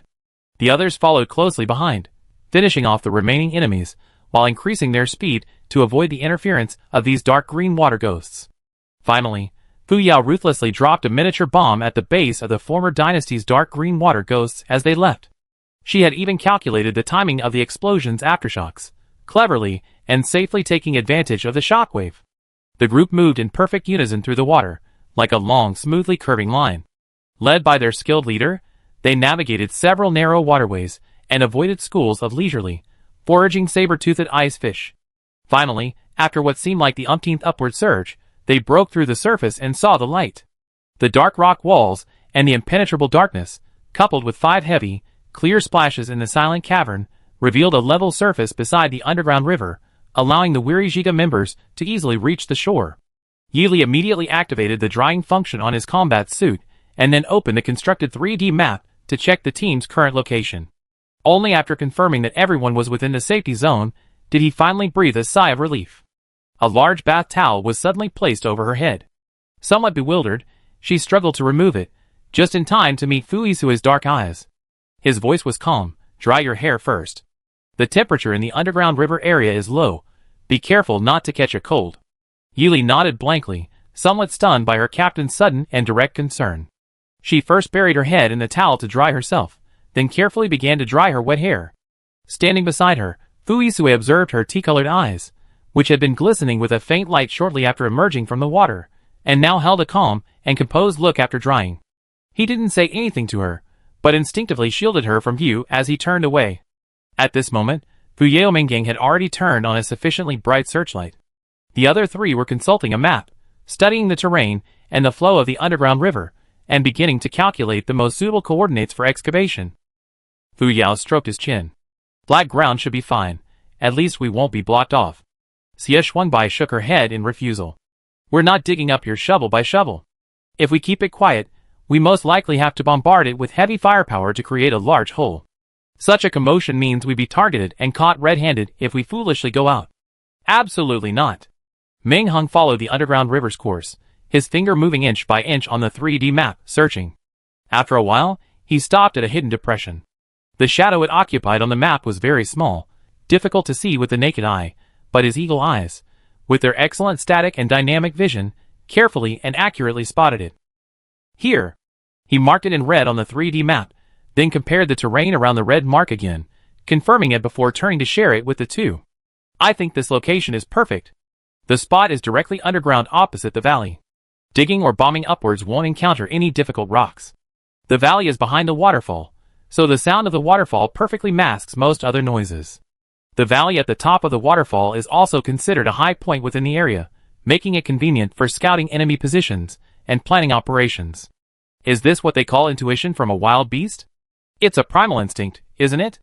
Our hero, Hengzi, shouldn't have mutated into a beast. Meng Hung, the only one in the team determined to be a tough guy, trained himself with the intensity of smelting steel. His mech was a heavy, traditional defensive type. While honing his strength, his innate instincts were gradually activated, his extraordinary sensitivity to terrain and environment. Like finding the perfect spot for Giga to dig upwards from underground within this complex, layered maze map. In Xie Shuangbai's words, Meng Heng's unusually sensitive sense of smell, like his skill in assembling small mechanical devices, was a hidden, passive skill. Both required activation to be unlocked. When they set off again, Meng Heng, Fu Yao, and Xie Shuangbai took the lead, while Fu Yisui and Yi Li followed behind. They took over each other's responsibilities, allowing their overworked teammates to seize every spare moment to rest. The underground river flowed extremely slowly, its waters, like a brocade woven from sapphire, were stagnant on its bottomless riverbed, frozen in place by time or the low temperature. Despite the calm and gentle water, the inability to see the depths from the banks created a terrifying abyss-like atmosphere, chillingly silent. This river looked like it might harbor ghosts or spirits. Eerie and lifeless. Damn it! Silence can be terrifying too. Someone in the team secretly shared their current feelings in their mind. His tone was so forceful, his pace so rapid, his language so rich, and his emotions so dramatic. It was truly admirable. Facing the eerie black wind raging through the underground passage, the only sound was the clatter of their footsteps. Until they faintly heard the sound of dripping water above them, they all looked up in unison. Drip! Drip! Water droplets slid down the downward growing stalactites on the rock wall above, dripping from the tips. Directly below, the rock had even eroded into small, stagnant pools of water. The neat formation deftly curved into an S shape to avoid these not-so-shallow pools. On the 3D map, the green dot representing the team gradually overlapped with the marked coordinates. They estimated the thickness of the rock wall above the ground, surveyed the rock's texture, and chose the best direction and angle of attack. Then everyone retreated in unison, leaving a tall and radiant figure in the center of the arena. 2 steps away from her, a broad and sturdy man stood firmly and solemnly. Fu Yao and Meng Heng activated their mecha buttons, each boarding their beloved mechas. The vibrant, fiery Lai Feng and the fierce, while Jin Gu once again stood proudly in the center of the arena, as prominent as the leading actors about to take the stage. Fu Yao sat comfortably in her mecha and issued the command to Qi Lian, hidden within the mecha's data, to activate all its turrets. Qi Lian was Lai Feng's mecha spirit, specially created for her by Yi Li. It was a small, round-headed, red snake with a curled tail, its round, emerald green eyes incredibly cute. A chibi-style red maple leaf adorned its little head, perfectly complementing her mecha, Lai Feng. Her activated full turret attack mode was also a major trump card of the upgraded Lai Feng mecha, instantly maximizing its firepower and transforming it into a true turret mecha. Xie Shuangbai jokingly remarked, "Others have countless turrets growing on their mechas, but yours is a mecha growing on turrets," highlighting the terrifying firepower it possessed when fully activated. While waiting for internal data processing and verification, Jin Gu had already prepared for action. After all, turrets don't discriminate between friend and foe. Even if the mecha wasn't hit by a shell, being struck by shattered debris or swept away by its powerful exhaust blast would be excruciating. Therefore, he had to activate his fully operational protective shield early to protect himself and his 3 remaining teammates. Unfortunately, they might even have to save the turrets themselves. The shells aren't immune to them either. This isn't a video game where teammates and you are immune to damage. Meng Heng's golden spear swirled with dark gold, and the chibi-style honey badger within the mecha system exuded an arrogant, boss-like aura. Its large patch of white fur from head to tail contrasted sharply yet harmoniously with its black body, giving it a strangely cute yet fierce appearance. Its sharp claws swung in midair, seemingly unconsciously, but actually analyzing data and running the cyclical defense, shield wall vortex mode, that Meng Heng had activated. Energy consumption calculation complete. Special defense system activated, over.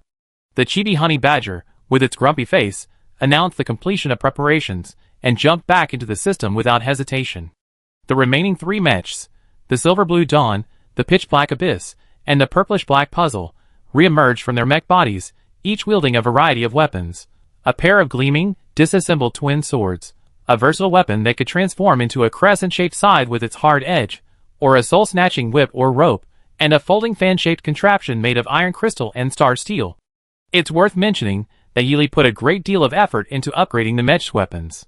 In her own words, those few nights of hard work and the money she spent hadn't been in vain. They were incredibly kind to poor Yi Li. While Yi Li's longsword still used the original sword within a sword template, emphasizing the convenience of being usable both separately and together, she added an invisible sword to the sheath, a departure from the earlier version. It wasn't that the sword didn't exist, but rather that its invisibility meant it was unseen. The invisible sword's main body was made of a mineral called prismatic crystal. Prismatic crystal is a byproduct of a certain mineral. Yili discovered it unexpectedly while researching various ores, noticing fluctuations in the data. She then discovered a thin, colorless ore layer, like a film, encasing its outer shell. She carefully scraped it for months before finally gathering enough material to forge a sword. Prismatic crystal's hardness isn't exceptional among ores. Its most distinctive feature is its colorless transparency, and its ability to reflect light from all directions. Yili embedded the sword she forged within it, firstly to mislead her opponent's vision and judgment in combat, and secondly for surprise attacks. Of course, currently, dealing with the aftershocks of the explosion didn't require her invisible sword to be used. Therefore, she chose to remove it early. If she hadn't used her mental power to scan throughout, even if she could have retrieved it by eye from its outline, she would likely have accidentally let it slip and disappear instantly. Fuisue's crescent blade, which combined both hard and soft modes, was also improved by Yili. She added a new type of ore to the original blade: condensed soft crystal. This expensive and rare ore was something Yili absolutely couldn't produce herself. It was all thanks to the truly wealthy Fuisue, who generously provided it to her from his treasury. When upgrading the weapon, Yili drafted 3 plans for the client to choose from. Fuisue finalized the plan, a dual hard and soft mode, and generously opened his private treasury for her to select the material she needed. This allowed Yili's poor, brown-eyed eyes to be baptized by the dazzling light of money, while simultaneously solving the material problem for the team's mech upgrades. After adding the condensed soft crystal to the light blade, the original crescent-shaped blade became a new weapon that could freely change form according to the strength of the user's input of mental power. This high-difficulty weapon, which demands exceptionally strict control of mental power and precise timing, was, to some extent, very suitable for Fuisue. Xie Shuangbai's puzzling large fan was a purely new weapon. He usually preferred to utilize the auxiliary functions of his mecha, especially the illusion-disrupting mecha functions, and always fought barehanded. However, due to the change in the Military Academy League environment, he specially commissioned Yili to tailor a new weapon. The self-proclaimed elegant young master Xie Xiao unceremoniously chose the standard equipment of a young master from the ancient Blue Star era, and also made a series of bizarre client requests. Finally, before Yili lost his hair, he completed the weapon design of the Iron Bone Fan, a large fan-shaped paddle that could return rocks like tennis balls, which could now be used to deflect damage. On Fu Yao's Mecha Life Fang system, a chibi-style crimson snake wagged its little tail. Reporting, Master. Calculations complete. Ready to activate Artillery Fortress mode. She asked in the team system. Everyone ready? I'm firing. Ready. Charge. Explode. Chapter 142. At this moment, only Fu Yao's confident chuckle echoed in the team's internal communication channel, where the fighting had ceased. She reconfirmed the target and range of the shell through the scope, zoomed in to its maximum magnification. Her almond-shaped eyes shone brightly, like 2 glowing stars. Her lips touched naturally, without any attempt to bite her lower lip to relieve tension. It was clear she was truly relaxed. Even in this relaxed state, there was a surge of excitement and anticipation. Her eager, joyful chuckle carried through the team's internal communication channel. Her teammates, all on the same channel, tacitly remained silent. Even Xie Shuangbai, who usually loved to complain about external threats, tried to keep quiet, secretly thinking to herself, no wonder she's a woman with such a bizarre aesthetic taste, a mech built on a gun fortress foundation. TSK. Fu Yao, lacking the ability to read minds, was unaware that in the extremely quiet environment her teammates had painstakingly created, she firmly pressed the fire button. Fire! The sound of the button being pressed wasn't crisp, but the series of changes that followed were enough to cause a tremendous uproar. Aside from other changes, the terrifying pressure that instantly erupted from the countless cannons and turrets on the mech's body, the overwhelming sense of crushing everything in its path, was terrifying. The invisible impact forced the surrounding mechs to take a step and a half back. Bang bang bang. Bang bang bang. Bang bang bang. Waves of shells bombarded the top of the stone wall relentlessly. Each explosion carried countless fragments of rock and debris back down. Meng Hung promptly erected a fully activated area shield, either isolating or deflecting these unwanted explosive materials, preventing them from entering. To avoid interfering with the main gunner Fu Yao's attack, Fu Yi temporarily used his captain's authority to block her listening privileges on the team's intranet, giving some teammates, who had no opportunity to speak, a relatively decent space. Xie Shuangbai, bombardment. Violent aesthetics. Countless shells flew in and out of sight, curving into countless arcs. Regardless of their flight patterns, They all converged at the same endpoint, all the shells meeting at a single point, welcoming a magnificent spectacle. Meng Heng's shield never stopped moving. Sand, stones, rubble, and debris relentlessly rained down on his defenses, tearing and thudding as they fell upon his line of defense.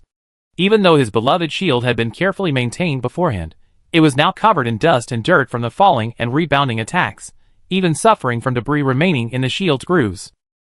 Meng Heng, Yi Li, well done? Under the relentless bombardment, the brownish-red rock wall began to ripple, peeling away piece by piece, like a rock dragon having its thick scales forcibly ripped off.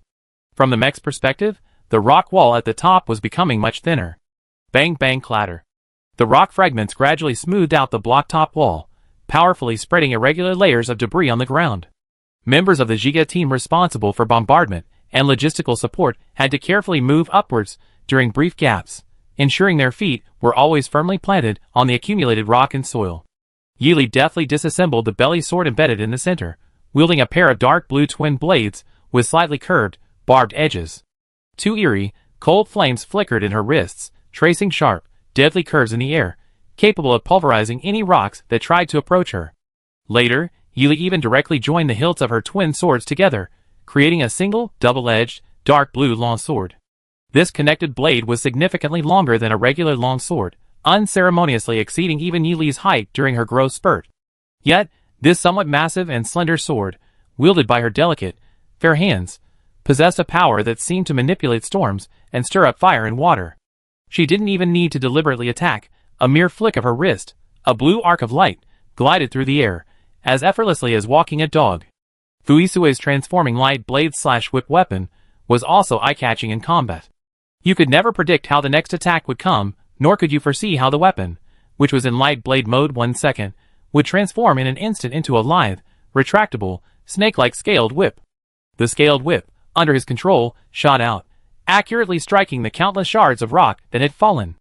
Its thick scales struck them hard, then deftly flung them towards a clearing on the side of the rock face. In an instant, the rock and the wall collided with a deafening crash, leaving only dust in the air. He repeated this precise movement countless times with practiced ease, never missing a single shot. As he trudged through the accumulated rocks and soil, gradually increasing in height, the distance to the summit began to shrink. At a certain point, the resilient yet flexible scaled whip had to give way. Under the influence of his mental power, the weapon instantly transformed. The familiar light blade he usually wielded returned to his grasp, its sharp, crescent-shaped tip flashing with a keen light, instantly slicing away a section of fallen rock, clearing a patch of clean land. Xie Shuangbai wielded the iron bone fan, casually swatting away stones like balls with a racket. He occasionally manipulated the hard fan blades, creating small vortexes to clear the chaotic battlefield. This technique was not only highly functional, but also elegant and refined. He could even spin the entire iron bone fan 360 degrees in midair to act as an airflow shield to block damage, perfectly embodying the refined aesthetics he upheld. Yi Li, forever a god.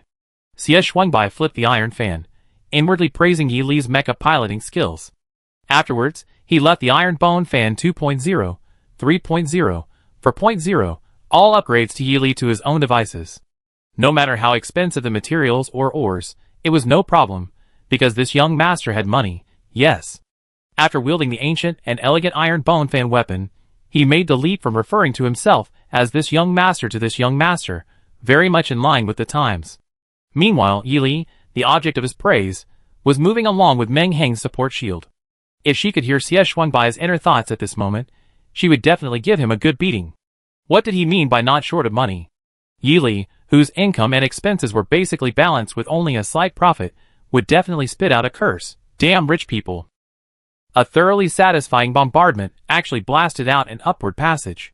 From this appropriately wide passage, a sliver of faint light of day could actually seep out. Instantly, the pitch-black cave, relying entirely on the mech's own light, seemed to be tinted with a light hue by the thin light. Fu Yao, as the main bombardier, also had a thoroughly satisfying bombardment. Indeed, explosions are the greatest art, and firepower is the strongest principle. If it fails, it must be because the firepower is not strong enough. Bombardment and blasting will eventually carve out a path. They managed to clear a small patch of ground, and everyone gathered there. "I go scout ahead first," Fuisue said, channeling his mental energy to transform the crescent-shaped blade in his hand into a long scale-covered whip. The sharp end of the whip whistled through the air as it lashed out, firmly securing itself to a protruding rock. With a strong pull, he leaped upwards. As he ascended, the black mech occasionally blocked the sliver of light, creating flickering black and white shadows. The black mech leaped higher and higher, its dark silhouette merging completely into the surrounding darkness. The wait wasn't too long. Fuisue quickly sent a special signal, a prearranged code within the message team, indicating that there was no danger and they could continue. The remaining 4 mechs followed suit, leaping one by one towards the overhead skylight. Yili, Fuyao, and Xie mechs ascended with remarkable ease, propelled by the occasional thrust from their boosters, quickly merging with Fuisue in a semi-flying state.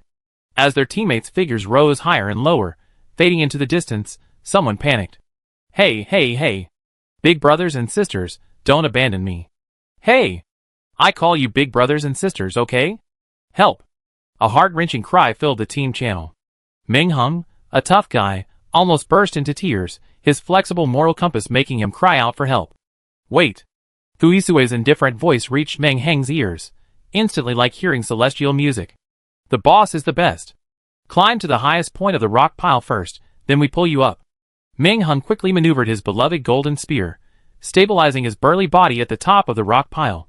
Although the number of rock fragments that had fallen from the upper cliff was enormous, and the hill they had formed was quite high, it was still a considerable distance to reach the point almost spanning the Earth's surface.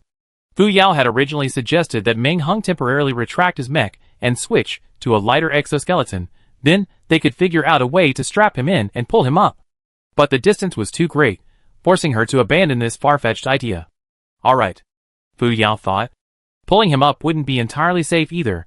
The mech's outer shell was more durable than an exoskeleton. Once Meng Hung had firmly planted himself at the top, he repeatedly sent an OK signal to the team. Just as a strange voice message, "Don't be afraid," suddenly appeared in the team chat. Snap! Snap! Snap! Before Meng Hung could even look up in confusion, he only had time to look down for a second before discovering that his beloved mecha, Jin Ge, had its limbs instantly bound and entangled. Meng Hung? ? He looked again in disbelief. A familiar, soft, light-colored whip had locked his left hand, while his right hand, left foot, and right foot were all bound with long earth-yellow ropes. Meng Hung remembered Yili telling them before the competition, this is a special climbing rope she specially researched for terrains like cliffs, canyons, peaks, and valleys, and other similar terrains. It's nothing special, just longer and more resilient than ordinary climbing ropes, and it can automatically bind the target, so don't worry, at most you experience a slight loss of weight when you're pulled up. It seems this is what they used to pull him up. Meng Hung never expected the ropes to be used for pulling people up instead of climbing mountains. Indeed, the usefulness of an item depends on who uses it.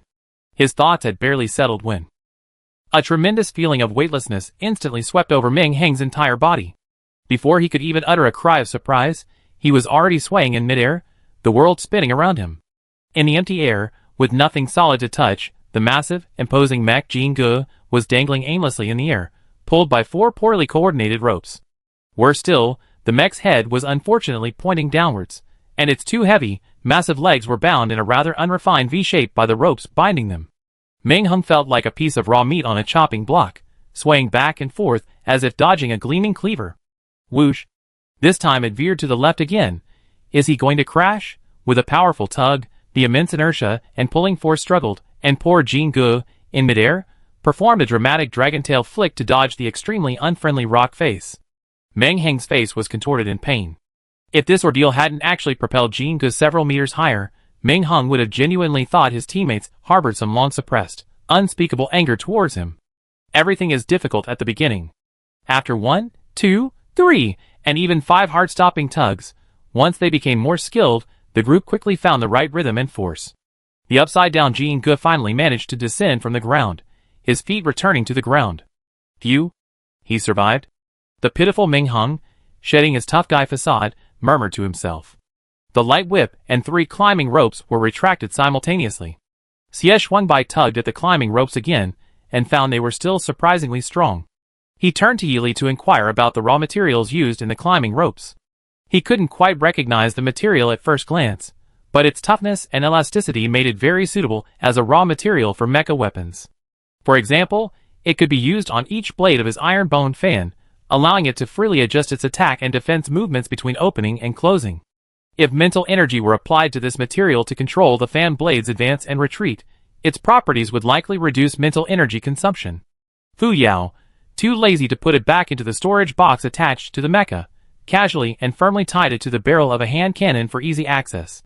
Fu Isue's light whip instantly switched to a crescent-shaped light blade, shifting his attention from the bulky, swaying pendulum to surveying the surrounding environment. The location they had chosen earlier, based on the 3D map, was essentially the same. They successfully found a foothold in a small, secluded valley. The dense undergrowth, shrubs, and trees made the small space extremely cramped. If it weren't for the sturdy armor the 5 military cadets wore, they would likely have been scratched and mangled by the unruly vines and branches, their bodies covered in scrapes and cuts.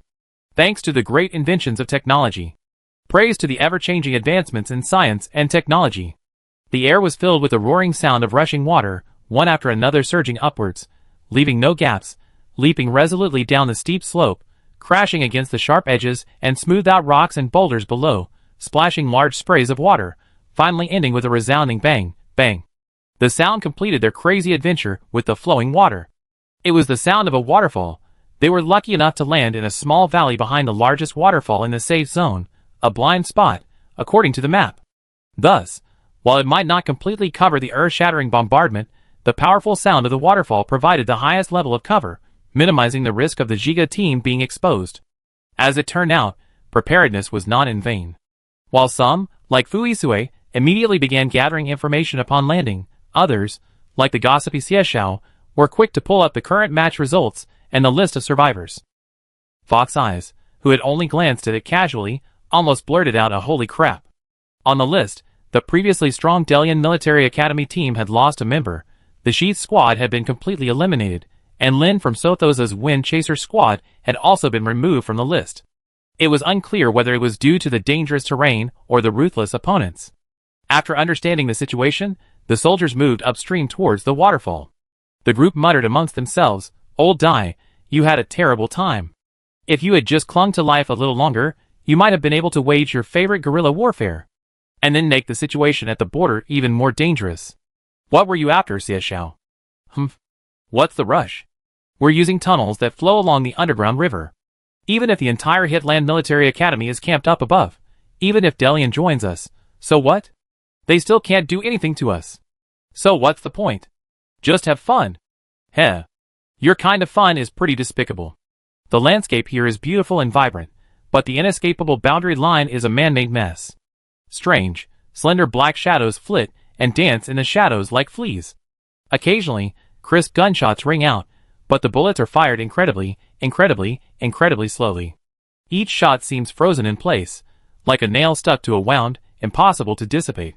The A-rank and below star beasts and alien plants that used to roam freely now flee without looking back. The fleeing landscape is filled with soft, flowing fur and plump bodies. The low danger level of A-rank and below almost emboldens some to venture into this colorful, fluffy place. A love of fluff is human nature. But equally, survival and self-preservation are also human instincts. Military Academy students, who have fought desperately for survival on the boundary lines, at high altitudes, in deep pools, or in swampy mud, have something to say. They say, 6 dots, everything is understood without words. A point can mean lurking in the shadows, subtle and insidious. When the Delian Military Academy team arrived near the border first, they utilized the unique advantages of their mechs. Some possessed incredibly realistic mimicry modes, others disguised themselves as pythons resting on thick vines, while still others transformed into felines perched on tree branches. There were even mechs mimicking large fir and ironwood trees, forming a perfect ecosystem with individual soldiers mimicking beetles. A point can also mean the silence of one's mother tongue.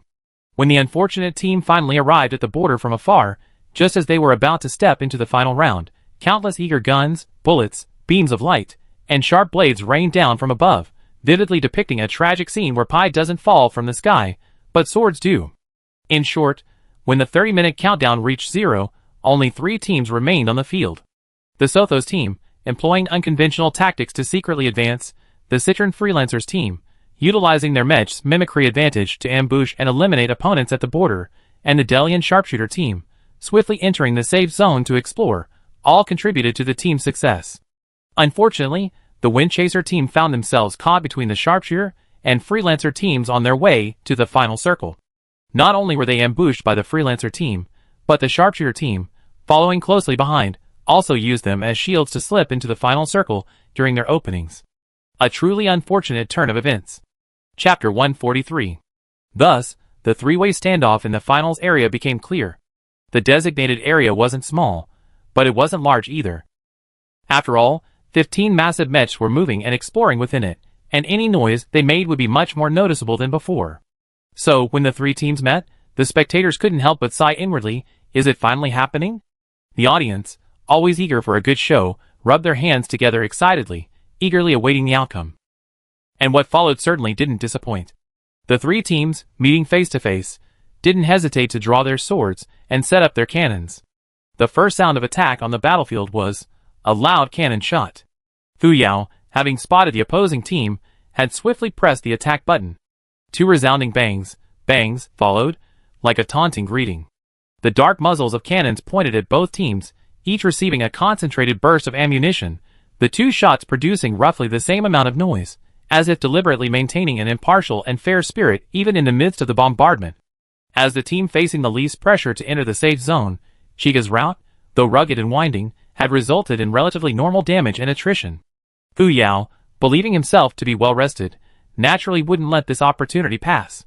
Without using this time to widen the existing gap in attrition, how could he solidify his advantage and snowball his dominance? Upon seeing Shiga, the members of both teams were surprised to find that they hadn't seen him near the boundary line. Suspicion arose in their hearts, and they subconsciously became wary of him. Could it be that Shiga had truly escaped the losses of the boundary battle, given his boldness in firing first and provoking multiple teams without hesitation? If so, the current situation was disadvantageous for them. Even if they could cooperate with Delon/Hitland, they probably wouldn't be very trustworthy. The snipe and the clam fight, using others to do the dirty work, sacrificing a friend to save oneself. These are all lessons learned. Nobody's stupid. Instinctively, everyone maneuvered their mechs backward. 2 words: delaying tactics. This strategy is best suited for situations where one's own side is at a disadvantage. It involves using various methods to delay until the disadvantaged side has largely recovered, while the advantageous side continues to wear down the enemy until a general dynamic balance is reached, allowing for a potential victory. However, on the battlefield, a second can be fatal, let alone 2 seconds or more. Before the Sharpshooter and Freelancer teams showed any clear signs of retreating, they were already blocked from leaving by Shiga's mechs, creating a situation akin to 5 people surrounding 10. While seemingly surrounding them, this actually forced Nan Sa, who had already lost an arm, into a shared attack point by Shiga and the Freelancers. Both sides unleashed artillery fire, bullets, sword strikes, and axe blows, both overt and covert, upon Nan Sa alone. Fuisue of Shiga raised his crescent-shaped blade and thrust it straight at Nan Sa's location. Under the cover of Fu Yao's bombardment, the pure black abyss seemed like a predator lurking in the shadows and black holes. Its cold light shattered the carefully maintained balance. Once still, it was ready to swiftly and decisively reap lives. When the pure black mech pounced, Nan Sa didn't even have time to lock onto its target with its sniper scope before he was bewilderedly carried off the field by the tournament's rescue system. Nan Sa eliminated. The situation on the field was unpredictable, and in the blink of an eye, one more member was eliminated. Silence reigned both inside and outside the arena. This was Fuisue, the captain of the Shiga team, cold and taciturn, yet deadly in every strike. Next door, Yi Li's Dawnlight and Lu Jianchu's Azure Frost were locked in a fierce clash, their blades rubbing together to create sharp, menacing sparks. However, unlike Lu Jianchu's more traditional approach of preserving the original appearance of an ancient sword as his mecha weapon, Yi Li's dark blue longsword had already been given several uniquely designed new skins before the competition. Besides the inlaid blade style and the dual-wielding style, Yi Li was bursting with countless sparks of inspiration. As she immersed herself in designing, her excitement was as if she were personally choosing for her own daughter. In her frenzy, she even paid attention to various unique styles and exquisite details. Her dark blue longsword, after skillful disassembly, temporarily transformed into a pair of hollowed-out blades. As the longsword slashed across the ground, its smooth, clean blade and sharp edge flowed together, creating 2 arcs of cold, ethereal blue light, one light and one dark, like the exquisitely beautiful comet trails chasing and playing in deep space. Without hesitation or wavering, the sword's light and power descended simultaneously. The rolling, ethereal blue light, like the spindle of fate, guided its master towards victory. Lu Jianchu's sword, like his mecha, was named Qin Shuang, Azure Frost, taken from the mythical sword Zidian Qin Shuang, purple lightning azure frost, of ancient blue star. It was crafted from a piece of pure, icy blue ice flower stone. Due to its rare pure blue color, and the elegant frost-like patterns that automatically appeared on its surface at low temperatures, it was also called Azure Frost Stone. As the slender Azure Frost sword was wielded, it would occasionally flash, reflecting the elegant frost-like patterns. The appearance of the silver-white pattern symbolizes the activation of the extreme cold mark hidden within by the swordsman. The green mountains and mist, the thin ice and frost, the elegant killing intent boldly yet silently blends into the picturesque scenery. A mystical, vibrant blue light trail clashed with an elegant, ethereal azure frost blade, the two contrasting forces creating a stark and distinct power. The rapid-fire swordplay produced after images too quick for the eyes to follow. Even the sounds of the clashes were incredibly intense. After realizing he had lost a teammate, Lu Jianchu was forced to change his strategy. He piloted Azure Frost back a short distance, allowing sufficient time and energy to build up his strength. His eyes were serious, his expression focused as he held the sword to his chest with both hands. Under his conscious control, the Azure Greatsword began to emit a slightly high-pitched sword cry, and the frost patterns on the blade seemed to materialize, condensing into upward-reaching ice flowers. Sword cry, he gritted his teeth. This was a finishing move he had practiced specifically for the Azure Frost sword, simultaneously detonating all the ice flower markings engraved on the blade, greatly draining his mental energy. Life. Radiance. The two words were almost squeezed out between clenched teeth. His muscular arms, tense as if carrying a mountain, raised the Azure Greatsword high, unleashing a blizzard whipped up by countless ice flowers. A sword strike carrying a chilling wind, aimed directly at Yi Li. While his opponent was gathering his power, Yi Li, of course, wouldn't be so ignorant as to simply sit and wait for death. The two disassembled azure blades were reassembled into a new form between his fair fingers. The hollowed-out blades were no longer parallel and fitted together, but rather joined together in a cross shape, intersecting at a 90-degree angle. In appearance, it resembled his opponent's sword more than a blade. Azure Longsword crossed starburst. She lightly raised her twin swords, her tea-colored eyes blinking as her vast spiritual energy was consciously manipulated, its rotational trajectory a contraction-like movement. Correspondingly, the exploding, rolling, and increasingly rampaging arcs of eerie blue light on the blade's edges and backs were rapidly gathering at the gleaming, cold tips along sharp lines. On the vast, azure sea, waves surged ceaselessly, roaring like thunder. The dangerous ocean, amidst its turmoil, was forced to confront a sudden, massive tornado. The funnel-shaped ocean overlord, swirling with the most unkind power, ruthlessly plundered its vast territory. When the cross-shaped, eerie blue swords were raised, it was as if Yi Li were wielding the scepter of the sea god and wind god. The icy sword intent and the dragon-sucking water blade energy clashed instantly, the domineering weapon clearing the surrounding area in a flash, everyone politely retreating from the danger zone. The viewers in the live stream were incredibly excited, wishing they could be the protagonist. Sword's first strike, the sword's momentum is inevitable. Yi Li's azure blade, every strike a killing god. Let the winds of chaos blow even more fiercely, let the camera recordings of the battles be even clearer, let me be able to teleport into the big boss's control room. This time, I'm on Sothos's side. Her transformation, maneuvering, and attacks all showed clear signs of anticipation. She came prepared, waiting for the opportune moment. Humph. You old man, why couldn't Lu Jianchu do it? I believe in his performance. Lu Jianchu's move was just a brief burst of power, its sustainability is poor. He exhausted all the ice flower imprints left within the Azure Frost sword in one go. When the energy tide was generated, the aftershocks also rebounded along the detonated mental energy lines onto him. Inside the arena, Lu Jianchu gritted his teeth and persevered. Just as the comments on the screen predicted, he was constantly enduring the drain and damage from the recoil of detonating the marks. Due to the unique nature of its raw materials, the mecha engineer who designed the Azure Frost sword sealed countless ice flower marks within it. These ice flower marks, and the Azure Frost sword's body could even mutually nourish each other under Lu Jianchu's mental influence. Although the detonation of the marks was extremely destructive, the mecha engineer who designed and manufactured it had clearly informed Lu Jianchu long ago that, based on data analysis of the sword's structure and his own endurance, he could only detonate a maximum of 12 ice flower marks at a time. As everyone knows, admonitions are almost always broken. Flags should never be set lightly. Lu Jianchu saw that his teammates were all entangled, and his side had lost a major fighting force after losing Nan Sa. If the outnumbered divine gun couldn't turn the tide, the balance of power would tip rapidly due to the difference in numbers and targeting. The battlefield is a race against time. If he could eliminate Yi Li, who had been wielding the sword, or if the explosion of the ice flower mark would harm or affect the surrounding military academy students, it would be a great thing for him. To find this breakthrough, he had to pin his hopes on the destructive power of the full explosion of the ice flowers within Qin Shuang, even resorting to the desperate measure of killing 1,000 enemies, while losing 800 of his own, praying that this earth-shattering gamble would bring him satisfactory news. There were also some senior mecha pilots outside the arena who noticed something amiss, but they remained silent, waiting for the outcome. Yi Li's closed tea-colored eyes suddenly opened.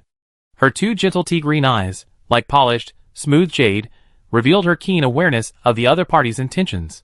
She remained calm, her hands gripping the sword tightening their grip even more. The vortex that had been spinning inwards was compressed by some invisible force, its color deepening due to the compression of her mental energy. Unperturbed by the avalanche-like onslaught, Yi Li calmly swung her hand, unleashing a massive, newly formed vortex of energy that surged towards Lu Jianchu's location. Boom! A deafening sound erupted from the collision, spreading far and wide. The spinning tornado clashed with the oncoming north wind, Yi Li's expression remaining serene. Just as the struggle was nearing its end, she decisively severed her connection with the tornado, allowing the still-rotating, power-gathering tornado to hold back the icy north wind.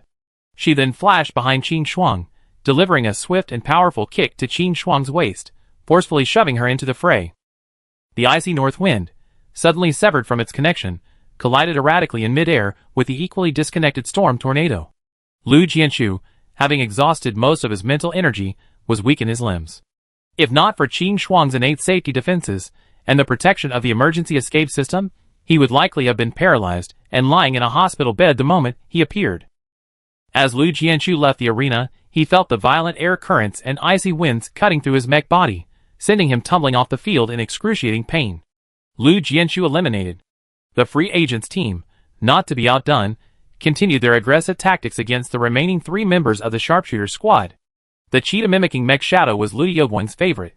Its agile movements made it exceptionally nimble among the trees, bushes, low walls, and piles of firewood. Using the terrain to its advantage, the mech, true to its name, gradually approached its target.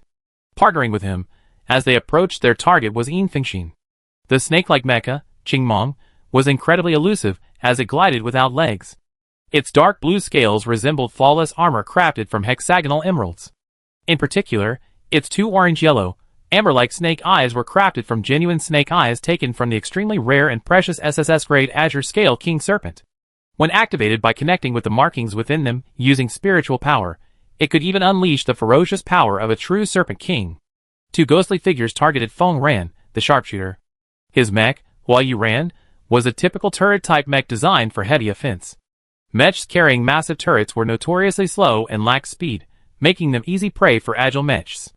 Moreover, being outnumbered, and without teammates to support him, he was an easy target. The artillery fire was intense and deafening, but untargetable fire was no different from fireworks. The mechs, transformed into a cheetah and a green snake, flanked the immobilized Feng Ran. The claws, forged from the claw bones of the SSS-class Star Beast, the rending wolf, gleamed coldly.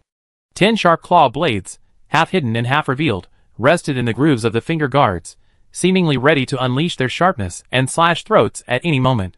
Lu Yoguang skillfully maneuvered the mech, expertly switching between flying claws to climb walls and trees, and occasionally switching to snap claws that mimic the claws of wild beasts to deliver a fatal blow in close combat. The battle scenes can be perfectly described as fierce and bizarre. But Shadow's appearance and behavior are strikingly similar to a cheetah, and its personality is remarkably alike. The nimble cheetah, leaping about, carelessly uses the turret as a scratching post, leaving a deep, sturdy mark with every scratch. Once someone accepts a strange premise, it's hard to revert to their original train of thought. Many viewers who inadvertently turned on the subtitles were misled by the enthusiastic commentary, and upon rewatching the scenes, they found themselves frantically scratching the turret like a cat scratching wood. The green snake, working in tandem with the cheetah, swayed gracefully, and slipped smoothly near the mecha flower's desire, waiting for the cheetah to act decisively before slowly, but precisely emerging from underground to tightly bind the already bulky and immobile turret. With a friendly gesture, the flower-burning mech, resembling a silver-flowered tree, faced away, its bony claws tearing flesh and shattering bones as they lashed out at its face, emphasizing the ruthless principle that when you hit someone, you hit them in the face. A leopard and a snake, claws and tail working in unison, said Feng Ran and his mech off the field. The sharpshooter team suffered another loss. Feng Ran is eliminated. Retreat. Ing Lin shouted urgently on the internal communication channel upon realizing his team was down to just 2 people, including himself. Ing Lin knew very well. The current dire situation wasn't worth persisting in. A direct confrontation would only lead to their complete annihilation. The sharpshooter team they had built couldn't afford to face elimination without any resistance. Even if they were eliminated, they should viciously take down other teams, making them suffer before their own heroic sacrifice. Lon Winley understood instantly. Activating the data processing function in his mech's data eyes, he quickly mapped out an absolutely safe path based on the fluctuating energy levels and balance of power. A wisp of mist was invisibly condensed on the outer shell, acting as a shield and mount, instantly turning the entire mech into an illusion. Almost simultaneously, Ing Lin's mech Ing Zhao underwent the same transformation, as if it had vanished into thin air. In an instant, on the battlefield, only 2 intact teams remained, showing no obvious signs of damage. Everyone's thoughts raced, unsure whether to call it quits or turn their attention elsewhere. On the internal radio of the Sothos ceasefire squad, Old Ing got sniped pretty badly. Yeah. Judging by this, he'd probably make a strong comeback. Sigh, he's finally become the very thing he hates most. The codename Troublemaker suits him perfectly. Young Master Xie, is there some unresolved grudge between you two? No. Then why do you hate him so much? How dare you give someone such an awful codename? Internet of the Freelancer Squad. Wu Mu, the target has left the settlement. Anchor the target's new location as soon as possible. Lin Sin's name contains 5 Mu characters, hence the nickname Wu Mu, 5 Woods. His mech, Unicorn, mimics a beetle-like star beast. Especially noteworthy is the insect language bone plate embedded in its abdomen, allowing him to summon or seriously communicate with the kin of this mountainous region using insect language sound waves. Once a kin can detect the target, its insect language song will emanate from its abdomen, informing the searching kin in the distance. Qingzi, activate tree mimicry plus field confusion. Pay close attention to the intensity of the confusing scents within the area. Absolutely no mistakes are allowed. Chung Yu's mech Sunluo is a tree-shaped mech mimicking a dream tree. Sunluo combines field control with illusionary interference. These 2 abilities complement each other perfectly, achieving a synergistic effect greater than the sum of its parts. Lu Yabwang's swift and decisive order, allowing her teammates to quickly locate and control the field of the sharpshooter squad members, effectively blocked the opponent's last escape route, leaving no opening for the rest of the battle. Chapter 144. Lu Yabwang had no intention of taking a break. If they were going to fight, they had to completely eliminate the sharpshooter team from the arena. Otherwise, keeping them around to gamble and profit would be a waste of their efforts. Old Shinseng would never be outdated. Strike while the iron is hot. Anyone who hesitates is crazy. At this moment, Old Shin himself was piloting his winged bird-shaped mimic, flying through the air searching for the enemy's whereabouts. With the enemy having lost their snipers and gunnery mechs, leaving only single soldier mechs, he wasn't afraid to openly kite them in the air for an hour. Meanwhile, the gunners and snipers from the neighboring Giga team were also searching for kills under the cover of their own unique large shields. It was unclear whether this area in the final circle was specifically chosen by the organizers. In this area, the altitude was significantly higher than in the earlier areas. This is precisely why Shinjian's mecha lookout was able to fully unfurl its previously half-open wings. From a distance, it looked exactly like a true avian star beast gliding through the air, gathering strength to capture prey and satisfy its hunger for the day. In reality, its pair of pomegranate seed-like bright red gem eyes occasionally flashed with a sharp light, its fierce eagle-like gaze sweeping over every inch of land with a disdainful air. It wasn't looking for the mecha itself, but rather for the flowers, grass, and leaves stirred by the mental energy vibrations, searching for clues hidden within.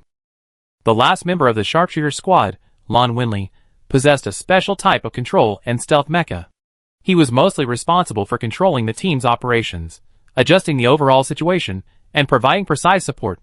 However, few knew that he could only unleash another side of his mecha when the team was at a significant disadvantage. His mecha, Lanwen, while also classified as a stealth mecha, differs significantly from ordinary stealth mechas that conceal data, heat signature, movement patterns, and their own presence. Lanwen's stealth isn't simply about hiding itself. Instead, it achieves its goal of appearing and disappearing without a trace by interfering with and altering the opponent's search data. The name Lanwen. Lan refers to the mist in the mountains and forests, omnipresent yet ethereal. When refers to the texture of ripples, everything has texture, and slight alterations can make it disappear. The Mecha Lanwen's main weapon is a special weapon made of ephemeral gold and empty crystal sand, which works in conjunction with the mecha.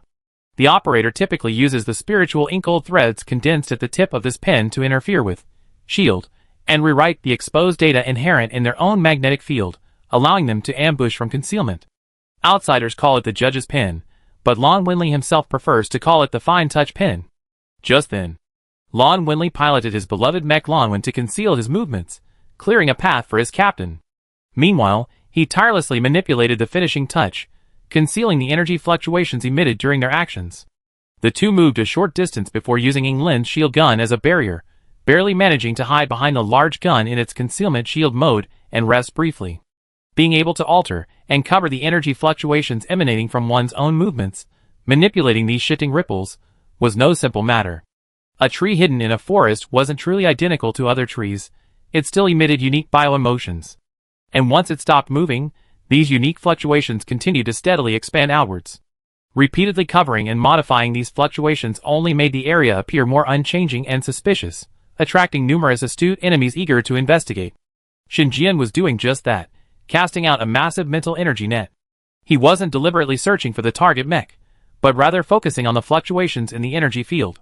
Data lines that remained largely still for extended periods, as well as those that fluctuated wildly, were the primary targets of his hawk-like eyes.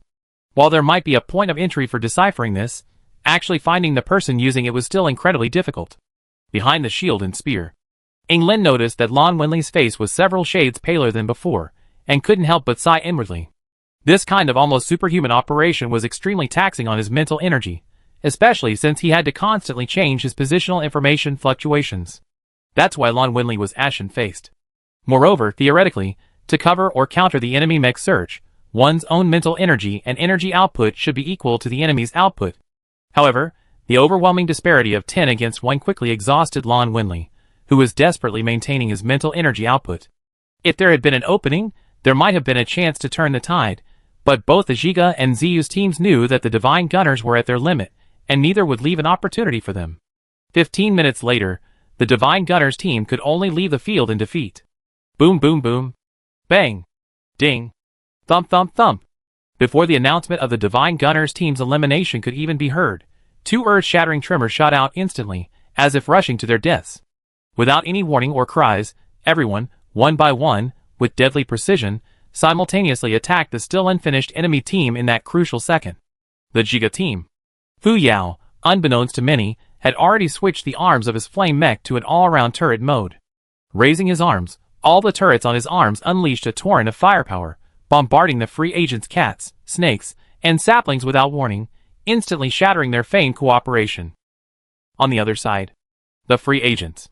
Lu Youguang's shadow, Xinjian's lookout, and Yin Fengxin's azure light, all maintaining their animal forms, darted out almost simultaneously with Fu Yao's firing.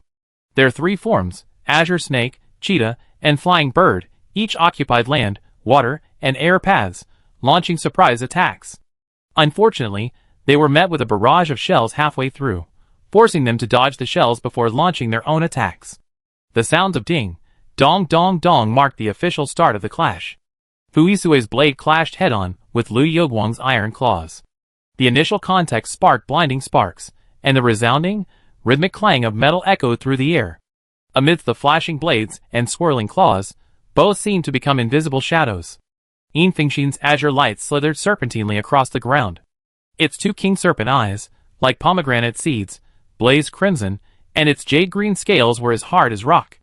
With masterful control, it deflected incoming projectiles at optimal angles, then nimbly weaved through the gaps in the fire. The azure light's tail was supple yet powerful, whipping with a fierce gust of wind. It swung with tremendous force, crashing directly into Zhiga's position.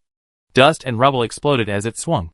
Yin Fengxin turned to collect his spoils, only to find that the serpent's tail had somehow twisted askew. Hey!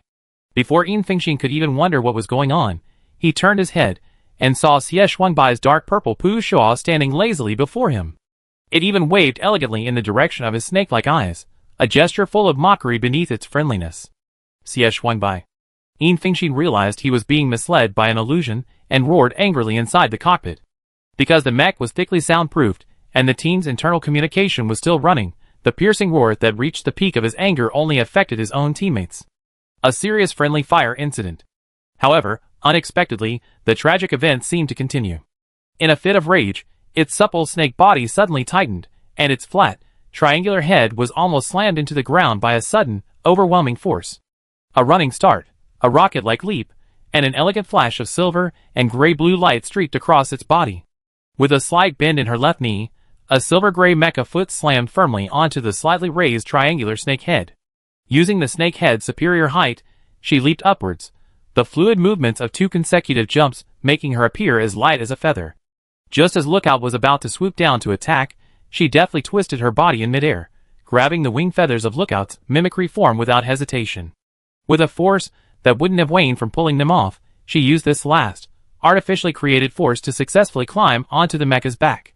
She drew a long sword that shimmered with a ghostly blue light, and without blinking, precisely pierced the feathers on Lookout's neck. She skillfully completed her plan to lock onto the anchor point, effortlessly displaying an almost supernatural understanding of the mecha, as if it were her own creation. Standing gracefully high above, she seemed to ride a bird on the wind. Deceived and used as a stepping stone, Yin Fengxian struggled with determination to raise the snake's head. His crimson eyes flashed intensely, ready to exact revenge on the culprit, when Xie Shuangbai, the number 1 enemy in his grudge list, suddenly appeared nearby, wielding his elusive iron bone fan, the elegant fan blades pointing leisurely towards the air. As if unable to bear the sight, he then used the fan blades to shield the mecha's eyes. This strange posture left the furious Yin Fengxian utterly bewildered. He cautiously scanned the direction in midair with his snake eyes, then froze, rooted to the spot. Before looking. Is there something I haven't seen before? After looking. I really never seen this before. Yi Li, suspended in midair, paid no attention to the opinions of others. After securing her azure long sword, she pulled out a special climbing rope and used it to secure her back again. Then, with one hand firmly and the other gently, she had completely tamed it. The bird-shaped mech beneath his feet continued its struggle, surging upwards one moment and plummeting downwards the next, its rhythm relentless.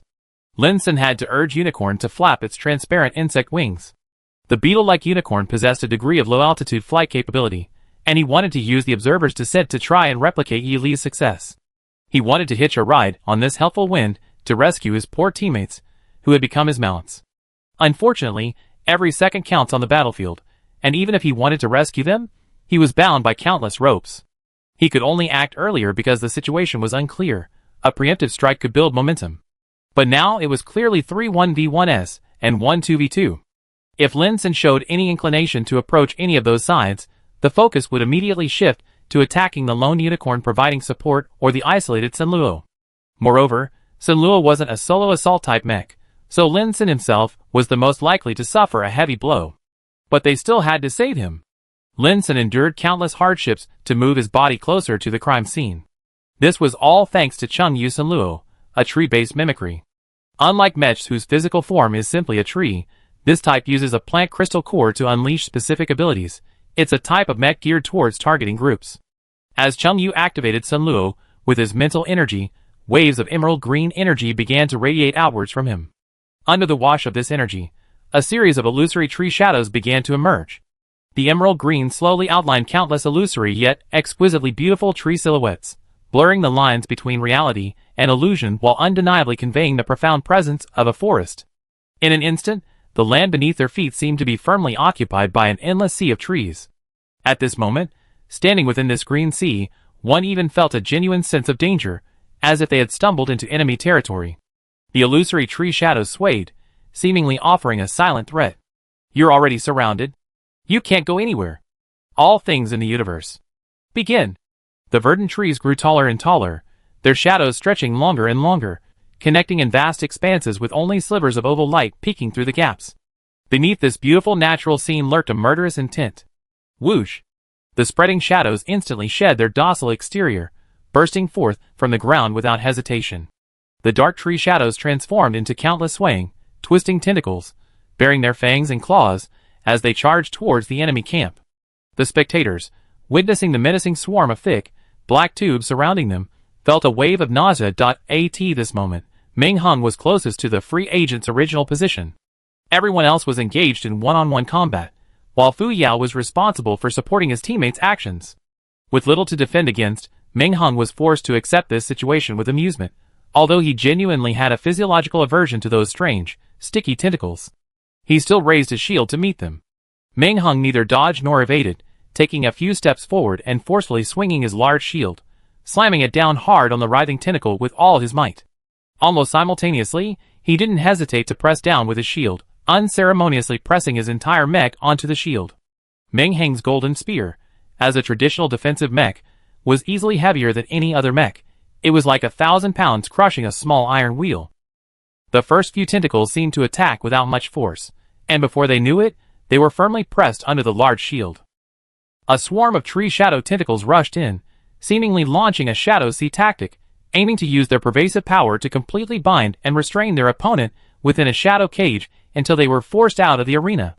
After all, the smack sound of the big shot crushing the tentacles a few seconds earlier had been quite embarrassing for them. Meng Hung calmly watched the shadow sea surge, calculating its arrival time with measured pace. The surging shadow sea seemed to harbor countless water ghost hands, constantly trying to drag him into darkness. With a large shield providing a rigid barrier, no matter how many tree shadow tentacles there were or how much they struggled, they couldn't penetrate the shield to effect their attack on Meng Hung. Thump! Just as the dark shadowy sea was about to touch the edge of the giant shield, Meng Hung stomped on the tail of the shield, causing the head of the shield to lift slightly off the ground. Then, the thrusters installed on the back of the mecha's feet were adjusted and activated. The huge shield shot up, like a bird released from its cage, instantly soaring into the sky. Using the ugly but very useful pedals of the shadowy black hands, it happily played a skateboarding game like it did in its childhood. Happiness, well, it should be quite happy. Childish, well, I don't think it's childish. Men are boys until they die. Besides, Meng Hung, judging by his age, should be considered a true boy plus version. The shield, skateboard beneath his feet, originally used to hold the mecha arm and stabilize the shield, now doubles as it secures the mecha to stabilize his body. When the massive mecha and the sturdy shield merge into one in the form of a skateboard, Meng Hung flew faster and faster, even seemingly wanting to run over the target's face. No wonder, he was just too pent up from league training. Meng Hung ultimately retained a sliver of rationality, refraining from physically provoking him.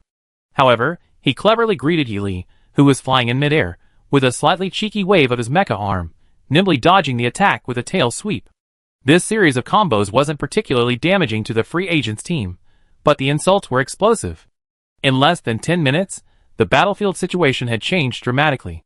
The commentators and military academy instructors on the sidelines remained silent, except for the instructors leading the team from Sotho's military academy, who refused to believe this scene was real. But unfortunately, the absurd, bizarre, and comically absurd scene was the reality. The Giga squad gained the advantage too quickly. Would you say their strategy was incredibly sophisticated? Absolutely not. Would you say their actions were so difficult to execute in reality? Absolutely not. So how did they manage to control the situation so quickly? Timing. Anticipatory response.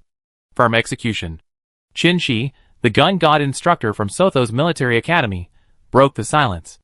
A rare, unfriendly yet exceptionally bright smile appeared on her jade-like face. Of course, the above 3 points alone are not enough. The difficulty lies in completely integrating them into a unified whole, turning the gun on a new enemy the instant a common enemy is eliminated, seizing the initiative, and quickly identifying the target and tactics to use in a planned attack. If all of this is formed through careful consideration, it's relatively simpler. But if these skills are quickly deployed on the battlefield in a rapidly changing situation, using the most effective, albeit not the most difficult, strategies to control the situation immediately, to maintain an absolute advantage is extremely difficult. After all, they're facing an elite team with comparable intelligence, strength, tactics, and equipment. In a battle between experts, victory often hinges on quick thinking. Qin Shi analyzed the battlefield's development over the past 10 minutes, while also praising her school's outstanding students without reservation. The two pistols tucked into her waistband gleamed as she spoke, their sharp edge revealing themselves openly as she stretched, silently silencing any rebuttals from the other military academy teachers and students. The curse of the gun witch. The other military academy teachers could only mutter silently to themselves. Chapter 145. Silence reigned outside the arena. Amidst the chaos, Lin Sun, piloting Unicorn, continued his arduous ascent into the air. Yili also spotted the giant horned insect attempting a sneak attack. Gripping the specially designed rope securing it with one hand, he forcefully pulled the bird's head upwards, forcing Lookout to readjust its wings to avoid crashing to the ground and damaging the mecha. Of course, it was impossible for Xinjian to simply serve as Yi Li's mount. He pretended to follow Lookout's upward pull, but in reality, he desperately raised the mecha's torso to a 90-degree angle with the ground, even tilting it backwards with double the effort, attempting to shake off the uninvited guest and gain freedom. Yi Li, seemingly oblivious, still held the two reins, letting the giant bird perform acrobatic flips in midair. As the giant bird was about to gracefully concave at a 120-degree obtuse angle, and Yi Li, standing atop it, began to waver slightly due to the excessive tilt, Xinjian's confidence in his inverted flight grew even stronger. Just as the Dawn mech completed its 120-degree inverted flight, Yi Li, who had been somewhat unsteady on the bird's back, suddenly stumbled, and the entire mech began to slip and nearly fall. Seeing this, Xinjian increased his speed even further. But just as the Dawn mech's feet had slid down to a half-foot distance, Yi Li suddenly stomped hard on the Dawn's back, using this as a springboard to leap lightly, gripping a rope in each hand, directly over the Dawn's head, defiantly tracing a smooth and graceful arc above its head. With a nimble movement, she shifted from one side of the mecha to the other, where she would soon be on top. Her mecha feet firmly planted again, and the rope securing her to the ground completed a full circle around the wings during this leap, transforming the two ropes that tightly bound the mecha's wings into reins. The mecha, named Lookout, was now completely transformed into a bird-shaped mecha mount for Yi Li to pilot. The tightly bound trophy was now trapped, and it was time to prepare for the next opponent. Yi Li freed her hand, and drew the blue blade embedded in her azure longsword. Almost without even looking, she casually tossed it towards Lin Sun's location. The azure blade, accompanied by a whistling sound, flew down from midair. It was accurate, ruthless, and fast, as if the blue blade truly possessed exceptional eyesight, automatically attacking its predetermined target, stabbing and slashing horizontally through the air. Lin Sun, determined to complete his rescue plan, found himself even more vulnerable to Yi Li's targeted attacks from midair, as he flew lower halfway down. The sharp, precise strikes of Yi Li's blue blade forced him to divert his attention to defense. Initially, he could withstand the onslaught thanks to the hard shell of his horn, but this sharp blue blade seemed to possess not only eyes, but also a kind of intelligence, specifically targeting the mech's joints and weak points, elegantly ignoring the hard beetle shell.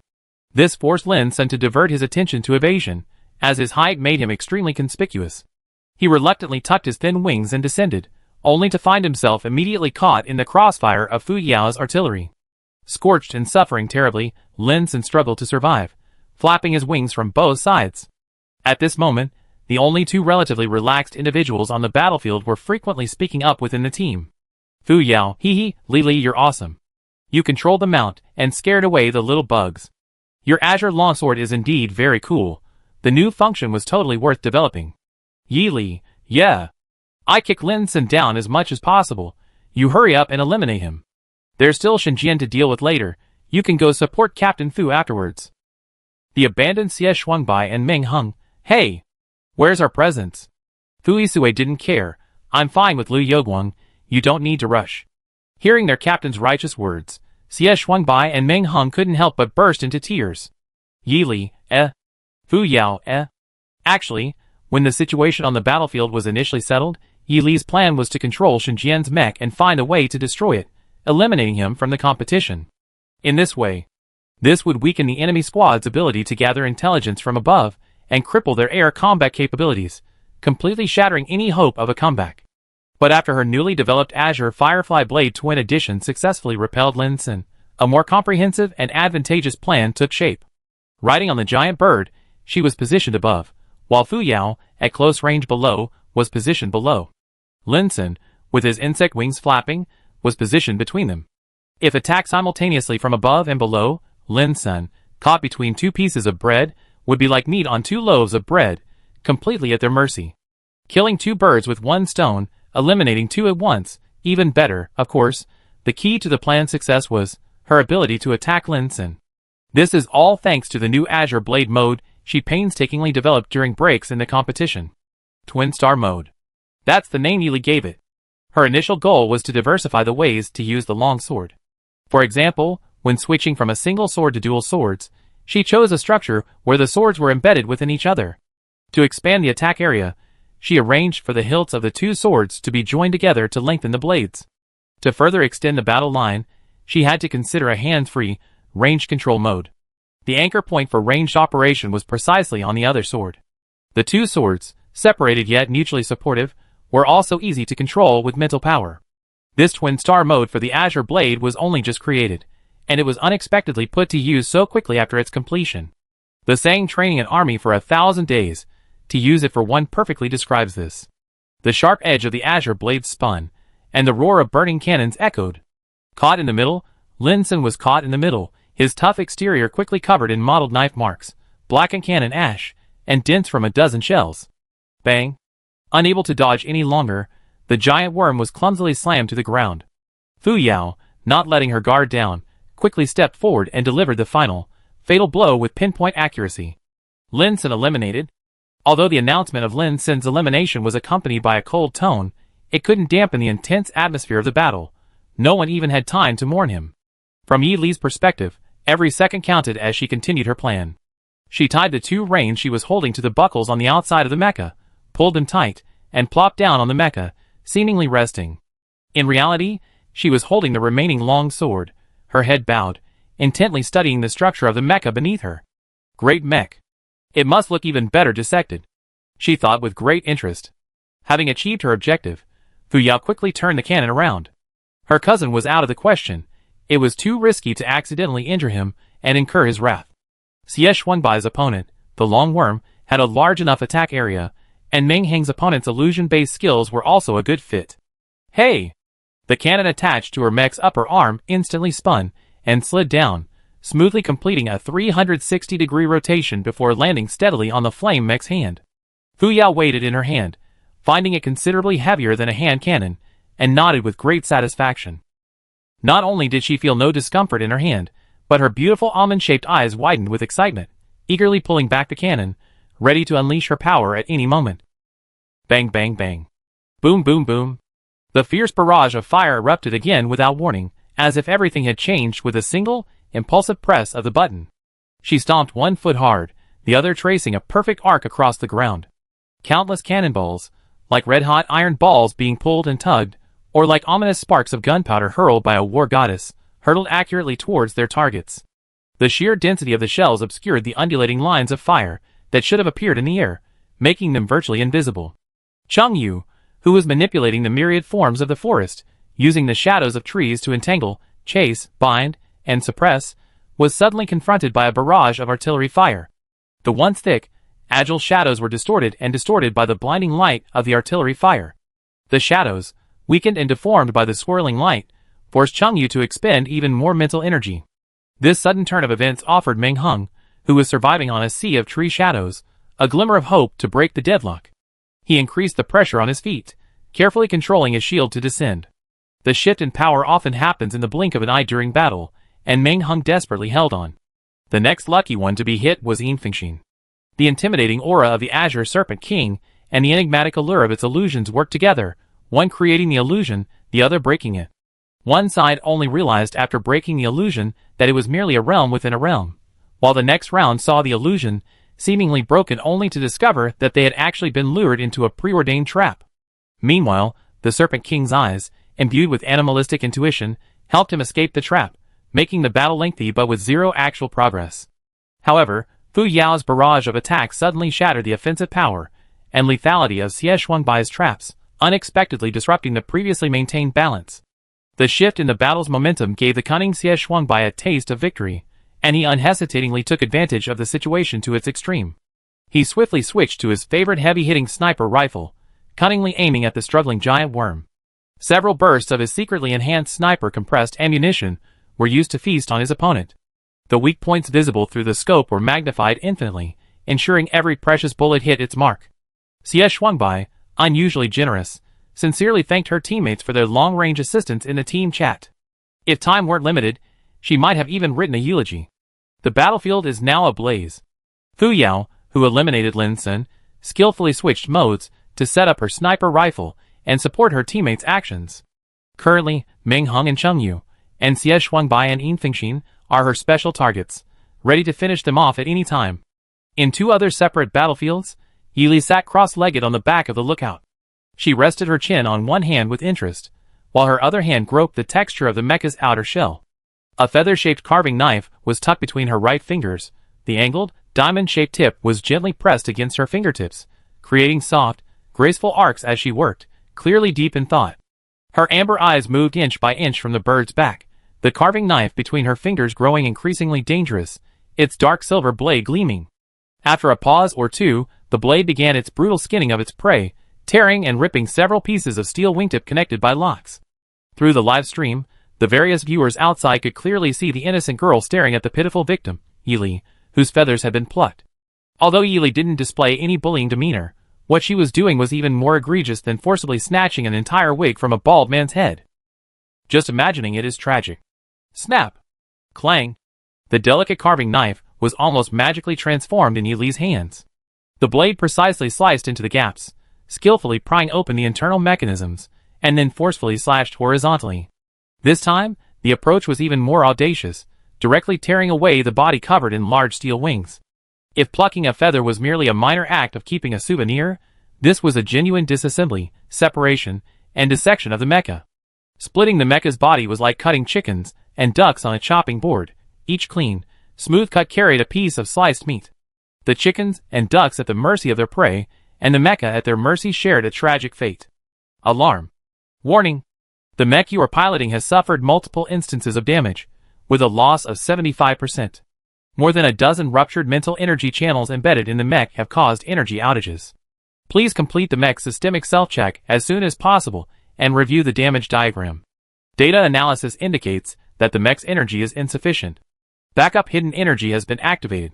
Scientific calculations indicate that the mech can sustain operations for 5 minutes. Friendly reminder, please be mindful of the time. It is recommended to immediately leave the battlefield and seek repair from a mech pilot. Outside, Yili, perched high on her back, continued prying open the wings, cutting away piece by piece of the body. The once spirited bird was now a pathetic mess. The missing parts of its body included the mental lines of its balance system. Even with Shinjian switching to full manual control, he couldn't change the fact that the mecha was swaying wildly in midair, about to crash. The battered and dented lookout. A bald bird, almost unrecognizable, was rapidly losing its balance as Yili, without its stabilizing ropes, swayed wildly at angles exceeding 180 degrees. At the critical moment, almost simultaneously, Yili retracted the climbing ropes binding her wings. She stomped hard on the still intact shell of the lookout, using the recoil to leap without hesitation off the collapsing ship, providing a final, devastating assist. Shinjian, spinning wildly and feeling extremely dizzy, expended a great deal of mental energy but to no avail. Finally, the watchtower, completely dismantled, was removed along with its occupants by the competition staff, officially announcing that Shinjian and his mecha were no longer capable of fighting and were automatically eliminated according to the competition rules. Shinjian is out. The two consecutive announcements forced Liu Yaguang, who had been effortlessly maneuvering against Fu Yisui, to abandon his relaxed demeanor. If one didn't notice the mecha's appearance, he might truly be mistaken for a cheetah in action. However, his opponent's control of the light blade was already masterful. Regardless of distance or trajectory, he could clearly handle it with ease. Pure hard light blade, pure flexible light whip, half light blade, half light whip, 2-in light whip with a central light blade. Relying on the fact that every inch of the light blade was made of deformable materials, and on his immense mental power, and extremely high level of mental control, a seemingly simple light blade was wielded with incredible skill. In stark contrast to Fu Yisui's weapon-based style, Liu Yaguang employs a pure hand-to-hand combat approach. Her fighting style relies on her cheetah-like physical attributes, comparable to those of a ferocious beast in nature. Her mecha's short, blunt claws, mimicking a cheetah, are semi-retractable, increasing grip and traction during high-speed maneuvers.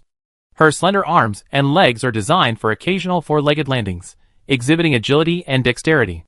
The cheetah-inspired spine is more flexible than typical mechas, increasing both the range and power of her attacks in close combat, while also expanding her evasive range.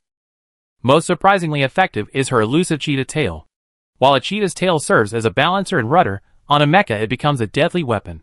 During Liu Yogwang's fight with Fuisue, he primarily used his claws as weapons. To enhance their attack power, he modeled them after the claws of lions and tigers, the sharp, long claws, with their tails trailing bright white afterimages, resemble constantly exploding small lightning bolts, relentlessly attacking Fuisue with white sparks in their wake. Whoosh, crack, bang crack. The metallic clang of claws clashing against blades was enough to conceal the changes behind them. Liu Yogwang's mecha featured a mimicking leopard tail with the barbs of a scorpion integrated into its back. As he closed in on Fuisue first, the tail shot out, launching a powerful attack alongside its master. The thick, long, supple tail moved swiftly like a venomous snake hunting its prey, silently raising its hidden barbs. It lashed out with a combination of swinging and striking, intending to break the stalemate with a single, coordinated attack. Unfortunately, fate had other plans. Fuisue, seemingly focused and calm in his battle against Liu Yogwang, was actually waiting for an opportunity. Just as the supple leopard tail shot out from behind, Fuisue accurately calculated the time it would take to reach it, using his mental power to soften one end of the light blade into a light whip. In the brief moment before contact, the light whip unexpectedly wrapped around the leopard tail. Fuisue forcefully pulled the tightly bound light rope, and then, in a flash, his right foot stomped down hard, pinning it to the ground and preventing it from moving an inch. The other end of the light blade still slashed out like a dragon towards Liu Yogwang's mecha shadow. When the blade pierced the outer armor, it cleverly turned into a rotating drill, directly locking onto the spine of the opponent's mecha and striking with great force. He attacked the hidden weakness of the supple but slightly weak mecha. The previous maneuvering seemed to be preparing for this fatal blow, determined to knock his opponent away and defeat him in one fell swoop. Chapter 146. Liu Yogwang found the resistance increasingly difficult, not only physically but also psychologically. Teammates were being eliminated one by one, and the overwhelming numerical advantage and shrinking encirclement of the opponents were weighing on him. Most frustratingly, his opponent seemed completely oblivious to the battlefield shifts, maintaining the same mindset and rhythm, forcing him to retreat step by step. The more unwavering Fuisue remained, the more Liu Yogwang began to waver. Even the fiercest cheetah has its limits. Conversely, Fuisue's strength grew increasingly powerful and ferocious, as if all his previously restrained power was being released. Liu Yogwang, forced to fight with all his might, gradually felt his strength dwindling. A glint flashed in Fuisue's dark eyes, and his long, crescent-bow-like blade of light swung in a wide arc, unleashing a sharp gust of wind. Two powerful strikes followed by a sweeping motion, cleanly knocking his opponent to the ground. Liu Yogwang, badly injured and battered from the hard knocking, lay sprawled in the mud like a cheetah with its sharp claws broken. She was almost about to let out a mournful howl, but the dark shadow exuded only a cold, arrogant aura, devoid of any trace of pity or compassion. Perfect. None of the 5 members of the Giga team were members of the Animal Protection Association. The instant the shadow was knocked to the ground, they instantly raised their ranged weapons and unleashed a barrage of energy beams at the mech. Waves of fire rained down on the black shadow until it was eliminated. Liu Yogwang is out. The free agents team has been completely eliminated. Officially announced the end of the second round of the Military Academy League Maze Tournament, Area A. Participants still in the arena, please disarm your mechs and wait for the event staff to arrive. The jump teleportation will begin in approximately 5 minutes. 5 minutes is enough time for the 5 members of the Giga team to chat for 20 star coins in their inbox. Haha. We won. Fu Yao's excitement was palpable. I need to take a good shower after I leave. I haven't even slept properly these past few days, let alone showered. You're so irresponsible. I barely managed to squeeze into the mech's interior several times. Xie Shuangbai's passion faded after the competition, and she quickly realized her young master's supposed fastidiousness. Ming Hung, hands clasped behind his head, joined the conversation. You get a good rest this time, right? I wonder how long until the last mission. Yili murmured, at least 2 or 3 weeks to adjust the mechs and crew's condition. Mission locations, mission assignments, main and side quests. There are very complex and meticulous parts that need to be clarified, proofread, and filled in. If only we knew the general mission types in advance.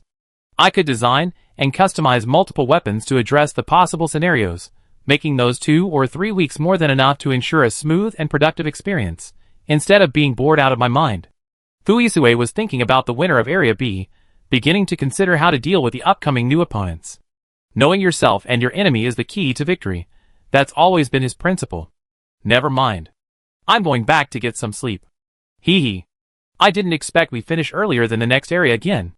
No overtime. No overtime. Let's start with ourselves. The team chat was getting increasingly lively, as if everyone was having a great time. Attention, Giga Squad, you will be teleported out of this competition area in 5 seconds. 5, 4, 3, 2, 1. The countdown ended, and all 5 mechs were neatly teleported away by the energy field.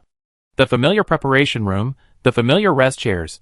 The 5 of them retracted their mechs into their mech buttons, checked the scores projected on the large screen, and then left. They thought they would have some free time without being disturbed, but that very night, 2 teams stormed in aggressively. Xie Shuangbai, who opened the door, momentarily thought these 2 teams were coming for a real-life team fight, and almost instinctively pulled out his rose-gold miniature sniper rifle from his back and fired.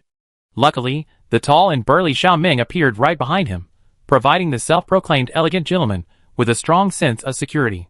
Something wrong? Xie Shuangbai asked, arms crossed, addressing both teams. The 2 teams rushed in, quickly finding seats without any hesitation. The leaders, Yinglin and Lu Yuguang, stood up, their gazes sweeping over the Giga members scattered throughout the living room. They considered who to approach for an explanation, ultimately sticking to their familiarity, and approaching Fu Yisui. Old Fu, let's be frank. The maze competition results and leaderboards are all out. Our 2 teams' scores are significantly lower than we anticipated. We rewatched the live stream and ruled out all other possibilities. The only team that could have manipulated things is yours. So do you have any leads? Yinglin and Fu Yisui spoke frankly, while Lu Yuguang silently stared at them. Fu Yisui's handsome face remained impassive, his back against the sofa in silence. The others from Giga, however, all turned their gazes in one direction with remarkable tacit understanding. Yili nestled quietly in a beanbag chair, holding her tablet and electronic design board, occasionally looking down to revise and redesign, and occasionally glancing up at the group of unfamiliar strangers, seemingly wondering why so many people had suddenly arrived, and then why everyone was suddenly looking at them. Yili? ? Everyone. Shock. A moment of confusion filled the air. Both groups followed the gaze to the girl with the cool, tea-colored eyes, who was clearly equally bewildered. Ahem. Fu Yao cleared her throat, drawing attention over, and spread her hands in feigned helplessness. This girl with the tea-eyed eyes next to me, she pointed to Yili, who was uninvolved in the situation. Our team's technical expert found the sign-in device, disassembled a few, fiddled with them, and then adjusted the internal system's judgment module to intercept the sign-in data of those who signed in after us. Fu Yao wasn't a dedicated technical researcher and couldn't explain the intricacies in concrete terms, only providing a general description. Those present were all hardcore soldiers. The number of highly skilled technical personnel was practically zero. They quickly realized that a military academy student who had figured out the machine had modified the internal system, causing the interface to show a successful sign-in record while actually blocking the actual sign-in data. A very tricky angle. The angle was too technical, the absurdity and unreplicability of the idea too obvious. But they couldn't help but sigh in unison. How despicable. Should we say that appearances can be deceiving? This seemingly pretty young girl used methods that so drastically deviated from a positive and uplifting spirit, discarding the bridge after crossing the river, leaving nothing but a facade. These simple, fragile-hearted people are truly pitiful. Seeing their distraught expressions of being tricked, Xie Shuangbai couldn't help but say, this is just a minor move. Our Shiga ultimately relies on real strength. You don't need to act like innocent flowers who've been deceived. Excellent. Excellent eloquence and bizarre metaphors. No wonder he's Giga's spokesperson, Xie Shuangbai. The other team members silently gave him a thumbs up. If you can talk, then talk more. Our team just needs someone quick-witted. This is the silent yet exceptionally sincere inner monologue of a taciturn, and straightforward teammate of Giga, whose punches are faster than his words. He slept until he naturally woke up. The Giga team gathered again in the common room, only to learn that the other matches were still ongoing. Someone's hand involuntarily reached for the remote and adjusted the large screen to show the B-Zone match, which was playing simultaneously with the commentators. Know yourself, know your enemy, relax your mind and body. The high-definition picture on the large screen contained a vast amount of useful information. Damn! They're so close, and they haven't even started. They have to close the gap before they dare to fire? Survival is the biggest score, Sai. What a cautious and serious attitude. As long as you're alive, live to the death. Cherishing life is everyone's responsibility. It's really all about surviving, wearing down one opponent at a time, accumulating every point. Area A, both during and after the selection process, adopted a direct, chaotic opening battle. In stark contrast to their aggressive, high-powered fighting style, Area B employed a more drawn-out, cunning, and defensive style, filling the last second of the match with a survival-oriented approach. This erratic, back-and-forth style made the members of Giga suspect a conspiracy and possible behind-the-scenes manipulation in the arrangement. Especially while Area A was fiercely battling for victory long before the match ended, multiple teams in Area B were stealthily accumulating points through indirect means, each trying to drag the game out until the very end. The efficient A-Zone Military Academy students, who left work early, woke up to find themselves watching the B-Zone Military Academy students slacking off and working overtime. This sudden shift from colleagues to spectators was truly bizarre. The organizers had deliberately divided the two types of military academies into two zones, aiming to determine the most exceptionally strong team within each style? Sounds like a joke. In the A-Zone competition, the final score difference would be determined by kills. Unless the final rankings were to be announced, there would be no need for further detailed score calculations. The B-Zone competition would likely drag on until the very last second, with the final score deciding the winner. Alright. Xie Shuangbai finally lost his patience with the drawn-out battle in the live stream.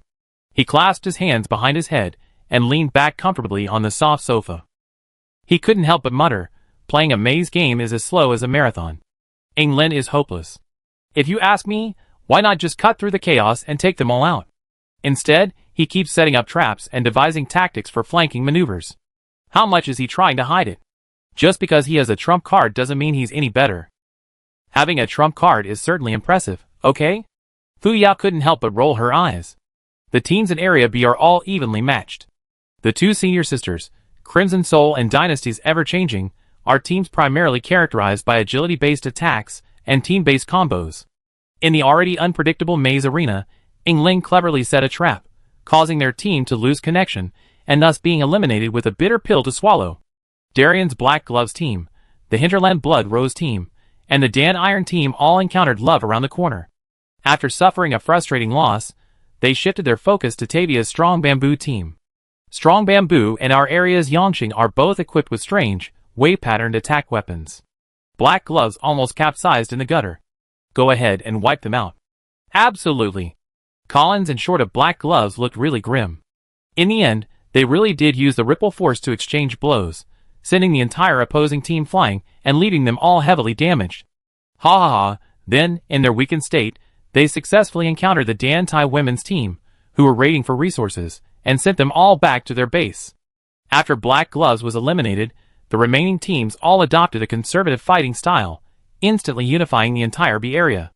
The three teams, Drian Military Academy's Jingjia, and Hitsland Military Academy's Blood Rose and Dan Tai, both with reduced numbers, maintained a three-way standoff, openly and covertly vying for supremacy until the very late game. The relentless countdown and the unending momentum made the competition organizers anxious.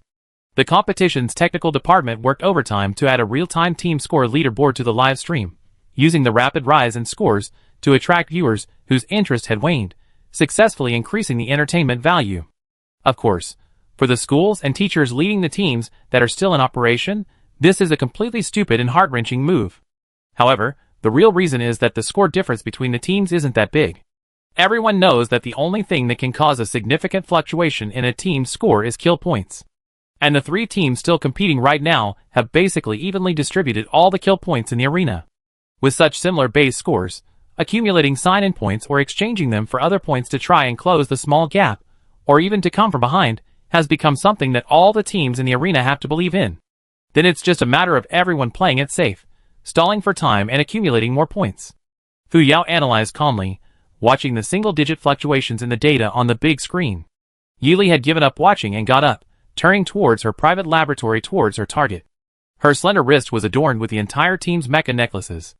The colorful mecha buttons were crammed onto her frail wrist, creating a stark contrast with her appearance. Her long, black hair was half up, half down, draped over her shoulders, leaving her teammates on the sofa with only a cold, indifferent back view. After the maze competition ended and the off-season began, with a considerable amount of time remaining before the final individual competition, Yili wanted to make further adjustments to her mecha and weapons. In the quiet, pale laboratory, under the cold light, the girl sat in a swivel chair.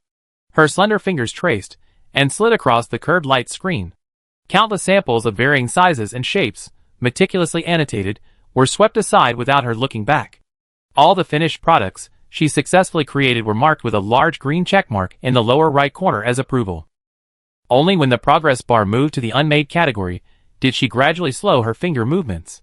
She began to ponder for extended periods, resting her chin on her hand, occasionally pulling out model data from her teammates' mechas for comparison and exploring potential possibilities, then expending even more effort to transform the non-existent into something else entirely. At this moment, the space was her own domain, no one else could intrude. When Fuisue came to call her for dinner, he could only peer through the specially made, tightly sealed glass. He saw the girl, her tea-colored eyes focused and quiet, sitting on a swivel chair with her legs slightly bent. Her hands were rapidly disassembling and assembling all the large core components of Dawn, except for the spinal frame. Although it was just a three-dimensional model, the ease with which she disassembled and reassembled this enormous, dangerous object was still chilling. Fuisue failed. His teammates, seeing him alone, understood the outcome. Everyone sat on the low sofas in the common living room, eating and reviewing their respective video recordings. Occasionally, hushed conversations could be heard. The live stream playing on the large screen served as background noise in the living room, completely ignored by the group of heartless teenagers, as if it didn't exist. Until the host on screen moved on to the next stage. This year's Military Academy League has completed 2 rounds of challenges. Thank you to all the Military Academy students for your hard work. Next, we will randomly interview the Military Academy students who unfortunately stopped here, asking them about their feelings and experiences in the survival and maze challenges of this year's league. Hey, you, the student who just finished eating and went back to the dormitory. The host jogged after the Military Academy student, quickly catching up with her. A pretty oval face with deep dimples, neat short hair with clean bangs, and a standard, elegant, toothy smile when she met the camera. Hi, everyone. I'm a member of the Sothos Military Academy's 100 Transformations team. My name is Tanku. She greeted the camera with remarkable ease and confidence, clearly quite experienced in this area. After her confident self-introduction, she began chatting with the host. What are your thoughts on this year's Military Academy League, Xiao Tang? Sigh, this year's league is much faster paced than usual, and the elimination process is incredibly rigorous. I don't know if it's because the juniors and seniors aren't participating, but it feels like the eliminations are happening so fast. Haha. Looks like Xiao Tang hasn't had enough yet. Perhaps you could consider going to the combat zones of various star systems to hone your skills and get some action. After a few pleasantries, the host spotted a new target. A tailored maple red trench coat and matching trousers were neatly arranged, while a pure black belt and military boots softened the bold colors, adding a touch of seriousness and composure. Despite losing by a very narrow margin in the previous match, the opponent's refined face remained calm and composed, revealing absolutely no emotion. Feng Ning, captain of the Dan Tai squad of the Citron Military Academy, began his presentation methodically. The biggest regret? Missing out on the finals. Other regrets? Not being able to face Healy of the Sothos Giga team. Hopes? Hopefully, I have a chance to compete one-on-one with Healy, or even a quick match. A boy suddenly rushed to the microphone, waving carefree at the camera. Hee. Next up is me. Fu Yinan smiled good-naturedly. I am Fu Yinan from the Citron Military Academy, a member of the Blood Rose squad. As the only lucky one in Giga's bizarre maneuver in the first survival match, he has garnered considerable attention and buzz in the league. Some even have a habit of praying before drawing cards, reportedly with some improvement, though not particularly dramatic. What are your special impressions of this league, Xiaofu? The special thing? The survival match that cemented my status as the luckiest player in this league. Haha. Of course, even the luckiest players have their limits. My team still couldn't make it through the maze match. The host then interviewed more than a dozen players from different teams.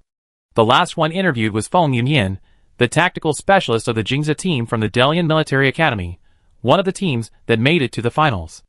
The young man was neatly dressed, exuding a noble and elegant air. Feng Yunyan, Delian Jingzha. His self-introduction was concise and clear, with an air of determination not to say another word. He calmly adjusted his silver-rimmed glasses, which hadn't slipped down, in front of the camera. His eyes were fixed on the camera, as if he were looking through the lens at the person he wanted to convey a message to. Goal? Our goal, Jingzha, is naturally the league championship. Of course, we also greatly admire Sothos's Giga. They are a team with extremely strong teamwork, maturity, and stability, fully showcasing the individual strengths of their members. He spoke his praise of the opponent with meticulous care and generosity, as if he were genuinely listing their achievements.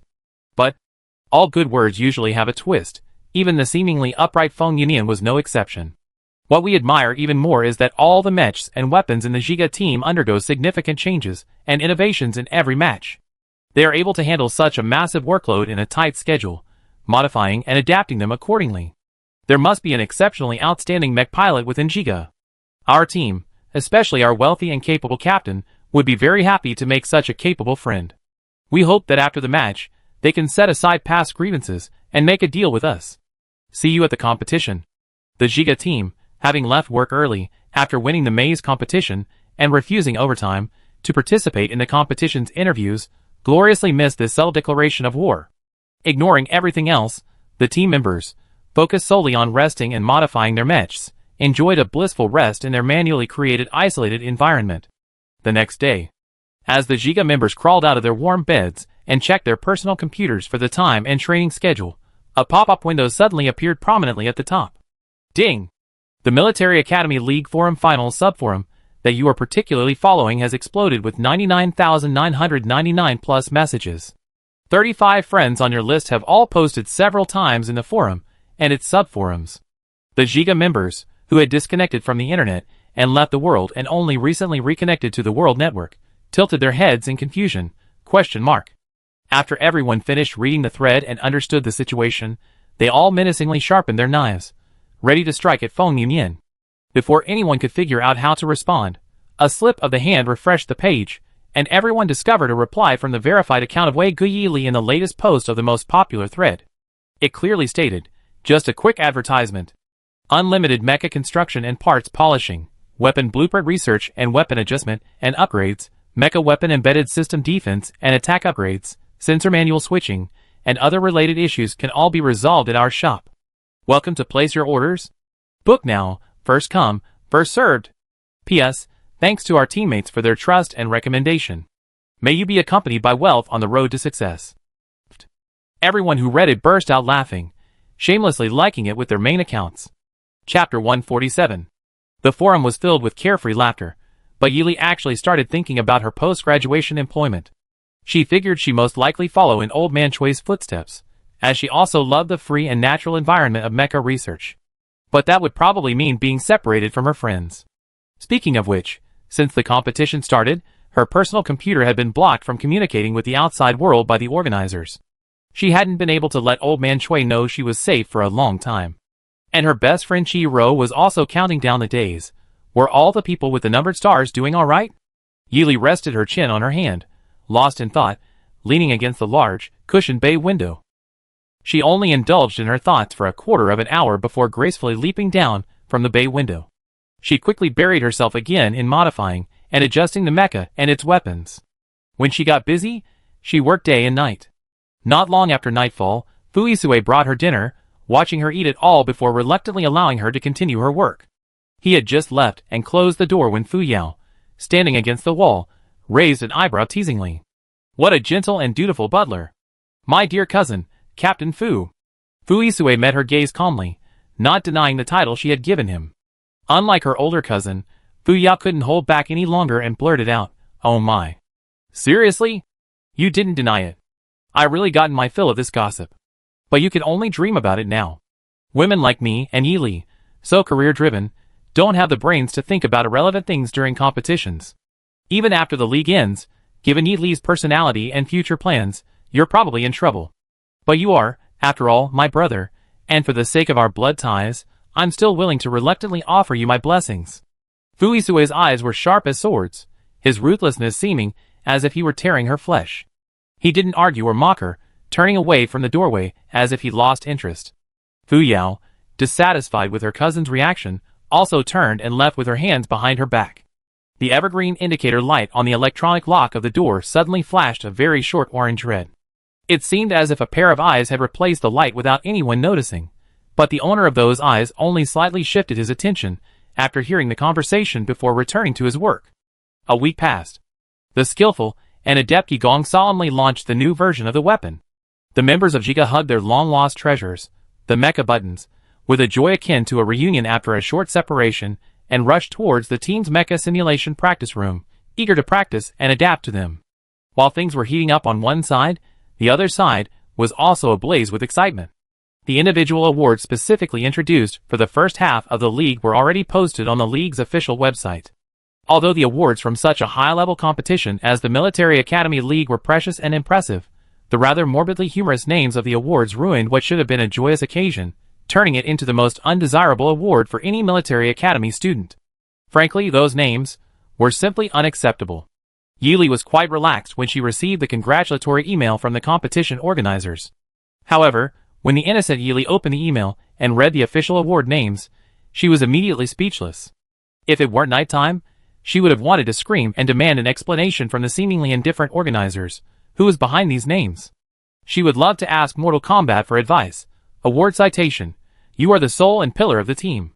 Wherever you are, your teammates feel a motherly warmth and security. You are the team's all-around support. All the mechs and weapons record your kindness and compassion. You design, modify, and equip them like you would a child, creating models and strategizing for operations.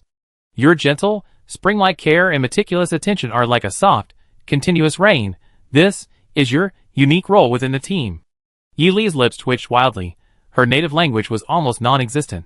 Which idiot came up with the bizarre award title, Great Mother? Get him out here.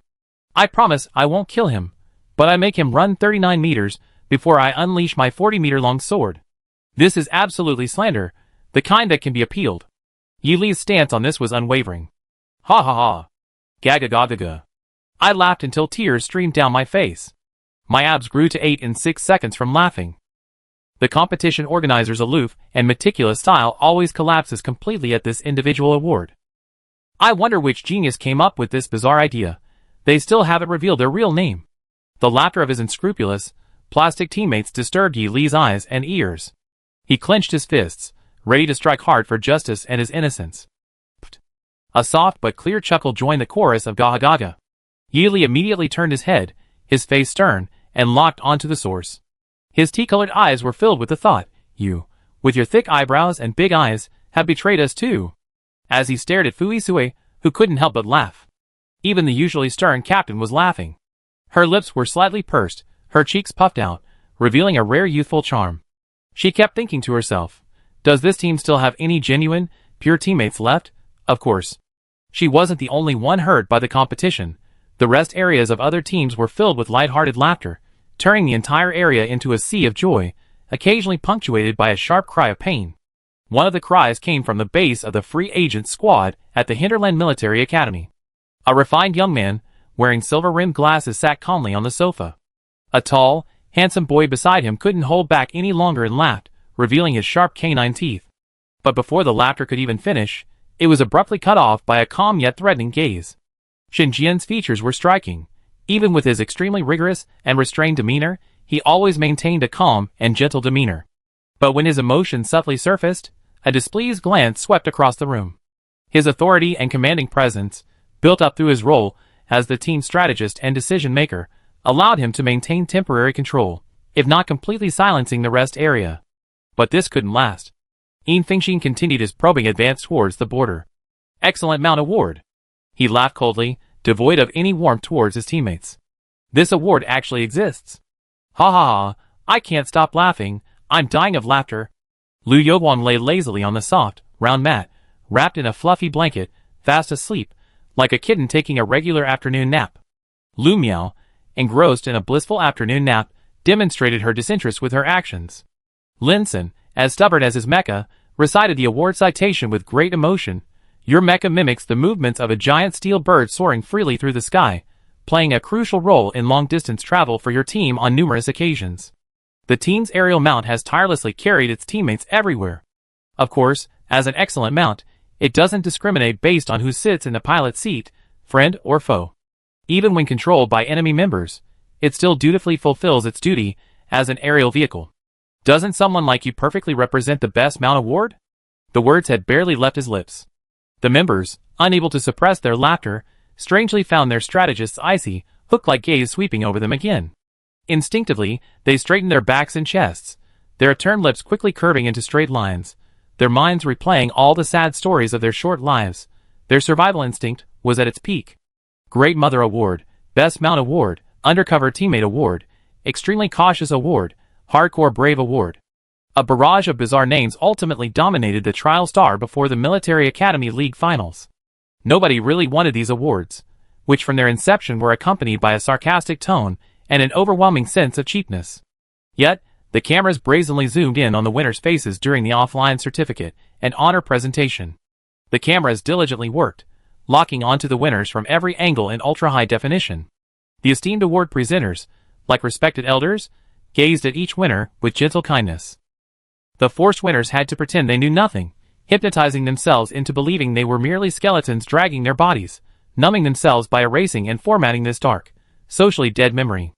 As they stepped off the stage, they would console themselves, muttering, "Luckily, the presenter always seemed so composed, otherwise I wouldn't have been able to maintain my image." As soon as Yili sat down, he casually tossed the electronic certificate for Great Mother into his system inventory. Out of sight, out of mind. Was that a staff member from the competition presenting the award?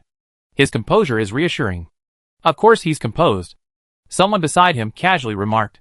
After all, he personally names the individual awards presented before each final. No one knows award names better than him. Yili, The desire to harm someone cannot be hidden, nor can the act of doing so be concealed. That despicable old fox. The unpopular award ceremony ended, and the two teams in the finals continued their preparations.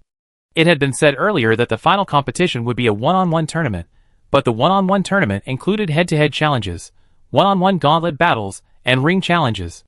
If one wanted to artificially increase the difficulty, there were countless methods that could be employed. The specific rules ultimately given by the competition organizers greatly surprised everyone present. The rules of this one-on-one tournament are a mashup of almost all basic rules, with some new twists. The two teams surviving to the finals must each send one member to the ring for a one-on-one duel. The winner of each duel automatically advances to the next round. The winning team cannot change its lineup. If a player is changed, the original player cannot return. The losing team sends a new player, who hasn't yet played, to continue the duel against the previous winner. This cycle of one-on-one duels continues until one team has lost and has no more players to send, at which point the tournament ends. In short, this tournament demands an extremely high level of pure individual combat ability from both teams, and could even be considered the key to victory. However, a rigorous analysis reveals that the personnel deployment strategies of both teams also played a crucial role in balancing the game. This might involve employing tactics like the TNG horse racing strategy combined with attrition warfare, or using personnel or tactics that were more effective against the opponent. All battles are essentially fought before they officially begin, just as the outcome of a battle cannot be definitively determined once the enemy's base is reached or all enemy personnel are controlled. The unknown is always the long and effective main theme of any battle. Sotho's Military Academy. The Giga team's preparation area. The five sat around in the living room, vying for the first opportunity to fight. Fuyao was thinking of the grand goal of a solo, brute force 1 vs 3 victory. Meng Hung wanted to test the effectiveness of the newly made energy shield and try out its effects. Xie Shuangbai simply thought that being the first to fight looked impressive and cool. Yi Li's plan was to go first, break through the enemy lines, and end the match quickly to go home. As for Fu Yisue, he didn't have the same clear inclination and purpose as his teammates. He simply didn't want to watch his teammates make foolish and disastrous moves from the sidelines. The combat skills of their team members were generally very high, so there was practically no clear breakthrough point. The only differences lay in the initiative versus passivity of their attacks, and the difference between aggressive and slow-paced styles. A strong momentum was crucial for the first battle, so the first member had to adopt a suppressive, aggressive approach. Furthermore, the members of the Jingja team had a very heated discussion about the lineup. Ing Lin's usual weapons were 2 silver spears.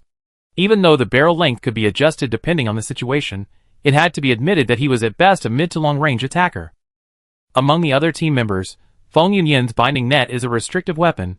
Essen's black gold cane has multiple uses, including whipping, lashing, and splitting thrusts, and Lo's forearms each have a half shield that, when joined, reverts to a full defensive shield. The closest to melee combat is Yin Huifeng, who fights barehanded. Therefore, Ing Lin himself hesitated for once regarding who to send out for the first match. On the day of the one-on-one challenge, after a brief opening, the list of opponents for the first match appeared on the large screen. Sotho's Military Academy Ji Gu Yili vs Dalian Military Academy Jingzhe Feng Yunyan. The electronic announcement said, "Please take your positions in the preparation area within 5 minutes." Yili had already prepared for the match before the announcement on the big screen. He wasn't surprised to learn his opponent was Feng Yunyan. While Jingzhe's team had fewer offensive units than Ji Gu, it possessed a rare restrictive utility unit, which was highly effective in protecting its own forces while weakening the opponent. Using a restrictive card to deplete a powerful card and even out the offensive team's strength is a surefire way to win. Even if you can't beat them, just exhaust their strength. Yili and Feng Yunyan stretched in their respective waiting areas, their expressions gradually becoming serious. Ji Gu is sending out Yili for the first match. That's a normal tactic. Yeah. We always say the first match should be about establishing momentum. Yili's fighting style is steady and aggressive, and her combat skills are all around. She can both project an aura and adapt to the opponent's various probing tactics, making her a perfect solution. In that case, Fu Yisui will probably be the last one to hold the line. I agree. The Jingzhe team is employing a slow, attrition-based strategy. They start with a restrictive, attrition-based attack, ensuring minimal damage regardless of the opponent's type. The only difference is the effectiveness, but there's no chance of a mistake. Jingzhe's captain, Xiaoying, has considered everything comprehensively and meticulously. Her strategy is cautious and rigorous. The subsequent arrangements can be adjusted based on the outcome of the next round. Just based on this move, I can only guess the beginning, not the end. Polite advance and retreat, measured tension and relaxation. The commentators outside were already analyzing the two teams' tactics based on the first match's lineup. Yili leaped onto the high platform, her slender wrist deftly raised. The azure halo that had been on her wrist dissolved, lengthened, and condensed into a long, gleaming blade under her mental manipulation. The icy, piercing blade flipped deftly against the pale skin of his hand. Before the tip could fully trace its arc, the longsword had already landed securely in the tiger's mouth. The commentator on stage remarked casually, "Yili's movements are elegant, but I hope he hasn't picked up this pretentious attitude from Xie Shuangbai." Hearing this in the lounge, Xie Shuangbai was filled with enormous question marks. The match hadn't even started yet, and he was already being unfairly blamed. Where was public morality? Where was justice? Where was Xie Shuangbai's innocence? Feng Yunyan wasn't carrying a weapon, his long, slender hands were covered by gleaming silver gloves. His main combat style was crowd control, and his primary weapon was the thousands of silver threads wrapped around his gloves. Because it wasn't time for his appearance yet, his true form remained hidden. A simple observation revealed only his long, beautiful hands, nothing else was visible. Shoo! The system whistle sounded, and the battle began. A ring of transparent screens surrounding the platform rose almost simultaneously, isolating the area within. At the very second the movement occurred, a strange accompaniment played its first odd note. It was sharp. Like sharp fingertips, hard nail plates rapidly and forcefully drawing piercing symbols. It was smooth. The timbre was neither cold nor harsh, but gentle, flowing and silky. Countless threads, blending seamlessly with the surrounding environment, instantly formed a complex and flawless array within the limited space. The transparent threads meticulously reflected the original scene's appearance, colors, and luster. What appeared to be a bright and open road seemed to exude an air of sinister intent. The colorless threads were woven into an endless net, and he resembled a diner tapping a bowl, preparing to serve his meal, a slight curve to his lips, pure and greedy. He stood rooted to the spot, his back ramrod straight, mouthing 3 words. "Please instruct me." Yili gently cradled the gleaming, dark blue blade with her left hand, her tea-colored eyes blinking innocently. She slowly closed her left eyelid, concentrating all her spiritual energy into her open right eye. The gentle tea-colored light seemed like a swaying cup, the vibrant tea being stirred with an ungentle force. The surge of spiritual energy, transformed into a blue breeze, rose like waves drawn by the moon, surging and vanishing in a fleeting moment like a dream. The next moment, the gentle light suddenly turned sharp. Chapter 148. The sharp blade, clad in a beautiful, shimmering sheen, deftly and ruthlessly thrust forth its cold, white tip. A silver blue, lightning-like aura surged violently, sometimes like a slithering king cobra, sometimes like a mischievous monkey leaping across a cliff. It was thin and sharp, yet it carried the weight of despair and certain death. Feng Yunyan keenly sensed danger. His index and little fingers moved nimbly and swiftly. The silken threads tied there subtly, altering the massive formation he had laid out. He even consciously tightened the encirclement he had woven for his prey. The onlookers had long since focused their attention on the arena. Using the commentator's words and the special software in the live stream, they clearly discerned the invisible formation Feng Yunyan had laid, tightening and contracting. The gaps it revealed resembled traps, luring drowning victims into a snare. Once drawn in, they would be mercilessly strangled. Even those watching from outside the screen couldn't help but feel a chill. Yili didn't even lift her eyelids, her expression as calm as when she stepped onto the stage. Seemingly oblivious to the changes in the arena, she continued to execute her plan. Her left hand lightly supported the slightly raised tip of the blade, while her right hand gripped the hilt tightly. Her amber eyes were intensely focused as she calmly began to assume a horse stance, gathering her sword's power. The arena was eerily quiet. The invisible and visible struggle was outwardly calm, almost causing the referee system to issue yellow cards for passive play to the two contestants. But behind the scenes, undercurrents were already surging. An invisible net was being meticulously and repeatedly crafted and piled up with countless traps, while a tangible knife was relentlessly gathering momentum. Like two one-way streets, neither interfering with nor disturbing each other, with no connection whatsoever. Until, whoosh! A strange, ethereal blade of light began to condense at the tip of the azure blade. The light didn't expand or sweep across. Instead, it began to stretch inch by inch from the condensed light, creating a narrow, elongated line of light, like the ball of thread Princess Ariadne gave to Theseus, her beloved, to help him escape the Minotaur's labyrinth. One end was tied firmly to a stationary place, the other thrown into the unknown labyrinth, yet the form and shape of the exploration were different. The ball of thread is a tender gift from a lover, gently guiding the adventurer in the right direction. But the blade of light was cold, sharp and keen, darting and piercing through the slight fluctuations in the airflow. Although the opponent manipulated countless threads to lay a trap, it also meant that the gaps, large and small, left when the threads intersected were equally numerous. Feng Yunyan's binding net, seemingly an inescapable trap, was suffocating. However, Yili had already discovered the biggest flaw in his individual tactics during pre-match preparations. Outside the net, the binding net, as the name suggests, is meant to restrain the prey within it. The premise is that the prey must be inside the net. In team battles, teammates can provide support or assistance, but in the arena, there is absolutely no such support. To put it simply in Yili's words, it's roughly like this. Entering the net means entering the formation and being controlled to death, so as long as you don't enter the formation, you can't be hit. She successfully utilized this, along with her keen hearing, her wielding a dazzling yet swift azure blade. A killing intent more ferocious than a falcon pecking at flesh, attached to the invisible blade light, freely darted through countless man-made rat holes, eager to strike at the heart of the enemy and capture the leader in the next second. As everyone knows, the tangible cannot contain the intangible, so the binding net cannot stop the blade's edge. Of course, the binding net could stop Yili and her long sword, but unfortunately, both were outside the net. Avoid entering the formation, avoid stepping on landmines, leave no chance for being tricked. Safety first indeed. Like an arrow, the blue arc glided and then thrust back, directly at Feng Yunyan's lower back. The sharp tip of the blade was pushed by the wind, instantly slicing a hole in his combat uniform at the side. Drops of blood clung to the special fabric, threatening to fall, and Feng Yunyan broke out in a cold sweat. Without hesitation, Yili turned the blade tip towards his throat, his tea-colored eyes fixed on the stunned referee. As if to say, this arena match is already over, why haven't you announced the result yet? The entire arena erupted in uproar.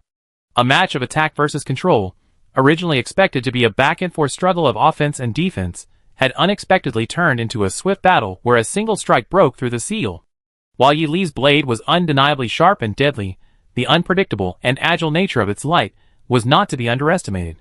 Clang! The mechanical referee and the human referee simultaneously raised their green judgment flags. Then, in perfect unison, they swung the flags at a 90-degree angle towards Yili. The first round was declared over. The organizers thoughtfully allowed 10 minutes between each match for rest and discussion of battle plans. In stark contrast to the slightly tense atmosphere of the Delian Jingja team, the Sothos Jiga team remained calm and composed.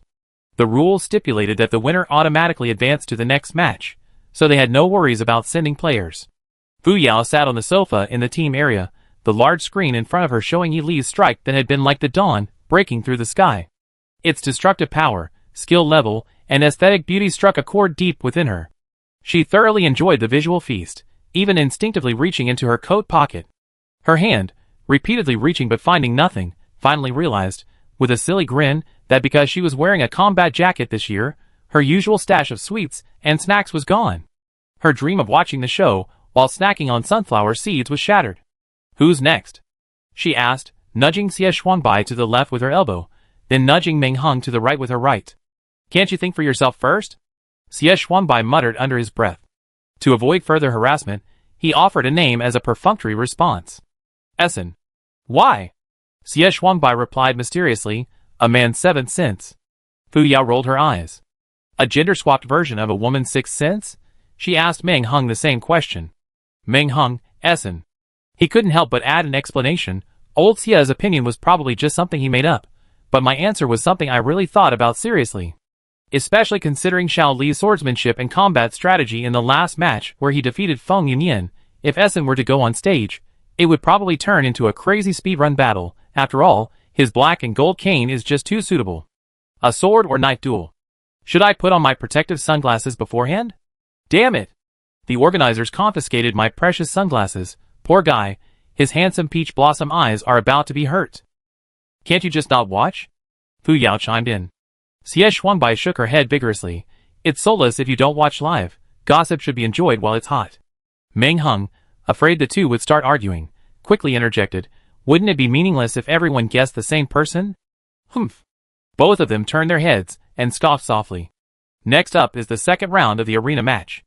The two contestants are Yi Li from the Sothos Military Academy's Jiga team and Essen West from the Delian Military Academy's Jingjia team. The broadcast announced the latest match results on time, and the predictable outcome left the Jiga team members in the rest room with expressions of "I knew it." As Captain Fu and Ali had predicted, although the Jingjia team had highly offensive players like Ying Lin with his dual pistols, Yin Huifeng with his iron fist, and Essen with his unpredictable attacks, their overall strategy remained focused on stability and security. Feng Yunyan, sent out in the first match, was like a probing stone, trying to figure out the opponent's intentions in deploying their forces. He could also limit or even deplete any type of mech and try to elicit the opponent's trump cards. If he hadn't been unlucky enough to run into the seemingly invincible Yi Li in the first match, Yi Li's "you might gain a little, but I definitely won't lose" tactic would probably have truly proven its effectiveness. Although Essen wielded an exceptionally elegant black and gold cane, no matter how dazzling the weapon, it couldn't escape its murderous intent. Therefore, Ying Lin's arrangement of him to fight was likely with the intention of completely defeating Yi Li. "Defeat me?" Yi Li gripped her dark blue long sword, the blade trembling slightly with a clang, shimmering with crystalline light. She lowered her brows, waiting, but made no attempt to assess his appearance or physique. Essen's face was somewhat deep and somber, his expression arrogant. His angular chin was slightly raised, revealing a sharply defined jawline, and the black and gold cane held in his pale, powerful fingers accentuated its extremely cold metallic quality. The posture of leaning on a cane with one hand didn't suggest old age at all, rather, it gave the impression of a refined and elegant gentleman strolling leisurely in his own courtyard. Rays of light occasionally flickered and danced along the cane, perhaps hinting at a hidden sharpness waiting to be fully revealed to the world. The two men's stances were merely ordinary movements, yet they were already poised for battle. Clang! The referee's starting whistle blew abruptly. Clang! Sparks flew. Buzz! A cacophony of harsh, interwoven sounds. Clang, clang, clang, clang. The first two clashes were merely tests. Once the tests were over, the battle erupted instantly. The azure blade and the black gold cane exchanged dozens of rapid blows in the blink of an eye. The clanging sounds of clashing weapons intensified the tense and anxious atmosphere. Even the most spectacular exchanges appear as a series of blurry afterimages, somewhere between reality and illusion to the spectators. Only military academy students with exceptional dynamic vision can capture the full picture and relay it to their friends or teammates. While this was being broadcast, the two continued their relentless sword fighting, neither giving an inch. Wow! Is this the legendary speed is the only way to break through all martial arts? This is really interesting. They both look so ferocious, like two meat grinders exchanging blows. That's a bit too much of a comparison. Help! The light reflected from their clashes is blinding me.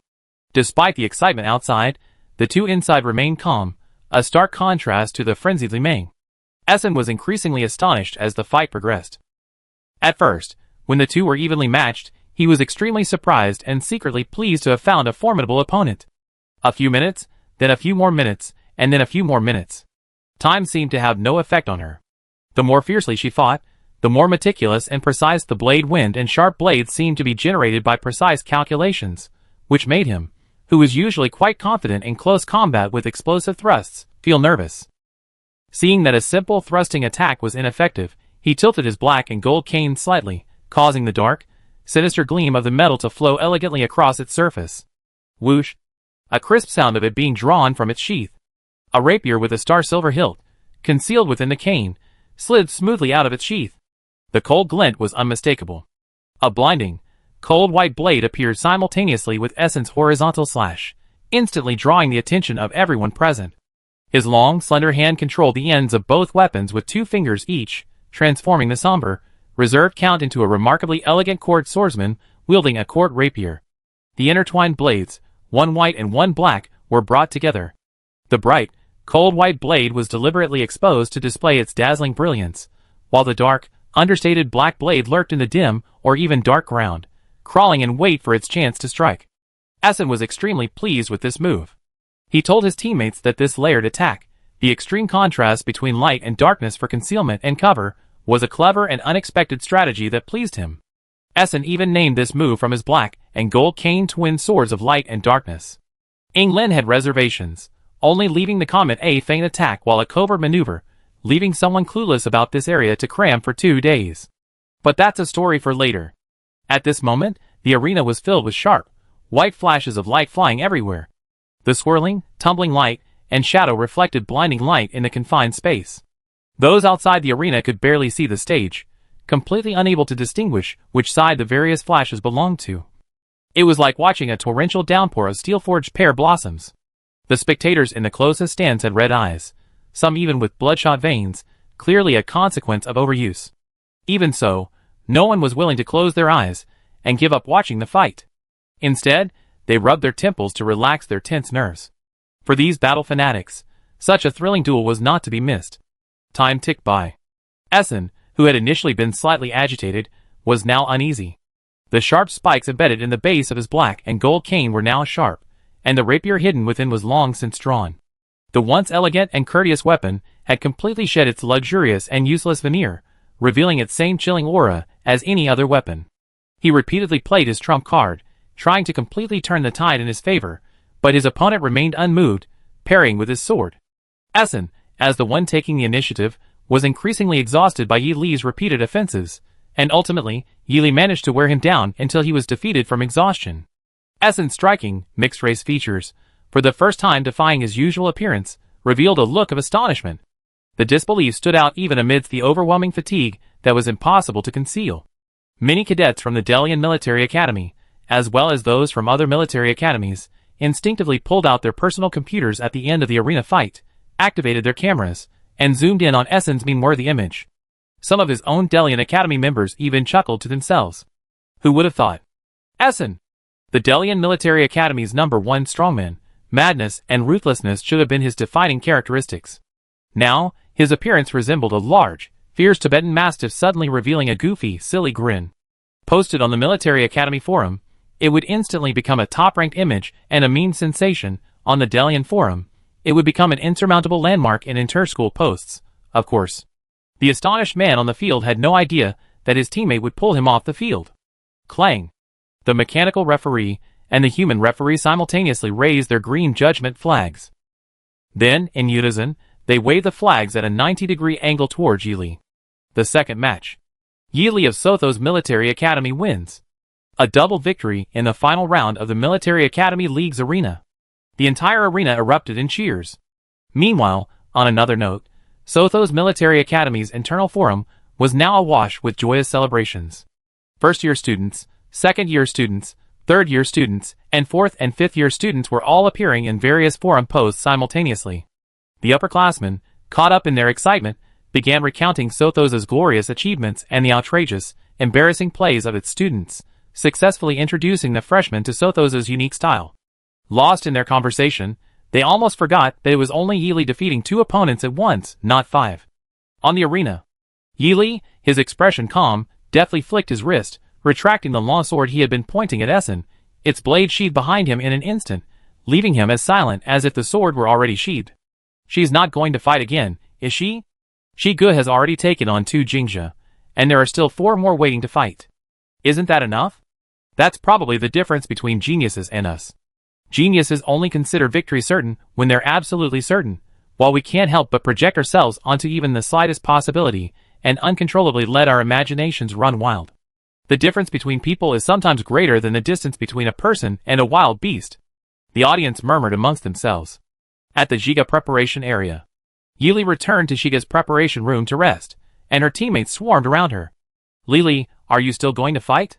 Shouldn't we save a spot for one of our sisters to smash someone? Fu Yao, like a blazing cannonball, was fiery and unrestrained, clapping her hands eagerly. Where there are people, there is conflict. Where there is Fu Yao, there is Xie Shuangbai in her confrontational mode.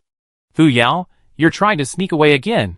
The remaining brutes could have been dealt with much more easily with my illusionary manipulation. Ming Hung also unusually volunteered, his reasoning surprisingly reasonable. Hee. He scratched the back of his head somewhat sheepishly.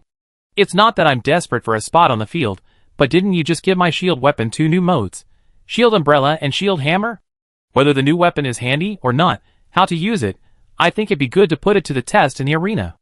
After all, Sister Lee, didn't you always say that practice makes perfect, and that knowledge gained from books is superficial and requires hands-on experience? He rattled off a long string of words, drawing sidelong glances from Fu Yao, Xie Shuang, and Bai.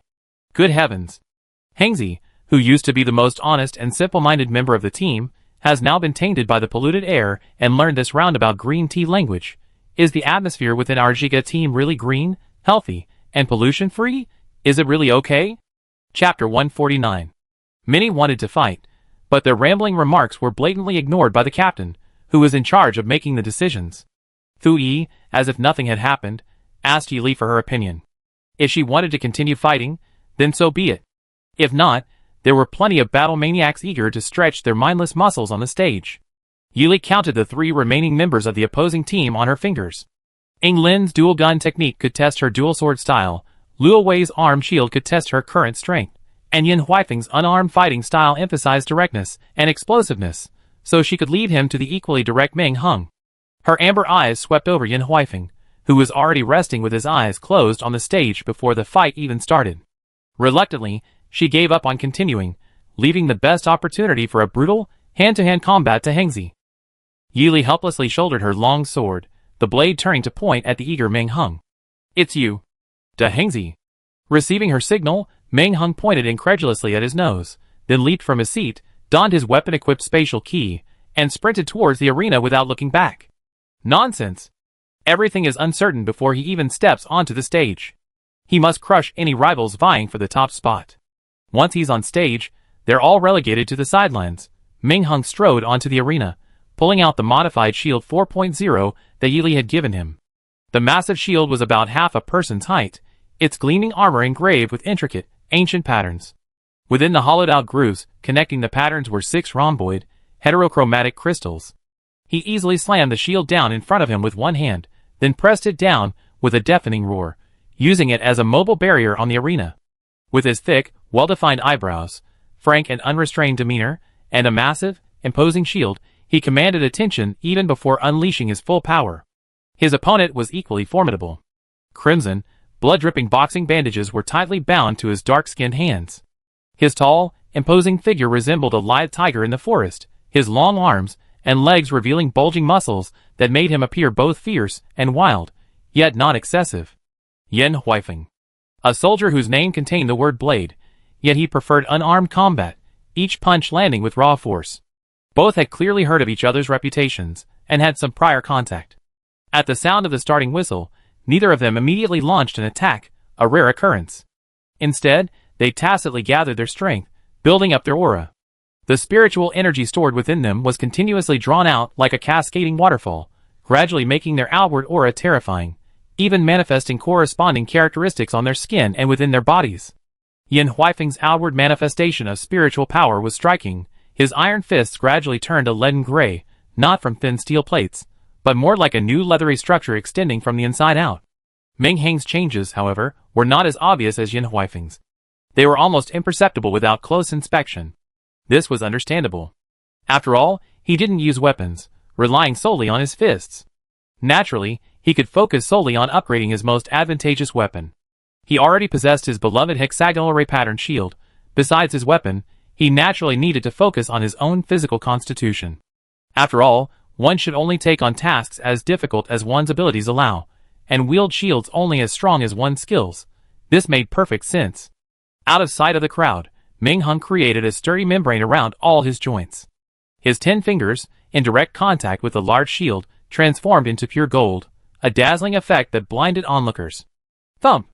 Before the audience could fully appreciate the manifestation of his spiritual power, a deep, clear impact resounded. The invisible fist pressure materialized into a tangible shockwave that exploded violently on the anciently patterned shield. The audience looked in the direction of the sound. They saw a massive, gray iron fist strike the luminous shield surface.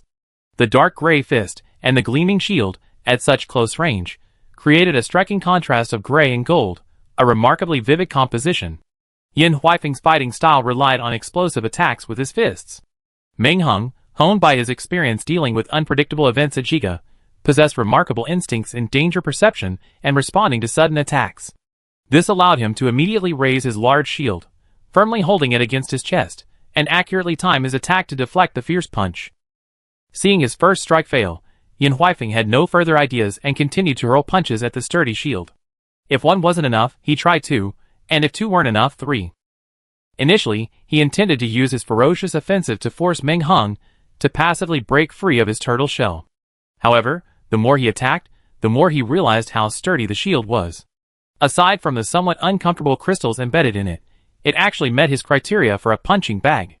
He became increasingly reckless, and the resounding thuds of his punches against the shield practically filled every corner of the live stream camera. Bang! Bang! Bang! Bang! Bang! Bang! Bang! Bang! Bang! Countless leaden-gray iron fists slammed violently against the golden shield in the eyes of the audience.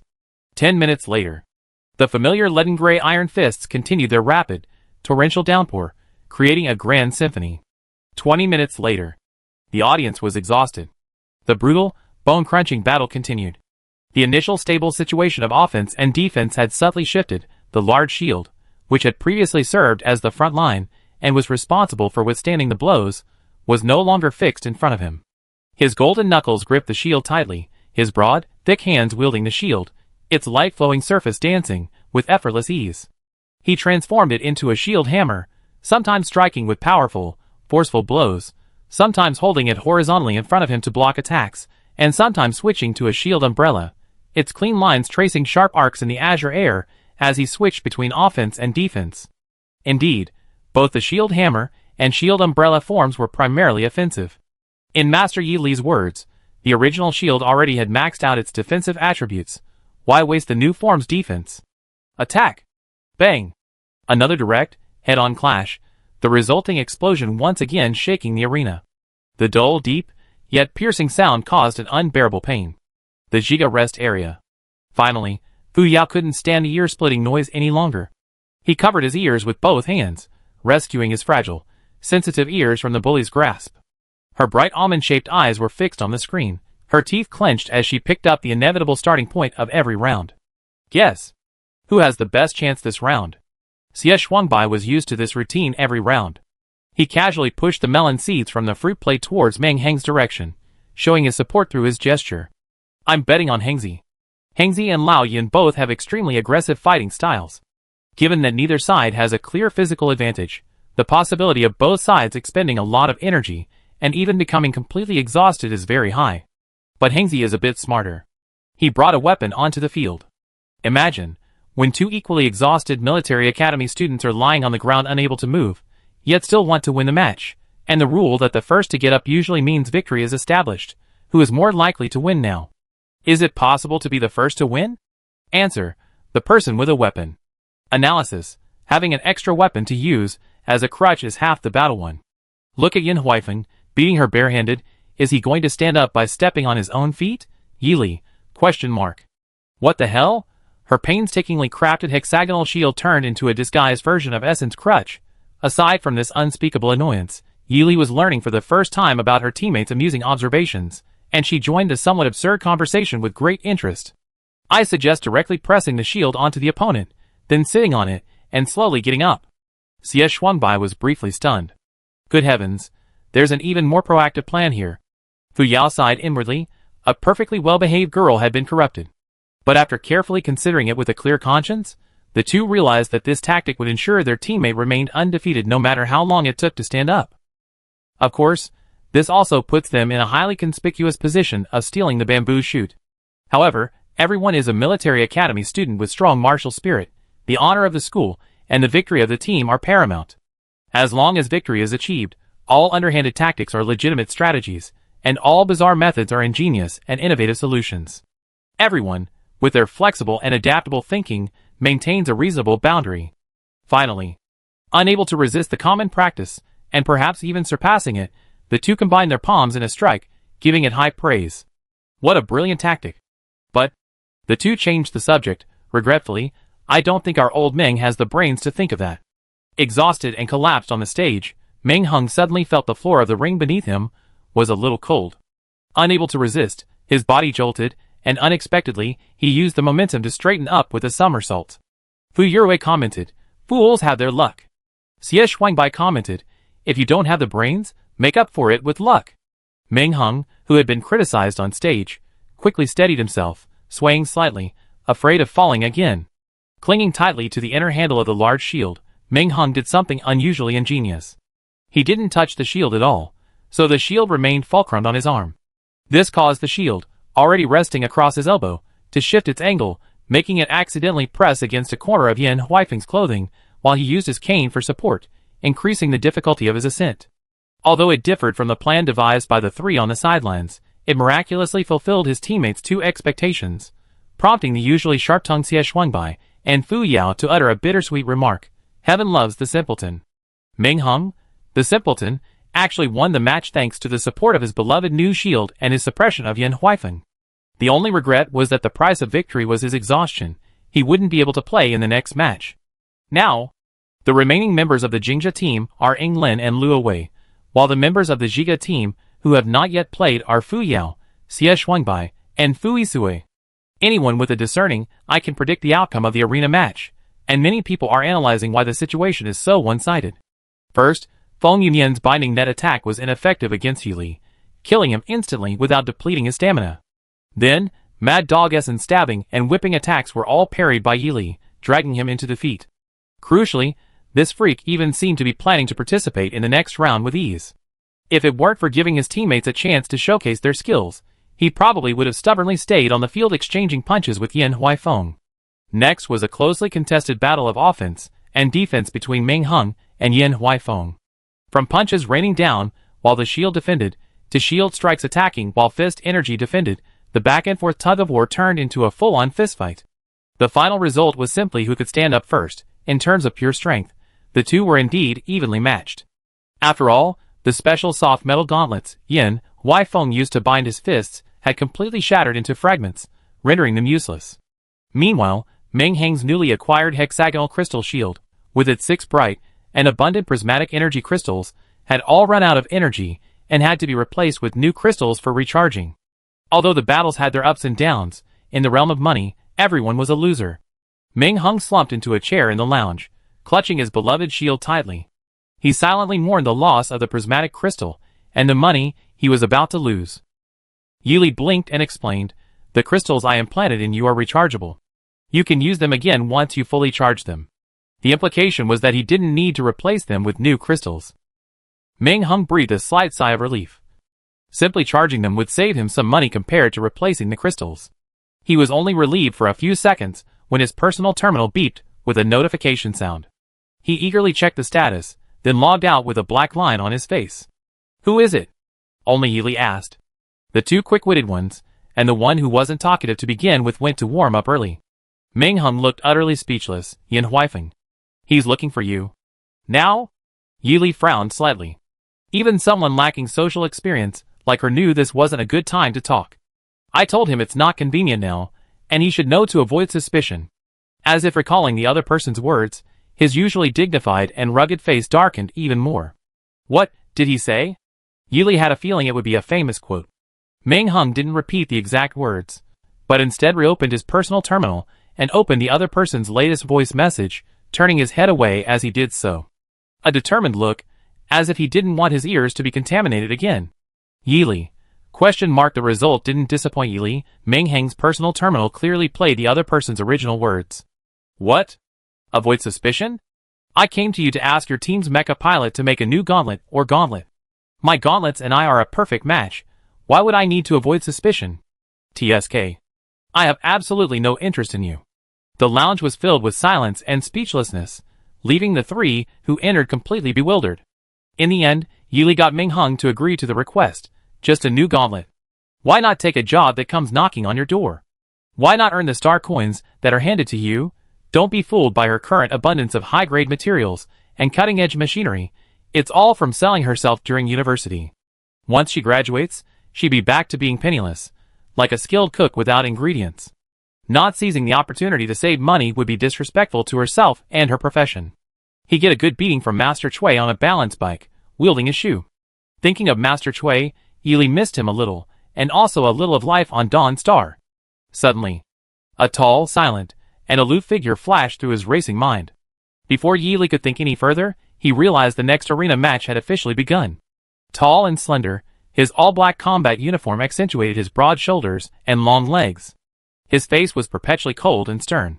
Fu Isue stood on the arena, not announcing or stating anything, but it was practically a declaration that he would finish the match. Yili was stunned. Why is it the captain going up? If he goes up, doesn't that mean Sister Yao and young Master Xia won't get a chance to play? What was the point of warming up just now? Ming Heng smiled wryly and shrugged. Everyone in the team knew he didn't rely on his brains for a living. Yili then turned to look at Fu Yao, wanting to find out the inside story from the person involved. The other party scoffed irritably, and even more unusually, joined Xie Shuangbai in a sarcastic exchange. Warm up? It's just because he's going to be on stage, and we probably won't get a chance to go, so he suggested we have a little friendly sparring session off stage to satisfy our cravings. It's incredibly perfunctory. Yili, whether it was fate or not, standing opposite Fu Isue in his pure black battle uniform on the arena was Ying Lin in his gray-blue armor. The captain's battle in the latter half of the arena, and the clash between two such renowned military academy prodigies, immediately ignited the enthusiasm of the various military academy teams and the audience. After all, everyone knew that the upcoming battle was crucial. Whether Jingzhe could successfully extend his life and launch a counterattack, or Zhiga could remain steadfast and unmoved, essentially depended on the outcome of the contest between Fu Isue and Ying Lin. That's what they thought.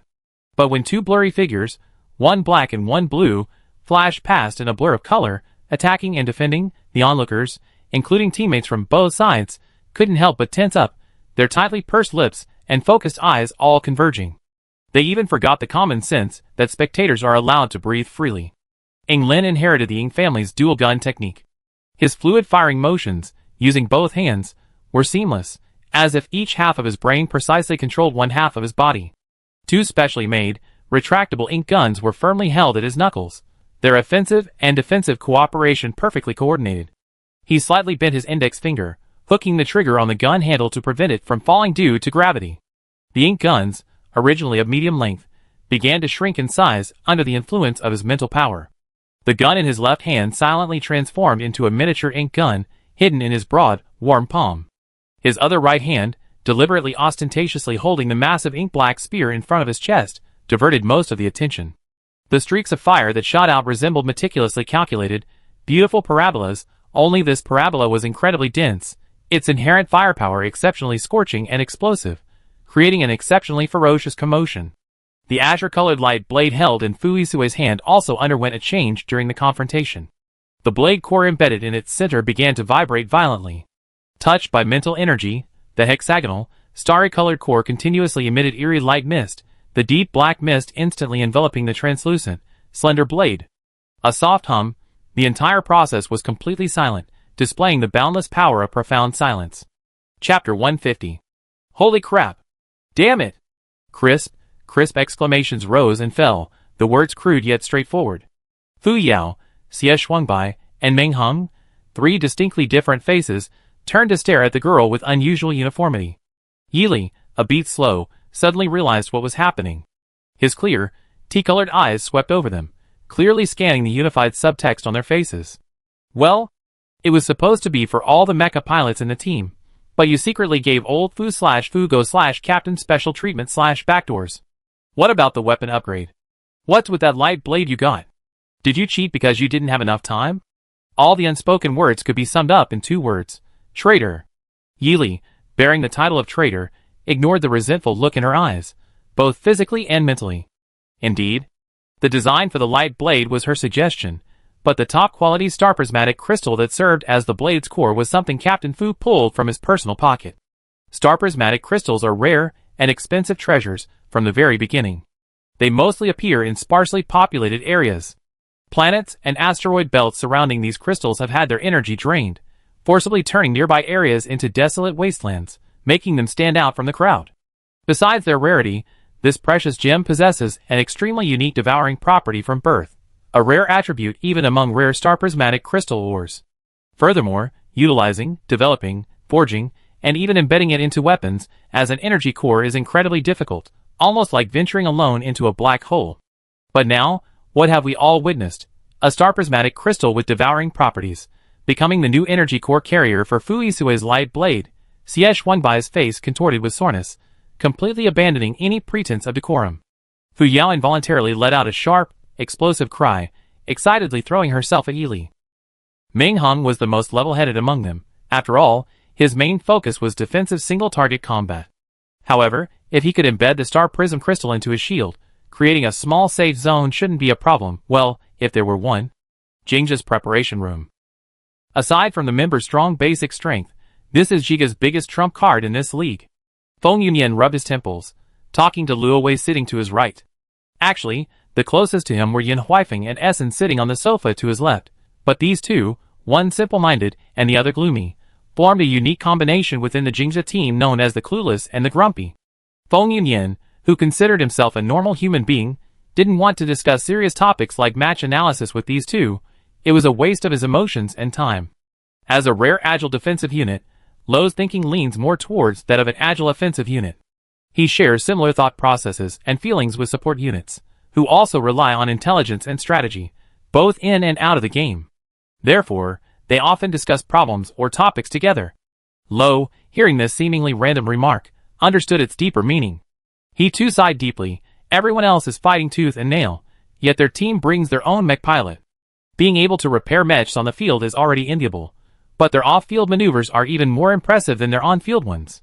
They update a whole new set of weapons every single match. He couldn't help but swallow hard. Is this really normal? Doesn't she have any bottlenecks? Doesn't she get tired? Is she even human? Lo started muttering to himself, voicing 3 soul-searching questions from the depths of his heart. Unfortunately, the 3 resounding questions received no response. This emptiness overwhelmed Feng Yunyan, who had started the conversation, with a sense of powerlessness and frustration. But some people didn't understand his suffering. Yin Huifeng, who had finally figured something out from staring intently at the personal terminal, suddenly put it away happily. Great. The more powerful she is, the better. That way my gauntlets can become even more perfect. Of course, I also hope she can be even more outstanding, so I can see my gauntlets sooner. Lo, Feng Yunyan, This statement was too embarrassing. Let's pretend we don't know each other. Essen, on the other hand, clicked his tongue in displeasure, making no attempt to hide his mockery of his words. Luo Wei and Feng Yunyan turned their heads, these two perfectly embodying the rigid, unfocused image of the brainless, unhappy guy. On the arena, Ing Lin, manipulating a large sniper rifle, unleashed a barrage of bullets at Fu Yisue's position. Amidst the hail of bullets, his smaller, more refined pistol, under the cover of the larger sniper rifle, occasionally joined the fray, its movements lurking and concealed like a venomous snake ready to strike and tear flesh. His agile and nimble movements, combined with powerful and deadly attacks, allowed him to control 2 guns simultaneously, maintaining an elegant and effortless demeanor, fighting calmly even in such an environment. Fu Yisue, naturally, was not afraid of him. The Ying family's dual-gun technique wasn't something that had suddenly become famous this year. It had a long history and tradition. As a descendant of a top family in the Federation, he possessed a far greater understanding of it than others. Moreover, he tightened his grip on the long slender blade that devoured all light. The ripples emanating from the star prism crystal blade core vibrated in sync with his spiritual power, their resonance triggering an outward surge of internal energy. A deep black curtain enveloped the luminous starlight at its center, its somber color obscuring the light. The area where the blade stood suddenly lurched downwards, the heavy, viscous sensation causing the air floating beside it to plummet. Ing Lin, who had been trying to reposition himself amidst the barrage of bullets, instinctively lurched backwards a third of the arena's diameter, his composed expression turning serious. Unlike his opponent, who sensed the terror and fled, Fu Yisui, having personally experienced this blade in the simulation training room, already had many plans in mind.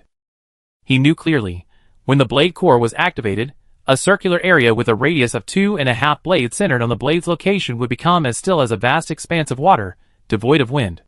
The Earth's gravity sank and sank, making freedom of the sky impossible. Anyone who entered was like a corpse dragged down to the underworld by countless souls, with no way back. Fu Yao looked at Yili in disbelief. Is this my cousin's star prism crystal? As Fu Yisui's cousin, Fu Yao was obviously one of the very few who knew he possessed a star prism crystal. She was also aware of its extremely unique properties, especially its devouring attribute, which had a probability of less than 1 in 10,000. Devouring attribute. The more domineering and coveted its attribute, the more difficult it was to craft, and the greater the chance of it being ruined halfway through. It's like a cake baked with the world's finest ingredients, but when you try to eat it, you discover a bomb hidden inside, or poison mixed in the cream.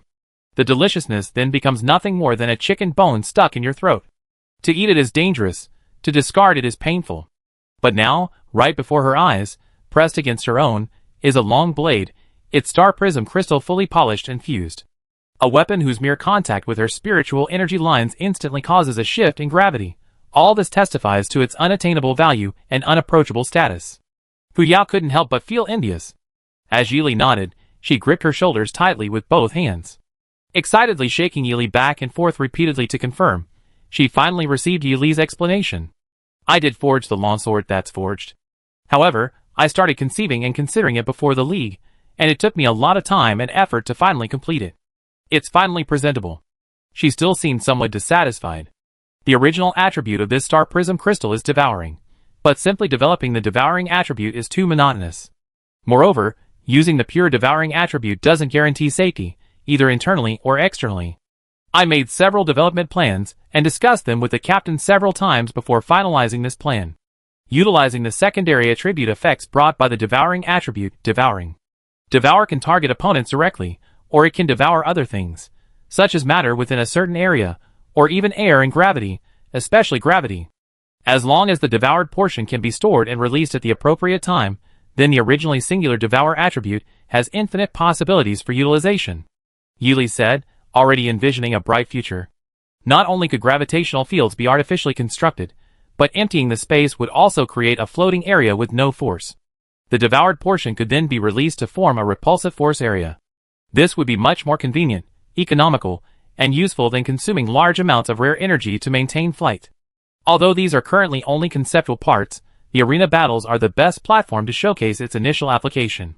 As long as it doesn't consume more than the longsword's limit, this enclosed area can be completely dominated by Fu Yisui's long sword.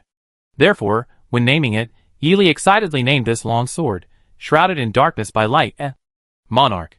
Monarch Blade. Yili smiled and leaned against Fu Yao, sharing in a rare moment of laziness. Originally, I wanted to name it Lord of Slaughter, because the Monarch Blade hasn't reached the true level of domination yet, but Lord of Slaughter would be fitting. However, the captain insisted that Lord of Slaughter sounded like a and firmly rejected the name. There was a hint of regret in her voice. Fu Yao beside her couldn't help but twitch her face, unable to suppress a single laugh. After listening in, Xie Xuanbai stroked his chin and commented meaningfully, to be honest, with such a high-end, lethal weapon, everyone can just lie down and wait. From a certain perspective, this blade is truly a bastard. I, Xie Xuanbai, strongly suggest reverting to its original name. Bastard. Ba Overlord. I Fu Yao second that. Li, show your dignity as a mecha pilot. You are the true mother of the long blade. Why don't you have the veto power over the naming? You should defend your naming rights. Ming Hung silently observed, not daring to think about the boss's face if the name bastard. Ba Overlord got out. Wait, no, his new shield doesn't even have a name yet. He, Ming Hung, also wanted to protest in his own name. This was unfair treatment of the weapon. He demanded equality, equality for all tools. Yili remained unmoved. Equality for all tools, huh? Just produce a star prism crystal. This experience of training with star prism crystals, and completing the processing and embedding drive had greatly benefited her. Many previously unexplored areas were now rapidly expanding, her brain cells growing exponentially like bamboo shoots after a spring rain. Her demand for top-tier materials surged again. After all, the ancient Blue Star people said, what you learn from books is never enough. She felt something was missing without hands-on experience. Only by personally handling the smelting process could she truly appreciate the wonders of the universe's biological mysteries and integrate them into her muscle memory. The reality was that mecha craftsmanship was a blatant money-burning business. If Healy hadn't found a foolish, rich sucker before enrolling, she estimated she would have spent every weekend and holiday scavenging for resources in the mountains, forests, lakes, and seas of various star systems, perhaps even resorting to the black market for work. The exchanges on the arena remained intense, yet England felt a stifling sense of unease. The Military Academy League was clearly a series of back-and-forth battles, close-quarters combat with swords and spears, long-range attacks with artillery fire and beams, and strategic maneuvers employed to support the proceedings. But then Fu Lago brandished this strange long blade, not only aesthetically pleasing but also creating a spectacle that defied common sense. It was like suddenly unleashing a spell to disrupt a normally physical battle. What's worse, he was a melee mage. It was infuriating. England wielded his two guns with the ferocity of pear blossom spears, the afterimages they created resembling two spinning wheels of fire. Under his skillful control, the two guns could unleash a barrage of fire from any direction, any time. Bang! Bang! Bang! A relentless barrage of ammunition and unpredictable firing techniques wove a tight net. Bang! Bang! Bang! Normally, his opponents would have no chance to resist, helplessly surrounded and waiting to die in the impenetrable hail of bullets. But now, things were completely different from what was expected. Guns that were typically effective at medium to long range were all rendered useless by the long blade in Fu Isue's hand as they approached. Bullets fell to the ground with a rustling sound upon entering the encirclement, the craters forming a beautifully shaped semicircle around him. It was as if an invisible, transparent wall stood between him and England, blocking all attacks from the other side. Even the fiercest artillery fire and the most violent stray bullets could only bow down in humiliation upon touching that line. This was Yi Li's reverse application of the devouring attribute. This means applying the absorbed gravity to the normal area, amplifying the gravity in front of him to form a deep abyss, impossible for anything to cross, including England's bullets and artillery fire. Long-range attacks were ineffective, and close combat risked suppression. The situation suddenly became clear. Captain! Captain Ing! The captain's attacks were all ineffective. What's going on with that long blade? The captain is supposed to use mid to long range attacks, but now that long range is countered, it seems we have no choice but to take the risk of close combat. What do you think, Yunyan? Essen's question interrupted Feng Yunyan's reverie. He began to analyze in a muttering manner. That long blade has something special embedded in its inner half. Assuming it can function like gravity control, then bullets fired by the captain at a certain distance would be directly pressed into the ground when passing through the enemy's defensive line. However, this kind of gravity control ability definitely requires time to activate or complete its precast animation.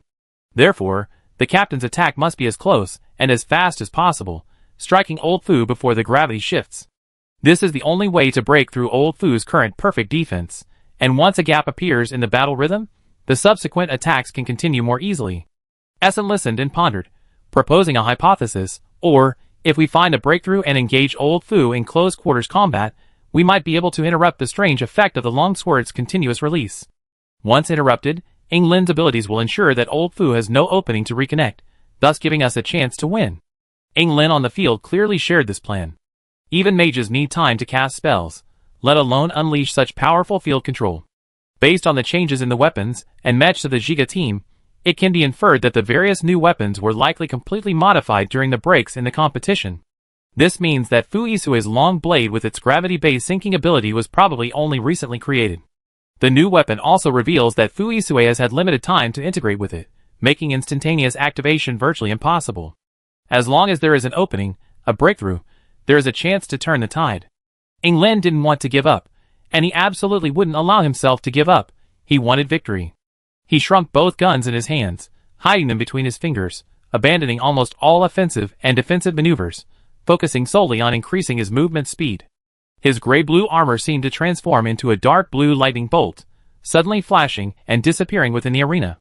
His erratic movements subtly stirred the air in the arena. His swift movements silently closed the distance between the two. Those below couldn't perceive it precisely, only the two on the platform vaguely sensed the tension. The dividing line, that is, the outer edge of the gravitational field controlled by Fuisue's long sword, was being probed by uninvited guests, intentionally or unintentionally, to test its boundaries and strength. England's probing was indeed effective. After a few rounds, he could grasp the general pattern of the longsword's control. Whoosh! A sudden gust of wind swept through, stirring up shimmering light. In the blink of an eye, the figure in gray-blue armor seemed to tilt slightly, then, as if by illusion, darted in again. A murmur of surprise rippled through the crowd. Bravo! A loud cheer erupted from where the Delian cadet was sitting. Heh! A cold, contemptuous sneer came from the Sothos cadet. How could he be so impatient? Doesn't he know the cardinal sin of war, opening champagne halfway through the game? England did lower his stance slightly, as he charged forward, because he had misjudged the situation and accidentally grazed his left shoulder while breaking through the blockade. However, he quickly braced himself and continued. The opportunity was precious. Even if he had to catch everything, he had to persevere. And perseverance pays off. He took another big step closer to victory. Chapter 151. Clang! Before the joy of the Delian Military Academy students could dissipate, a swift gray-blue figure was swept away by a long blade, losing control and falling to the ground. Bang! Everyone stared in disbelief. England had been forcefully slammed onto the hard floor of the arena. The entire arena was shocked. While everyone was astonished and puzzled by his easy defeat, many sharp-eyed onlookers noticed his unnaturally bent arms and the lack of any instinctive movement in his legs, encased in gray-blue military trousers. Clearly, he had lost control of his body. Captain! Captain Ing! The four people sitting in the Jingjia team's preparation room all stood up and exclaimed in surprise. The tide had clearly turned for the better just moments ago. How could the situation have reversed so drastically in a few seconds? A few seconds earlier, when England sheathed his gun and changed tactics, Fuisue was also on high alert. Back when he received the Monarch Blade, a perfectionist mecha pilot had already prepared an extremely detailed analysis report on every aspect of the Monarch Blade, including its data, strengths and weaknesses, and vulnerabilities. The last 2 pages even listed how to deal with being targeted.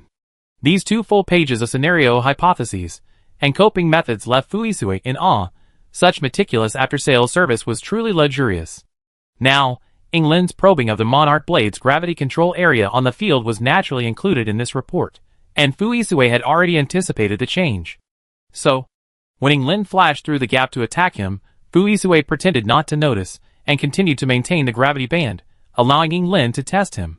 In reality, he had already slowly contracted the mental power that triggered the star prism crystal, and the spread gravity band gradually became thinner and shallower, allowing him to barely maintain his footing as England brushed past him. He had anticipated this. Faced with the unknown gravitational field, England dared not personally test its strength, so his understanding would inevitably be highly ambiguous. Now, Fuisue deliberately misled him, causing him to form incorrect perceptions and judgments. That's why, when England felt he had narrowly broken through the terrifying barrier, he had actually foolishly stepped into a trap set by his opponent. The expected normal gravity did not materialize. Instead, a sudden gravitational field instantly and forcefully controlled his body. In his dazed struggle, England only glimpsed the tip of a long blade emitting an eerie dark light. The hilt was stabbed into his abdomen by a large hand. The hilt was extremely blunt yet heavy and hard. Without time to think, England was sent flying by a merciless, brutal kick. And thus, the horrifying scene witnessed by the onlookers seconds later unfolded. A body forcefully controlled and crushed by gravity, followed by a second kick. Extremely disheveled. Clang! The mechanical referee and the human referee simultaneously raised their green judgment flags 4 times. Then, in unison, they swung the flags at a 90-degree angle towards Fuisue. The 4th arena match ended. The final match was Jiga Fuisue versus Jingjia Luowei, a battle of offense versus defense. By this time, the number of people watching the match had already dwindled, as the Monarch Blade, resembling a vast starry sky, had already captured everyone's attention in the previous match. The unparalleled star prism crystal, the rigorous technology used to forge it into a core source, and the elegant long sword forged to perfectly control its attributes. Any one of these alone could instantly ignite a sensation on the star network, let alone the combined power of 3. Despite his best efforts to remain calm as he entered the ring, Lo's pale complexion betrayed his underlying discomfort. He even activated the arm shield strapped to his forearms without hesitation upon entering, revealing his heightened alertness. He subconsciously licked his dry lower lip, awaiting the referee's signal with unwavering focus. Clang! Before the signal even finished, two agile figures clashed violently. Bang! The cold, blackened blade of the monarch's blade ruthlessly pressed against the joint between the two arm shields. The sudden drop in weight caused Lo's movements to slow, even freeze. Although the controlled movement lasted only a moment, that moment was enough. Seizing the opponent's silence, the deep, dark aura emanating from the hilt of the long blade abruptly subsided, the original azure color once again dominating the long, sharp blade. The clear, azure blade light seemed to refract countless blinding, sharp white rays. Clang! Clang! Clang! Clang! Clang! Clang! When Lo regained his senses, he felt his shield, braced against his forearm, being repeatedly struck by countless sharp blades. The layered, horizontal slashes, each aimed at cleaving the shield, escalated in power. When he regained consciousness, he realized he had already lost the initiative. While proactive defense was commonplace for a defensive-oriented individual, and he didn't feel ashamed, this passive defense from the start was essentially just being beaten, especially in front of a large audience watching on the StarNet livestream. Lo felt he had a beautiful phrase in Federation language he wanted to say to Fu Isue. Fu-I. Bang. Bang. Bang. Captain Fu, damn it. Bang. Bang. Bang. No matter how many beautiful phrases Lo tried to utter in his mind, he was always met with the unchanging, sharp clang of weapons, the mournful sound of his shield. Damn it. He wanted to fight back, but the rhythm of his opponent's blade-wielding attacks grew increasingly rapid. He was forced into a raging storm, unable to grasp the rudder that controlled the ship's direction. To outsiders, the pace of their battle rivaled the rapid-fire clash between Yi Li and Essen. Unfortunately, Yi Li and Essen's battle was a dazzling display of attack against attack, each a whetstone for the other, while Fu Isue and Lo's was a one-sided, overwhelming barrage of strikes. One was exhilarating, the other, indescribable. Lo inwardly groaned. The dense, ferocious slashes made his arms, supporting his shield, tremble uncontrollably. He didn't know how much more he could withstand, but he gritted his teeth and waited for a turning point. Clang! The monarch's blade struck the shield again, and an unexpected scene unfolded. Lo's shield actually shattered into several pieces. Bang! It crashed to the ground. It turned into a pile of decent scrap metal. Lovi was so shocked he couldn't close his mouth, silently screaming, "My shield!" The debris rolled and landed near his shoes, leaving him speechless even with a long blade at his neck, passively accepting his defeat. As he left the arena, he vaguely saw his teammates walking out of their own rest area. Yin Huifeng's sharp facial features stood out sharply among his teammates, for the first time. A series of questions suddenly popped into his mind.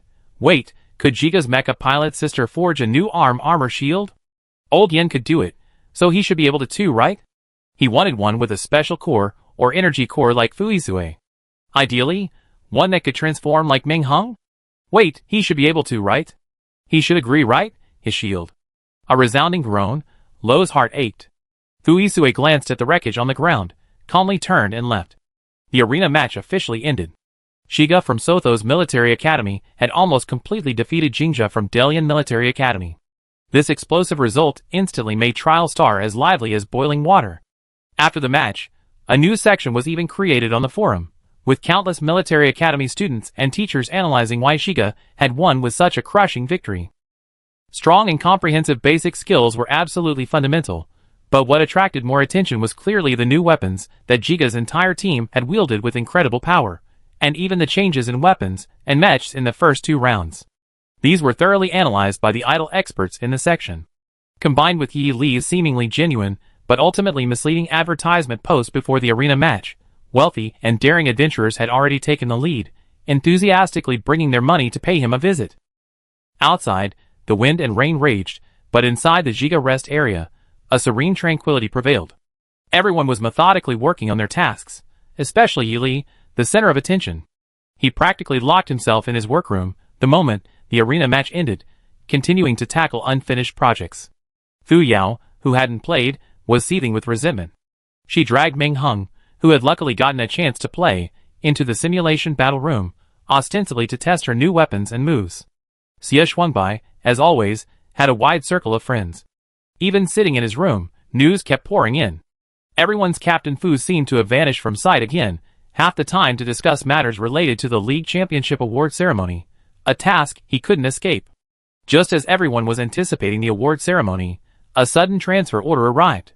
The Federation is recruiting elite military academy students from freshmen to juniors for a special, classified mission.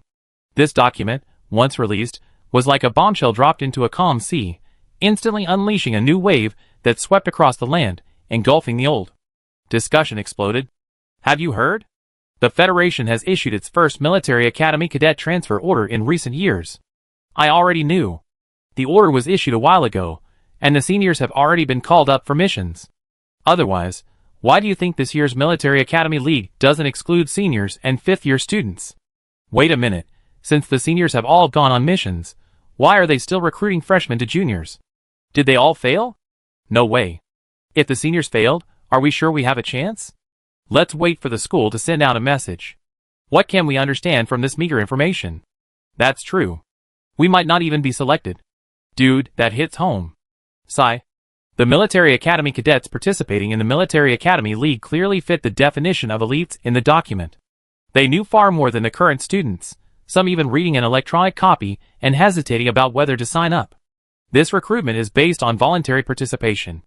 The document clearly states that the mission will take place in a dangerous, unpredictable, and difficult-to-control location. In the event of unforeseen circumstances, the Federation may not be able to provide timely assistance. Therefore, we are seeking well-rounded fighters with strong individual combat capabilities. Those with only one specialty, or whose overall strength does not meet the requirements, will not be accepted. Please objectively assess your own abilities before deciding whether to participate. This requirement effectively shuts out cadets from smaller military academies. Although the promised benefits and rewards for this recruitment are incredibly tempting, including large sums of star coins, various Federation-exclusive materials, and intelligence information, and this is only part of it, even the most extravagant wealth requires survival, otherwise, it's just the loneliness of inheriting a fortune +1. What makes the cadets most hesitant is the Federation's tight-lipped approach to the exploration sites, strictly requiring that only registered cadets receive specific information, also for secrecy reasons.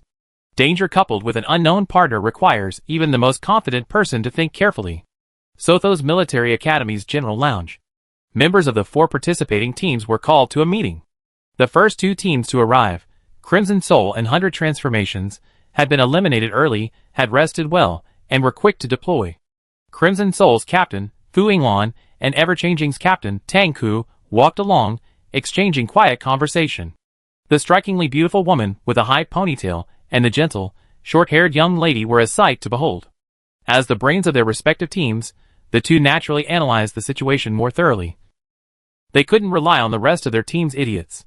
Fu Yunin walked lazily, her eyes clear but lifeless, seemingly lost in thought. A complete fighter, she shamelessly relied on her older sister, who acted as her external brain, and occasionally exchanged sharp glances with Yuan Jingxuan, the fighter from the neighboring team, who also relied on his external brain.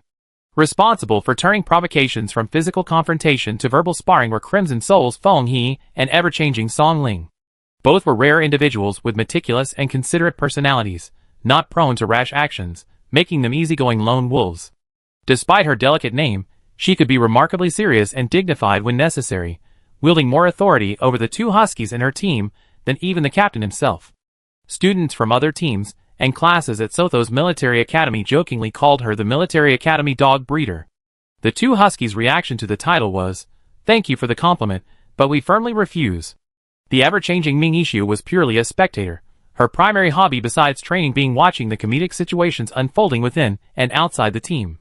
Qingxiu, on the other hand, carried a miniature replica of his spear, Zhenmong, frequently wiping away dust with his sleeve. Ning Saran of Qihun was unmoved by these strange humans, his professional book on the prototype of mecha intelligence open and flipping through pages rapidly. He was currently working tirelessly to activate his own unique mecha intelligence. The 1-year-old was undoubtedly the quietest among them, as he remained with his arms crossed, eyes half closed, taking one slow step at a time, his sleepiness unclear.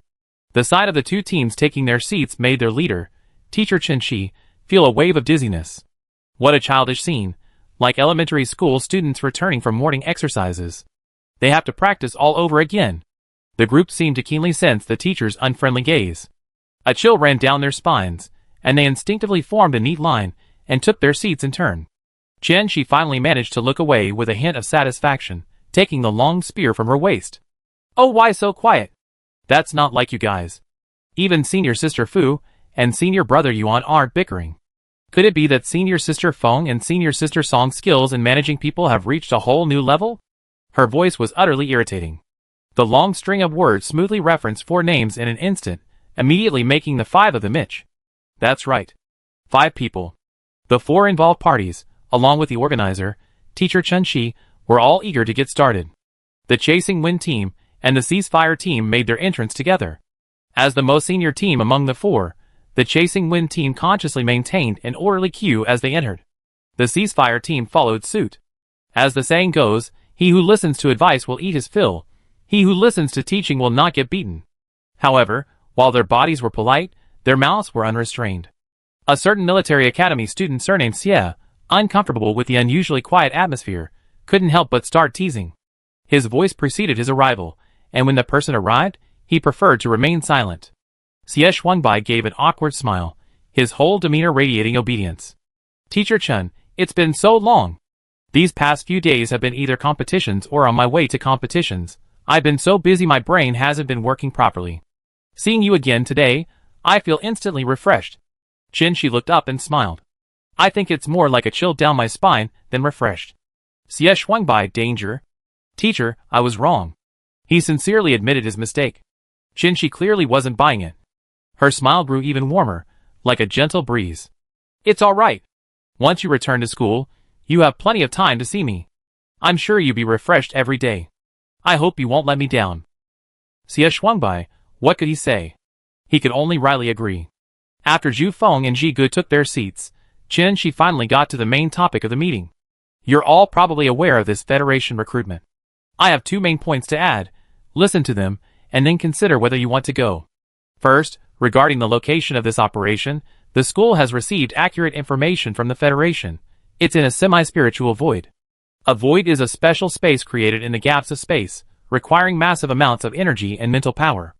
In the past, some powerful scientists conducted illegal research in such places because of the secrecy inherent to voids. Based on the analysis of information from the previous scouts, it can be preliminarily confirmed that the void in this operation is a highly confidential illegal research facility. Therefore, the document specifically highlights in red the extreme danger of the operation, where unpredictability and the inability to guarantee personal safety are impossible. Even with generous benefits and rewards later, it's still a gamble that truly puts your lives at risk. As for those incredibly tempting benefits, I already listed them all in a new document and sent it to the team leader. You can look at it slowly when you get back. You can be tempted, but absolutely do not act impulsively. Remember, life comes first. Teacher Chen. Song Ling raised her hand to ask a question. Shi nodded in approval. Since this dimensional space is so dangerous, why were we students the ones mobilized? The Federation should have plenty of elites with even better combat capabilities, or wouldn't it be safer to just pull a team of colonels from the army? Shi sighed. That's the second point I wanted to make, the unique feature of this dimensional space compared to other rifts. This dimensional space, it restricts the age of those who enter. Chapter 152. Age restriction? The crowd couldn't help but gasp, even briefly breaking free from the teacher's intimidation. Could there still be life in the void realm? Surely not. Fu Yingluan's expression was shocked. It shouldn't be. Tang could analyze carefully, if there truly were life in the void realm, judging from the fact that they could restrict the age of those entering, they possessed extremely high authority. How could such a being so magnanimously allow batches of military academy students to infringe upon their territory and privacy? She then looked up at Shi for confirmation. Teacher Chen, is there any news from the school? Shi twirled a pistol with a purple glow in one hand, adding with a smile, next is internal intelligence from the Sothos Military Academy. All content is strictly prohibited from being circulated. After confirming that every military academy student nodded in agreement, she continued, the personnel carrying out this mission. The virtual laboratory is not only an illegal facility, but there is also relatively concrete evidence showing that illegal human experiments have been conducted there for a long time. Because most of its data has been destroyed, the remaining data is kept as confidential as the federal government's treasury, so it has not yet been fully deciphered. However, based on what all the military academy students have seen and heard, the authorities can roughly summarize it into the following 2 keywords: violent breakthrough of confinement, and activation of the mental domain's limits. Currently, these two areas are the most frequently observed and the most widely discovered areas for corresponding experiments. Others cannot be ruled out, but such high-risk experiments mean that moving through these laboratories is dangerous, so think carefully. Yi Li's eyes flickered slightly. Fuisue, however, preemptively asked, Professor Chen, are there any pictorial markings in the laboratory? Teacher Chen, she projected an image from the quantum computer. A strange photograph appeared on the large screen, its majority of space filled with pure silver white, a glaring white extremely unpleasant to the eyes. Chen, she gestured for everyone to observe more closely. Under her conscious guidance, something previously hidden behind the two snow-covered doors was now vaguely and indistinctly revealed. It appeared to be a pale silver-blue color, resembling extremely fine spider silk half hidden within, or like invisible capillaries hidden in large patches of flesh. Staring at it for a long time would be a tremendous strain on almost everyone's eyes. Almost everyone, but a rare exception, was present. A pair of gentle, tea-colored eyes, so beautiful they seemed inhuman, were the only one who ignored this burden. Yi Li pursed her lips, her face still expressionless and cold. The eager young military cadets strained their eyes, desperately trying to decipher the pattern outlined on the silver-white door panel. Some tried scanning the lines with high-tech glasses, others traced the outline on tablets while observing, and some even attempted to visualize the mysterious pattern. However, without exception, none achieved a satisfactory result. Chen, she witnessed their relentless struggles and the bitter taste of failure. Once the eager cadets calmed down, she smiled warmly. It's perfectly normal that you can't see it clearly. Official analysis suggests that the silver-white door or the silver-blue paint can produce a special reaction, acting as a shield or creating confusion, so it's alright if you can't distinguish it. Even the official team used the most cutting-edge technology to barely manage to reproduce a relatively complete image. She tapped the light computer screen on her wrist, and the new image instantly overwrote the original. Everyone looked again, and what a vibrant scene of life! Against a backdrop of pristine, boundless white snow, several tender green seedlings were striving to grow from the snow, snow melt dripping onto their leaves, forming glistening dewdrops. Is it really this quaint and refreshing? Wasn't it supposed to be some kind of illegal laboratory? A pristine white door, a snow-covered mountain, and seedlings struggling to grow. Wow! Not that I'm being mean. Am I the only one who finds it strange? Why would such a scene need to be covered up with such rare pigments and techniques? Are they ashamed because it doesn't fit the style? Those who think it doesn't fit the style yet blatantly depicted on the door. The people in this laboratory are probably seriously ill, a little bit neurotic, or maybe both. Yi Li's tea-colored eyes shimmered with a dark green light, as serene as an elegant statue. Her fingers, which were in her pocket, twitched slightly, but were quickly restrained. While a large meeting was being held at Sotho's military academy, other military academies were also holding similar meetings. For military academy students from average backgrounds, the abundance of star coins, the acquisition of materials, and the opportunity to explore state-owned secret realms were all invaluable resources for growth.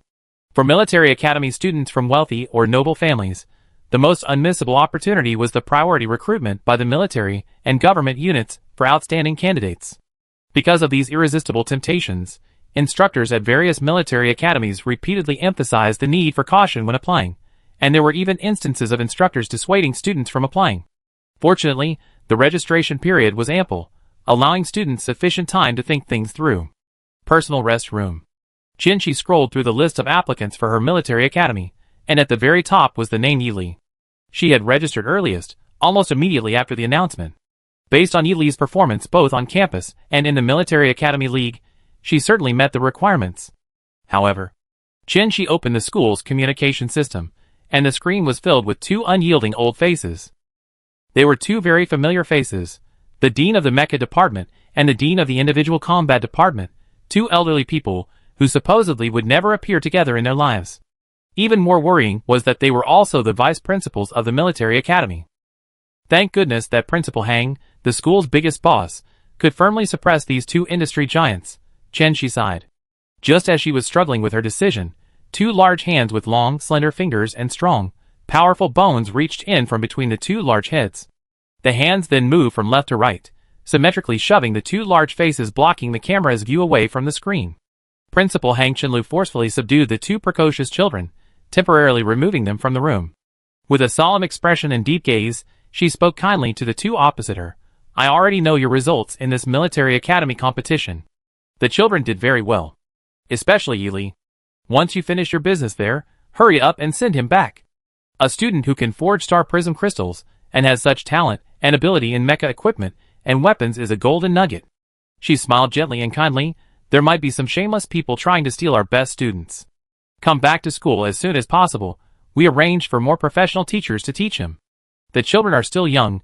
We can't let their talents go to waste. Principal Hang's tone was gentle, with a rhythmic flow that captivated listeners. It wasn't forceful, yet it drew them in completely. She wanted to reply crisply with okay, but things didn't always go as planned. She said naturally, Principal, Yili has already signed up for the Federation's recruitment for the Void Exploration Program. I'm afraid he won't be able to return to the military academy as originally scheduled. Principal Hang, very much in line with the style of our students. But having such a huge gold nugget floating outside is far too dangerous. Most importantly, we need to expedite the binding of Yili with the Sothos Military Academy. Knock knock. The door to the private restroom was knocked on. She got up to see who it was. The door opened automatically with Shi's permission. The person who entered was none other than the protagonist of their conversation. Jet black hair, beautiful brown eyes, and a cool, aloof demeanor. It was Yili himself. 5 hours ago. Yili sat blankly in her laboratory, a pile of research materials scattered on the table. The virtual screen displayed various experimental data and a meticulously planned experimental schedule. Although it was the same layout she used to have when she was engrossed in research, she now felt no motivation. This was extremely rare for Yili, but the reality was that she couldn't concentrate. Sitting in her seat, the more she thought, the more suffocated she felt in her chest, even experiencing a vague, dull pain. It was as if an invisible, transparent barrier was constantly shrinking around her, squeezing her from within. Yili endured this agonizing state of isolation for several days, until finally, as if making a decision, she abruptly stood up and walked without hesitation towards a certain room outside. She knocked on the closed door, and when it opened, she stepped inside naturally. Is something wrong? Fuisue, unusually taciturn, proactively asked her a question. Yili stated directly, I want you to help me estimate the success rate of my next transaction. They shared many secrets, and because of the 2 instances of mental lock-on, she didn't beat around the bush but stated her purpose directly. Is it something serious? He asked. Yili pondered for a moment. According to my master's judgment, the matter could be small or big. I don't intend to take anyone's life. I just want a thief to return the stolen goods. Is that excessive? She tilted her head, asking in confusion. Literally, it doesn't seem like a big deal, but... Lost item? Yili deftly rotated her drooping hand, opening her palm to reveal a small chip embedded in her skin. Driven by her mental energy, the chip began to display intricate blue-purple textures. After a few seconds, it gradually became 3-dimensional, then a small pyramid model was erected on the chip. Fine strands of mental energy slid swiftly along the veins. It was a concealed signal isolator. It seemed the matter was important, so Fui didn't stop her actions. He quietly watched her complete the extremely thorough protective measures, waiting for her to continue. After Yili finished setting up the setup and carefully checked everything from all angles, she said, word by word.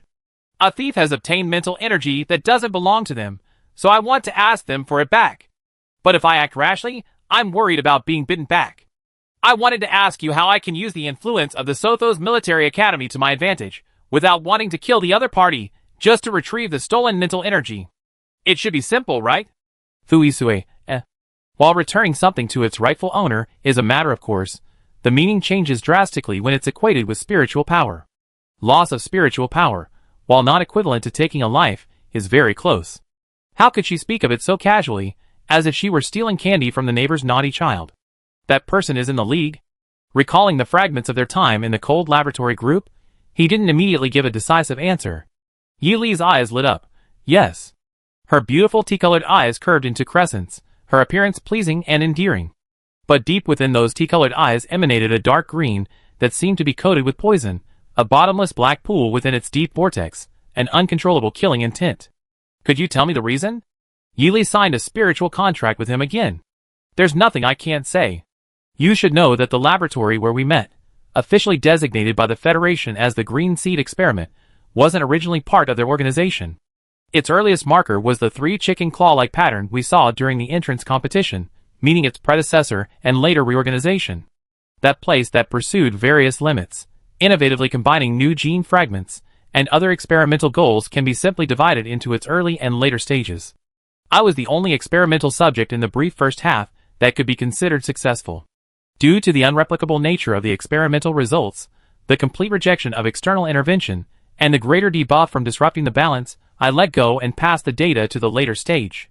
Then, when the first generation head of the experiment, who invested so much money and effort, retired and handed it over, was it on the premise of taking some benefits with him that he so easily relinquished it? That person was originally only at the E level of mental strength, but a wicked old man squeezed every last drop of value out of a batch of test subjects, allowing his precious granddaughter to leap to the A++ level. Is it too much for me to ask this shameless thief to return what doesn't belong to her? Yili spoke with clear, innocent eyes, a naive cruelty in them. Although her tone was questioning, her expression was one of utter self-righteousness. It was obvious. Yili's question was merely a matter of politeness, a way of listening to opinions to perfect her plan. What she truly intended to do had already been decided, and was outside the scope of her inquiry. Fuisue's eyelashes fluttered slightly. Are you sure the other party will also participate in the recruitment? Yili, having tasted the sweetness of honey, how could I not want a second bite? A second bite. Fuisue's brows furrowed slightly.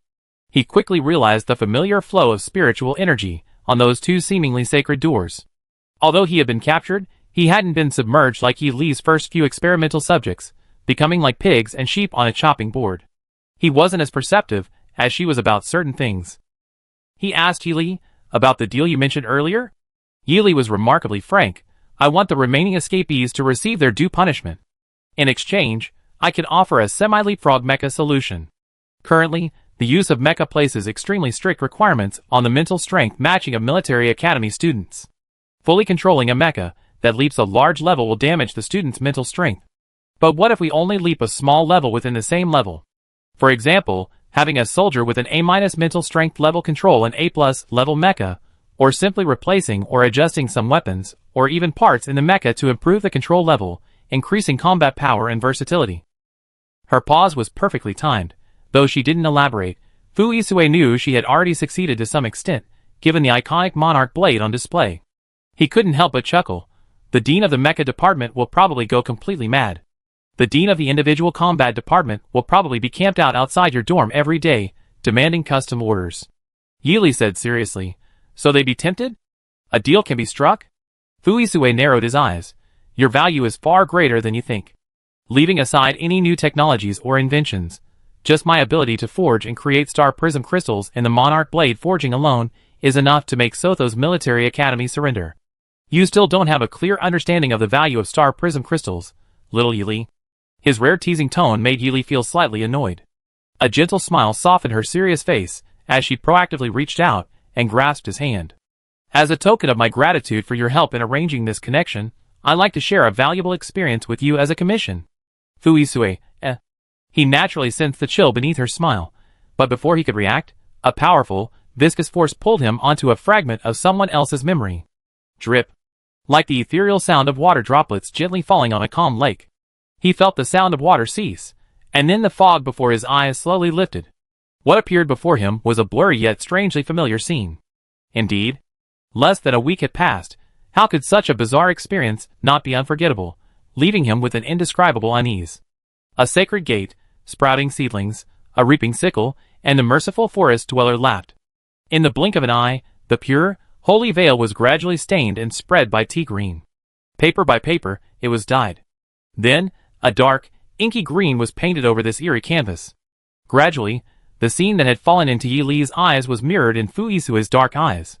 No longer was the pristine, year-round snow-capped mountain. No longer were the tenacious seedlings striving to grow. It was no longer even the gentle, benevolent green that inspired hope.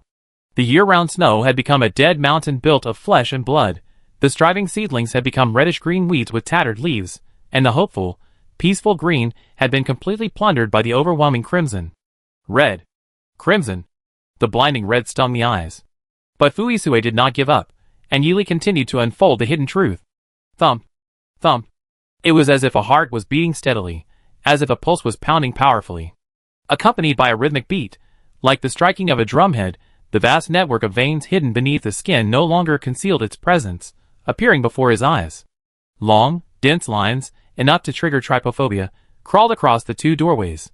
These silver-red lines were more ruthless and domineering than the spindle of fate, relentlessly gripping the throat of life and death with unwavering force.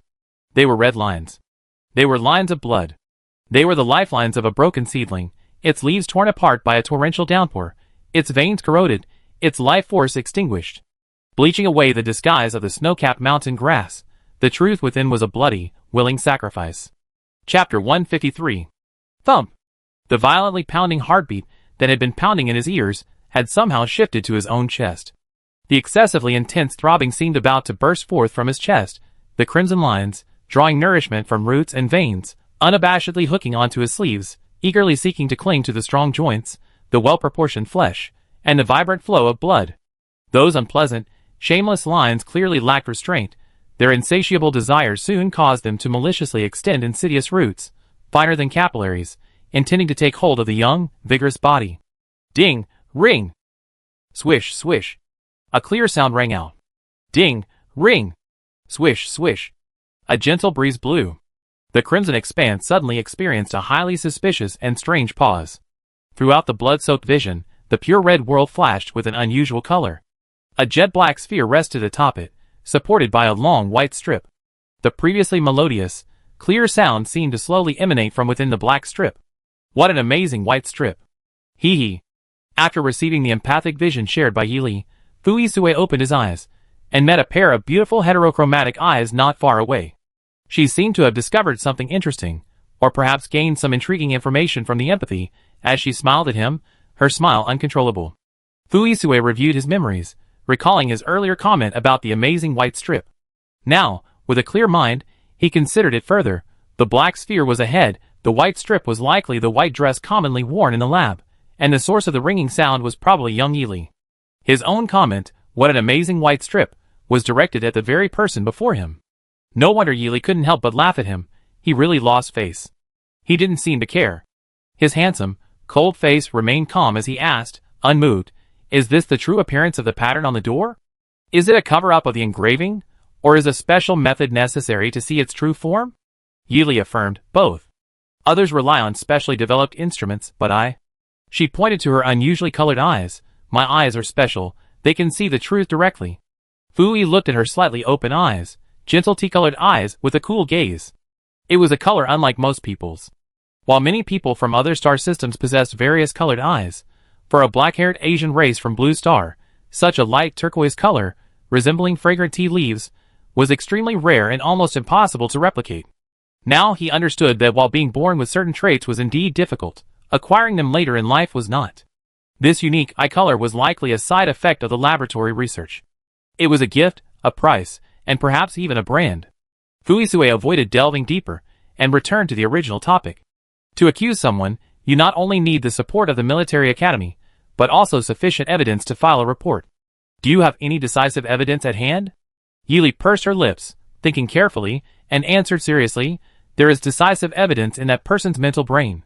Her words were slow and labored, as if she were returning to the first time she met that person, surrounded by that warm, familiar yet utterly distorted feeling of disgust. At that time, she had almost lost control and wanted to attack. She had initially thought this matter would require a gradual approach, but unexpectedly, a strange virtual space resembling a laboratory fragment appeared, saving her the trouble of luring the culprit out. She could return the thieves' belongings to their rightful owner herself, but apprehending the murderer required external assistance. However, being able to take revenge herself was enough to satisfy her. If you reach an agreement with the military academy before taking action, you be at a disadvantage in negotiations. Taking action first to obtain evidence, and then cooperating might give them a chance to react. What are your thoughts on this? Fuisue inquired about her intentions. This was a decision not to be underestimated. Yili already had an idea. Then I add more chips to the scales.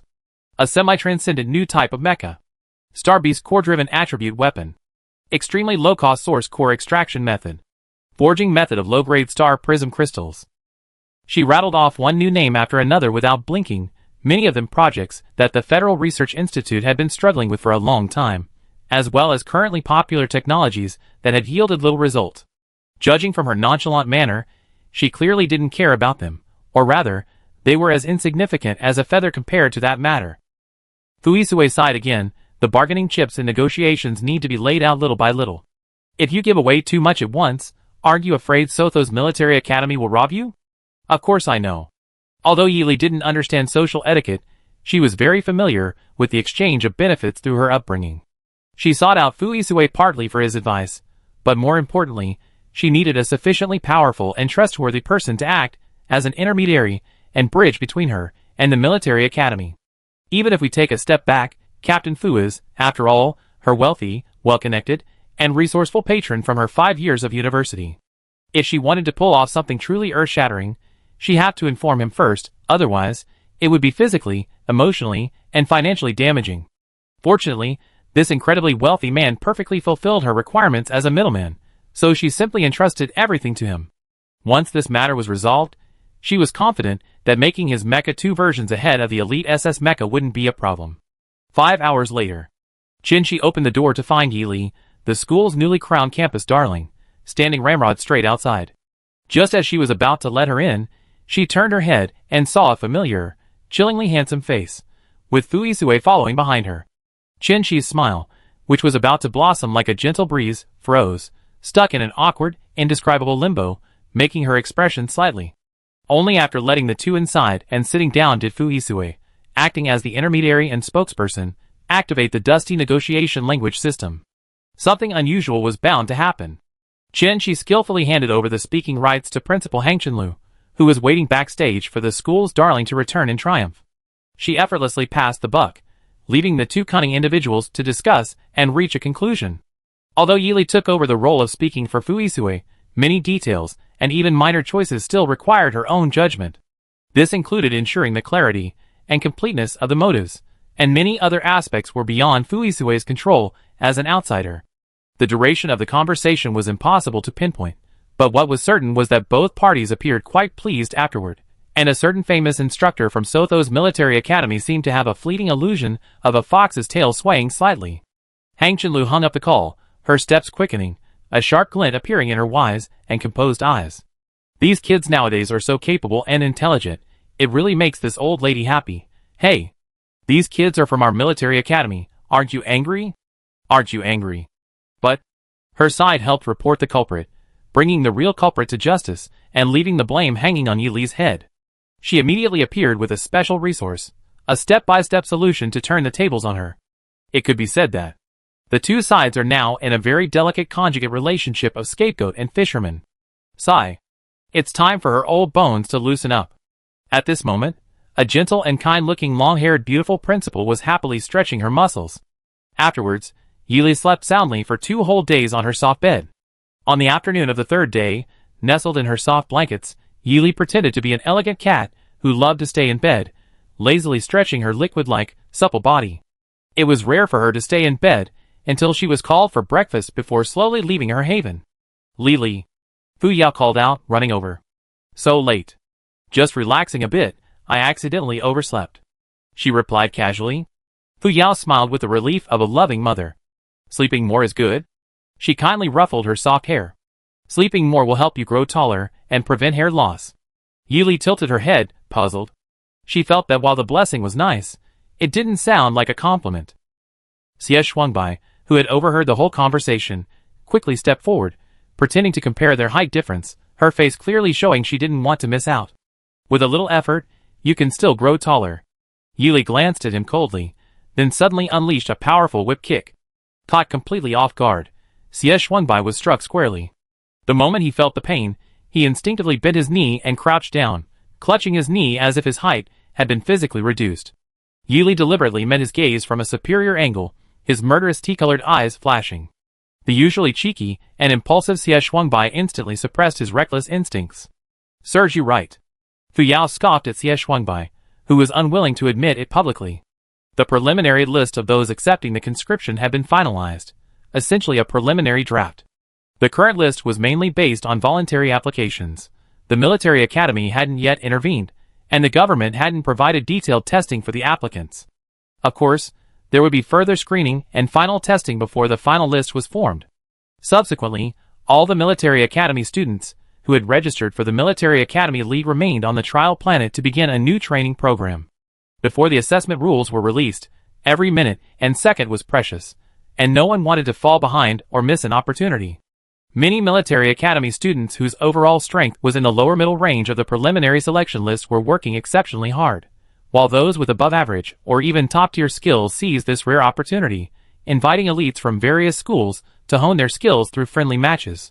Invitations to the 3 major military academies were particularly numerous, though many more were friendly exchanges between the 3 academies. As the champion team of this year's Military Academy League, the Shiga team was exceptionally popular in their training and matches. They didn't shy away from challenging other military academy students, but what was truly regrettable was that Yili, the most unconventional dark horse of this year's league, didn't accept any invitations. The official reason given by the Jiga team was, inspiration struck, they were in seclusion. The official statement from Soto's military academy was, individual soldiers, don't concern yourselves with mech pilot matters. Everyone, okay. Simulated combat room. Extreme environment zone. Fu Yao, having just finished a heated sparring session, shook her arm, which ached from gripping the cannon. Enduring the recoil of a shell firing for an extended period was a severe test of her physical stamina. Even she, with her abundant martial virtue, was finding it somewhat unbearable. Bang! She casually stuck the massive, rugged arm cannon, inlaid with an energy core, into the yellow sand. She herself seemed somewhat exhausted, lazily leaning against the sturdy, hardened cannon barrel. Compared to the group of exhausted military academy students lying flat in front of her, her proud, upright posture and composed demeanor made her stand out from the crowd. Sis! My dear sister? Everyone's exhausted and collapsed like dead dogs from training. How come you're still standing so well? A military academy student, physically collapsed, greeted her hoarsely. Fu Yao proudly raised her chin and patted the outer shell of her cannon with self-satisfaction. See that? My new meteor arm cannon, detachable, reliable, and even has a heating function, an essential artifact for home combat. A military academy student, exhausted and lying on the ground, heard her boasting, pressed a button, and 2 thick, black arm spikes, as thick as shovels, popped out from his arms. He forcefully pried the spikes into the ground, using the recoil to prop himself up, standing somewhat awkwardly. Cough cough. I'm standing up too. Indeed, standing tall and upright is the style of a true hero. Before the words were even finished, a side kick sent him crashing to the ground again, accompanied by a shout. When did this Genevieve, middle school syndrome, infiltrate a group of respectable people? Ugh, what a disgrace. Exactly. Don't tell them you're from the same military academy as us, or people will misunderstand. Amidst the laughter and chatter, the other military academy students stood up, dusted themselves off, and walked arm in arm towards the mess hall, all looking like buddies. A familiar female military academy student approached Fu Yao, curiously observing her new weapon. But after only a few questions, the 2 arm cannons on Fu Yao's back suddenly clicked shut, connecting to form a floating raft large enough for 1 person. She easily sat down on it with her long legs, and the cannons, originally used for bombing, would occasionally switch to a low-powered mode for normal flight, the ejected airflow carrying Fu Yao smoothly towards the mess hall. Compared to the military academy students, who were exhausted and had to get up on their own to limp away to find food, she had first rested against the cannon barrel, and now she was being leisurely and carefree carried to her destination by a floating raft at a considerable speed. Truly, different people have different fates. The Dan Tai members rarely showed envy. Was this the advantage of having a mech pilot? The youngest, and had short, ear-length hair, and her baby face made her look exceptionally young. She couldn't help but hide behind Du Sherwan and mutter softly, their mech pilots spoil their team members so much. Ahem. An untimely cough rang out. Xie Shuangbai and Ming Hung, also mech pilots, met the Dan Tai members' awkward gazes with sincere expressions. Then, they very sincerely looked down at the lonely feet carrying all the burdens, and then gazed into the distance at Fu Yao, who had already disappeared from sight. They repeated this several times, all their words unspoken. The Dan Tai members, understanding each other perfectly, silently averted their gazes, observing the wind and clouds rather than looking at each other. They couldn't help but mutter to themselves again, so this is also a case of different fates for different people? Only Dan Tai's captain, Feng Ming, felt a deep sense of doubt and confusion. Why hadn't they seen Yili these past few days, whether it was field training or regular drills? They heard Yili had also signed up for the recruitment and passed the preliminary selection. Logically, she should have been undergoing the officially arranged pre-exam training, or at least systematically improving herself. Yet, they hadn't seen a single person these past few days. She thought of Fu Yao's newly developed composite loading arm cannon. Could it be that she gone into seclusion to focus on weapons research and improvement? Wasn't this area supposedly contracted out to the Federal Military Department for smelting? Why waste extra time on it? Sigh. Yili from Sotho's military academy is truly mysterious. The composed Captain Fong exchanged a glance with Vice Captain Yaslin, whose pigtails were styled in spiral curls. As longtime teammates, the two had good chemistry and both remembered the instructions and tasks assigned to their 3 teams by their military academy instructors before departure. They decided to find an opportunity to investigate Yili from Sotho's, a girl who was virtually unknown but had almost been parachuted in as a piece of the puzzle after Shiga. Compared to other well-known family elites and commoner geniuses who rose to prominence in the military academy, she had many gaps in her knowledge. However, the fact that her team leader Fu agreed to let her join meant she was definitely not an ordinary person. Even for the sake of the Military Academy League for the next 4 or 5 years, they had to thoroughly investigate her strengths and weaknesses. Man proposes, God disposes. In the constant cycle of competition, research, there was no time or opportunity to contact her. Even at this crucial juncture, they hadn't been able to communicate. It seemed that both tasks assigned by their instructors were destined for a miserable and disastrous end. In reality, Yili, the protagonist Feng Ning imagined, wasn't holed up in the lab conducting research. Unusually, she was grabbed by the back of her collar by Qin Shi, the instructor leading the Sotho's military academy team. She was casually tossed into a small, icy pool filled with a misty, cold white fog. So casually, so carelessly, that she couldn't even be thrown in a perfect arc. Yili strongly condemned this. Instructor Chen, she cruelly ignored her condemnation. Humph. From the moment Yili entered the small icy pool, she frantically absorbed the energy spring water sweeping in from all directions. Countless ice crystals were forced to act as couriers delivering energy, diligently running to someone's doorstep only to have their goods stolen without a signature or positive review. Therefore, she absolutely couldn't let the poor pool-testing person, Yili, truly become a handyman for the ruthless demon king Chen Shi. The crowd outside the pool, judging from the shallow water, energy should be being absorbed, yet the physical body and mental sea remained completely silent during the absorption process, showing no signs of uttering a sound. Hey, the people inside aren't just eating and doing nothing. Everyone silently chirped in their minds. Finally, the masters and teachers eagerly awaited the students' feedback. The biting icy mist, like a veil in the cold sky, gradually brought the figures inside to life. Finally here. Someone blurted out. Hiccup. Before the person was heard, a strange sound, earth-shattering. Chapter 154. Hiccup. Another clear, loud hiccup rang out, seemingly confirming that the previous sound wasn't a hallucination. The teachers around, anxiously awaiting the results, wore even stranger expressions. Yili was startled by the 2 consecutive hiccups, quickly patting her chest to help digestion. She had initially thought that Teacher Chen had thrown her into this small, cold pool as a pitiful, helpless test subject, but unexpectedly, she had transformed into a gourmet connoisseur who could feast to her heart's content. She waded out of the water droplets on her combat uniform instantly evaporating. Sensing the significantly enhanced aura she exuded since entering, she couldn't help but smile. But the next second, a pair of beautiful, gentle tea-colored eyes looked back at her blankly. Yili, how are you feeling? The instructor in charge of the test asked. Her long, fiery red hair was tied in a high ponytail, and her black military uniform, accentuated by a matching belt, highlighted her well-proportioned and upright figure. Her eyebrows were slightly raised, and it was clear she was trying to soften her expression. Beside her, Teacher Chen Shi casually crossed her arms and looked at her. Yili was taken aback. She didn't quite understand what the instructor meant by "how are you feeling?" Feeling good? She answered earnestly. The fiery red-haired instructor paused, but quickly understood the situation. She turned and glared at Chen Shi, clearly annoyed. Didn't you even tell the student why you came? Chen Shi's expression was gentle and unhurried. I was thinking of telling her.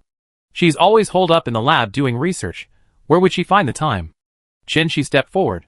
This soaking is to test your resilience. After all, the place where you be carrying out your mission is a void space within a spatial rift. It's a special location. Although there's specialized equipment to help you traverse spatial storms, and even move freely within them. Whether using special equipment or surviving in it, it places extremely stringent demands on your basic personal qualities. Therefore, we must conduct a rigorous selection process. Xiao Yili. So, Instructor Yin means, Did you experience any unusual sensations or discomfort in your body or mind while soaking in the small cold pool? Yili's tea-colored eyes remained calm as she shook her head, indicating, no, not at all. After carefully reflecting, she expressed the same feeling she had when she didn't understand the situation earlier. After a while, amidst everyone's expectant gazes, she earnestly added strange phrases like abundant energy, sufficient absorption, and very full. Instructor Yin Liangyu, The other instructors in charge, What's so surprising about that? She stood calmly with her arms crossed. It just means our school students have extremely excellent physical fitness. The water pressure and freezing cold of the little cold pool have no effect on her. She pinched Yili's cheek. On the contrary, she used it as an excellent training ground, absorbing the enormous energy in the little cold pool to her heart's content. Yili's tea-colored eyes flickered at this, and she earnestly tried to save her face. Teacher, this shouldn't cost star coins, right? If the cunning teacher said she had to pay, then she would have no choice but to righteously repay the debt. Shi's smile remained impeccable, her voice gentle as a warm breeze. Of course not. This is an official trial for military academy applicants. You and Fu Isue were selected because of your outstanding physical abilities, serving as benchmarks for the other applicants. You're here to cooperate with the authorities. How could we expect you to pay for a small problem during the trial? Yin Liangyu couldn't help but think to herself, why do you Sothos people always act the same way to outsiders? Yili also noticed a clear difference between the sharpshooter Chen, she outside, and the sharpshooter Chen, she inside the academy. Could this be a Sothos tradition? It seems the lesser cold pool isn't very strong. Shall we continue with the middle cold pool? Asked the instructor following behind Yin Liangyu, adjusting his fogged-up glasses. Yin Liangyu tapped the communicator on her arm, speaking to the instructor on the other side, who was in charge of Fu Isue. He learned that nothing had happened there, and agreed to the recorder's suggestion. Activate the middle cold pool. 1 hour later. The shallower waters of the mid-cold pool appeared exceptionally clear. Yili emerged from the pool, her figure slender and graceful, her expression natural, a rosy glow on her fair face, and the still loud burp she let out. Yili explained that the previous 2 burps were from hunger, and this one must be from satiety. Although she spoke seriously, this illogical explanation was completely ignored. Already exasperated, Yin Liangyu, after comparing her explanation with the group next door, chose to ask the girl with questionable communication skills to leave the courtyard where the pool source was located. A completely bewildered Yili successfully encountered the indifferent Fu Isue on the way. Yili quickly called out to him. This was her go-to tool for solving problems. Free and incredibly useful. Captain Fu. The strange trial you participated in, was it the same as my soaking in the icy pool? Yes. This is a selection process targeting physical strength and mental power. The icy pool water we soaked in has 2 characteristics, extreme cold and high pressure. The extreme cold is to test the physical strength of the military academy students, and the high pressure is to stimulate their mental power to be released into a protective shield, thus testing the strength and density of their mental power. If both the body and mind are resilient enough, the icy pool is simply a place of abundant and rich energy for recuperation. The body will even automatically absorb the energy. Fu Isue patiently explained to Yili, each word carefully enunciated. Yili listened thoughtfully, nodding slowly as she listened, diligently absorbing the new knowledge. The icy pool was originally a screening mechanism, much like the previous gravity chamber.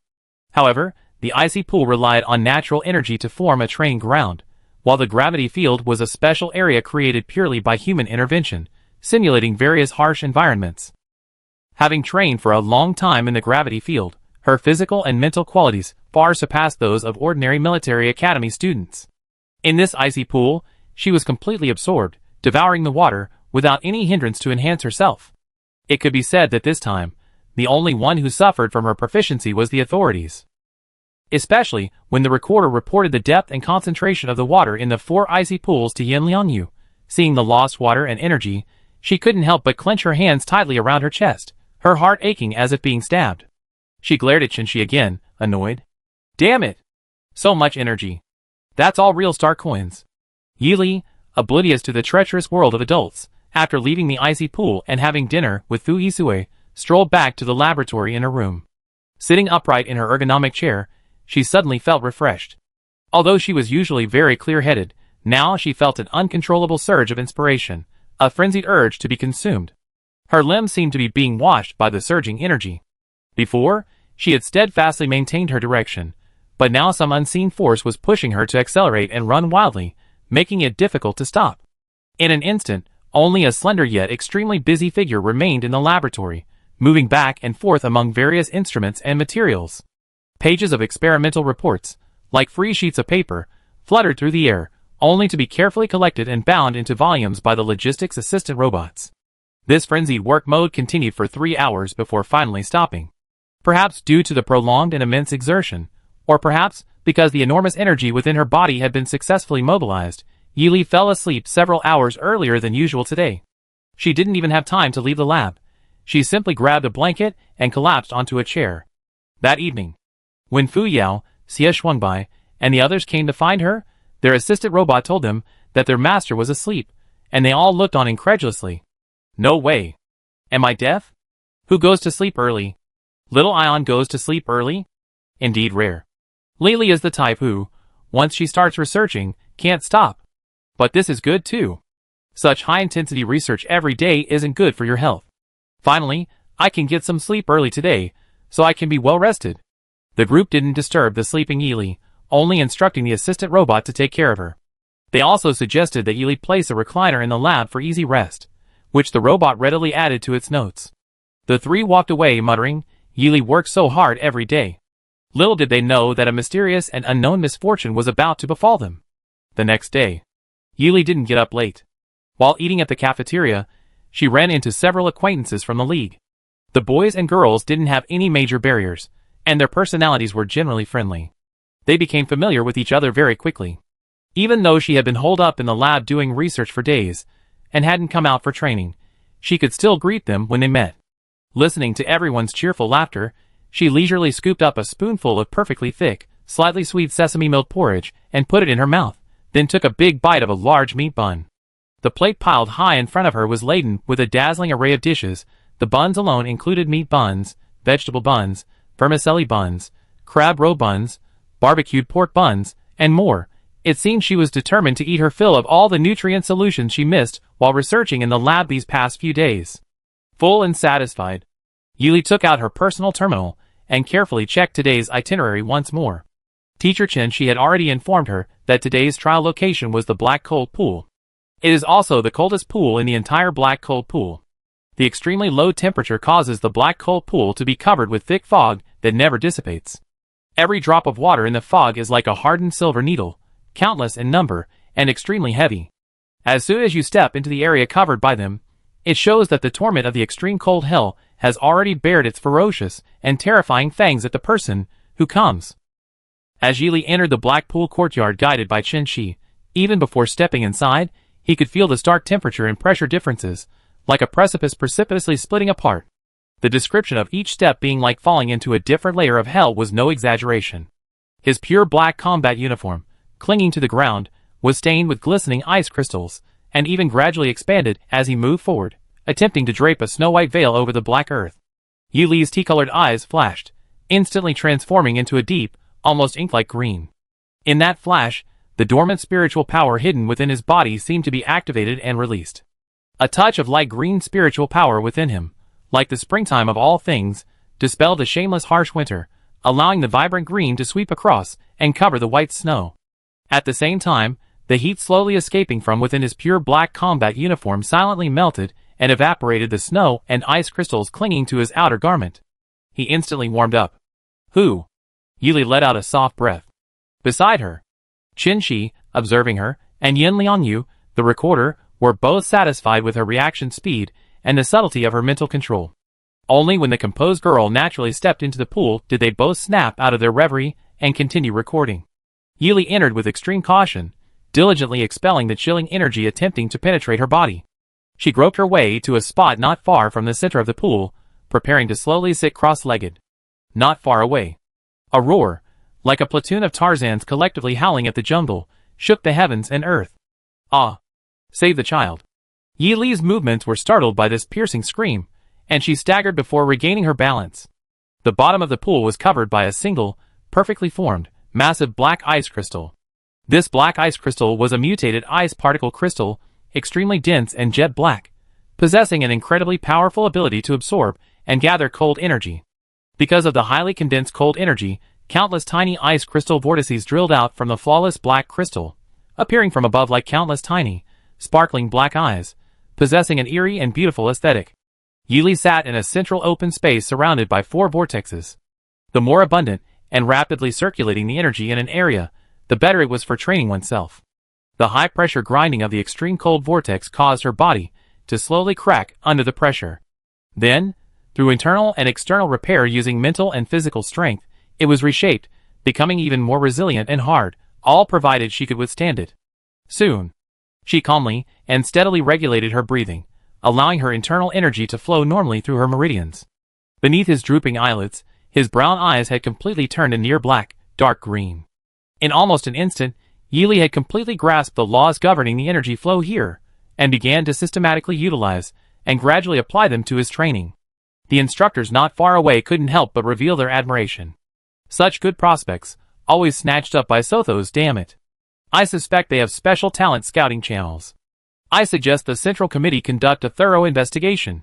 An instructor from the Central Military Academy joked, his laughter light and relaxed. Instructor Yin rolled her eyes at him, also a graduate of the Central Military Academy. During their year's Military Academy League, a prodigy named Chin, she suddenly appeared out of nowhere from Sothos Military Academy. She completely overwhelmed the Ying family, known for their expertise in firearms.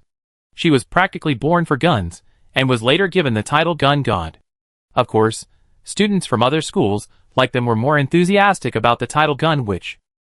This upstart monster, along with Zexus and Siwenson, who were already quite famous before entering the school, formed the most famous mithril iron triangle in League history. The terrifying combination of Gun God plus Yama plus Demon King could be said to have swept through an era. Many teachers at their military academy almost went bald from worry. The known aristocratic prodigies, and the commoner geniuses, who showed promise before entering the school, were one thing.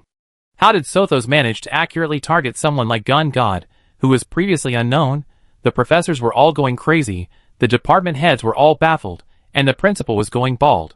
A truly iconic scene that greatly impacted the then naive Yan Liangyu. Now, she glanced at Qinshi, whose expression was calm, but whose eyes held satisfaction, then turned to look at Yi Li, the double-degree military academy student, who was swimming effortlessly in the black cold pool. And yet another one. Coupled with the increasingly piercing wails emanating from the nearby small, icy pool, Yin Liangyu felt not only unlucky to have encountered a monster, but also deeply distressed. Heaven had even provided her with background music. Ah! Instructor, save me! Teacher, save me! Captain, save me! How many times do I have to say even the captain can't save me? Get the hell out of here! Captain, I really can't climb anymore. The piercingly high-pitched cries of extreme pain resembled the frantic roars of monkeys across the mountains. The instructors, who had initially planned to enjoy the spectacle, now had to put on their masks of agony. Fortunately, their masks of agony didn't last long, because the frail military academy students, like chicks, quickly exhausted all their strength, and within a short time, their high-pitched, deadly mountain songs were forced into hoarse, rough, broken voices. Help! Hell. 1551, 1551, 1551. The fragmented words, only the tones, resembled a newly formed, rather attractive horde of zombies on the vast little cold pool, waving their limbs unconsciously. The instructors, finally freed from the deafening, shrill sound waves, leisurely stood by the pool, recording their, scratch that, ordeal, the entire process of the military academy students' training in the little cold pool, their performance descriptions, and the scores for the trials. Indeed, the most direct pleasure always comes from the suffering of others. The instructors were unusually unscrupulous. They rubbed their ears, which had suffered greatly, with lingering fear. This was their own ears paying the price. These little rascals, to say the least, had really good voices.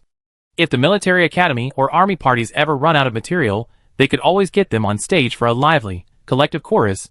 They would absolutely support it. Giga Rest Area. Fuisue's room. A cacophony of wailing and lamentation could be heard from afar. A smug smile played on Fuisue's lips as the several virtual blue screens in front of him worked frantically. He would naturally do his best to fulfill his promise to Yi Li. That dog probably wouldn't pass the Federation's official collective trial. He might resort to underhanded tactics. But as long as the other party still coveted that bone, that door would close sooner or later. His dark eyes were fixed intently on the screens, his gaze lifeless, only the blue light of the screen reflecting off them leaving a glint of color. The sharp, knife-like edge was like a precious sword sheathed, waiting only to be drawn and drink blood. Ding. His personal terminal vibrated slightly. Captain Fu, my Black Frost pool trial is over. The instructors asked me to call you to take over. It was a message from Yili.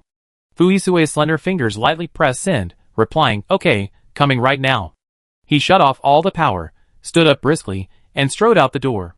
The sharp lines of his face softened slightly the moment the light touched them. Little Leaf was calling him. He had to hurry. Chapter 155.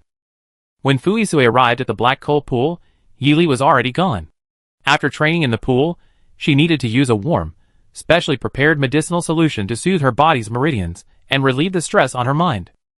She naturally went to relax after finishing her training, leaving behind only a male instructor responsible for recording and a series of low, hoarse groans coming from the next pool.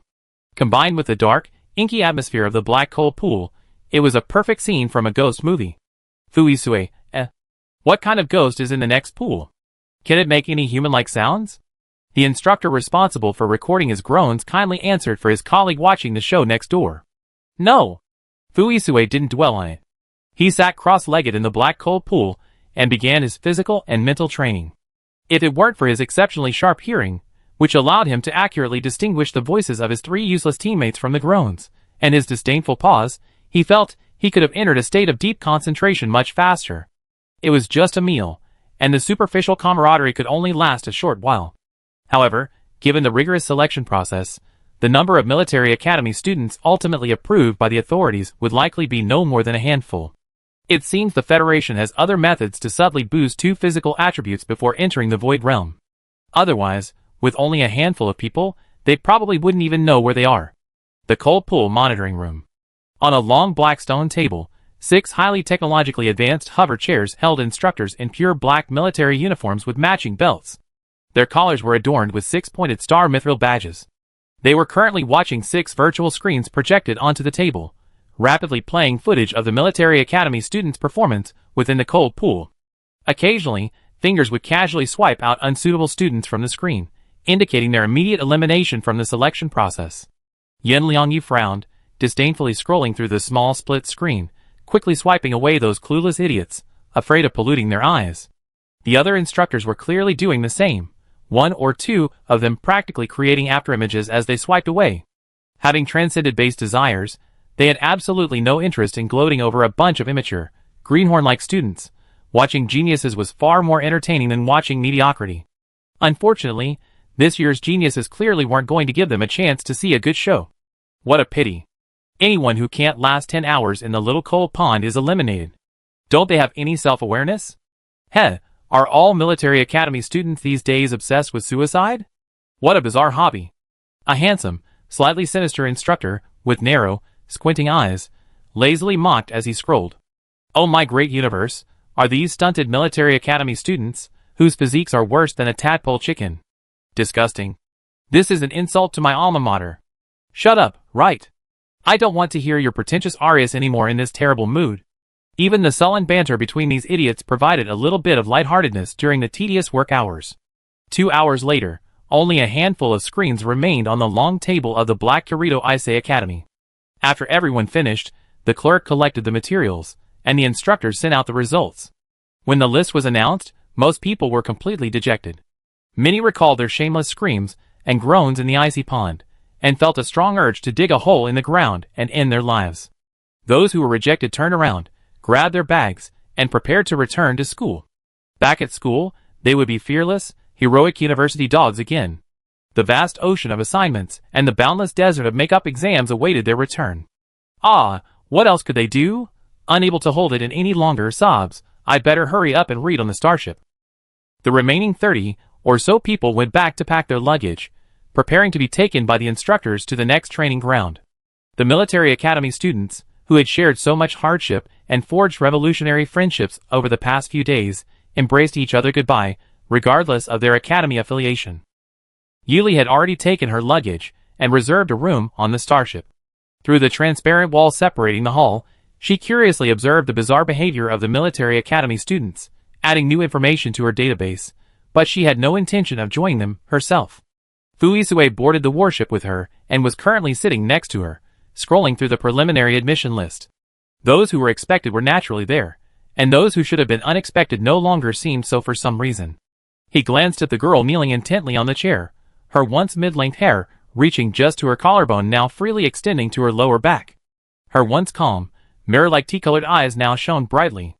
In less than a year, she had grown taller and stronger, like a sapling sprouting new leaves. Her aura seemed to be slowly gathering, no longer cold or mechanical. Her movement caused her long hair, cascading down her back, to move slightly. It felt pleasant to the touch. Fuisue couldn't resist and impulsively touched it. It was indeed soft and silky. Yili, with her keen senses, instinctively turned away, looking at him with confusion. He remained composed, calmly returning her gaze, treating it as a coincidence. Tch. Humph. The three, Jigu and his companions, who had watched the whole thing without being misled, all uttered single sounds filled with complex emotions. On the starship. As soon as the warship started moving, the instructors activated special concealment shields. The cadets settled in for a moment, and then the warship underwent several medium to long-range interstellar jumps. Everyone felt like a tattered rag from a cleaning appliance, tossed about in turbulent, undulating currents. The dizzying, churning sensation was suffocating, and the outspoken ones vomited and shouted that the instructors lacked martial ethics. The price was the highly ethical and virtuous instructors personally experiencing it firsthand. The truly intelligent ones were already recuperating in their assigned rooms, resting and recharging. Yili, contrary to her usual frantic training or research, generously set a goal of 10 hours of sleep every day from the moment she boarded the starship and chose her room. She slept perfectly during the turbulent periods of the starship jumps, a veritable starship version of a cradle effect. One morning, at breakfast, Fu Yao, why is Lily sleeping so long lately? It's completely unlike her. Xie Shuangbai, could it be that she's reached the age where she cares about her height and wants to lose weight? Meng Heng, I don't think so. Fu Yao, I don't think so. Captain Fu, I think you deserve a beating. Xie Shuangbai shrugged indifferently. Faced with the superficiality of his teammates, he had long since developed an impenetrable fortress. Meng Heng asked, does the captain know? Fuisue said, before any major battle, one must conserve energy. In plain terms, before any major operation, one must be fully prepared to face danger. As soon as he finished speaking, the previously stable starship suddenly shook violently twice. The sudden, massive tremors and omnipresent spatial fluctuations were like an unreasonable washing machine. Some military academy cadets immediately began vomiting. Another long-distance interstellar jump? It had become a terrifying nightmare for all the cadets on the warship, causing them to vomit at the mere mention of it, except for the sleeping Yili. This bizarre state of vomiting while awake and sleeping while awake lasted for about 2 or 3 weeks before finally subsiding, and the warship stopped beside an unknown gray-white star. Beep! The order to assemble rang out sharply, and the cadets quickly gathered in the hall. Whether it was related to the irregular jumps during this period or not, the cadets standing in rows looked slightly pale and somewhat listless. The jolts of the long journey were clearly more challenging than the exhilarating training. The handsome, devilish male instructor stepped forward and calmly gave the cadets their instructions. Attention! Put on your mechs and line up in front of your assigned instructors according to the list. About 20 people stood in 6 rows, and the moment they stood still, they were led away in different directions by their instructors. Everyone felt uneasy. Yi Li's group of 6 quietly followed their instructors to a passageway on a warship. The passageway was already mostly open. Soldiers on the warship were setting up strange rotating wheels and winding peculiar threads. These thin, long threads, somewhere between visible and invisible, resembled tangible ripples or invisible radio signals. One end was attached to a rotating wheel, while the other end floated ethereally in the vacuum of space. The cadets were completely bewildered, obediently awaiting their instructor's next command. Mech suits. Swish, swish, swish. All the military academy cadets donned their mechs, calibrated their data, and prepared for attack. Tie them on. The cadets all exclaimed in unison, a question mark appearing on their faces. Click. Without giving them time to react, the soldiers who had laid out the rotating wheels and set up the long cables quickly stepped forward and tied the cables to the cadets' mechs. The location of the cables was up to the cadets themselves. Some chose the head, some the feet, some the hands, a variety of options. After being tied on, the cadets spent a few more minutes familiarizing themselves with the cables, ensuring all data was properly adjusted before forming a column. Report, instructor. Ready. The instructor, wearing a black belt, raised a thick, dark eyebrow. He leisurely donned his mech, which was predominantly dark purple with a whalebone exoskeleton, and grinned maliciously from inside the mech's cockpit. Bang! Bang! Bang! Bang! Bang! Bang! Before the military academy students could even see the mechs move, they were unexpectedly kicked hard in the chest of their own mechs. In the instant of violent contact, one after another, the gleaming and stylish mechs were kicked out of the warship's entrance and exit. The mechs flew backward in neat, concave arcs in the air, the boundless universe behind them seeming to reach out with its dark hands to capture them. As the mechs flew backward like kites with broken strings, the young military academy students couldn't help but shout, "Damn it." Nobody expected their instructor to be such a sneaky guy. The mechs plummeted uncontrollably. The military academy students frantically tried to hover or fly in midair, but although the falling speed was slowing down, the downward trend remained unchanged. Those who were kicked earlier could even feel an increasingly strong attraction from below, pulling them down relentlessly. Holy crap! That's a spatial vortex down there. Don't say anything, folks. This is a cluster of spatial vortexes. Sorry, we stumbled into a den of thieves. The instructor standing at the warship's entrance. Fuyulin casually patted his hands twice, dusting them off, and remarked with a half-smile, "What a bowl of dumplings boiled in hot water. All those colorful dumplings are obviously a new breed." The other soldiers in charge, Sir, it's hard to hold back a laugh. But the way they're gesturing like that makes them look round and round, more like glutinous rice balls. A clear, cold voice, like the murmur of a babbling brook, rang out. All the soldiers still at the entrance looked in the direction of the voice, as if they'd seen a ghost. The silver-gray-blue mech stood neatly in a corner, naturally observing and speaking frankly. "Why didn't you go down?" Fuyulin asked curiously. The silver-blue mecha tilted its head in confusion. "Because you missed kicking me? Shall I give it another kick?" Fuyulin asked kindly, recognizing the other's identity. His nephew was the #1 double genius unearthed from an unknown planet. "I don't think so." Yili didn't want her masterpiece to be kicked for no reason. As soon as she finished speaking, she consciously maneuvered her mecha and gracefully leaped down from the deck. Only after her silver-blue figure completely merged with Tang Yuan did he wave his hand. "Make a copy of the video of kicking the mecha and send it to me later." "Yes, sir." Ah. Tang Yuan was falling. Ah. Tang Yuan was still falling. Ah. Just when all the military academy cadets thought they would have to face the spatial vortex and leave this beautiful world, a pulling force from their hands, feet, and heads became a fragile lifeline. Though weak and insignificant, it was a force that could indeed pull them upwards, enough to snatch them back from the vortex. A miracle! A miracle! It turns out the instructors still cared about their lives. As it turns out, it's best not to celebrate halfway through. The cadets, suspended in midair, quickly discovered that the lifeline could only prevent them from being drawn in, otherwise, they were completely left to their own devices. You can't just stay still and let the spatial vortex whirl. You have to control the vortex yourself. You have to keep everyone's lifelines from getting tangled. You have to master the vortex's movement patterns yourself. At this moment, you are a participant with no rights, targeted and attacked by countless dodgeballs. Getting hit won't kill you, but it will hurt, it will deduct points, and it will rapidly wear down your beloved mech. When it's on the verge of being scrapped, you're eliminated. The first cadet to notice the rapid increase in mech felt the pain acutely. His heart-wrenching cry sent a chill down the spines of the other cadets. Injuries to a person were acceptable, but mech was absolutely unacceptable. Fuyulin retracted his mech nightfall and looked down at the situation. He watched with satisfaction as a group of colorful dumplings struggled in boiling water, their efforts inspiring.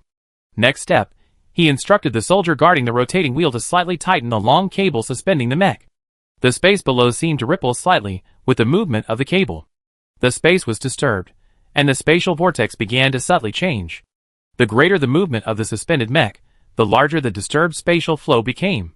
The resulting new spatial vortexes became increasingly unpredictable, increasing the difficulty. This perfectly logical perpetual motion machine not only trains military academy students' adaptability to strange spatial environments and their ability to cope with spatial vortexes, but also greatly saves on the star coins needed to train a large group of brats. A triple win, truly worthy of his reputation. The only regret is that the initial kick wasn't quite perfect. Below, Yili moved nimbly through the increasingly intense spatial vortex, her tea-colored eyes listless.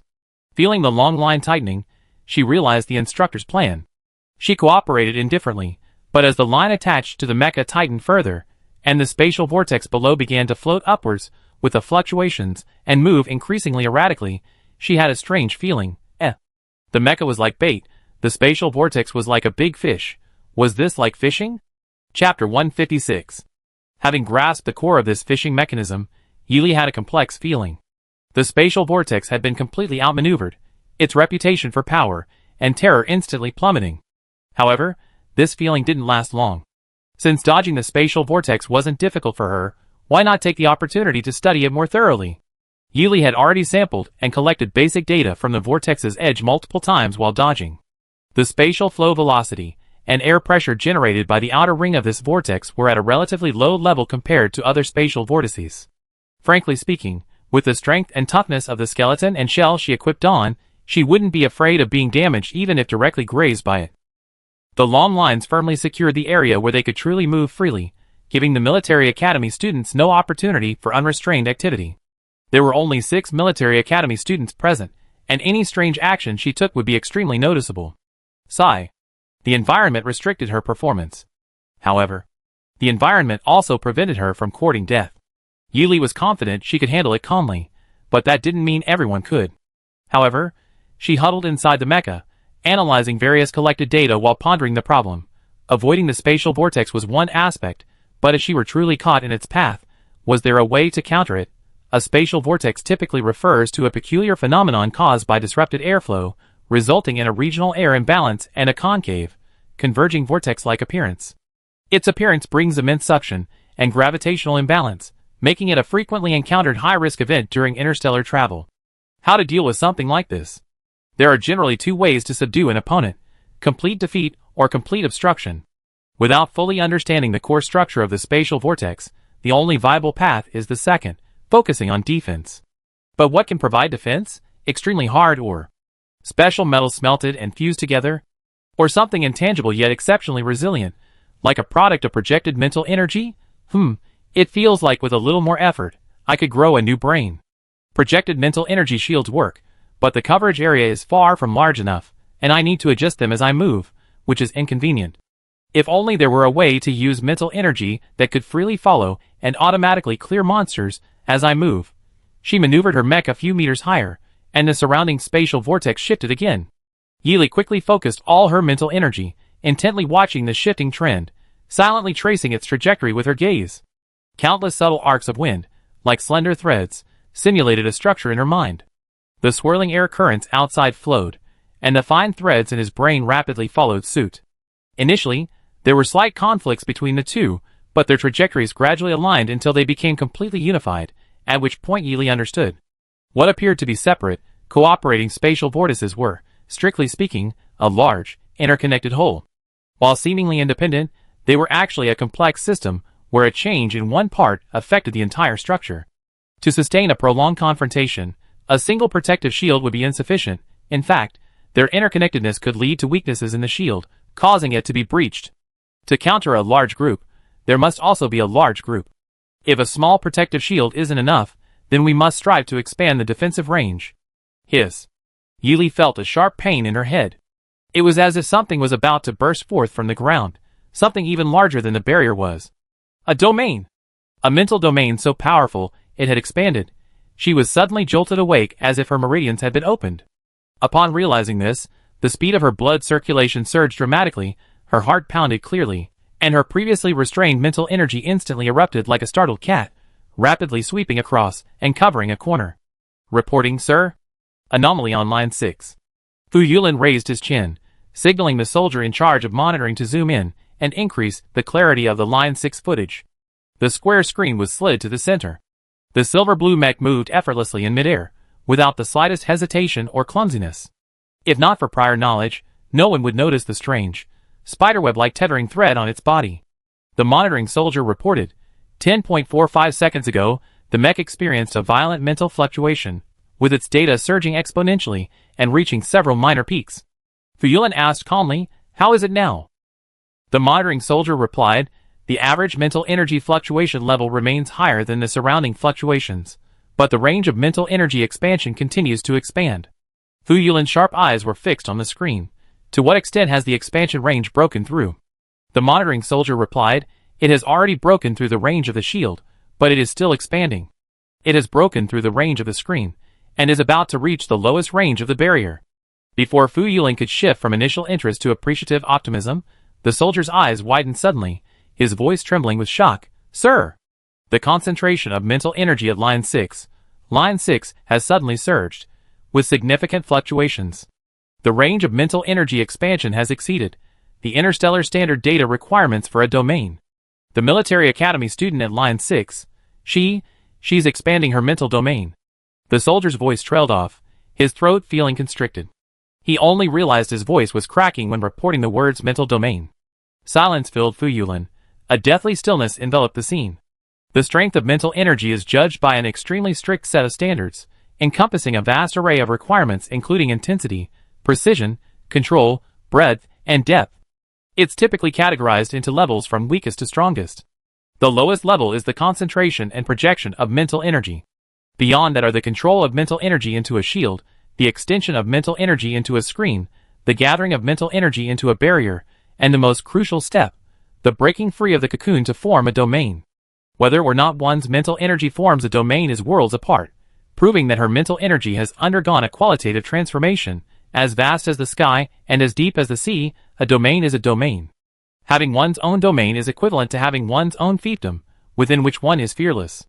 Even if she were standing in this spatial vortex below, she would no longer need to painstakingly control and adjust her mental energy to protect herself and avoid attacks. Simply opening her mental domain would automatically repel these uninvited guests.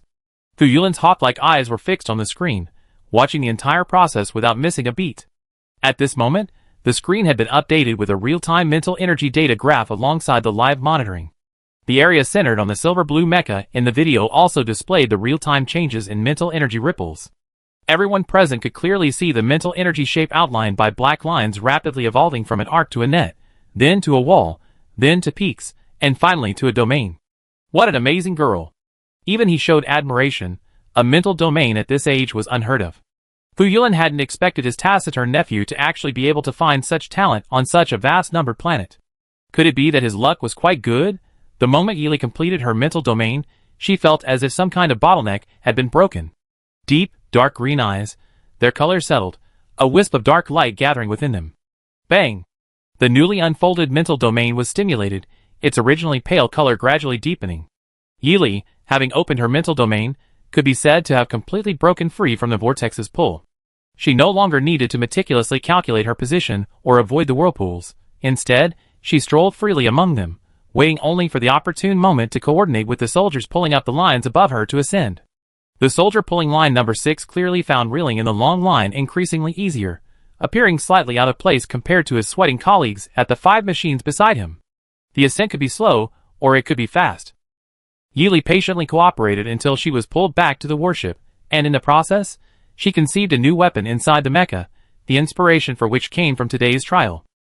She emerged from the mecha's cockpit, her feet instinctively returning to her previous position in the ranks, her slender fingers restlessly tracing and calculating along the hem of her trousers.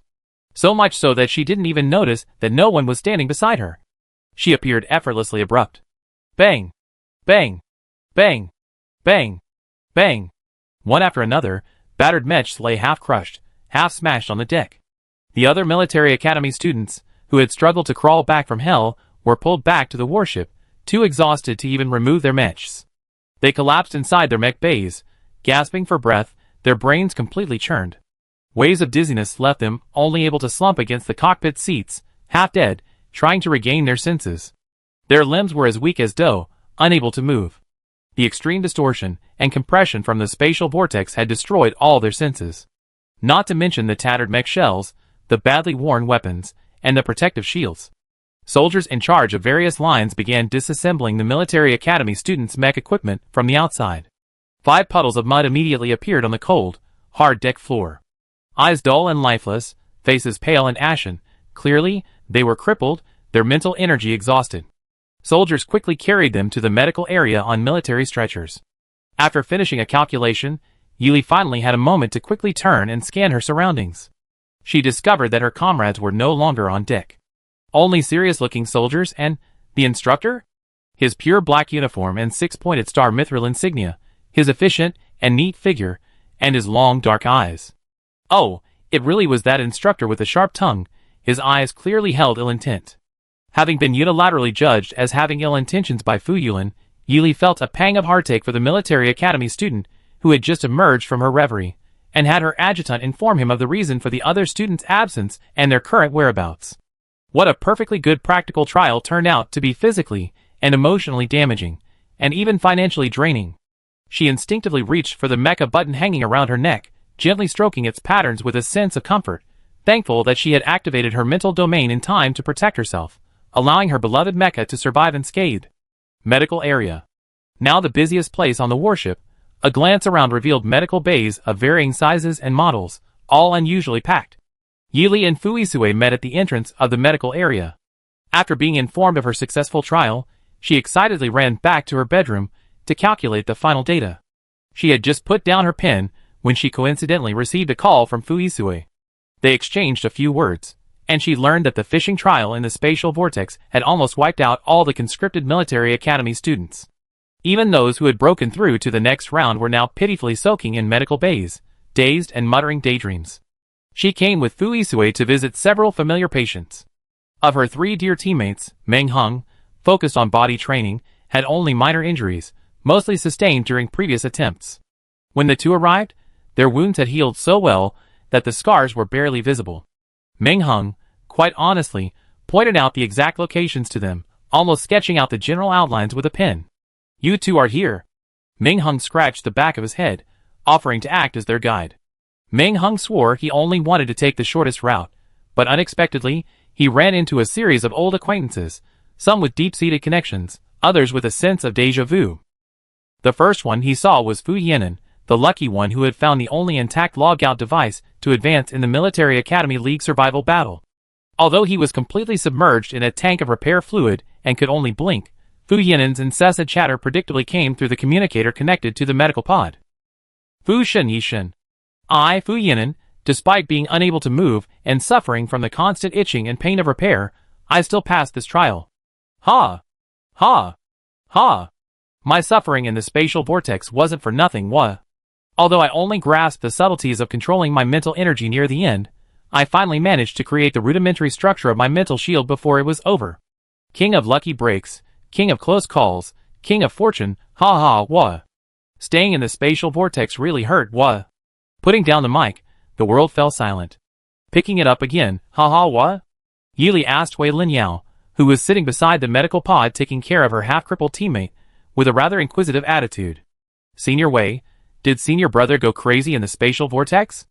He's spouting nonsense." Wei Linyao feigned concern, but actually wanted to drag him out and give him a good whack on the head. A training session in a spatial vortex further exacerbated Fu Yinan's already low intelligence, turning this once bright child into a complete idiot. Could this be what the ancient Blue Star people meant by fools have foolish luck? Yili, Fuisue, Meng Hung, Our silence was deafening. Our native languages had all turned into speechlessness. Hurry up! Hurry up! The aura of idiocy is contagious. They need fresh air. Having experienced this, Meng Hung quickened his pace as he led the way. Fortunately, none of the Jiga people had short legs. They moved like the wind, the scenery on both sides flashing by, striving to keep their eyes glued to the road and focus solely on getting there quickly. However, a sudden change occurred. The three had just been about to pass a new row of medical pods when, before their left leg had even taken a short step, thud, a tall, limp body suddenly collapsed onto the path the three were about to take. Silence. A familiar face. "Darren, you idiot. You just crawled out of the medical pod, and you're already trying to jump and run. If you're so capable, why don't you just fly to the sky? Is the air too thin up there? Darren, you physically weakling. I already taken a picture of your prostration pose. Don't worry, I bring it back to celebrate your birthday every year, so it will be a prominent part of your life." The three pursuers cursed and swore, their trash talk preceding their arrival. It was the 5-time champion team they had tricked in the maze competition. Seeing the familiar scene about to unfold again, the three, with perfect coordination, continued to step over the body lying on the ground in unison. Stepping over with one foot first made the other step even easier. They stepped across, and the path ahead was flat and open, allowing them to continue towards their destination. This time, at least there were no new obstacles, and they arrived without hindrance. Unlike Fu Yinen's fully enclosed medical pod, which relied solely on a communication microphone, Fu Yao and Xie Shuangbai's medical pods were different. Because they specialized in one area, their brains and mental seas were not simultaneously negatively affected. However, one trained his body's endurance using heavy, sturdy external equipment to withstand artillery fire. They underwent special training to strengthen their muscles and bones and expand the capacity of their mental sea. The other refined the quality and precision of his mental energy for sniping. While some aspects were done exceptionally well, there were glaring flaws, meaning they could only currently mobilize half of their combat power to engage in verbal sparring with their teammates. When the three arrived, the scene was like a firecracker exploding. To put it another way, they were more unrestrained yet rational than Fu Yinan, and more self-aware than Darren. But not much more. The two, quite self-aware, lay comfortably in the medical pod, letting the repair and tempering fluids alternately repair and regulate their bodies. They had no intention of escaping, fully enjoying their reclining position. However, since their entire bodies weren't damaged, their faces were exposed by the medical pod. Just as they wished. To be precise, not their faces, but mainly their mouths. The two mouths chattered incessantly, occasionally throwing out a sarcastic remark and a cold laugh, before continuing a new round of verbal sparring. Yi Li, Fu Yisui, Meng Hung, Meng Hung, the burly man, sighed helplessly. Did those two people lying in the medical pod, seemingly in high spirits, really need their teammates' concern? It felt like letting them hurt each other might actually help them recover faster and better. Yi Li stood there, watching with great interest, casually learning some trendy slang. Fu Yisui had a feeling he knew it when he heard the commotion. Suppressing the urge to pull Yi Li away, he also stood there waiting. He wanted to see just how embarrassing these two could be. Monitoring room. 6 high-powered, futuristic chairs were still there. The instructors watched the noisy scene in the medical area, scrolling through the screens to take in everything. Fu Yulin sat with his arms crossed on his thighs, looking at one of the screens. He exclaimed with great interest, "I never expected my eldest niece to have such a talent for languages. It truly surprises me, her uncle." Chapter 157. Really? A pleasant female voice slowly replied, "I thought it was a family tradition." Instructor Noah's statement is inaccurate. They also have Fu Yisui in their family. Fu Yisui's taciturn nature was well known in the circle. Anyone who knew him couldn't honestly say he was an outgoing and cheerful person. Wright couldn't help but interject. Knock knock. Just as the group was about to continue their debate, the remaining female instructor, who was uninvolved, lightly tapped the table in front of her, rudely silencing this pointless conversation. Ryan gave Yen Liangyu, who was sitting to her left, a look, and the latter immediately projected the list of results from the previous round of trials onto the crystal blue screen in front of everyone. The original team of over 30 people suddenly shrank to less than 20. Some on the list didn't even perfectly meet the requirements. It was only because, as Fu Yisui had guessed, the Federation estimated there was something that could temporarily boost mental strength, which is why they generously allowed a few barely passable individuals to make it onto the list. Otherwise, the number would have continued to shrink. When Yi Li and his two companions emerged from the medical area, their minds were foggy. Clearly, they were all deeply shocked by this spectacle of human absurdity. One can't help but worry about the mental state of this year's military academy students, Bai Zhigu and his two companions. A number of military academy students were cleared from the warship. Special starships were already stationed on the planet's shadow side, waiting to pick up the eliminated students and return them to their respective academies. The remaining students, who had passed both rounds of tests, were about to head to their destination. Since there were only a dozen or so military academy cadets on the warship, everyone knew each other fairly well. From the military academy league to now, they were all acquainted, just lacking the opportunity or time for direct contact.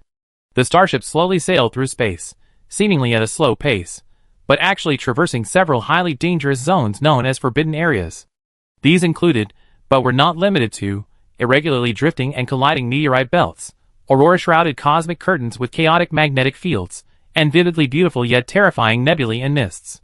Several dangerous locations. Yes, only an approximate number, because the military academy cadets didn't have enough time to appreciate the allure of these femme fatale.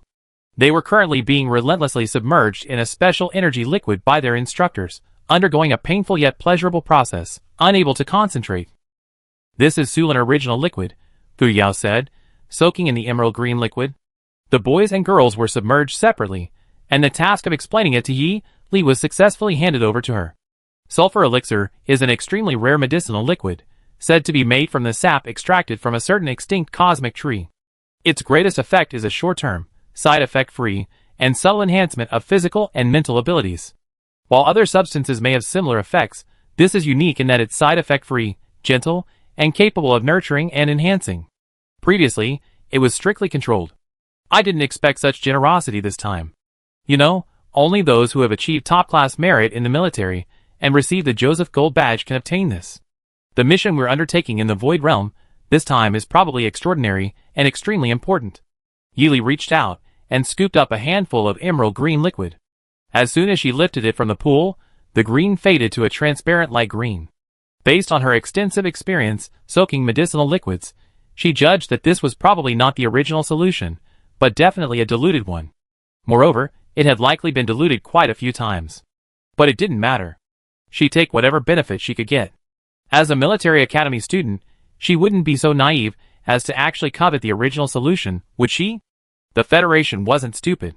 Doesn't this also prove that we survived all the trials and won't be eliminated? Yaslin, the vice captain of the Dan Tai squad at the Citrus Military Academy, revealed her sweet, crescent-shaped eyes, casually interjecting with a smile and teasing tone. Dan Tai Captain Feng Ning gave her a light tap on the head. Fool! We soaked you in such important Sulinar original solution, and then kicked you out? Who would do such a thankless, surefire, money-losing deal? Not too far away. Fu Yinglan of the Crimson Soul Squad and Ye Qingxuan of the Wind-Chasing Squad from the Sothos Military Academy leaned back against the pool wall, their long, strong arms resting on the edge of the water, their posture relaxed and carefree, like older sisters watching their younger sisters' antics. Tang Ke and Song Ling, the captain and vice-captain of the ever-changing squad, both from the Sothos Military Academy, were whispering amongst themselves, already worrying about what was to come. And then, there was Wei Linyao, who was meditating by the primordial liquid pool, her eyes closed, seemingly asleep.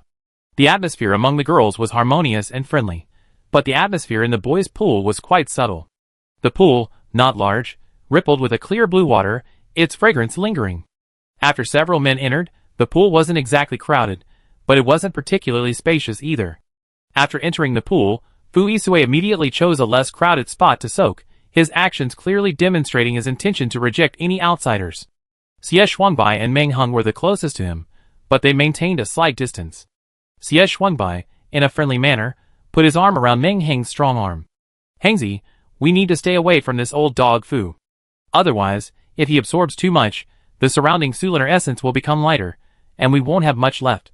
Meng Heng nodded honestly, forcibly creating distance between them, and bluntly stated, "You're right, so you should stay away from me too."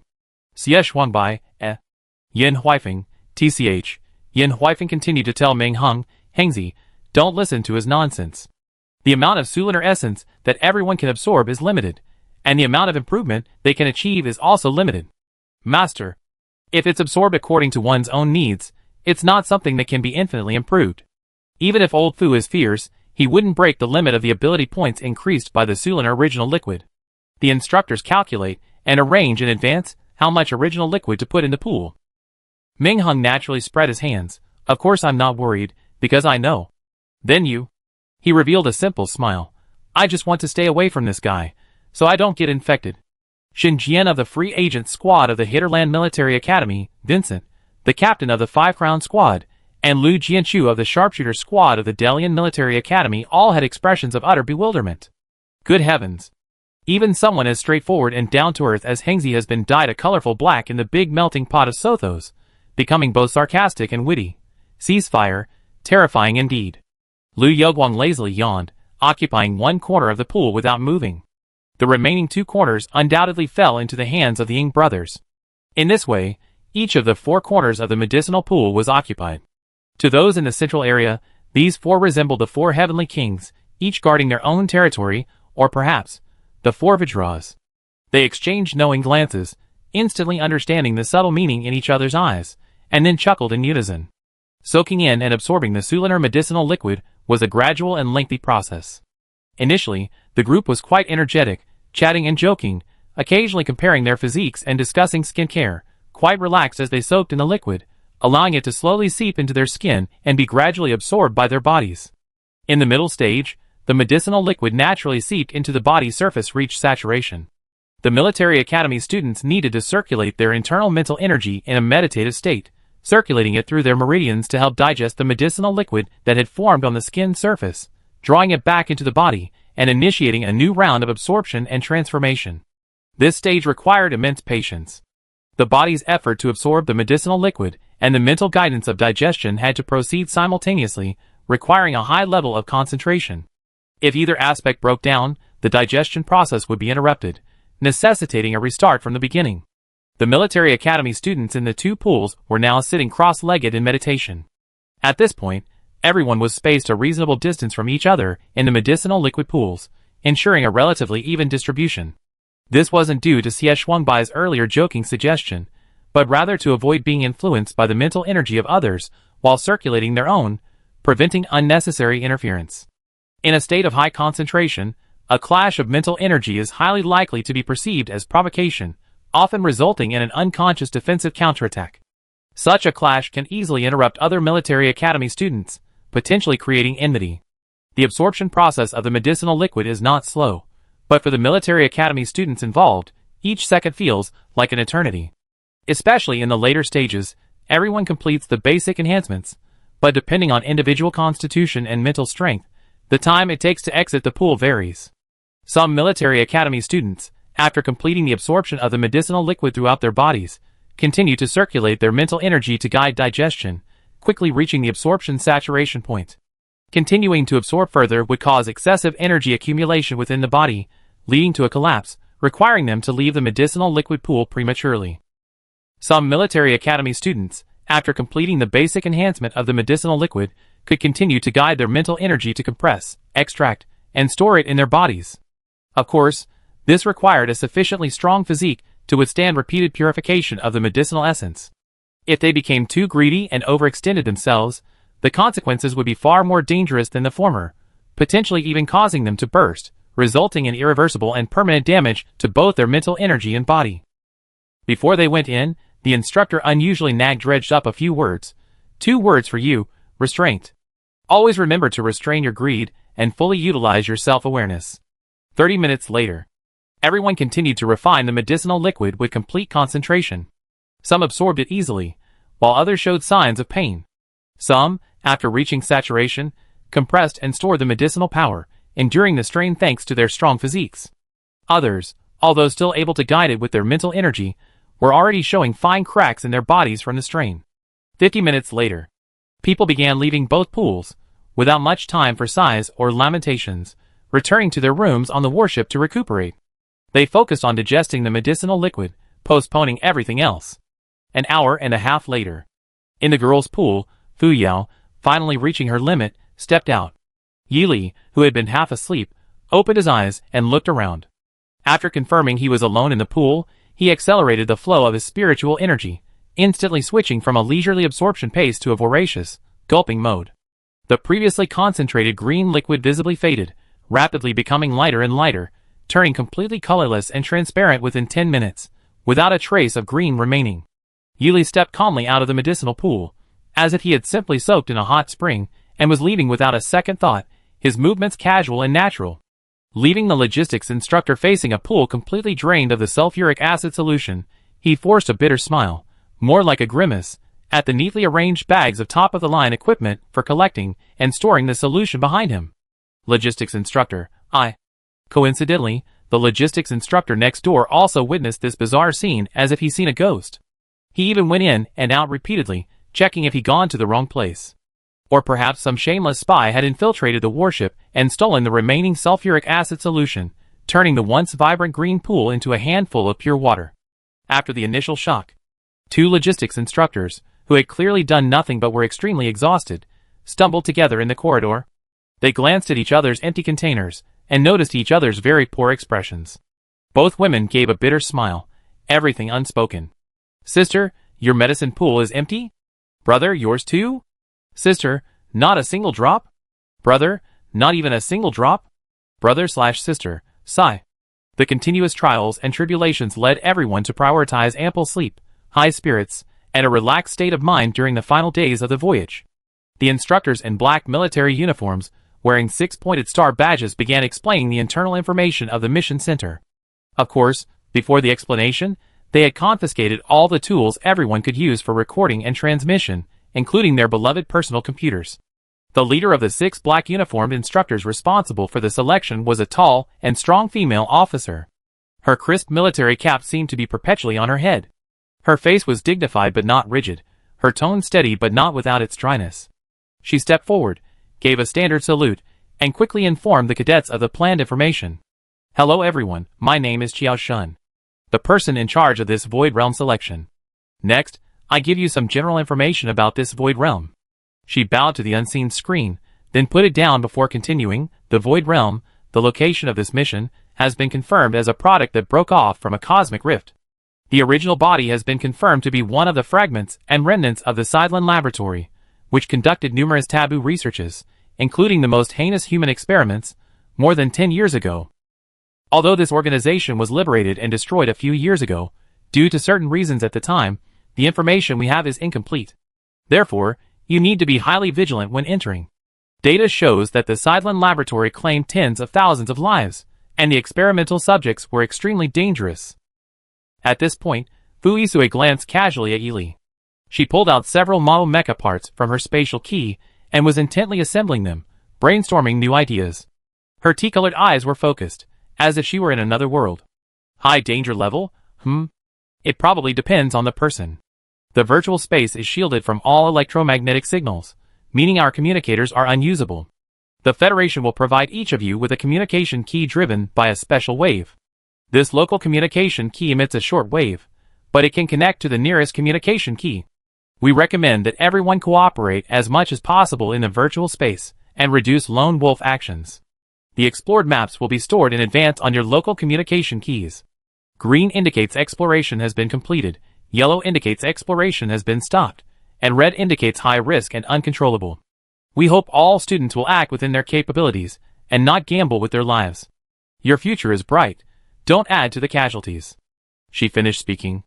Fu Yulin, standing beside him, added, "The warship will arrive at the relay satellite set up next to the Void Realm within 5 hours. Everyone, please return to your rooms immediately, sit in your safety seats, and fasten your shock absorbers." Dismissed. After speaking, he left without turning his head, along with the other instructors. The cold-hearted instructors weren't even willing to give them a moment to gossip about the Void Realm based on the information they already knew. They were herded back to their rooms, like ducks being swept away by a broom, forced to suppress any desire for discussion. It was like being a devil, but face-to-face conversation wasn't an option. Before entering the Void Realm, the quantum computers were still functioning. Taking advantage of the lull, information flowed rapidly within the quantum computers. Yili contacted Fu Yisui via mental link. The security of the quantum computer was no longer sufficient for her. She needed to discuss some things with Fu Yisui before entering, otherwise problems or even danger could easily arise. "Fu Yisui, can you identify what part it is?" "Yili, you think I can recognize it without even seeing a map?" Fu Yisui, "Yes. I think the fragments that escaped the explosion must be extraordinary." He didn't elaborate further, implying they might even have unusual significance for her. The unusual significance also proved that there was a likely forbidden zone for Yili. "Yili, it's the core part of the transition between the old and new laboratories." She pondered for a moment. The mental energy fluctuation suddenly decreased, becoming calm and gentle. "It's also the place where my beloved family members are buried. Fu Yisui, I help you bring them out and find a beautiful place to rest." Yili pursed her lips, deep in thought. Even in her most deranged moments, when she contemplated self-destruction, wanting to take everything with her, she never intended to disturb this tranquil place or their precious peace and rest. She had no family from a young age. These bodies sleeping here represented all the warmth and care she had received before adulthood. Perhaps fearing someone might disturb this place, she left herself a sliver of hope for rebirth during her self-destructive journey. Now, she's back. Finally, she's back. Chapter 158. The warship landed on a man-made relay star next to the Void Realm. Upon arrival, special personnel escorted about 10 elite military academy students to a conference room for instruction. The cadets were given communication buttons used for local communication within the Void Realm. After storing their nearly year's worth of food and medicine in sealed containers, they were guided by personnel to their assigned rooms on the relay star. There was no strict time frame for entering the Void Realm. For the next 5 days, the authorities would open up access, allowing cadets to enter when they were in peak condition. Nominally, it's called opening up access, but really it just means they won't stop people for a while. In reality, the authorities have absolutely no authority over the Void Realm. Unless they bomb it flat, they can't do anything about it. Xie Shuangbai had already inquired quite a bit, but he could guess what was going on. The age requirement for entry alone clearly signaled that the place was occupied, and the authorities couldn't interfere. And I heard the teleportation location is random, Fu Yinan said worriedly. We might not even bump into each other, so what's the point of talking about helping each other? Feng Ning pondered for a moment. I suggest confirming your location after landing, and if you're unsure, try to move towards the abandoned laboratory in the lower right corner. The abandoned laboratory was a relatively safe place that the military academy students had explored in previous missions. If everyone heads in one direction and converges, we should be able to find companions to help each other. Fu Yinglan spread her hands helplessly. Until there's no other way, this is the only option. They huddled together discussing how to find partners for joint operations, a fairly standard team-based strategy. Of course, some military academy students wanted to operate in fixed teams, while Yi Moli had decided to go solo from the start. Fu Yisui couldn't persuade her otherwise, only managing to secure a promise that they would act together if they encountered each other. He also told Yi Li that Principal Hang had specifically asked him to convey to her, besides those of us selected, several others have been specially granted permission to enter this expedition. Yi Li's tea-colored eyes widened instantly, a plan forming and deepening in her mind.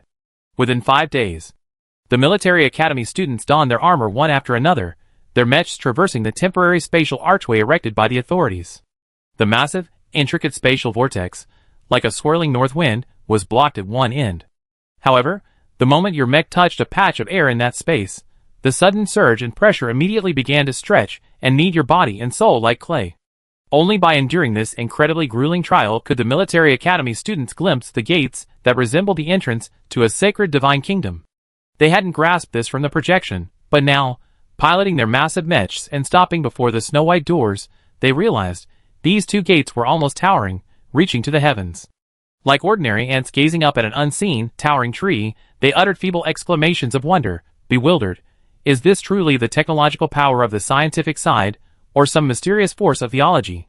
Yes, it was indeed the wondrous power of the scientific side. Knowing the inside story, Yi Li thought to himself, completely unmoved. What a joke. Who would be surprised by the familiar scenery right on their doorstep?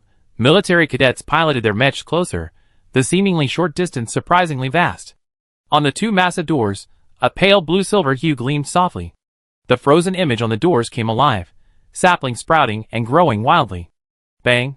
In an instant, the saplings grew into towering trees, and the tightly closed portal abruptly opened its arms. An irresistible gravitational pull swept in, scattering the orderly ranks, all the mechs helplessly slumped in the nameless spatial storm. Holy shit! This was the last gasp they uttered before losing consciousness. Bang! Bang! The mechs protecting the cadets absorbed all the pain. Although the shock of being thrown out and slammed to the ground was immense, it didn't overwhelm the dizziness within the spatial vortex. Scattered throughout the void were the awkwardly positioned mech bodies, occasionally kicking up only dust and sand. Amidst a multitude of overturned mechs, a nimble figure landed gracefully, moving swiftly through the void, standing out from the crowd. Yi Li had no intention of any group cooperation tactics. She sensed her surroundings. The disheveled bedsheets and dusty repair pods indicated the researchers' living area. It was roughly located in the inner layer of the central area. She quickly made this assessment. She deftly disassembled all the positioning and sensors, activated the local communication button, and pulled up the stored electronic map. Without hesitation, she sprinted in the exact opposite direction of the map's directions. Although she disliked this place, she didn't need a map drawn by outsiders to navigate within her home. This research institute within the virtual realm, presented on the electronic map as a hexagonal structure divided into triangular sections, was in reality fake. All fake. Yi Li glanced sideways. She manipulated the silver-gray-blue light of dawn, running tirelessly along familiar yet unfamiliar paths, seizing the brief moments of dizziness experienced by others upon landing. The Institute's defenses, attacks, and even the combination locks were like air to her, allowing her to proceed unimpeded to the core area of the inner ring. She expertly channeled her mental energy into a black iron box hidden in the wall, taught the energy, and forcefully pressed a button. Invisible, irregular ripples immediately and silently seeped into the air, imperceptible to the naked eye. Electromagnetic wave interference device. Activate. The local communication button's positioning function instantly failed, leaving only short-range matching communication, sufficient for the military academy student exploring the virtual realm. Anyway, the location tracking function was installed for outsiders. She would naturally take what she could with them, and those she couldn't take out, they wouldn't need to look for. Meanwhile, somewhere in the Virtual Realm Research Institute, inside 10 petri dishes that looked like they were made of crystal glass, amidst disheveled hair, a glint suddenly flashed in her dark eyes, but it seemed like just an illusion. The crystalline light flickered and bounced lightly on the petri dishes, then aimlessly jumped outwards. After sprinting to another area, Yili reassembled the disassembled parts. Fortunately, she had used her mental power to isolate the communication button sensor before being swept into the spatial vortex. Otherwise, the recording function might have automatically activated upon landing. Although she didn't know how effective the official equipment would be, caution was never a bad thing. Anyway, the electromagnetic interference device was already activated, so even if the positioning was on, it was practically the same as off. Whoosh! Shi Guang nimbly dashed towards the diagonally opposite area of the inner ring, a sealed-off laboratory. The door was tightly shut, countless bright red, high-risk seals affixed to it. The seal's original alarm and electric shock function still emitted a chilling, blood-like glow due to their energy source, seemingly the same as any other sealed-off forbidden area. However, Yili knew how dangerous these tightly packed seals were. She casually tossed a wisp of spiritual energy towards the door. The blue thread floated softly like a dandelion seed in the wind, drifting towards the seals. The bright red seals moved slightly. Despite the absence of wind, a subtle arc appeared. The dandelion, weak and powerless, was inexplicably propelled closer and closer to the door, its soft, downy fibers clinging feebly to the seal. This caused the bright red seal to arch even further, its concavity becoming more pronounced than before. Standing outside the sensing range, Yili retracted the dawn light into her spatial device, switching to an exoskeleton, waiting for the fluctuating infiltrator to reveal its presence. Move again, she murmured to herself, her spiritual threads gradually brightening. Flutter. Flutter. The azure spiritual threads emitted a light like shattered diamonds, exceptionally dazzling in the dim light. The bright red seal arched, then arched again, emitting strange hissing and swallowing sounds. Finally, unable to restrain itself any longer, the bright red ribbon began to split open from one end with a series of soft popping sounds. The insects rustled and disintegrated into countless tiny red worms, one after another eagerly extending their grotesque mouthparts, their two protruding antennae waving impatiently from side to side, their ugly heads arching and scrambling for the food. The red ribbon split faster and faster, the countless tiny red dots forming a deep red abyss-like maw, about to devour the delicious treat. Roar! The low-frequency, massive vibrations of the swarm sent waves of nausea through him. Yili pressed his philtrum, suppressing the nausea, and silently counted to 3. Bang! Without hesitation, he severed the connection, instantly detonating Lan Yingying's mental threads. Although the severance was swift, the immediate backlash still reverberated in her mind. Ugh! A dull pain shot through her. She had no time to recover, seizing an opening to dart into the gate not yet locked by the red worms. Her exoskeleton-assisted acceleration made her move like lightning. Just seconds after she entered, the blasted red worms, swaying violently, regrouped, forming a red seal identical to the one they had just laid, locking the gate. However, this time, the red silk was a noticeably deeper shade. Like dried blood, a brownish red. Outer ring of the void. The military academy students, unconscious from the spatial vortex, finally regained their senses. Many chose to recall their mechs to conserve energy. Following the electronic map, some searched for nearby areas, while others went to nearby areas to wait for their prearranged rendezvous with their companions before continuing their journey. Shen Jian and Feng Ning's landing points were very close. Almost instantly upon waking, they received a notification that their communication buttons had connected, and thus decided to temporarily team up. The closest facility to their current coordinates was the cultivation lab, so they chose it based on proximity. The lab's door was severely damaged, allowing entry without a password. After checking that it was safe, the two cautiously stepped inside, but just as they crossed the threshold, clatter, clatter. A feeling of weightlessness rose, like bubbles, and just before they lost control of their bodies, Feng Ning felt a blinding flash of light above her head. But when they entered, the electrical circuits inside were clearly broken. It was pitch black. Chapter 159. The feeling of falling, and the viscous liquid enveloped her body, as she was immersed in the culture chamber. Her instinctive struggling hand inadvertently bumped into the hard glass of the culture dish. The claustrophobic feeling of the confined space made Feng Ning frown involuntarily, feeling extremely uncomfortable. Through the hazy light, she could only hear intermittent conversation through the thick glass. She strained her ears, trying to hear the sounds more clearly. "How's the planting of the heartless flower going?" Not bad. This flower is too demanding in terms of nutrients. I used the highest grade A-level aquatic pearlweed fish as fertilizer before, but a bunch of them still died. Sigh, what kind of star beast are you using now? The blood of an S-level falling star whale, but the concentration of whale toxin in its blood is too high. I plan to inject it into a test subject first to dilute it before using it to plant the flowers. That's a good method. With luck, you might be able to directly detect a falling star whale's blood. The adaptable to the liquid, so that the adaptable can be used as a petri dish for the absolute core flower. You wish. Is this what you call wishful thinking? I didn't say I find a test subject that could withstand the blood of the star beast lord. Those special test subjects in the White House. Once there's one, there can't be a second. The old immortal from the former research institute was quite lucky, 1 in 10. The voice trailed off, growing softer and softer.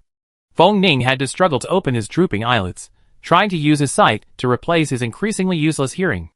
The light stung his eyes, and even his whole body seemed to ache, his hands and feet feeling clumsy. It doesn't seem like an illusion. Feng Ning tried to use her mental energy to examine her body, but found her mental sea frozen solid. The pond, once full of water, was now frozen solid by the harsh winter. Even attempting to activate it caused a painful backlash. After hesitating for a moment, she abandoned the idea of using her mental energy. Instead, she tried to observe her surroundings.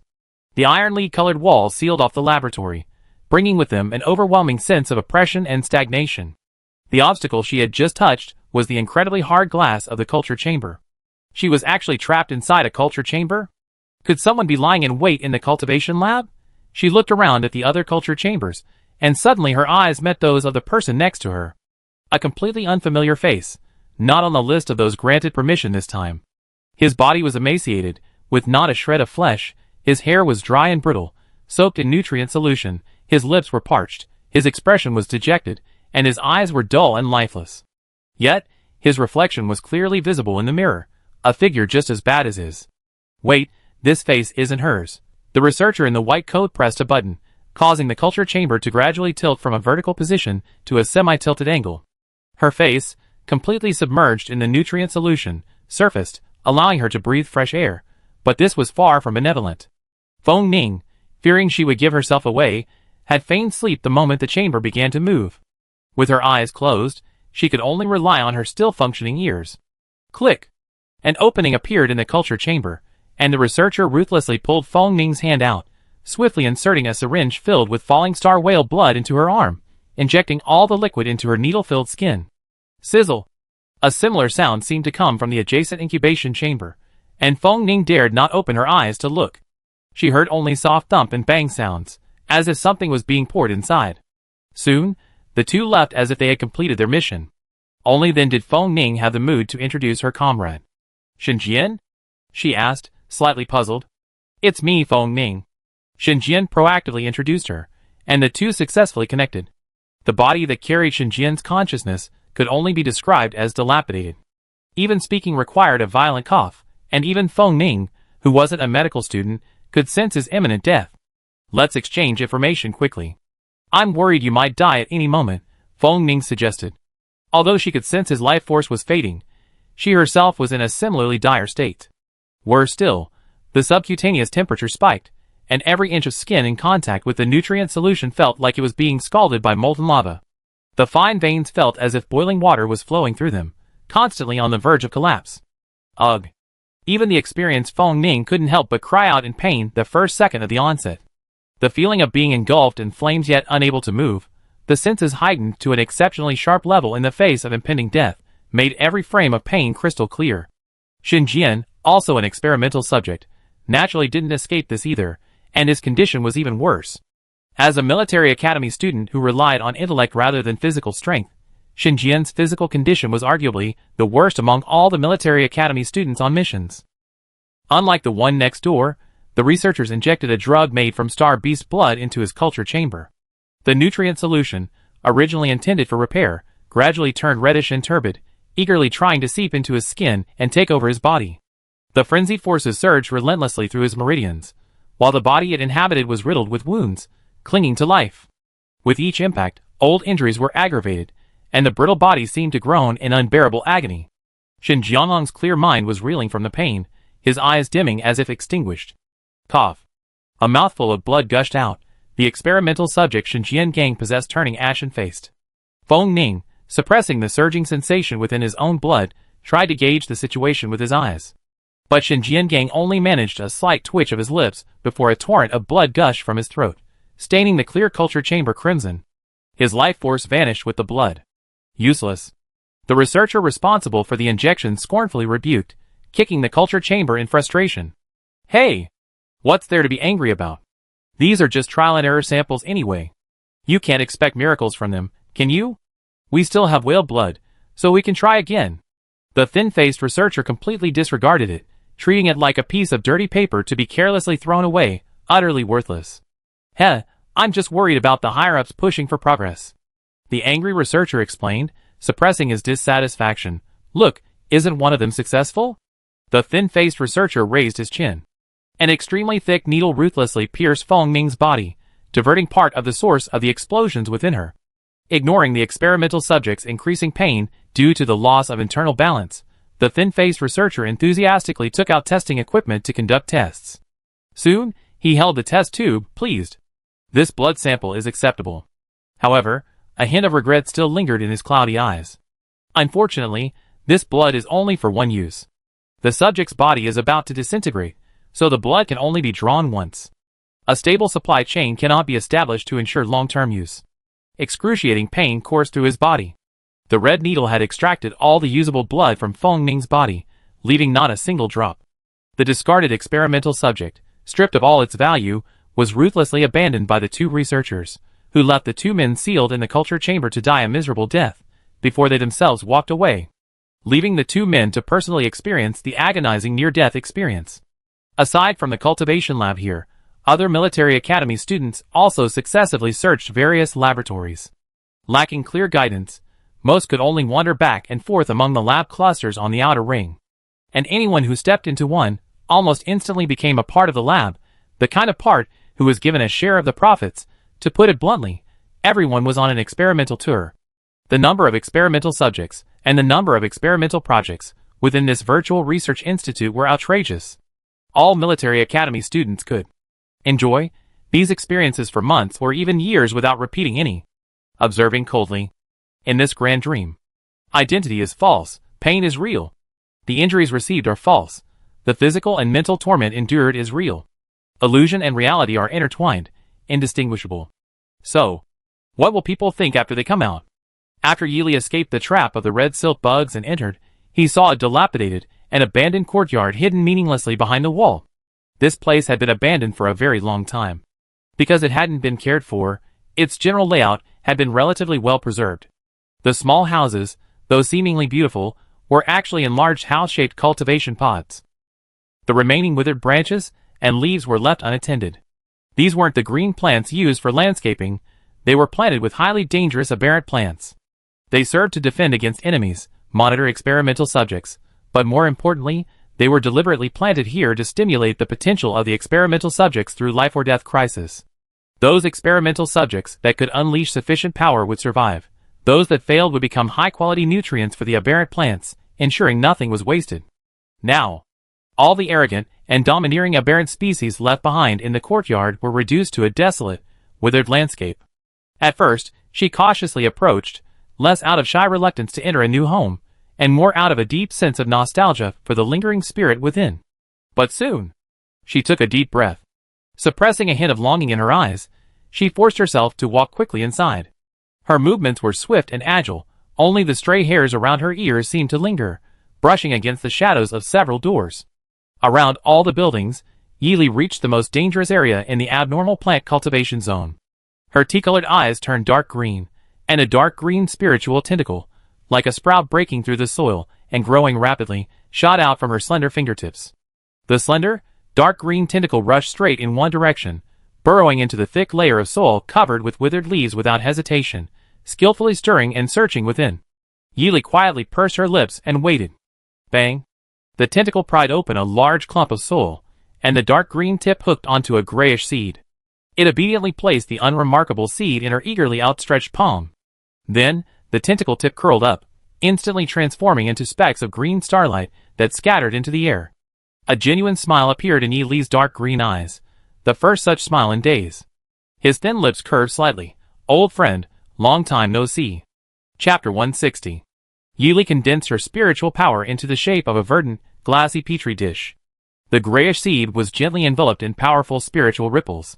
A continuous stream of pure spiritual power was poured into the seed coat, and with her unreserved consumption, the dull gray seed coat finally began to flutter off.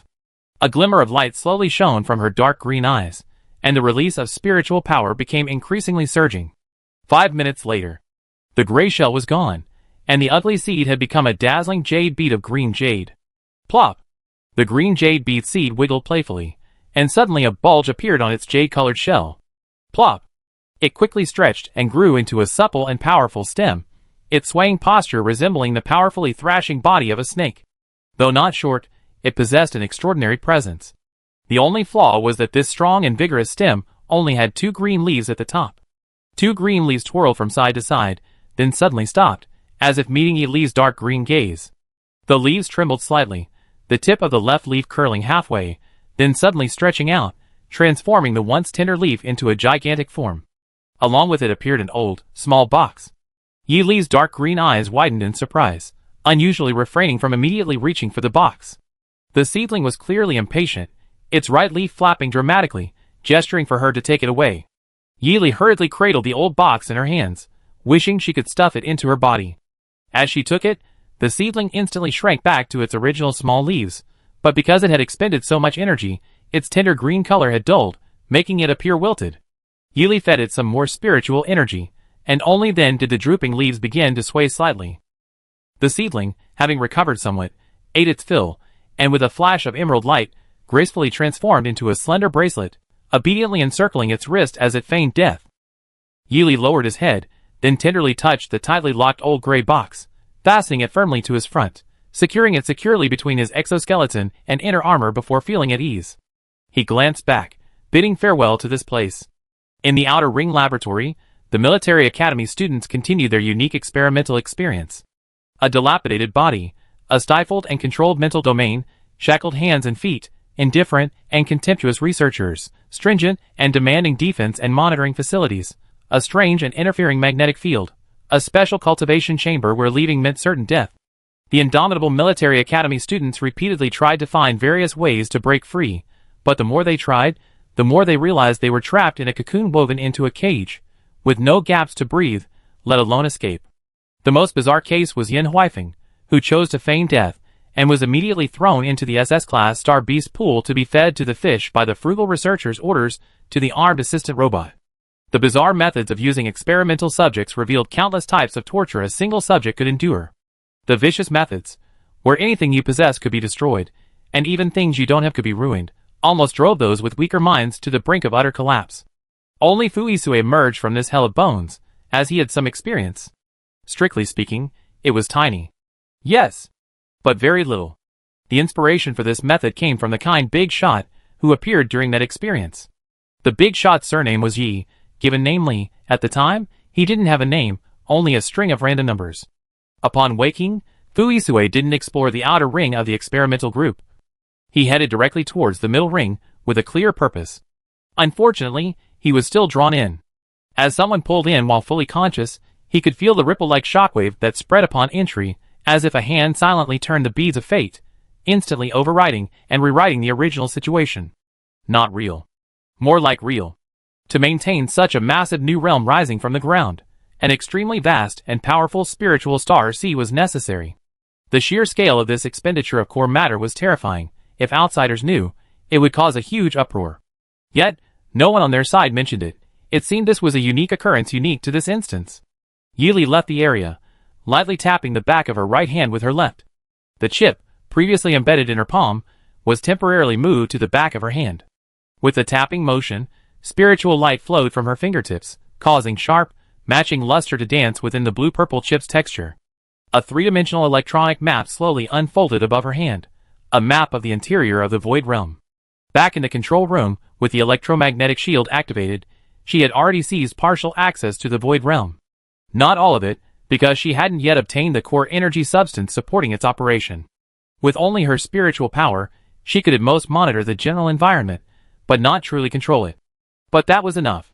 She thought of the gray box hidden in her bosom, her expression softening. Inside were all her loved ones. She had kept her promise to take them away from here, and this was her primary purpose and priority for this journey. Nothing was more important than this. Now that her top priority was complete, her second objective should be put on the agenda. Yili walked out of the courtyard, but didn't go far, instead hiding nearby. Because? She glanced down at the unfolded 3D map. Two small red dots were rapidly converging on this spot. The 3D surveillance map she had created with the permissions she had acquired also incorporated some useful data from the local communication buttons provided by the Federation. She had set the other dozen or so signal waves stored there as green dots, so the two not among them would automatically be marked as red dots. As for the signal specifications of those two, they were also from the Federation's address. What did that have to do with her? The Federation hadn't said anything, so she played dumb. She was just catching a thief in her own home, not far away. Two sets of footsteps, each with a different frequency, drew closer.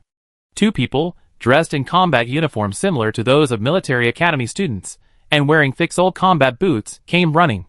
The girl in the lead held a strangely shaped exploration disc, its pointer spinning rapidly, creating invisible ripples in the air. "Sister Yu, are we almost there?" the boy behind her asked. Yu raised an eyebrow, her eyes fixed on the exploration disc, which was now oscillating violently. After a long pause, she confirmed her judgment and replied to her companion. "That's right. According to the exploration disc Grandpa gave us, we should be close to our destination. Gather your scattered spiritual energy, otherwise you might be targeted by the red silk goo worms." "Yes, Sister Yu." The boy behind her, upon hearing this, completely retracted the spiritual threads scattered around him. Yu also significantly reduced her spiritual threads, but still maintained a portion outside her body. The exploration disc in her hand was a powerful tool her grandfather had specially developed for this trip. It allowed her to pinpoint locations accurately, but activating it required her to infuse it with her spiritual energy, otherwise, it wouldn't start, let alone use its traction to find the designated location. The disc's pointer spun increasingly rapidly, indicating they were very close to their destination. Looking ahead, she could vaguely see two tightly closed doors wrapped with sealing strips. A hint of surprise flickered across Yumeyu's cautious expression. Behind her, Zhao Shanwei was equally excited, her eyes sparkling. All of this was particularly jarring to Yili's eyes. If the gray box hadn't already been in her hand, she might not have been able to control her impulse, and had attacked the two of them directly.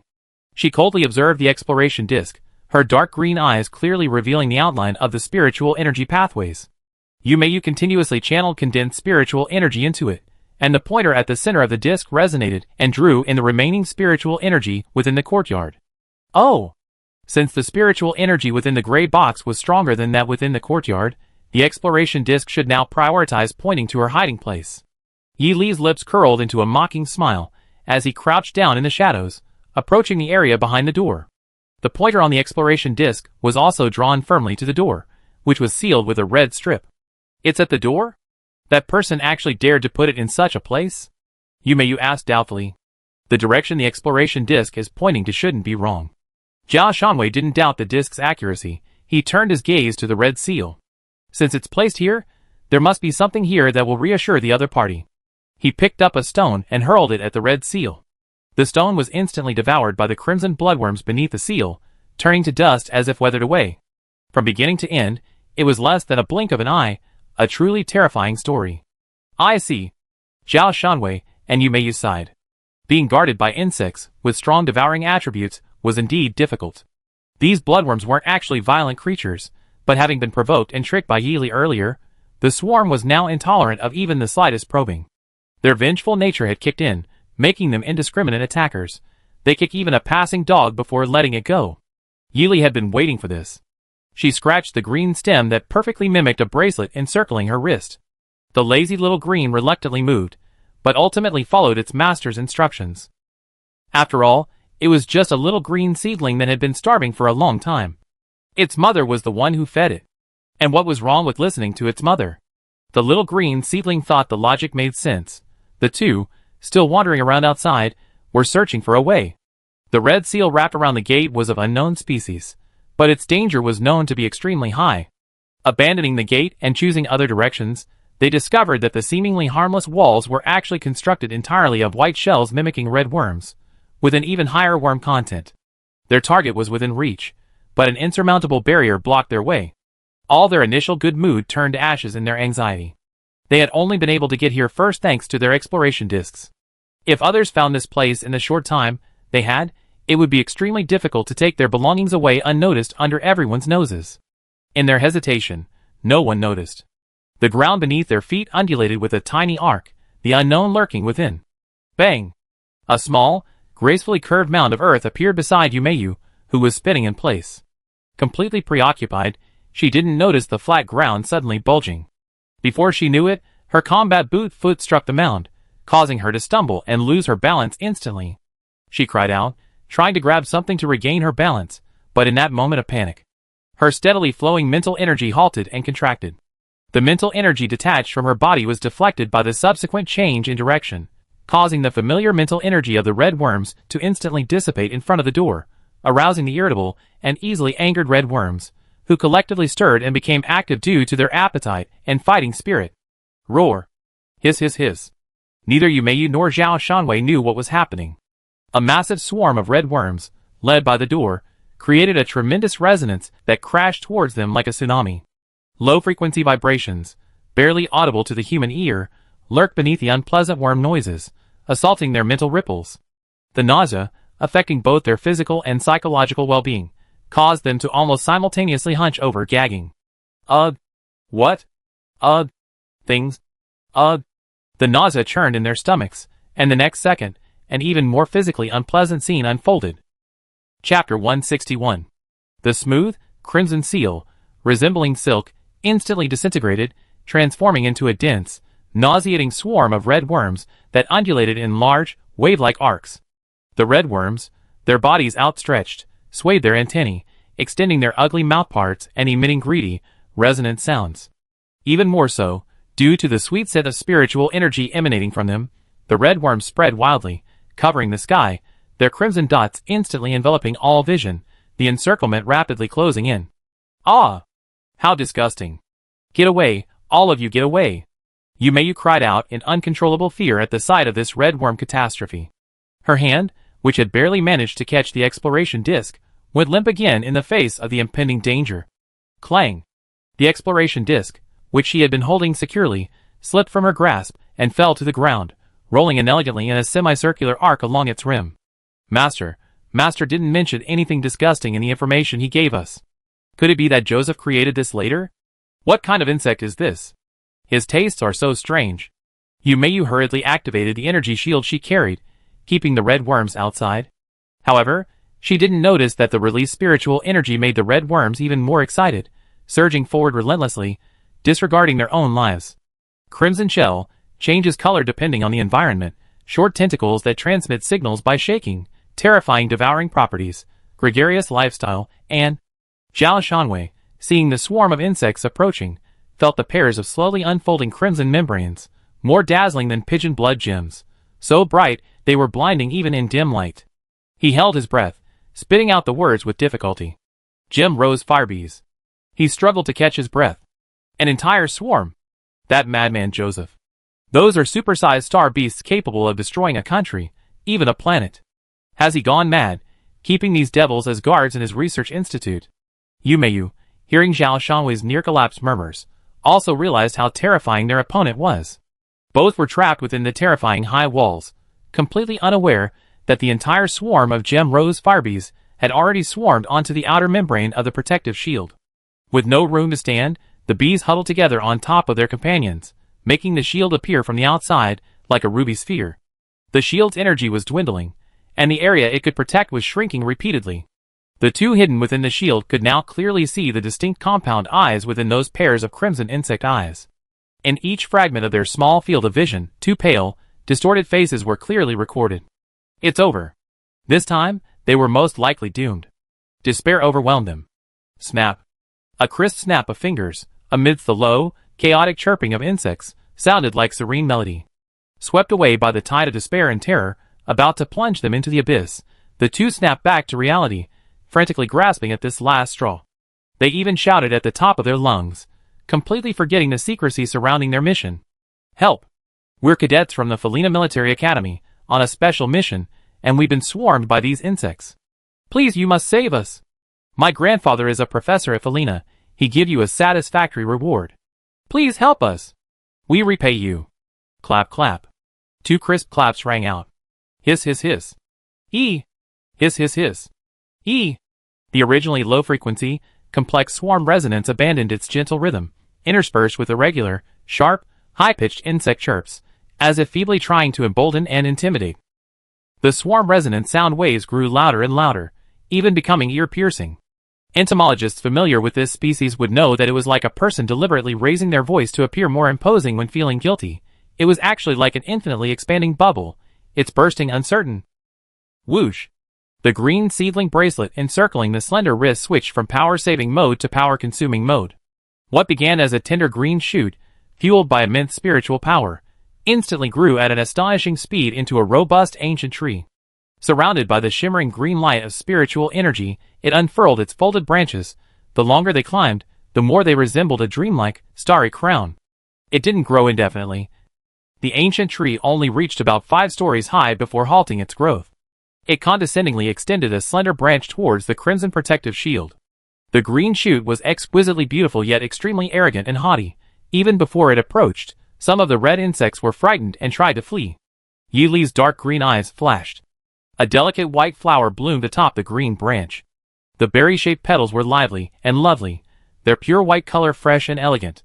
It stood gracefully on the branch, the bud swaying gently even without wind. Saluo! The sound, which only insects could hear, spread out. The gem rose fire bees, which had been trying to avoid it, stopped in place uncontrollably.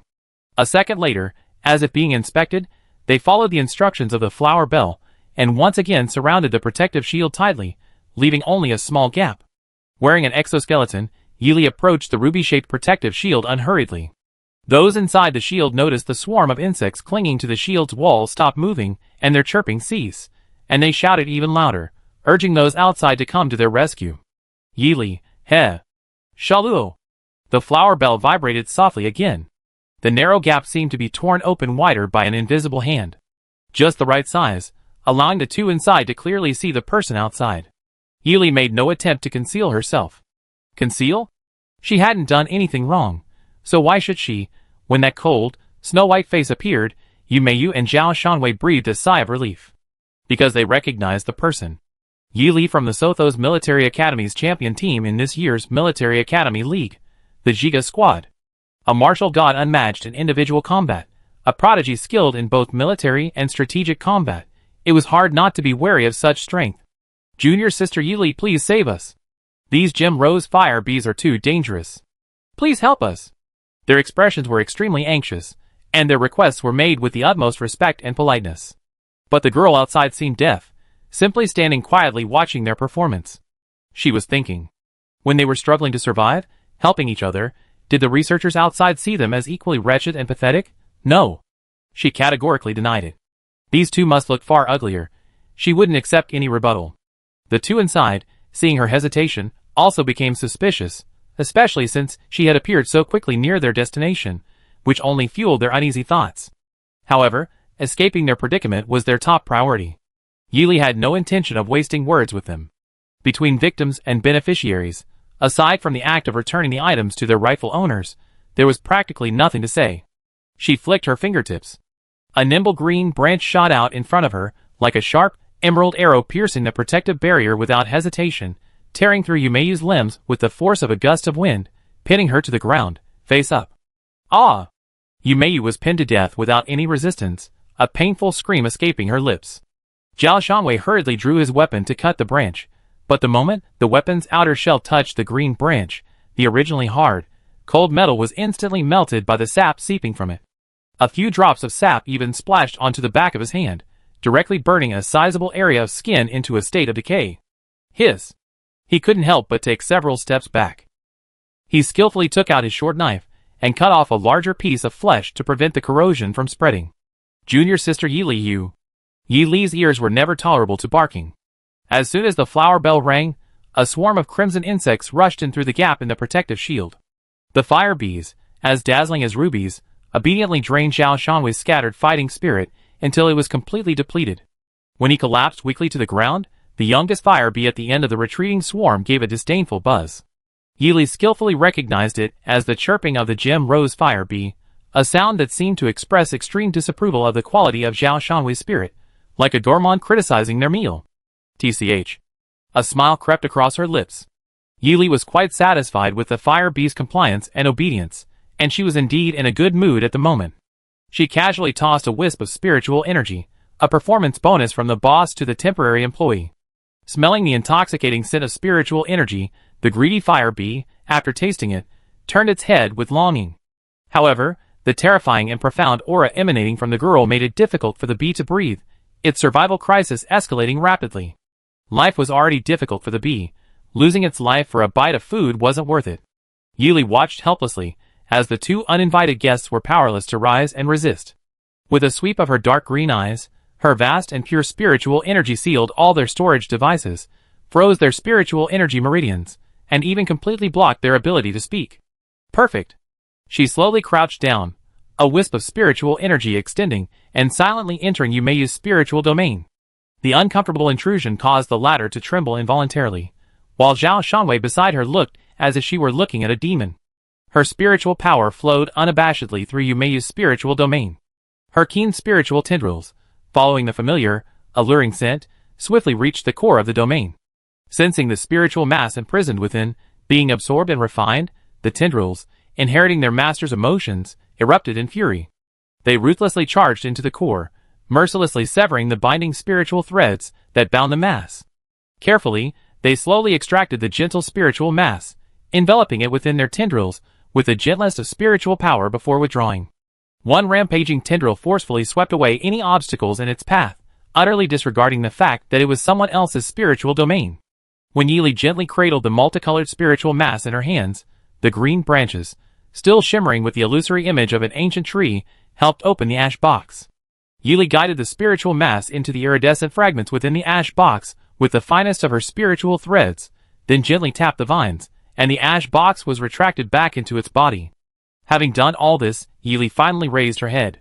Those dark green eyes were now so intense they seemed to drip ink, almost pure black.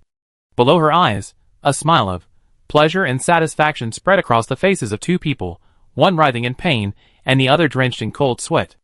A gust of wind sent chills down their spines. Chapter 162.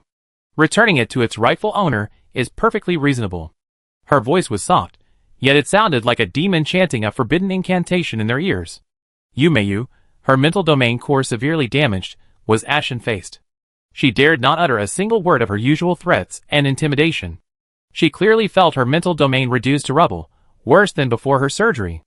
Yumei was in so much pain she lost her voice, and equally terrified, desperately wanting to protest everything. Zhao Shanwei, standing beside her, weakly spoke first, only to be met with a brutal beating from the plant-based source. Yi Li didn't even bother to answer the foolish question. Yi Li shifted his gaze to the barely surviving Yumei, his expression indifferent, like a god looking down upon a tiny ant, devoid of any trace of emotion. How does it feel to use something that doesn't belong to you? It must be quite good, otherwise you wouldn't have been so eager to steal a second time. I just didn't expect that after stepping on human blood, you'd still be so useless. No wonder the ancient Blue Star people often say rotten wood can't be carved, and mud can't be plastered on a wall. You're even worse than mud. She seemed to be mocking Yumei, yet also muttering to herself. Every word felt like a sharp, poisoned knife, stabbing deeply into Yumei's already shattered mental state. She bit her bloodless lips, forcing herself to stay upright. But her expression remained unchanged throughout, her emotional fluctuations as smooth as a flat grassland, as if she weren't speaking to an enemy with whom she shared an irreconcilable hatred, but rather an ordinary roadside stone. Without that spiritual energy, Yumei was no longer of any emotional value to her. After all, she was just a useless piece of trash clinging to life. Erasing that memory would suffice. As for continuing to take revenge on her, did she even deserve it? For such a greedy piece of trash, Simply returning what didn't belong to her to its rightful owner was enough to drive her mad. The fall from grace might be bearable for some, but not for a thief taking a shortcut. Step.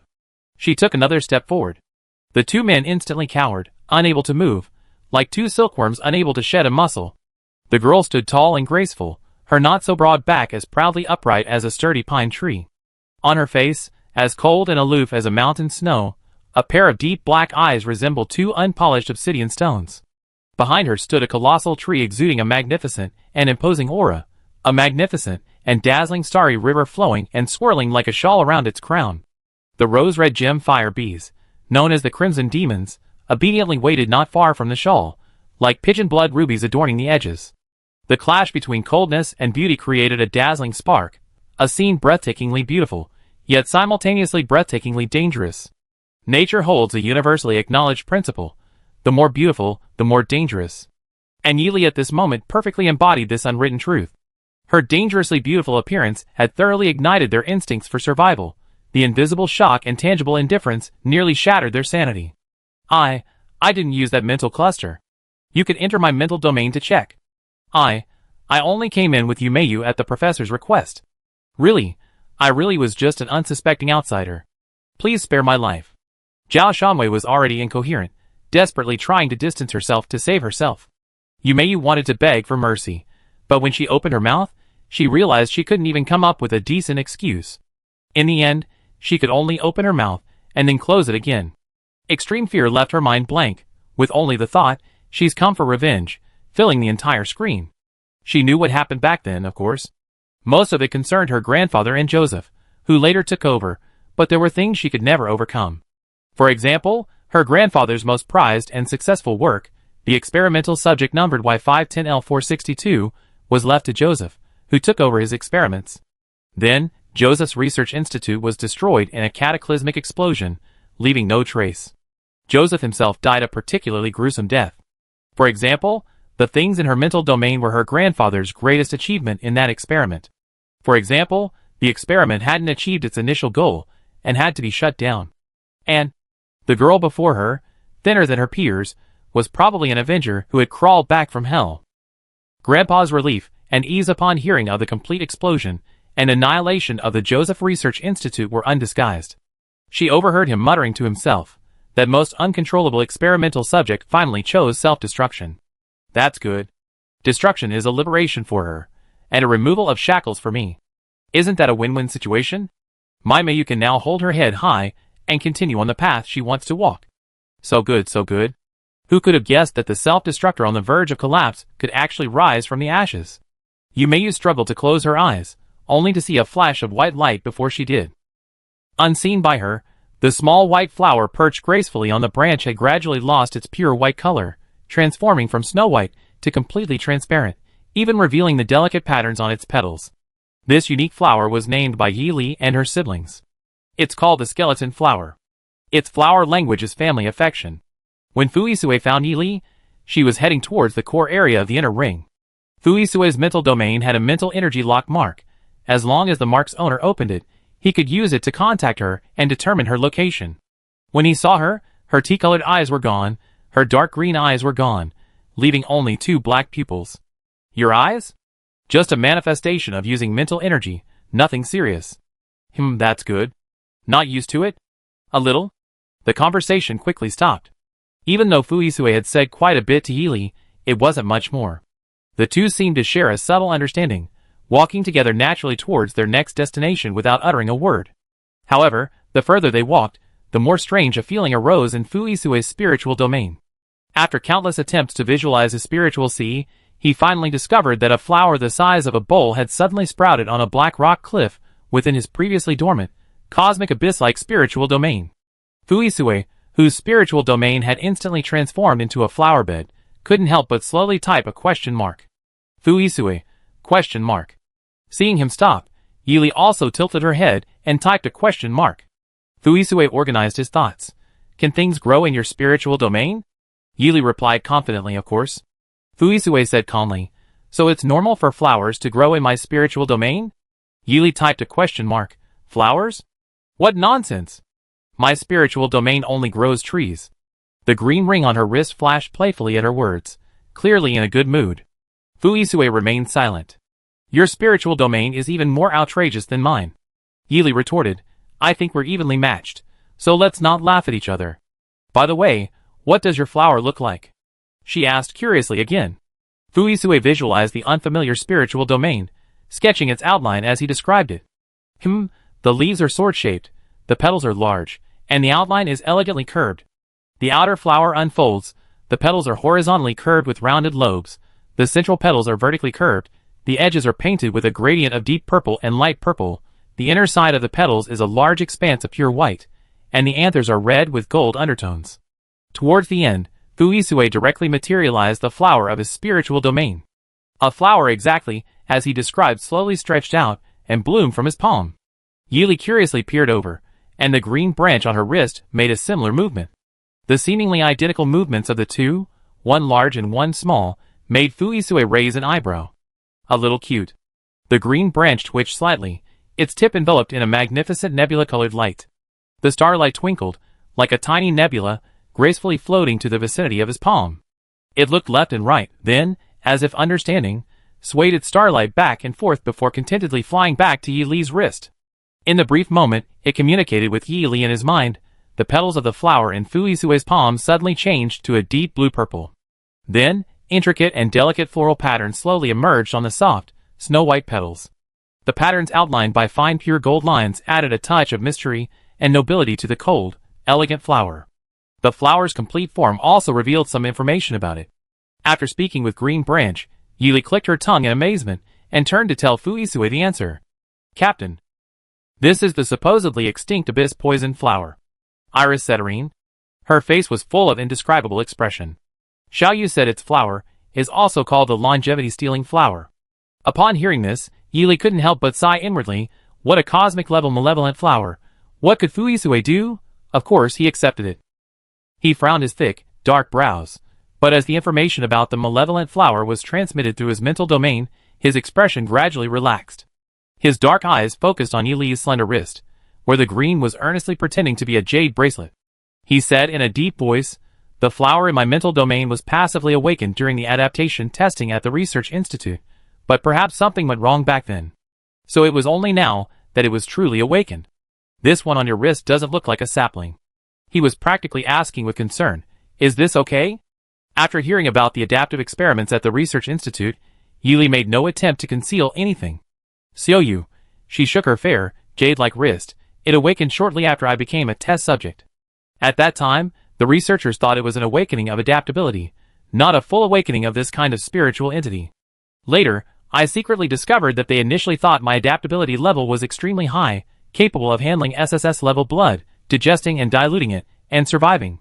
So, not satisfied with that, the researchers injected me with juice extracted from some ancient species. I still digested it, and could control my blood to reveal some of the ancient species' special characteristics. Because of this, I used my own blood to revive the almost completely withered ancient species, that Xiaoyu. And thus, Xiaoyu and I became a kind of symbiotic spiritual entity. My eye color also changed because of that, from jet black to brown. She spoke simply, casually, never mentioning the countless painful experiments she endured, the long process of absorption, dilution, and transformation, the constant torment of physical deformities and desperate struggles.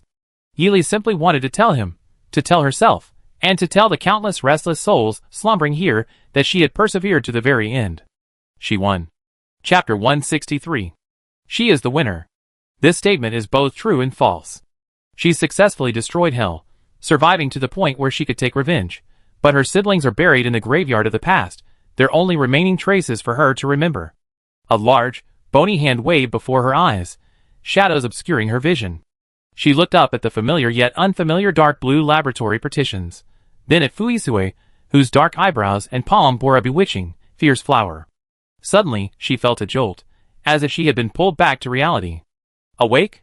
Fuisue's dark eyes fixed on her, trying again to confirm her state. Yes. Yili rubbed her temples. We should have entered the inner ring's core area. Otherwise, she wouldn't have disturbed her thoughts. This research institute shrouded in the void was the earliest one established.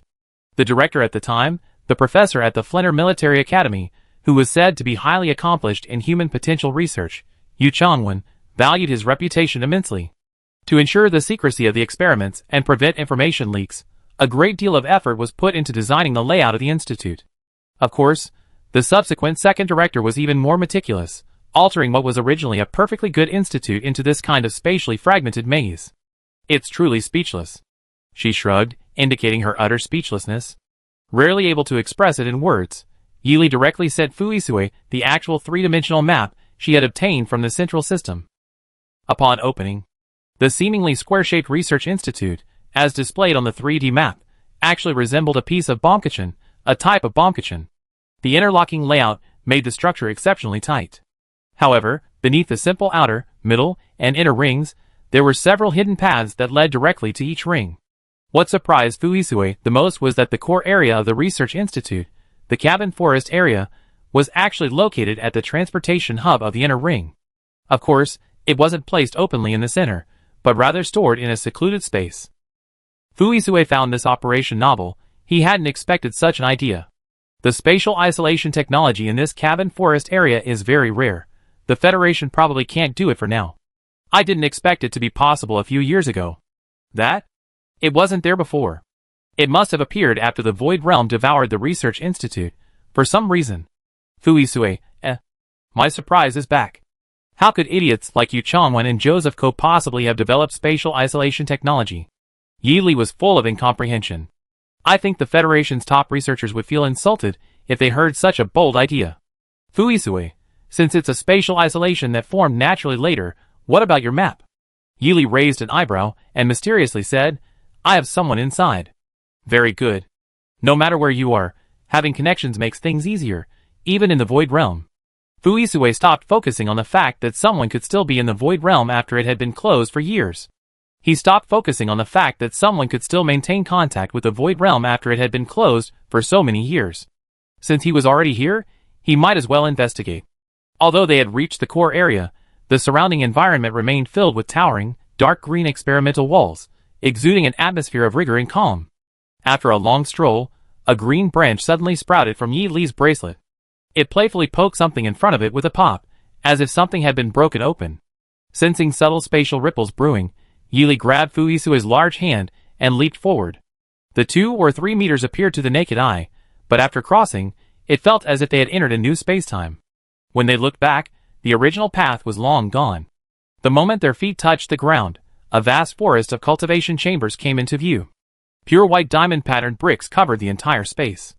The towering cultivation chambers, seemingly reaching the sky, floated in midair, their silver-gray edges shimmering with a dark light, their data frozen in place.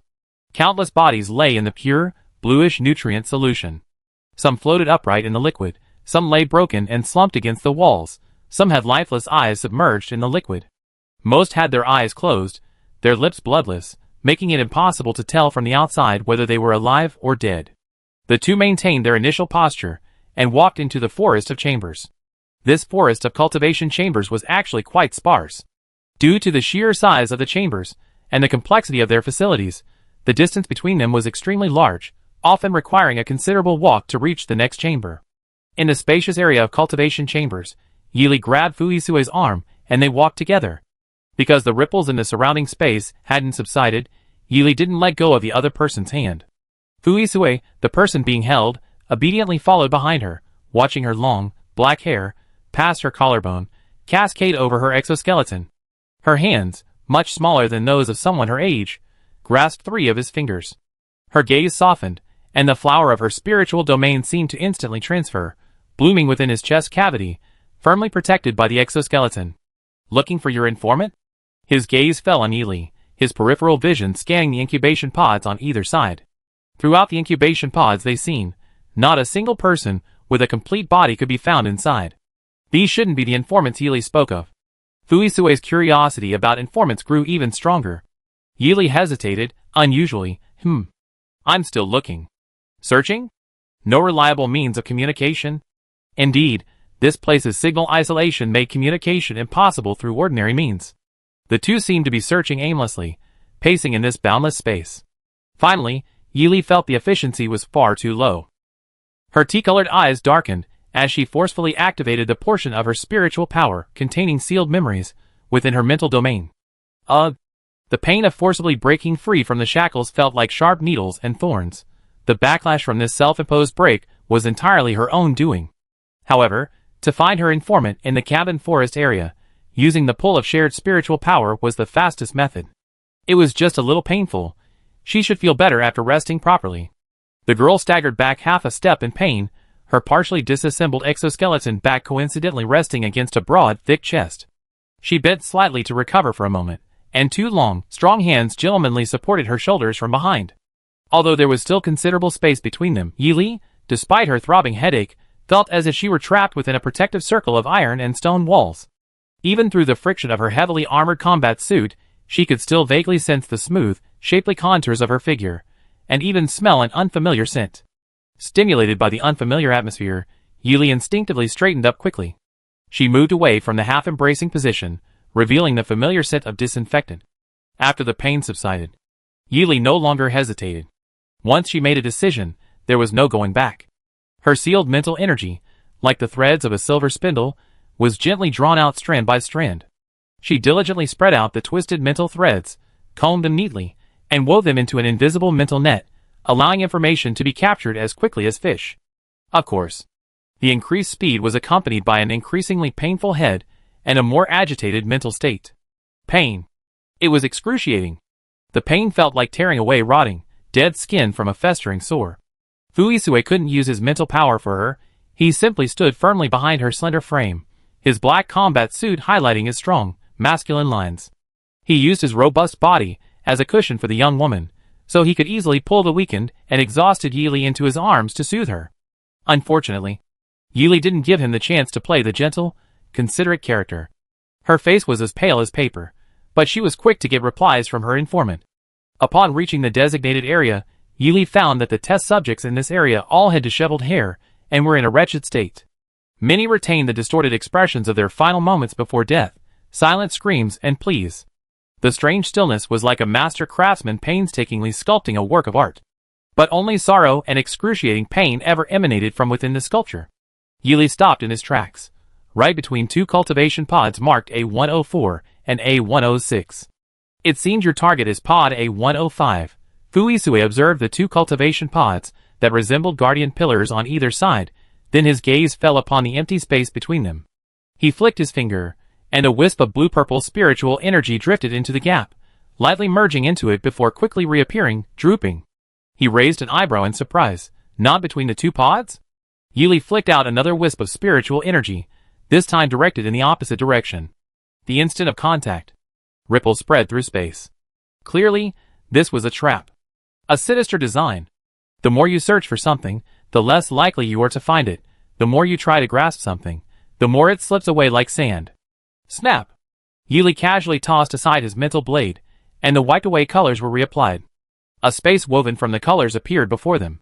A dark green shell almost reached the sky, sealing a silver-gray cultivation chamber within, like a beautiful piece of amber in the same color family, bound in the center by delicate dark green and black-green hand ropes. The chamber was transparent and clean on all sides. Inside, a dark image resembled a pool of mud. Her hands were bound, and she was suspended upside down from the ceiling. Overgrown black hair completely obscured most of her face. Overflowing nutrient solution was slowly and methodically repairing her broken body, but she still slumped listlessly, as if she were about to die. Indeed, she was indeed no longer breathing. Her body lines appeared exceptionally stiff due to the lack of breath. If the other three were here, any one of them would probably say something quite impolite, like, "He's still alive?" Or "Is this person even real?" Fuisue's habitual silence was especially precious here, particularly after what happened. Whoosh! A pair of extremely cold eyes peeked out from the thick, black-thatched pile. That instant eye contact startled Yili slightly. The indifference mixed with murderous intent was dangerous and eerie, like a lightning net unleashed, ready to unleash a torrent of electricity, causing palpitations. Thump! His heart pounded like a percussion instrument. Fluttering. The cage of his heart could no longer contain it. Yili's body unconsciously shifted forward, his hand, sensing his heartbeat, slowly reaching out. Chapter 164. There are always some people who shine exceptionally brightly, not in terms of outward appearance, but in a way that allows them to see through you even when you are ragged, emaciated, and lying in the mud. For example, The person imprisoned in the enormous cultivation chamber before us, or perhaps not even human. Those eyes, like smooth silver mirrors, or like sharp blades, but definitely not human eyes. Fu Yi moved imperceptibly, instantly attaching himself to an exoskeleton. His body, even more robust and upright than usual, seemingly unintentionally shielded Yili from view. A short blade, condensed from his mental energy, was poised to strike thin and sharp. Master Yi once commented, "The manipulation of attaching mental energy to the surface of a weapon is akin to enchantment. The lethality is considerably increased, and it can dissipate into light particles at any time, embodying a green and economical approach." Fu Yisui's stance tensed almost instantly. He didn't stop her, but merely positioned himself in a half circle, protecting her. The spiritual fire concentrated at the tip of his blade flickered, ready to burst forth at any moment. Tense. Imminent conflict. Then he witnessed a scene that shocked him. Yili, completely unsuspecting, crouched in front of her and suddenly punched, shattering the specially made experimental glass with a bang, staring directly into the eyes of the person bound inside. Their noses almost met, their posture extremely ambiguous, the two staring at each other.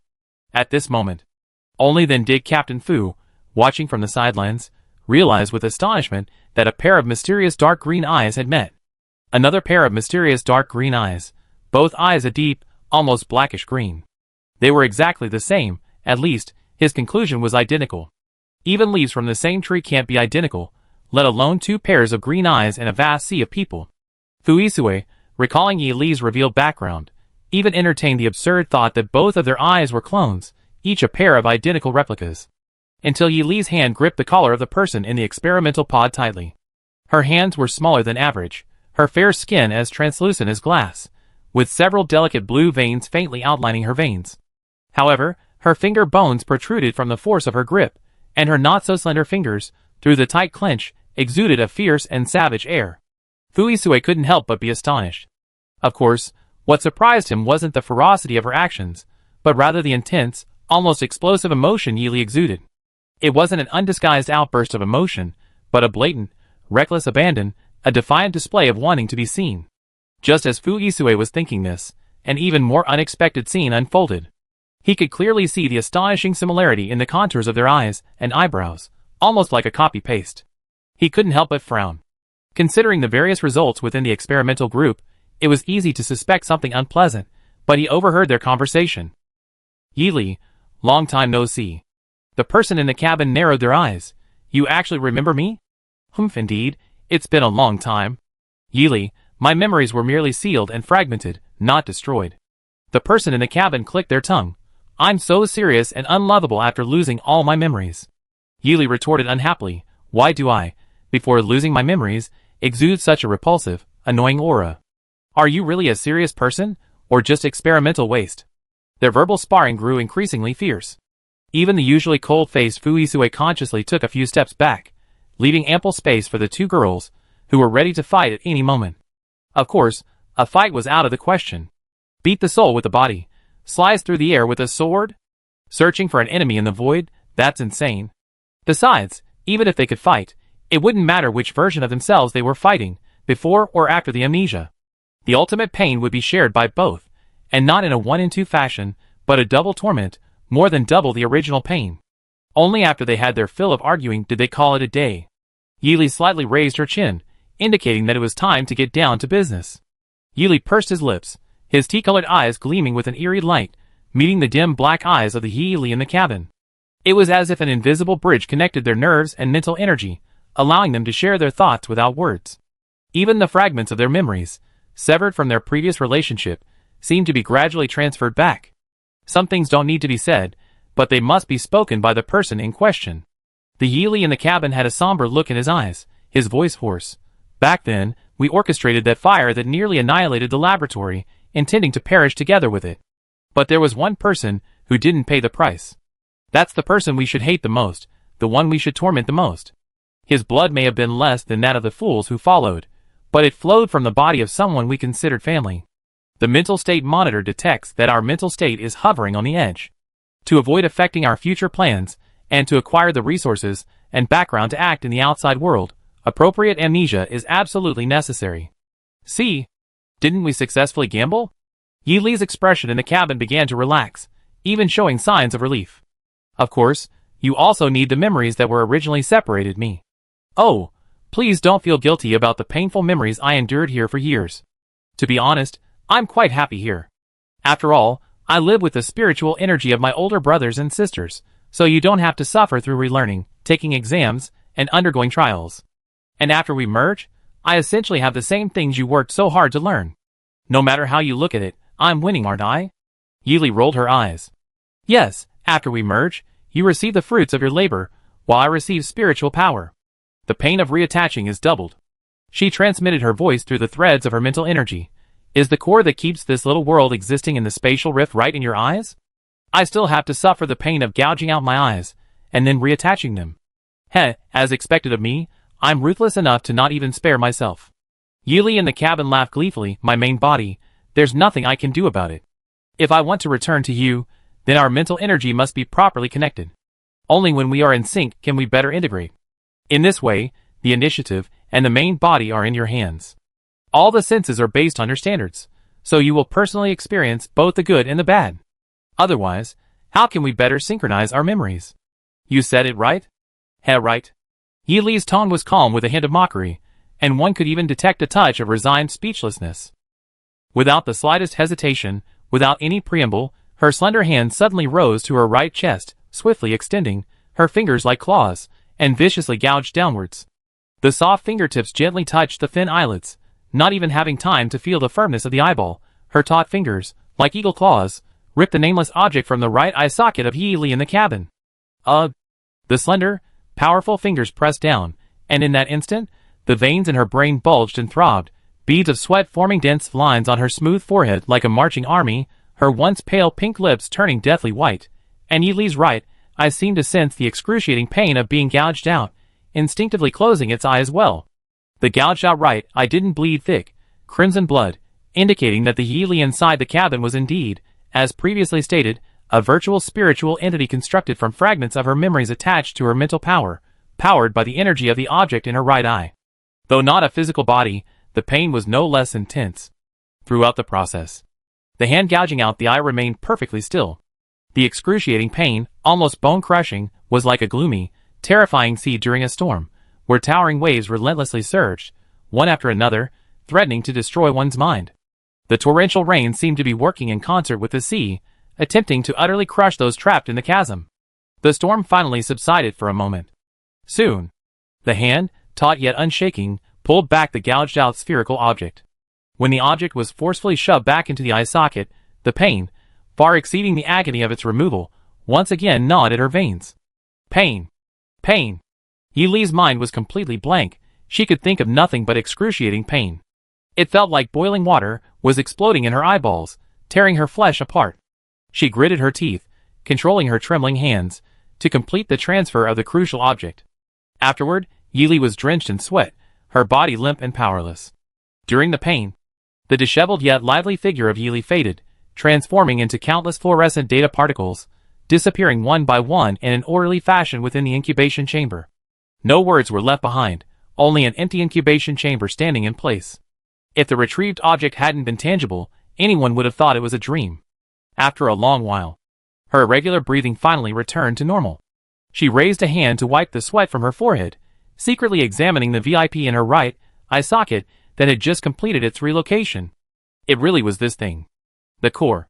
The dazzling glass sphere, polished to a perfect, smooth finish, resembled a top-grade luminous pearl. When encased within her eyeball, it appeared dull and black.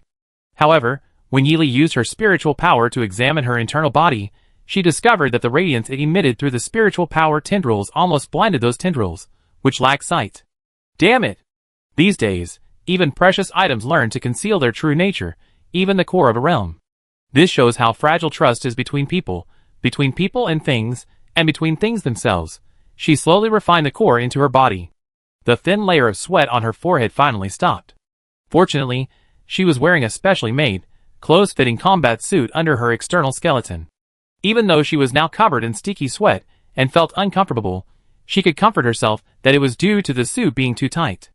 Only when her breathing became even and her expression relaxed did the anxious Fuisue approach. Chapter 165. Unable to move. As if all the bones supporting her body had been removed, Every cell in her body was silent and on strike. Yili felt as if all her senses had been stripped away.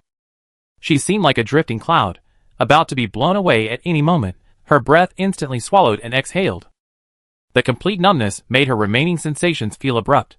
The undeniable foreign object that had just been shoved into her right eye socket relentlessly stimulated her tense brain. The path to settling down in the core was not yet fully established. Is there anything else that makes you feel uncomfortable or unnatural? He didn't say, are you alright?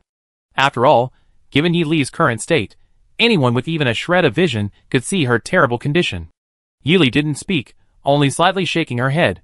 Her thick eyelashes, damp with sweat, drooped, and beads of sweat occasionally slid from her forehead down her cheeks, dripping into her dark eyes.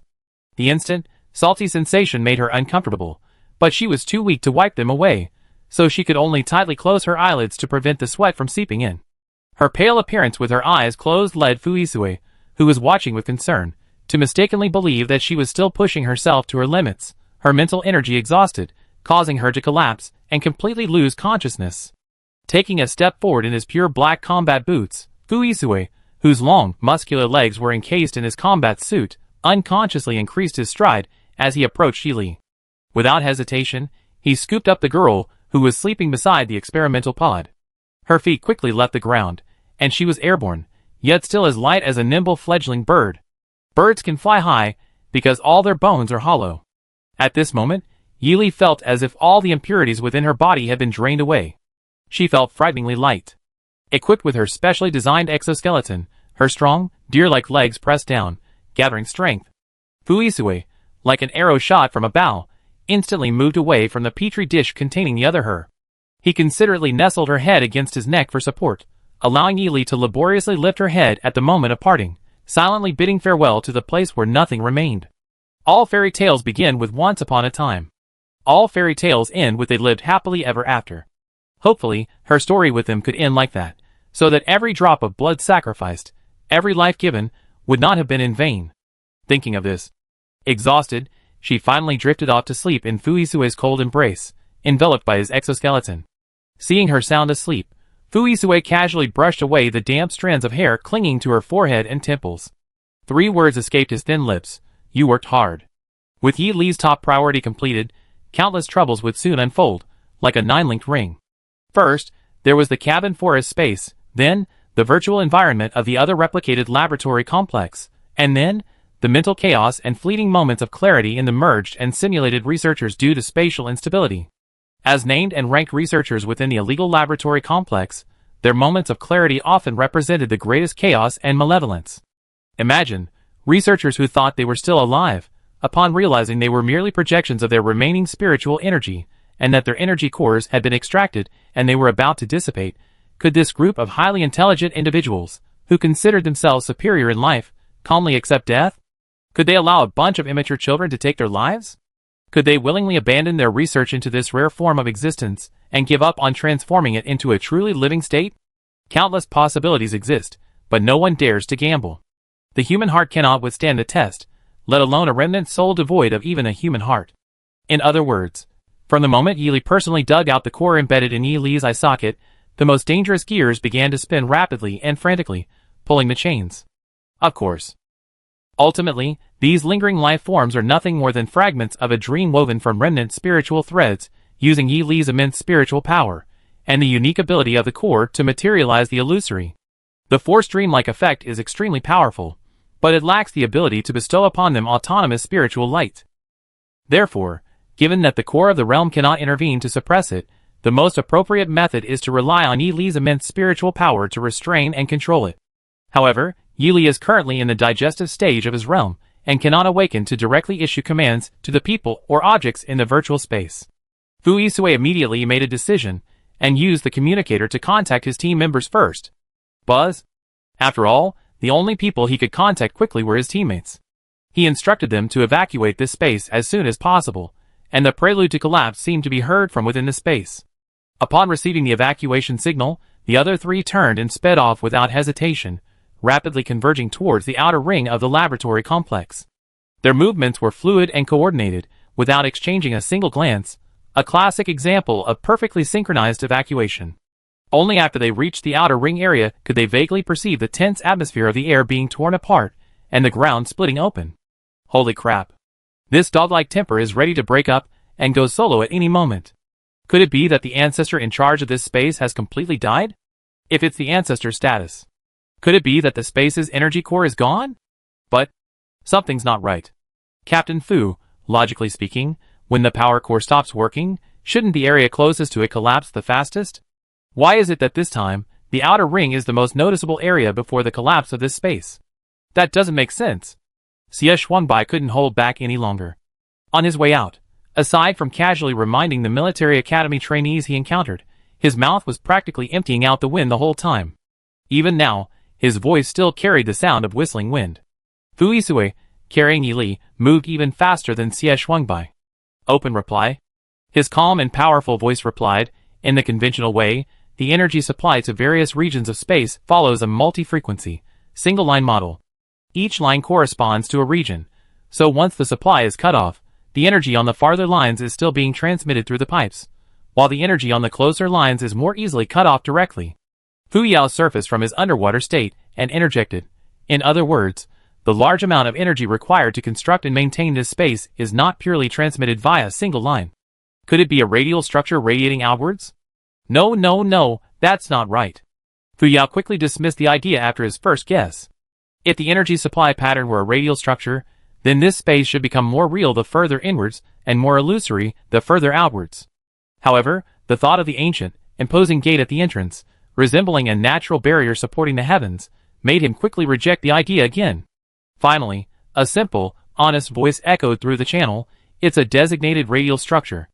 A designated radial structure, as the name suggests, first designates one or more core areas within the affected area, then radiates and transmits energy outwards from these areas.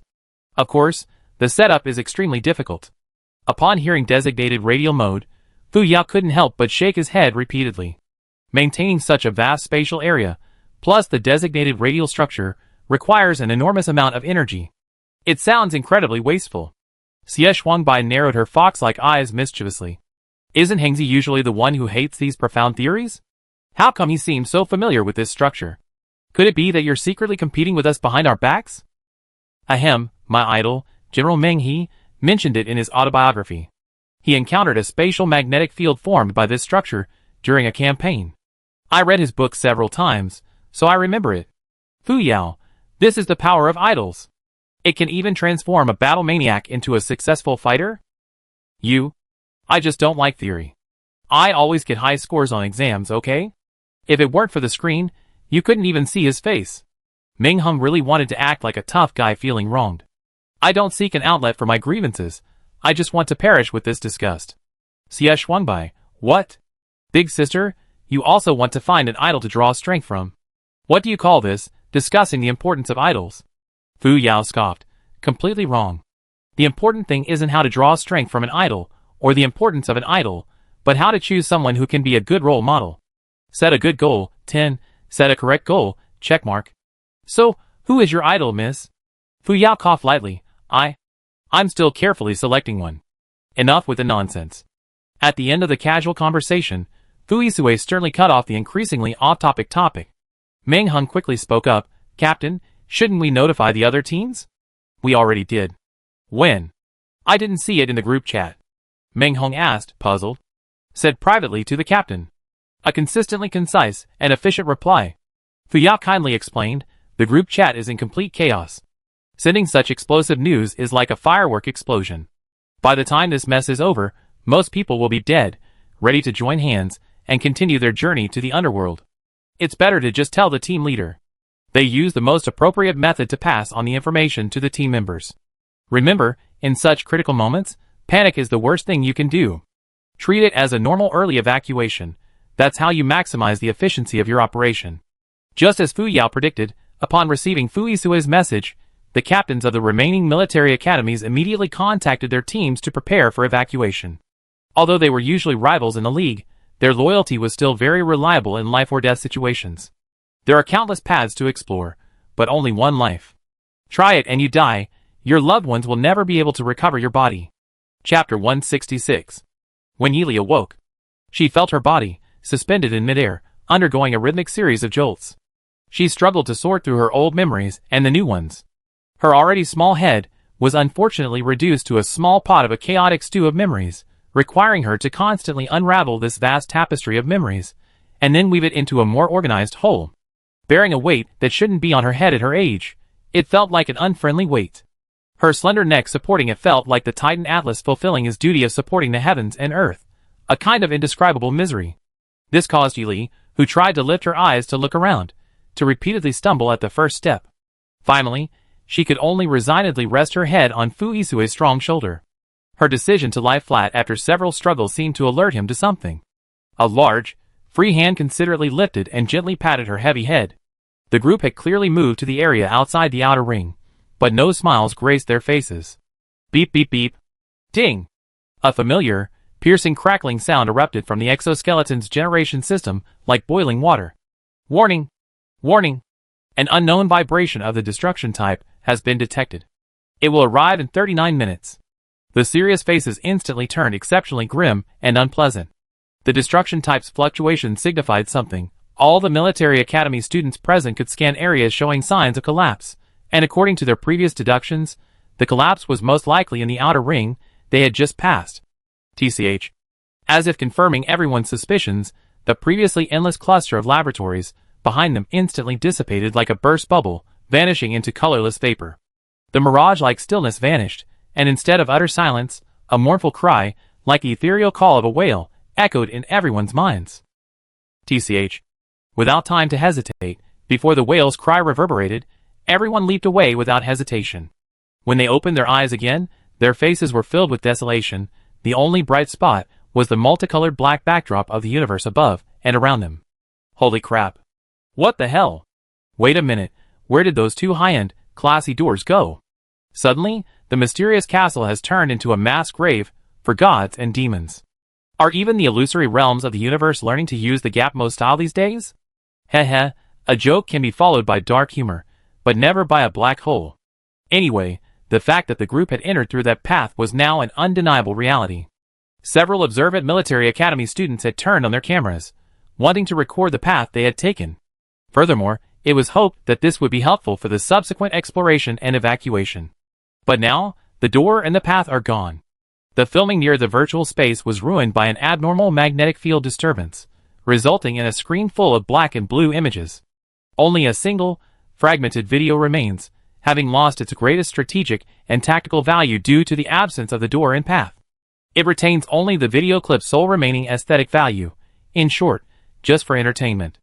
All the military academy students who recorded the screen when they went in now feel like innocent, heartbroken victims, the young men and women crying in frustration. Then, knock knock knock knock. The sudden ringing of the communication signal startled everyone, and they instinctively reached out to answer. Instantly, a series of enormous faces, as big as pancakes and as round as footballs, appeared on the screen. It wasn't that all the instructors had similarly large, round heads, it was just that, due to tension and excitement, their heads were pressed tightly against the camera lens. When their faces were so pressed so hard that they completely filled the blank space, even the most handsome face would just look like a pancake. Under normal circumstances, military academy students receiving such an exaggerated signal would definitely tease their strict instructors. However, during this period of immersion in the virtual laboratory complex, being forced to sleep in petri dishes, and taking turns experiencing the various ways of being used and dying as experimental subjects in different research groups, the students were mentally and physically exhausted. Even their usual time for joking and being silly was gone. A deep calm, both physical and mental, prevailed. Private chats were frequent. No way. Just one mission, and they're all so listless. These troublemakers have suddenly become so docile. It's just strangely odd. The instructors, who usually secretly considered themselves buddies in their banter, felt a strange unease watching their usually mischievous and shrewish students now acting like mushrooms ready to take root and spread their umbrellas. If they had to describe it, it was probably like, their mouths were empty, their words were stuck in their throats, their hearts were itching, and they were just plain stupid. The instructors and military academy teachers stopped pressuring the students to interact. Like carrying newly hatched chicks, they brought the students back to the warship. The logistics robots transported these human-shaped pieces of luggage one by one, accurately placing them back in their original rooms. The energetic ones snaked and writhed to the bathroom to wash and groom themselves, while the weaker or unkempt ones simply lay down and slept. Although the atmosphere inside the warship was mostly warm and inviting, the atmosphere in its true core was extremely tense. Logically, the exhausted cadets should have been given the best rest before continuing their questioning. However, according to common sense, the virtual space, which seemed to have an owner and survivors, could potentially malfunction at any moment. Those who knew the limits of its energy levels couldn't simply say, "Let's meet after they rest." They had no choice but to pull the cadets up one by one, relentlessly exploiting them. Some, quick or prone to falling asleep, were lifted up, albeit in an unseemly position, with slight difficulty breathing while hanging upside down. They were still presentable, fully clothed and dressed. But those who were slower or had high standards for cleanliness were less fortunate. These unfortunate souls, wrapped only in towels and lathering their hair in the bathroom, were forced to experience their first public death. Furthermore, the clever girls escaped unscathed. After being brought back to the warship, they immediately dragged their exhausted bodies to hand over the specially made communicator in the virtual space. Besides the results of the communicator's exploration, many previously blank recording strips were now filled with various situations and information recorded via voice, in exchange for a delay in the interrogation. Thud thud thud. This was the sound of the dressed military academy students falling. Pia pia pia pia pia. This was the sound of a half-dressed military academy student falling. Accompanying the falling sounds were bursts of high-pitched screams, like those of men climbing a steep cliff. One or two of them, like innocent men about to be assaulted, spoke in high tones, yet their rough, masculine voices still couldn't be masked. Upon discovering they were surrounded by a group of rough, muscular men, they instantly switched to a shameless tone, mocking each other's dirty, disheveled appearances, even showing no shame, but rather pride. The atmosphere became increasingly relaxed and free as they progressed. As fellow military cadets, they were all confident in their physical training. Some, shirtless and even wearing only half a towel, seized the opportunity to confidently compare their abs and biceps with their brethren. If the instructors hadn't intervened to stop this increasingly erratic conversation, the next activity would likely have involved something unspeakable. They truly were a group of uninhibited military cadets, and the expressions on the faces of the supervising instructors were priceless.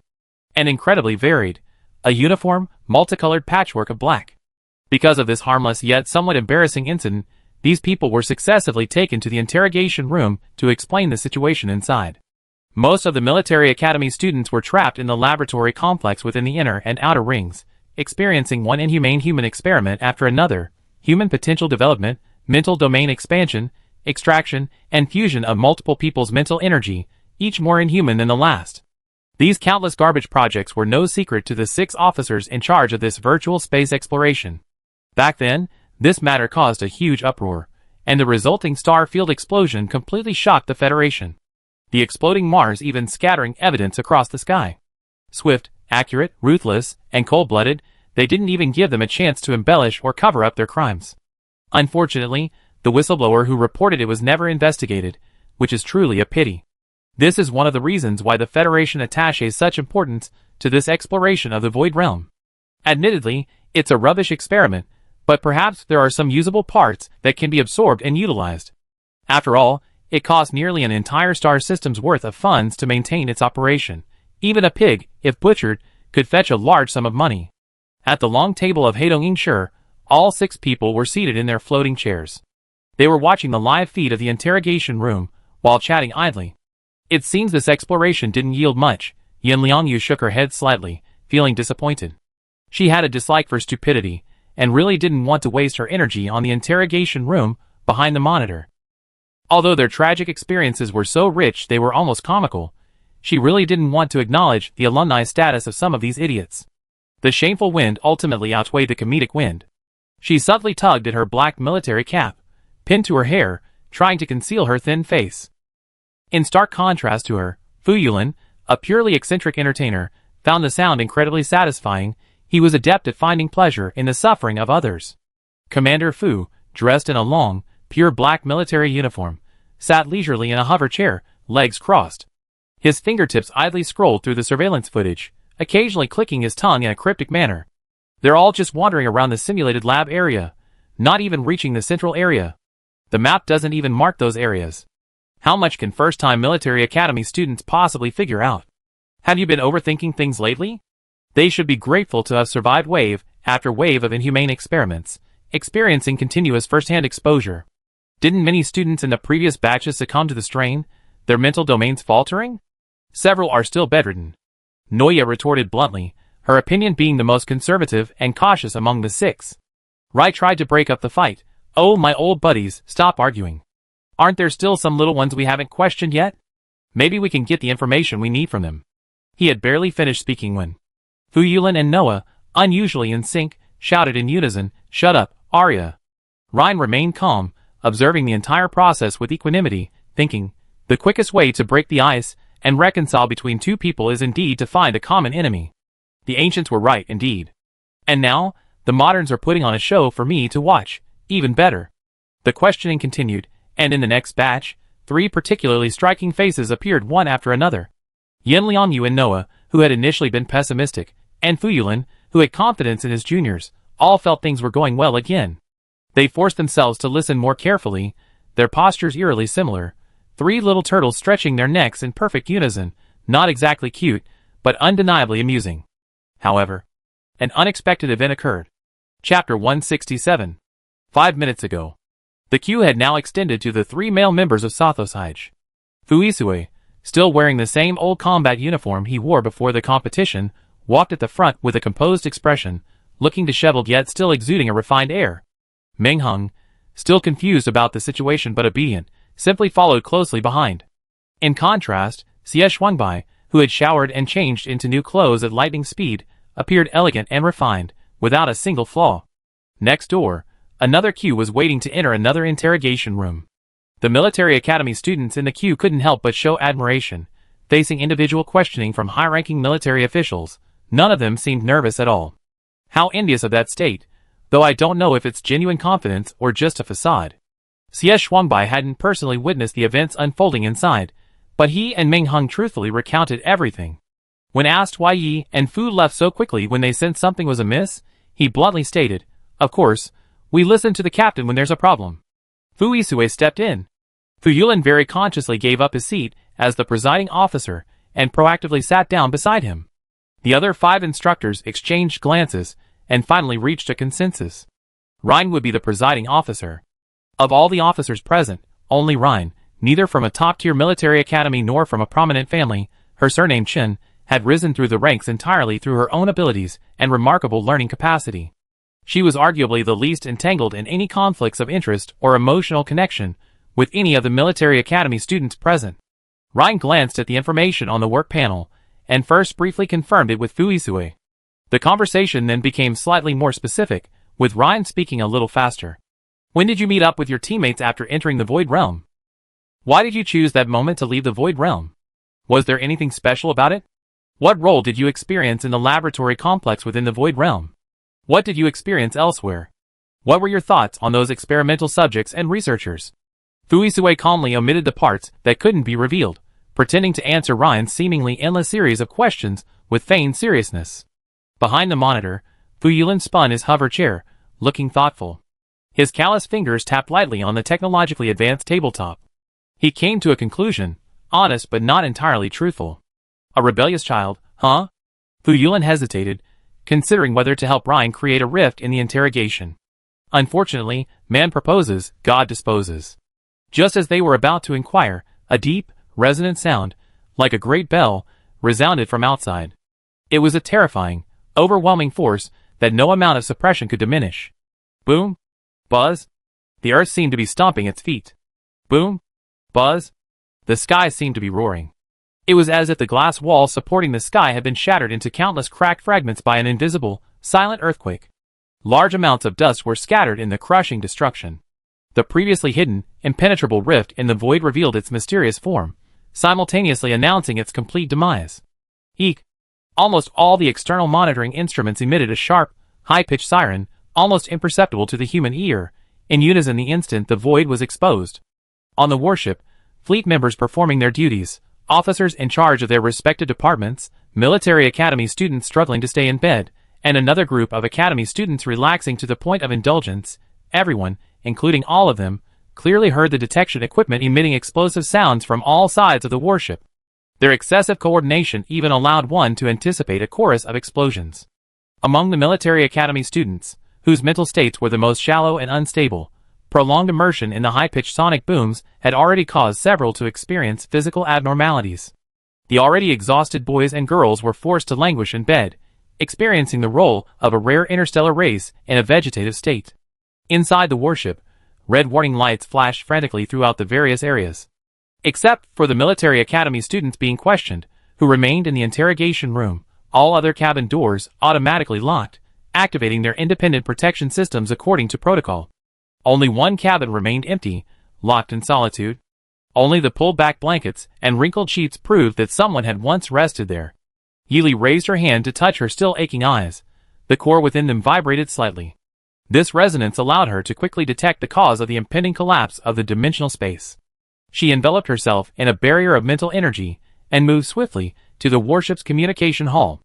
Inside was the warship's only semicircular transparent window, a place where many military academy students used to gather or find a quiet corner to admire the scenery. Now, it became Yili's only window to the dimensional space with her naked eye. The devastating roar was blocked by the energy and mental barriers, but silent vibrations and inaudible secondary waves still assaulted everyone's nerves through all mediums. The former mystery, with a slow yet rapid rhythm, transformed into a grand exit fireworks display. In his amber eyes, the reflection of the fireworks above tinged them with a fiery, vibrant light. Yili stood quietly by the window, intently etching this final act into his heart. His hand, which had been resting on his eyelids, unconsciously moved to his chest. Thump! Thump! The powerful rhythm and clear, distinct drumbeats traveled through his nerves to his eardrums. This time, the vibrations weren't from the mirror core beneath his eyelids, but from his heart in his chest. It was a farewell. It was a goodbye.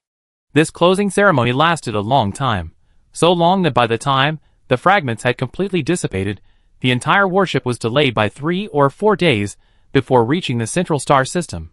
After disembarking, the military academy students, after being told they couldn't leave the academy anytime soon, ran and crawled around like chickens and ducks released from their cages. The once solemn place was instantly filled with an atmosphere of unbridled fun. The instructors from various military academies frowned as they came to claim their school's freshmen, or rather, their chickens and ducks, with disdain. They grabbed the group of little brats by the scruff of their necks with practiced ease, a gesture that evoked a complex mix of emotions. The instructors from each academy generally replied leisurely, "Nothing special, just practice makes perfect." Back at school, no matter how stellar the competitors were on the field, back at military academy, they all transformed into the same breed of dog, students. Huffing and puffing, they buried themselves in their studies, huffing and puffing, training relentlessly, racing against final exam deadlines, wrestling with the red line of failing grades. In short, study. With finals approaching, and the league season over, military academies became a haven, an ivory tower for the students. Only one thing was different. A top-level special announcement was pinned to the very top of the Federation's official website. The title, in vibrant red, followed by bold, jet-black lettering that resembled long, menacing blades piercing the pristine screen and aimed straight at the reader's heart. Years ago, the sensational case exposed by a massive fire, a blazing illegal laboratory involving hundreds of thousands of victims and billions in assets, has finally been brought to a close, thanks to the help of friendly citizens. All the information has been meticulously compiled, providing a complete picture of the case. The original mastermind behind these tragic events, still conducting experiments in secret, and his accomplices have been apprehended and brought to justice. The Federal Supreme Court and the Federal Security Administration jointly issued a statement designating this heinous case as the Blood and Fire Laboratory incident. The entire process is now public, with details and steps recorded in internal documents and jointly approved as a top-secret case, stored in a database. As a victim of this case, Yili can also access the Starnet to check the news. This wasn't just a gesture of goodwill towards the deal she proposed, it was also a way for her to give an account of her past. With the past over, it was time to turn towards the future. She didn't refuse the school's offer, slowly and intently reading every word of the announcement, as if trying to etch each word into her heart. Yili didn't experience any dramatic emotional fluctuations. Instead, her expression remained calm and composed, silently accepting this final verdict. Yili merely smiled slightly, closed the Starnet, and turned to leave, satisfied. She returned to her team and trained with the rest of them, the familiar, playful banter of her teammates still lingering in her ears, A few words that warmed her heart. Occasionally, boys and girls would whisper among themselves about their secrets, until Xie Shuangbai's very distinctive voice rang out. Damn it! I knew something was off when I asked you that. You actually have a better figure than me. Yili, warmth, cough cough, warmth, physical. Fu Yao, hearing this, happily joined Xie Shuangbai's screaming group. The worldly wise Miss Fu wiped her sweat with the towel hanging around her neck, looking like she was making a big fuss, and gave a light, sarcastic laugh. Who are you saying has a better figure than you? Is it my older cousin or our Hengzi brother? Xie Shuangbai was about to say a name when the incredibly wicked Miss Fu cut him off. Hey, there's no need to say who, either of them has a better figure than you. Making such a fuss over something everyone knows. So pathetic. Xie Shuangbai raised her elegant eyebrows, which now almost turned into almond-shaped eyes in surprise. He paused for a moment, then turned stiffly in disbelief, his eyes still gleaming with a lingering light as he fixed his gaze on his only confidant, Yixieli. His lips trembled as he uttered a few words. Yi Li. Yi Li guiltily looked away, whispering, Old Xie, Sister Fu's words do make sense. While protecting someone's conscience is a virtue, it's not good to tell such an blatant lie. You guys. Xie Shuang said bitterly, gesturing towards Air Kong. Heh. Today? Another day of the pitiful group bullying Xie Fox, all alone and helpless, sob. Chapter 168.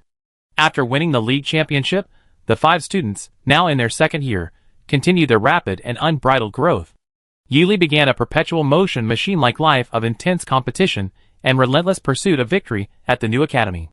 She was rarely seen, but whenever she appeared before the teachers of the Mecha Academy, from the dean and professors to the instructors and teaching assistants, they would all shower her with their brightest smiles. The students of the Mecha Academy had spontaneously dubbed this eerie ghost smile a famous academy painting, and many students had a copy saved in their minds for warding off evil spirits before exams. Fu Yisui's disappearance was on par with the one above him. His obsessive pursuit of course credits goes without saying, but it's rumored that he's already expanding beyond the military academy, leading solo missions across the land and sea. His only consistent presence, however, is every few months at the entrance of Building A of the Mecha Academy's research building, where Instructor Yi takes him inside to repair and modify his mechas. The incredibly valuable designs and manufacturing techniques used outside are poured into his mechas, resulting in a mecha so unique that even the original owner can't find any resemblance, infuriating many of his sworn enemies. Furthermore, Fu Yao, Xie Shuangbai, and Meng Heng, following the military academy's regulations, successfully began their internships in the military through elite referrals. The internship period was scheduled during the annual holidays, a rather unfortunate timing. Fu Yao joined the Fire Blaze Army of the 3rd Military Command, a high-attack unit renowned for its heavy firepower. Before dawn, she would follow her seniors, wielding iron and firearms. Although she hadn't yet developed the physical appearance of a Qilin arm, her internal strength already possessed the power of one. The Fire Blaze Army's seniors affectionately called her the Qilin Fairy. Xie Shuangbai, on the other hand, chose the intellectual command.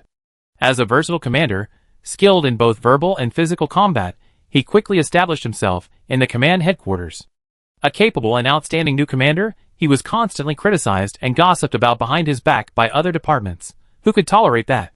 He dreamed of one day trampling on his brothers in the neighboring department and loudly proclaiming, "The commander is your father."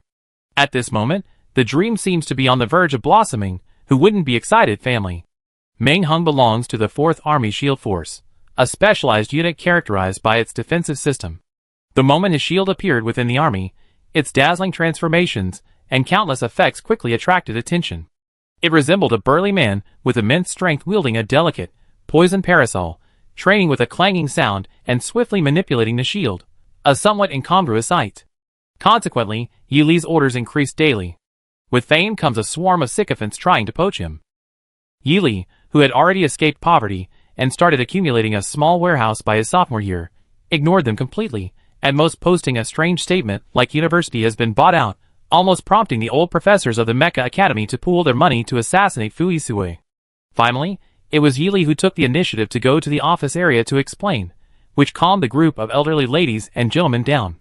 They unusually surrounded her, urging her to study Chinese diligently. Around the same time, Qi Rose successfully passed the entrance exam for the Federal Information Academy. She met up with Yi Li, who had returned home for the holidays, carrying her acceptance letter. She even hopped on Yi Li's spaceship ticket to get a sneak peek at the scenery of the Federal Core area. Her eyes were filled with excitement, and she murmured, "If only our star could be this beautiful someday." Yili didn't miss this. She smiled, as if promising, "It definitely will." A crack in a stone versus an iron tree in bloom when photos of Yili and Fu Isue frequently meeting at the Mecha Academy's experimental building circulated on the campus forum. It caused quite a stir. Many young men and women, overwhelmed by their studies, stretched out their arms, desperately wanting to embrace the sweet gossip. Until identical photos filled the entire thread, the overly academic atmosphere finally shattered the nonsensical fantasies. Especially after a knowledgeable student from the Mecha department revealed the situation, it even alarmed the former dean of the Mecha Academy. She patrolled the corridors of experiment building 3 times a day, morning, noon, and evening, making other Mecha researchers practically walk on tiptoe. In the end, it was Yili himself who came out to punish her. According to the person involved, Yili was dressed in a crisp, moon-white suit with a pristine white lab coat over it, and walked out without even removing his protective goggles. His tea-colored eyes swept over her, a calm yet impatient look. "Quiet down, understand?" His tone was exceptionally domineering. That night, he secluded himself for research until the next night, and the former dean didn't come again. The comments section was filled with laughter. First floor, school white poplar. Former dean. There was no sweetness of romance in his eyes, only a thirst for truth. Second floor, lab assistant. Yili declared, "No one can disturb my experiments, not even the dean." Third floor, Chief Cha. What she exudes isn't charm, but the radiance of wisdom. 4th floor, melon field. I was gnawing on a melon, ugh, it was a fake melon. A fake melon is so hard it hurts my teeth. 5th floor, invincible gunman, sigh. Even if there's nothing wrong, it's okay, anyway my girlfriends and I are having a lot of fun shipping them. The 2 strong CPs are just hitting my heart right now, I can't help but admire them. 6th floor, I'm shipping theorists. Shipping experts have arrived on the scene. I call this year's Military Academy League video the Bible of shipping 2 strong CPs. Who can say that shipping can't be considered science? 7th floor, passing monkey. Now everyone knows they have a pure teammate relationship, just like you and the mecha pilot you found. At most, it's just a teammate relationship that develops into respect for Mount Tai. 8th floor, my beloved mech, my heart. That hits home. The bond between me and my beloved mech pilot is nothing compared to this moon landing joke. Every time, I'm begging for help, clutching my mech necklace. 9th floor. Get out of Sothos, mech maniacs. Exactly. Many mech pilots, like they lost a leg, wailed as they pushed open my lab door. The new parts one painstakingly developed almost died in the machine. With mechs changing every few days, getting a new generation every few weeks, and upgraded versions every few months, let alone pilots, even I, a mech pilot, would practically kneel down and beg the big shots to let me touch one. The sound of the cuckoo upgrading is just too wonderful. 10th floor. Individual soldiers must be self-reliant. Only useless individual soldiers let emotions slow down their progress and make them stronger. 11th floor, not blown up, safe. Hee hee. Let me share a little tidbit.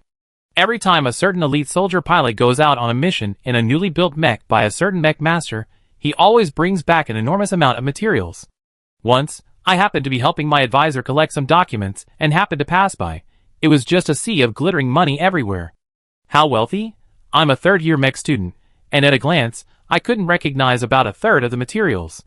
But I overheard my usually calm and collected junior, Yili, unusually draw a sheathed ancient silver sword from her waist and mercilessly slash at the elite soldier, yelling, "You spendthrift." Later, I learned from my advisor that among the materials the elite soldier brought back was something called a mimicry star core. Originally, he was supposed to bring back the core and the beast's body together, but the elite soldier thought it was too heavy, so he dug out the core and burned the corpse. The mimicry star core is an extremely rare material. Without proper handling and a professional container, its internal energy will rapidly dissipate. By the time it reached the chief mecha engineer, 2/5 of it was gone. This infuriated our chief mecha engineer. This whole affair had all the teachers and students working in the labs along the corridor watching the drama unfold. If they weren't outmatched, I think many professors would have loved to join in. Although they're not a real couple, it's still pretty sweet, hee hee. 12th floor, true newbie. Wow, the person upstairs is amazing. Someone in the same lab as the chief engineer must be a top-tier expert from the upper 3 floors.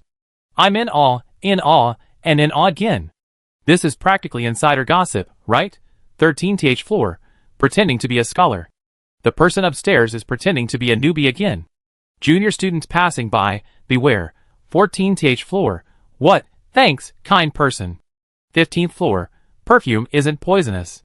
Thanks, kind person. Wah, this makes it even more exciting to ship them. You help me collect materials for endless experiments, and I help you upgrade and strengthen your mechs endlessly. Sisters, isn't this a mutual commitment? Brothers, isn't this a deep mutual understanding and appreciation? Ship them. Let me ship them to death in this sea of love. 16th floor, username, Gongzi. I looked at the newly installed turbine mech arm in the chief's new picture. You're right, 27th floor, Heluida. If these two really fall in love, it'd be like a stone cracking open and an iron tree blooming. 21st floor, day after day. All you do is chatter on, and on all day, never doing anything serious. Have you finished your end-of-semester papers? Have you entered and submitted all your experimental results? Have you finished reviewing for the final exams? Have you found a career path after graduation? What do you plan to do for a living? Will you still be able to get the job you want? 23rd floor. Sorry to bother you. As the name suggests. That's all for today's forum post. Goodbye. 24th floor, mango allergy. Damn it! The person above me, I remember you. Remember to cover your alias. 25th floor, night traveler. Damn, your alias is so well concealed, you must be from my school of information science. Because of the initial innocent blush, everyone viewed the two of them through innocent lenses when things got messed up. Even when a definitive photo surfaced, many onlookers joked that some new freshman had misunderstood the greatest thing about Sothos. Then, a twist occurred. Through everyone's connections, Xie Shuangbai, using his real name, commented on the post. The truth is true. Fu Yao, unusually, didn't disagree and also commented under his real name. Dreams come true. 1 second later, the campus forum froze. 5 seconds later, it completely crashed. Many students from the School of Information Science were drafted by their professors to repair the network system. Experiencing being scolded for a year while still having to work, these unfortunate students from the School of Information Science toiled through most of the night, returning to class the next day with dark circles under their eyes. Regardless of the turmoil outside, the person involved remained quietly in the lab. The other person involved sat on the sofa in the outer room of the lab, legs crossed, assembling a new weapon. When Yili came out from the inner room, she took off her pure white robe and casually hung it on a hanger. Fu Yisue naturally got up, put an arm around her waist, and pulled her to sit on the sofa. His sleek jawline rested expertly on her shoulder, drawing her into a semi-embracing embrace, his soft, even breath tickling her ear. Yili quickly brushed aside an obstructive head, freeing her slightly stiff neck and shoulders, and leaned back on the soft sofa to relieve the fatigue from overworking her mind. But quickly, strong, powerful arms naturally pulled her back towards him again. Yili was too lazy to correct him, so she simply leaned against his well-defined chest. His chest was broad and powerful, the muscles soft yet firm, upright yet not rigid. If there were a dedicated scanner at this moment, the results would likely be excellent. Usable. To be honest, Yili had indeed felt a flutter in her heart before, but she quickly suppressed it, because she wanted to continue living on the numbered planet, to continue joking around with the old man in her spare time, and to give up her own carefree life for others. She felt she wasn't ready for that.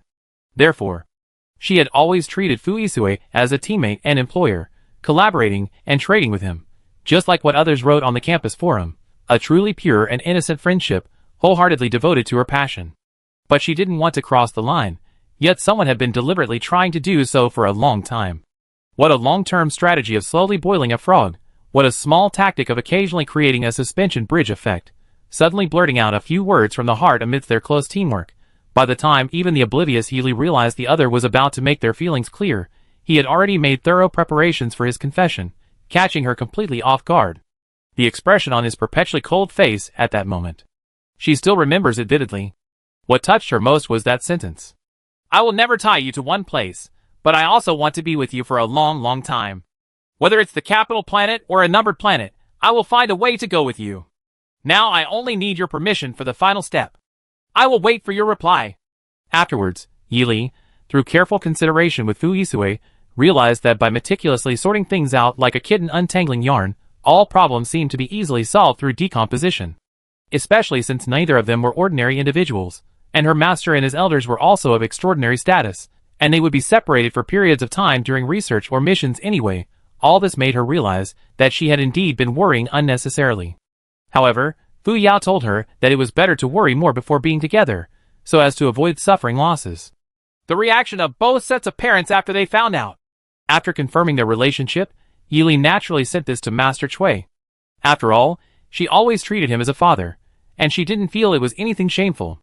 She took out her personal terminal, sent a message, and then put it down to continue working.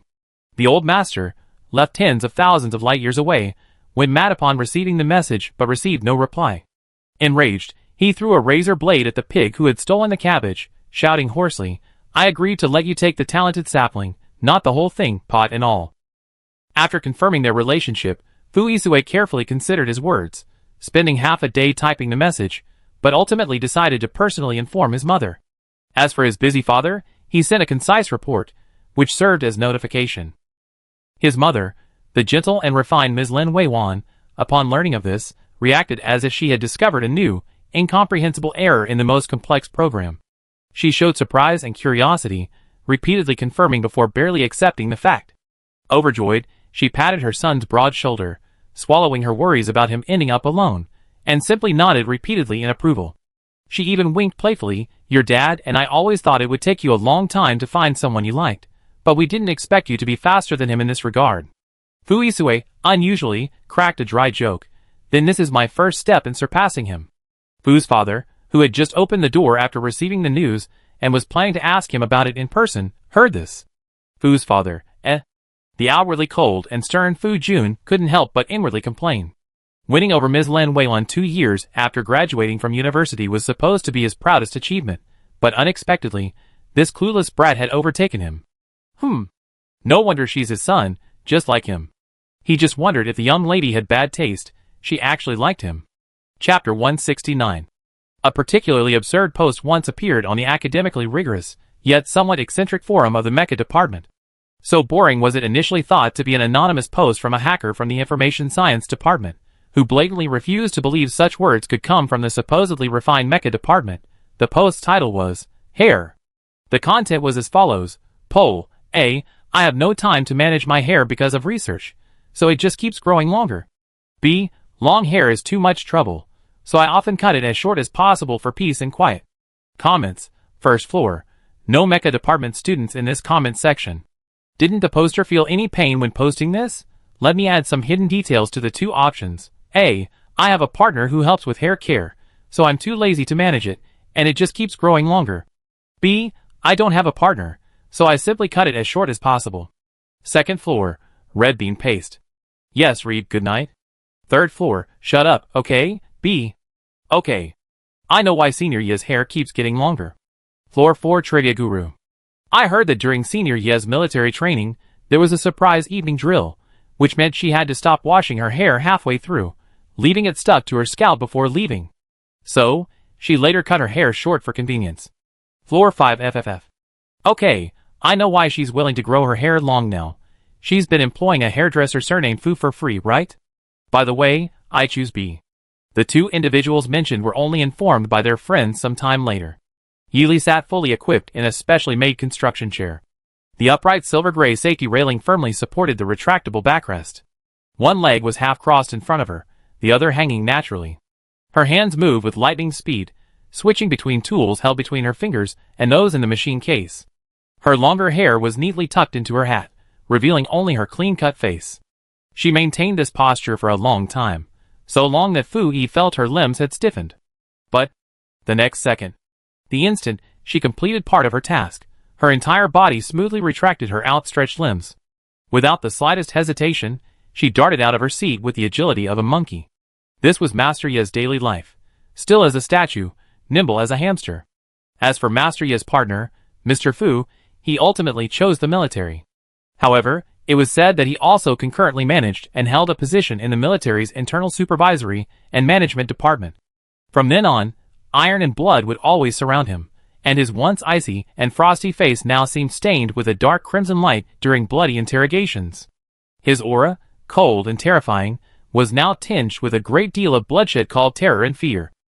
While those around him, whether sensitive or oblivious, instinctively gave him a wide berth, Master Yi acted as if nothing had happened. At most, He pointed disdainfully at the dark red stains still lingering in the mecha's crevices, expressing his displeasure at the mess he made of his masterpiece. At least clean the mecha after a fight, he demanded. At this point, Fuisue would earnestly apologize and obediently clean his abyss. Mecha Abyss's intelligent little dragon would seize the opportunity to wriggle into Yili's mother's arms, playfully complaining about its master's rudeness and indifference, occasionally swinging its little feet, its face beaming with satisfaction as it watched its master diligently working. Its true form could shine brightly again. Even shining black counts. As for what happened afterward, how the little dragon cried and whined behind its master's back is another story altogether. Yili didn't actually have any intention of growing her hair long. It seemed like only 10 or 20 days had passed when she combed her hair in front of the mirror and found that it had grown quite a bit. She was thinking about whether to cut it, but Fuisue used a hair tie to tie it up and put it into her protective hat to prevent stray hairs from falling out. She tried it for a few days and thought it was good, so she simply continued with it. Retirement life with master. Hey, Lee, this is what a comfortable life is like. A little work-life balance is always necessary. Master Chui, lounging in his massage chair with his legs crossed, leisurely instructing his apprentice with his eyes closed, said that burying himself in the lab all day wasn't conducive to sustainable development. He completely forgot that before yesterday, he and Yili each had their own lab, never leaving without a second thought. This resulted in those who came wanting to request mechs being turned away twice in a row. His face was practically slapped in the face. Yili didn't speak, letting the vibrations of the latest massage chair move her body. The swaying rhythm made her master's words a hypnotic background noise, accompanying the vibrations beneath her, slowly lulling her into a dream. Ring ring ring. Ring ring ring. Ring ring ring. Ring ring ring ring. A strange telephone ring broke the peaceful atmosphere. Master Chui grabbed his communicator, which he had long since silenced, a hint of suspicion crossing his face. He realized something was amiss when he saw the phone number on the screen. He picked up the notebook he tossed aside, using it to flatten the leg of the rickety stool where the fruit was stored.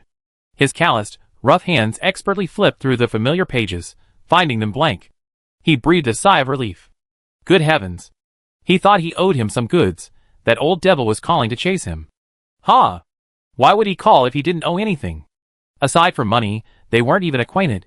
It's all right, all clear. Time to eat, drink, and sleep and enjoy his retirement. Relieved, he casually switched off the vibrating communicator and tossed it aside with practiced ease.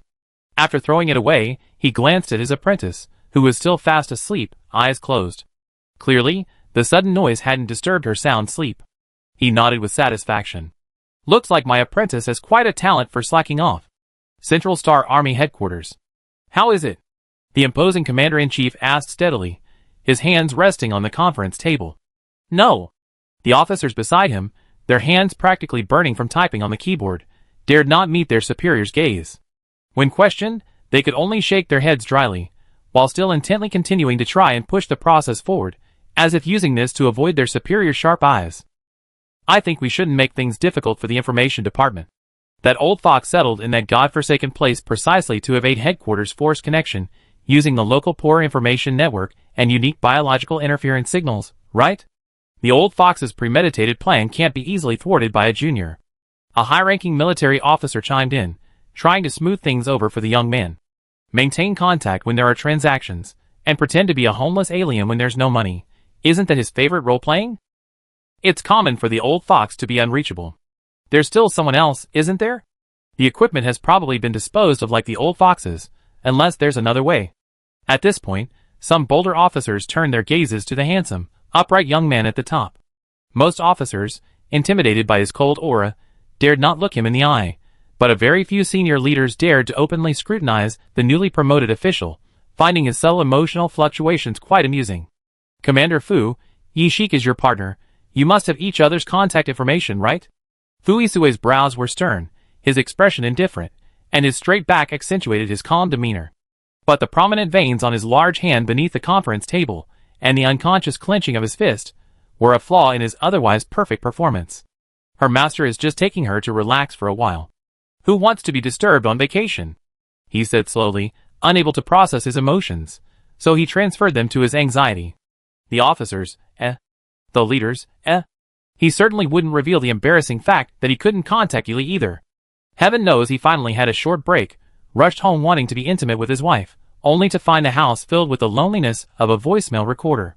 The key culprit was his father-in-law, and he couldn't very well just punch him.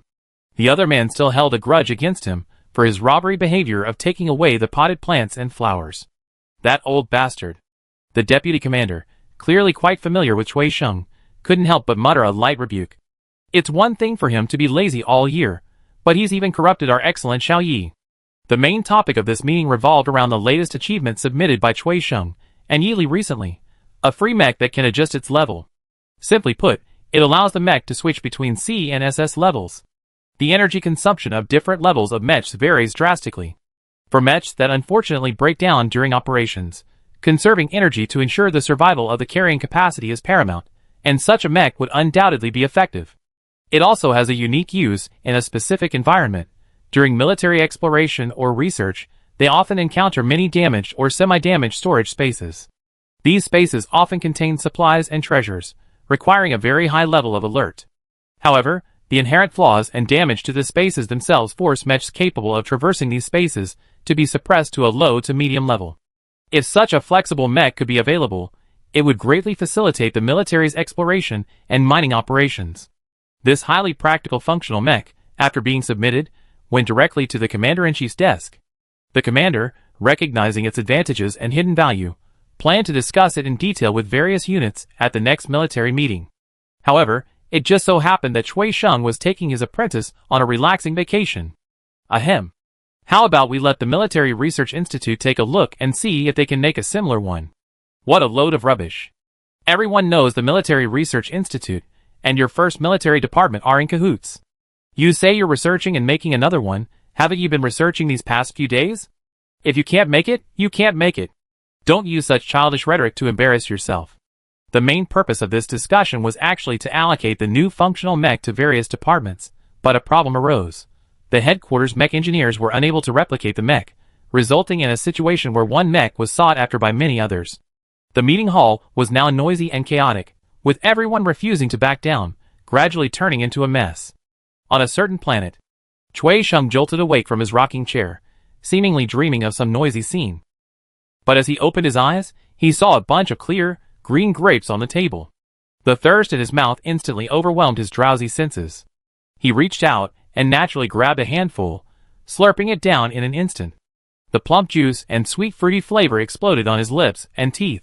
Satisfied, Cui Sheng patted his belly and closed his eyes to continue his dream. As for his little apprentice surnamed Yi, he hadn't woken up at all, sleeping soundly. A lying down and slacking off contest. Cui Sheng versus Yi Li winner. Yi Li. Your home, my home, Yi Li's home. The only place Yi Li could call home was probably Master Cui's craft shop. The lab didn't count, her dorm didn't count, and of course, the school dormitory couldn't be considered. Only the craft shop where she stayed after waking up and being taken back by her master had the feel of home. A space that provided shelter from the rain and wind, warm orange-yellow lighting, a bed to rest on, books and mecha parts that Yi Li loved, and a certain teacher who was eccentric, sharp-tongued but soft-hearted, like a father. Simplicity was never the core label of home, peace of mind was. Blood ties were never a necessary condition for family, warmth was. This was the emotion Yi Li had learned. Just like the one she learned from her older brothers and sisters, who had already left her in the lab.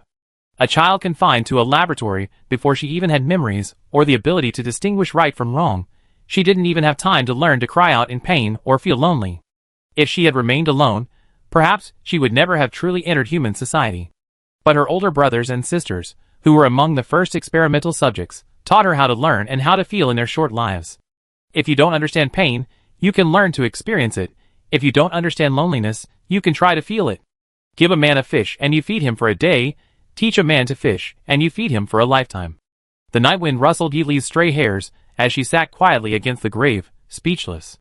The laboratory lights used to be pure white, 24 hours a day, and those within it couldn't distinguish between day and night. But now, freed and immersed in deep sleep, it was time for them to enjoy the peace of the long night. There was no name on the tombstone, because all names were etched on her heart. Time may erode everything, but it cannot erase memories and emotions. Fuisue's home. Fuisue's family was both very common and unusual, a military family. Common because of the typical structure, a strict father and a gentle mother. Unusual because his father was one of the top leaders in the military, and his mother was a renowned professor in the field of mental energy research at a military research institute.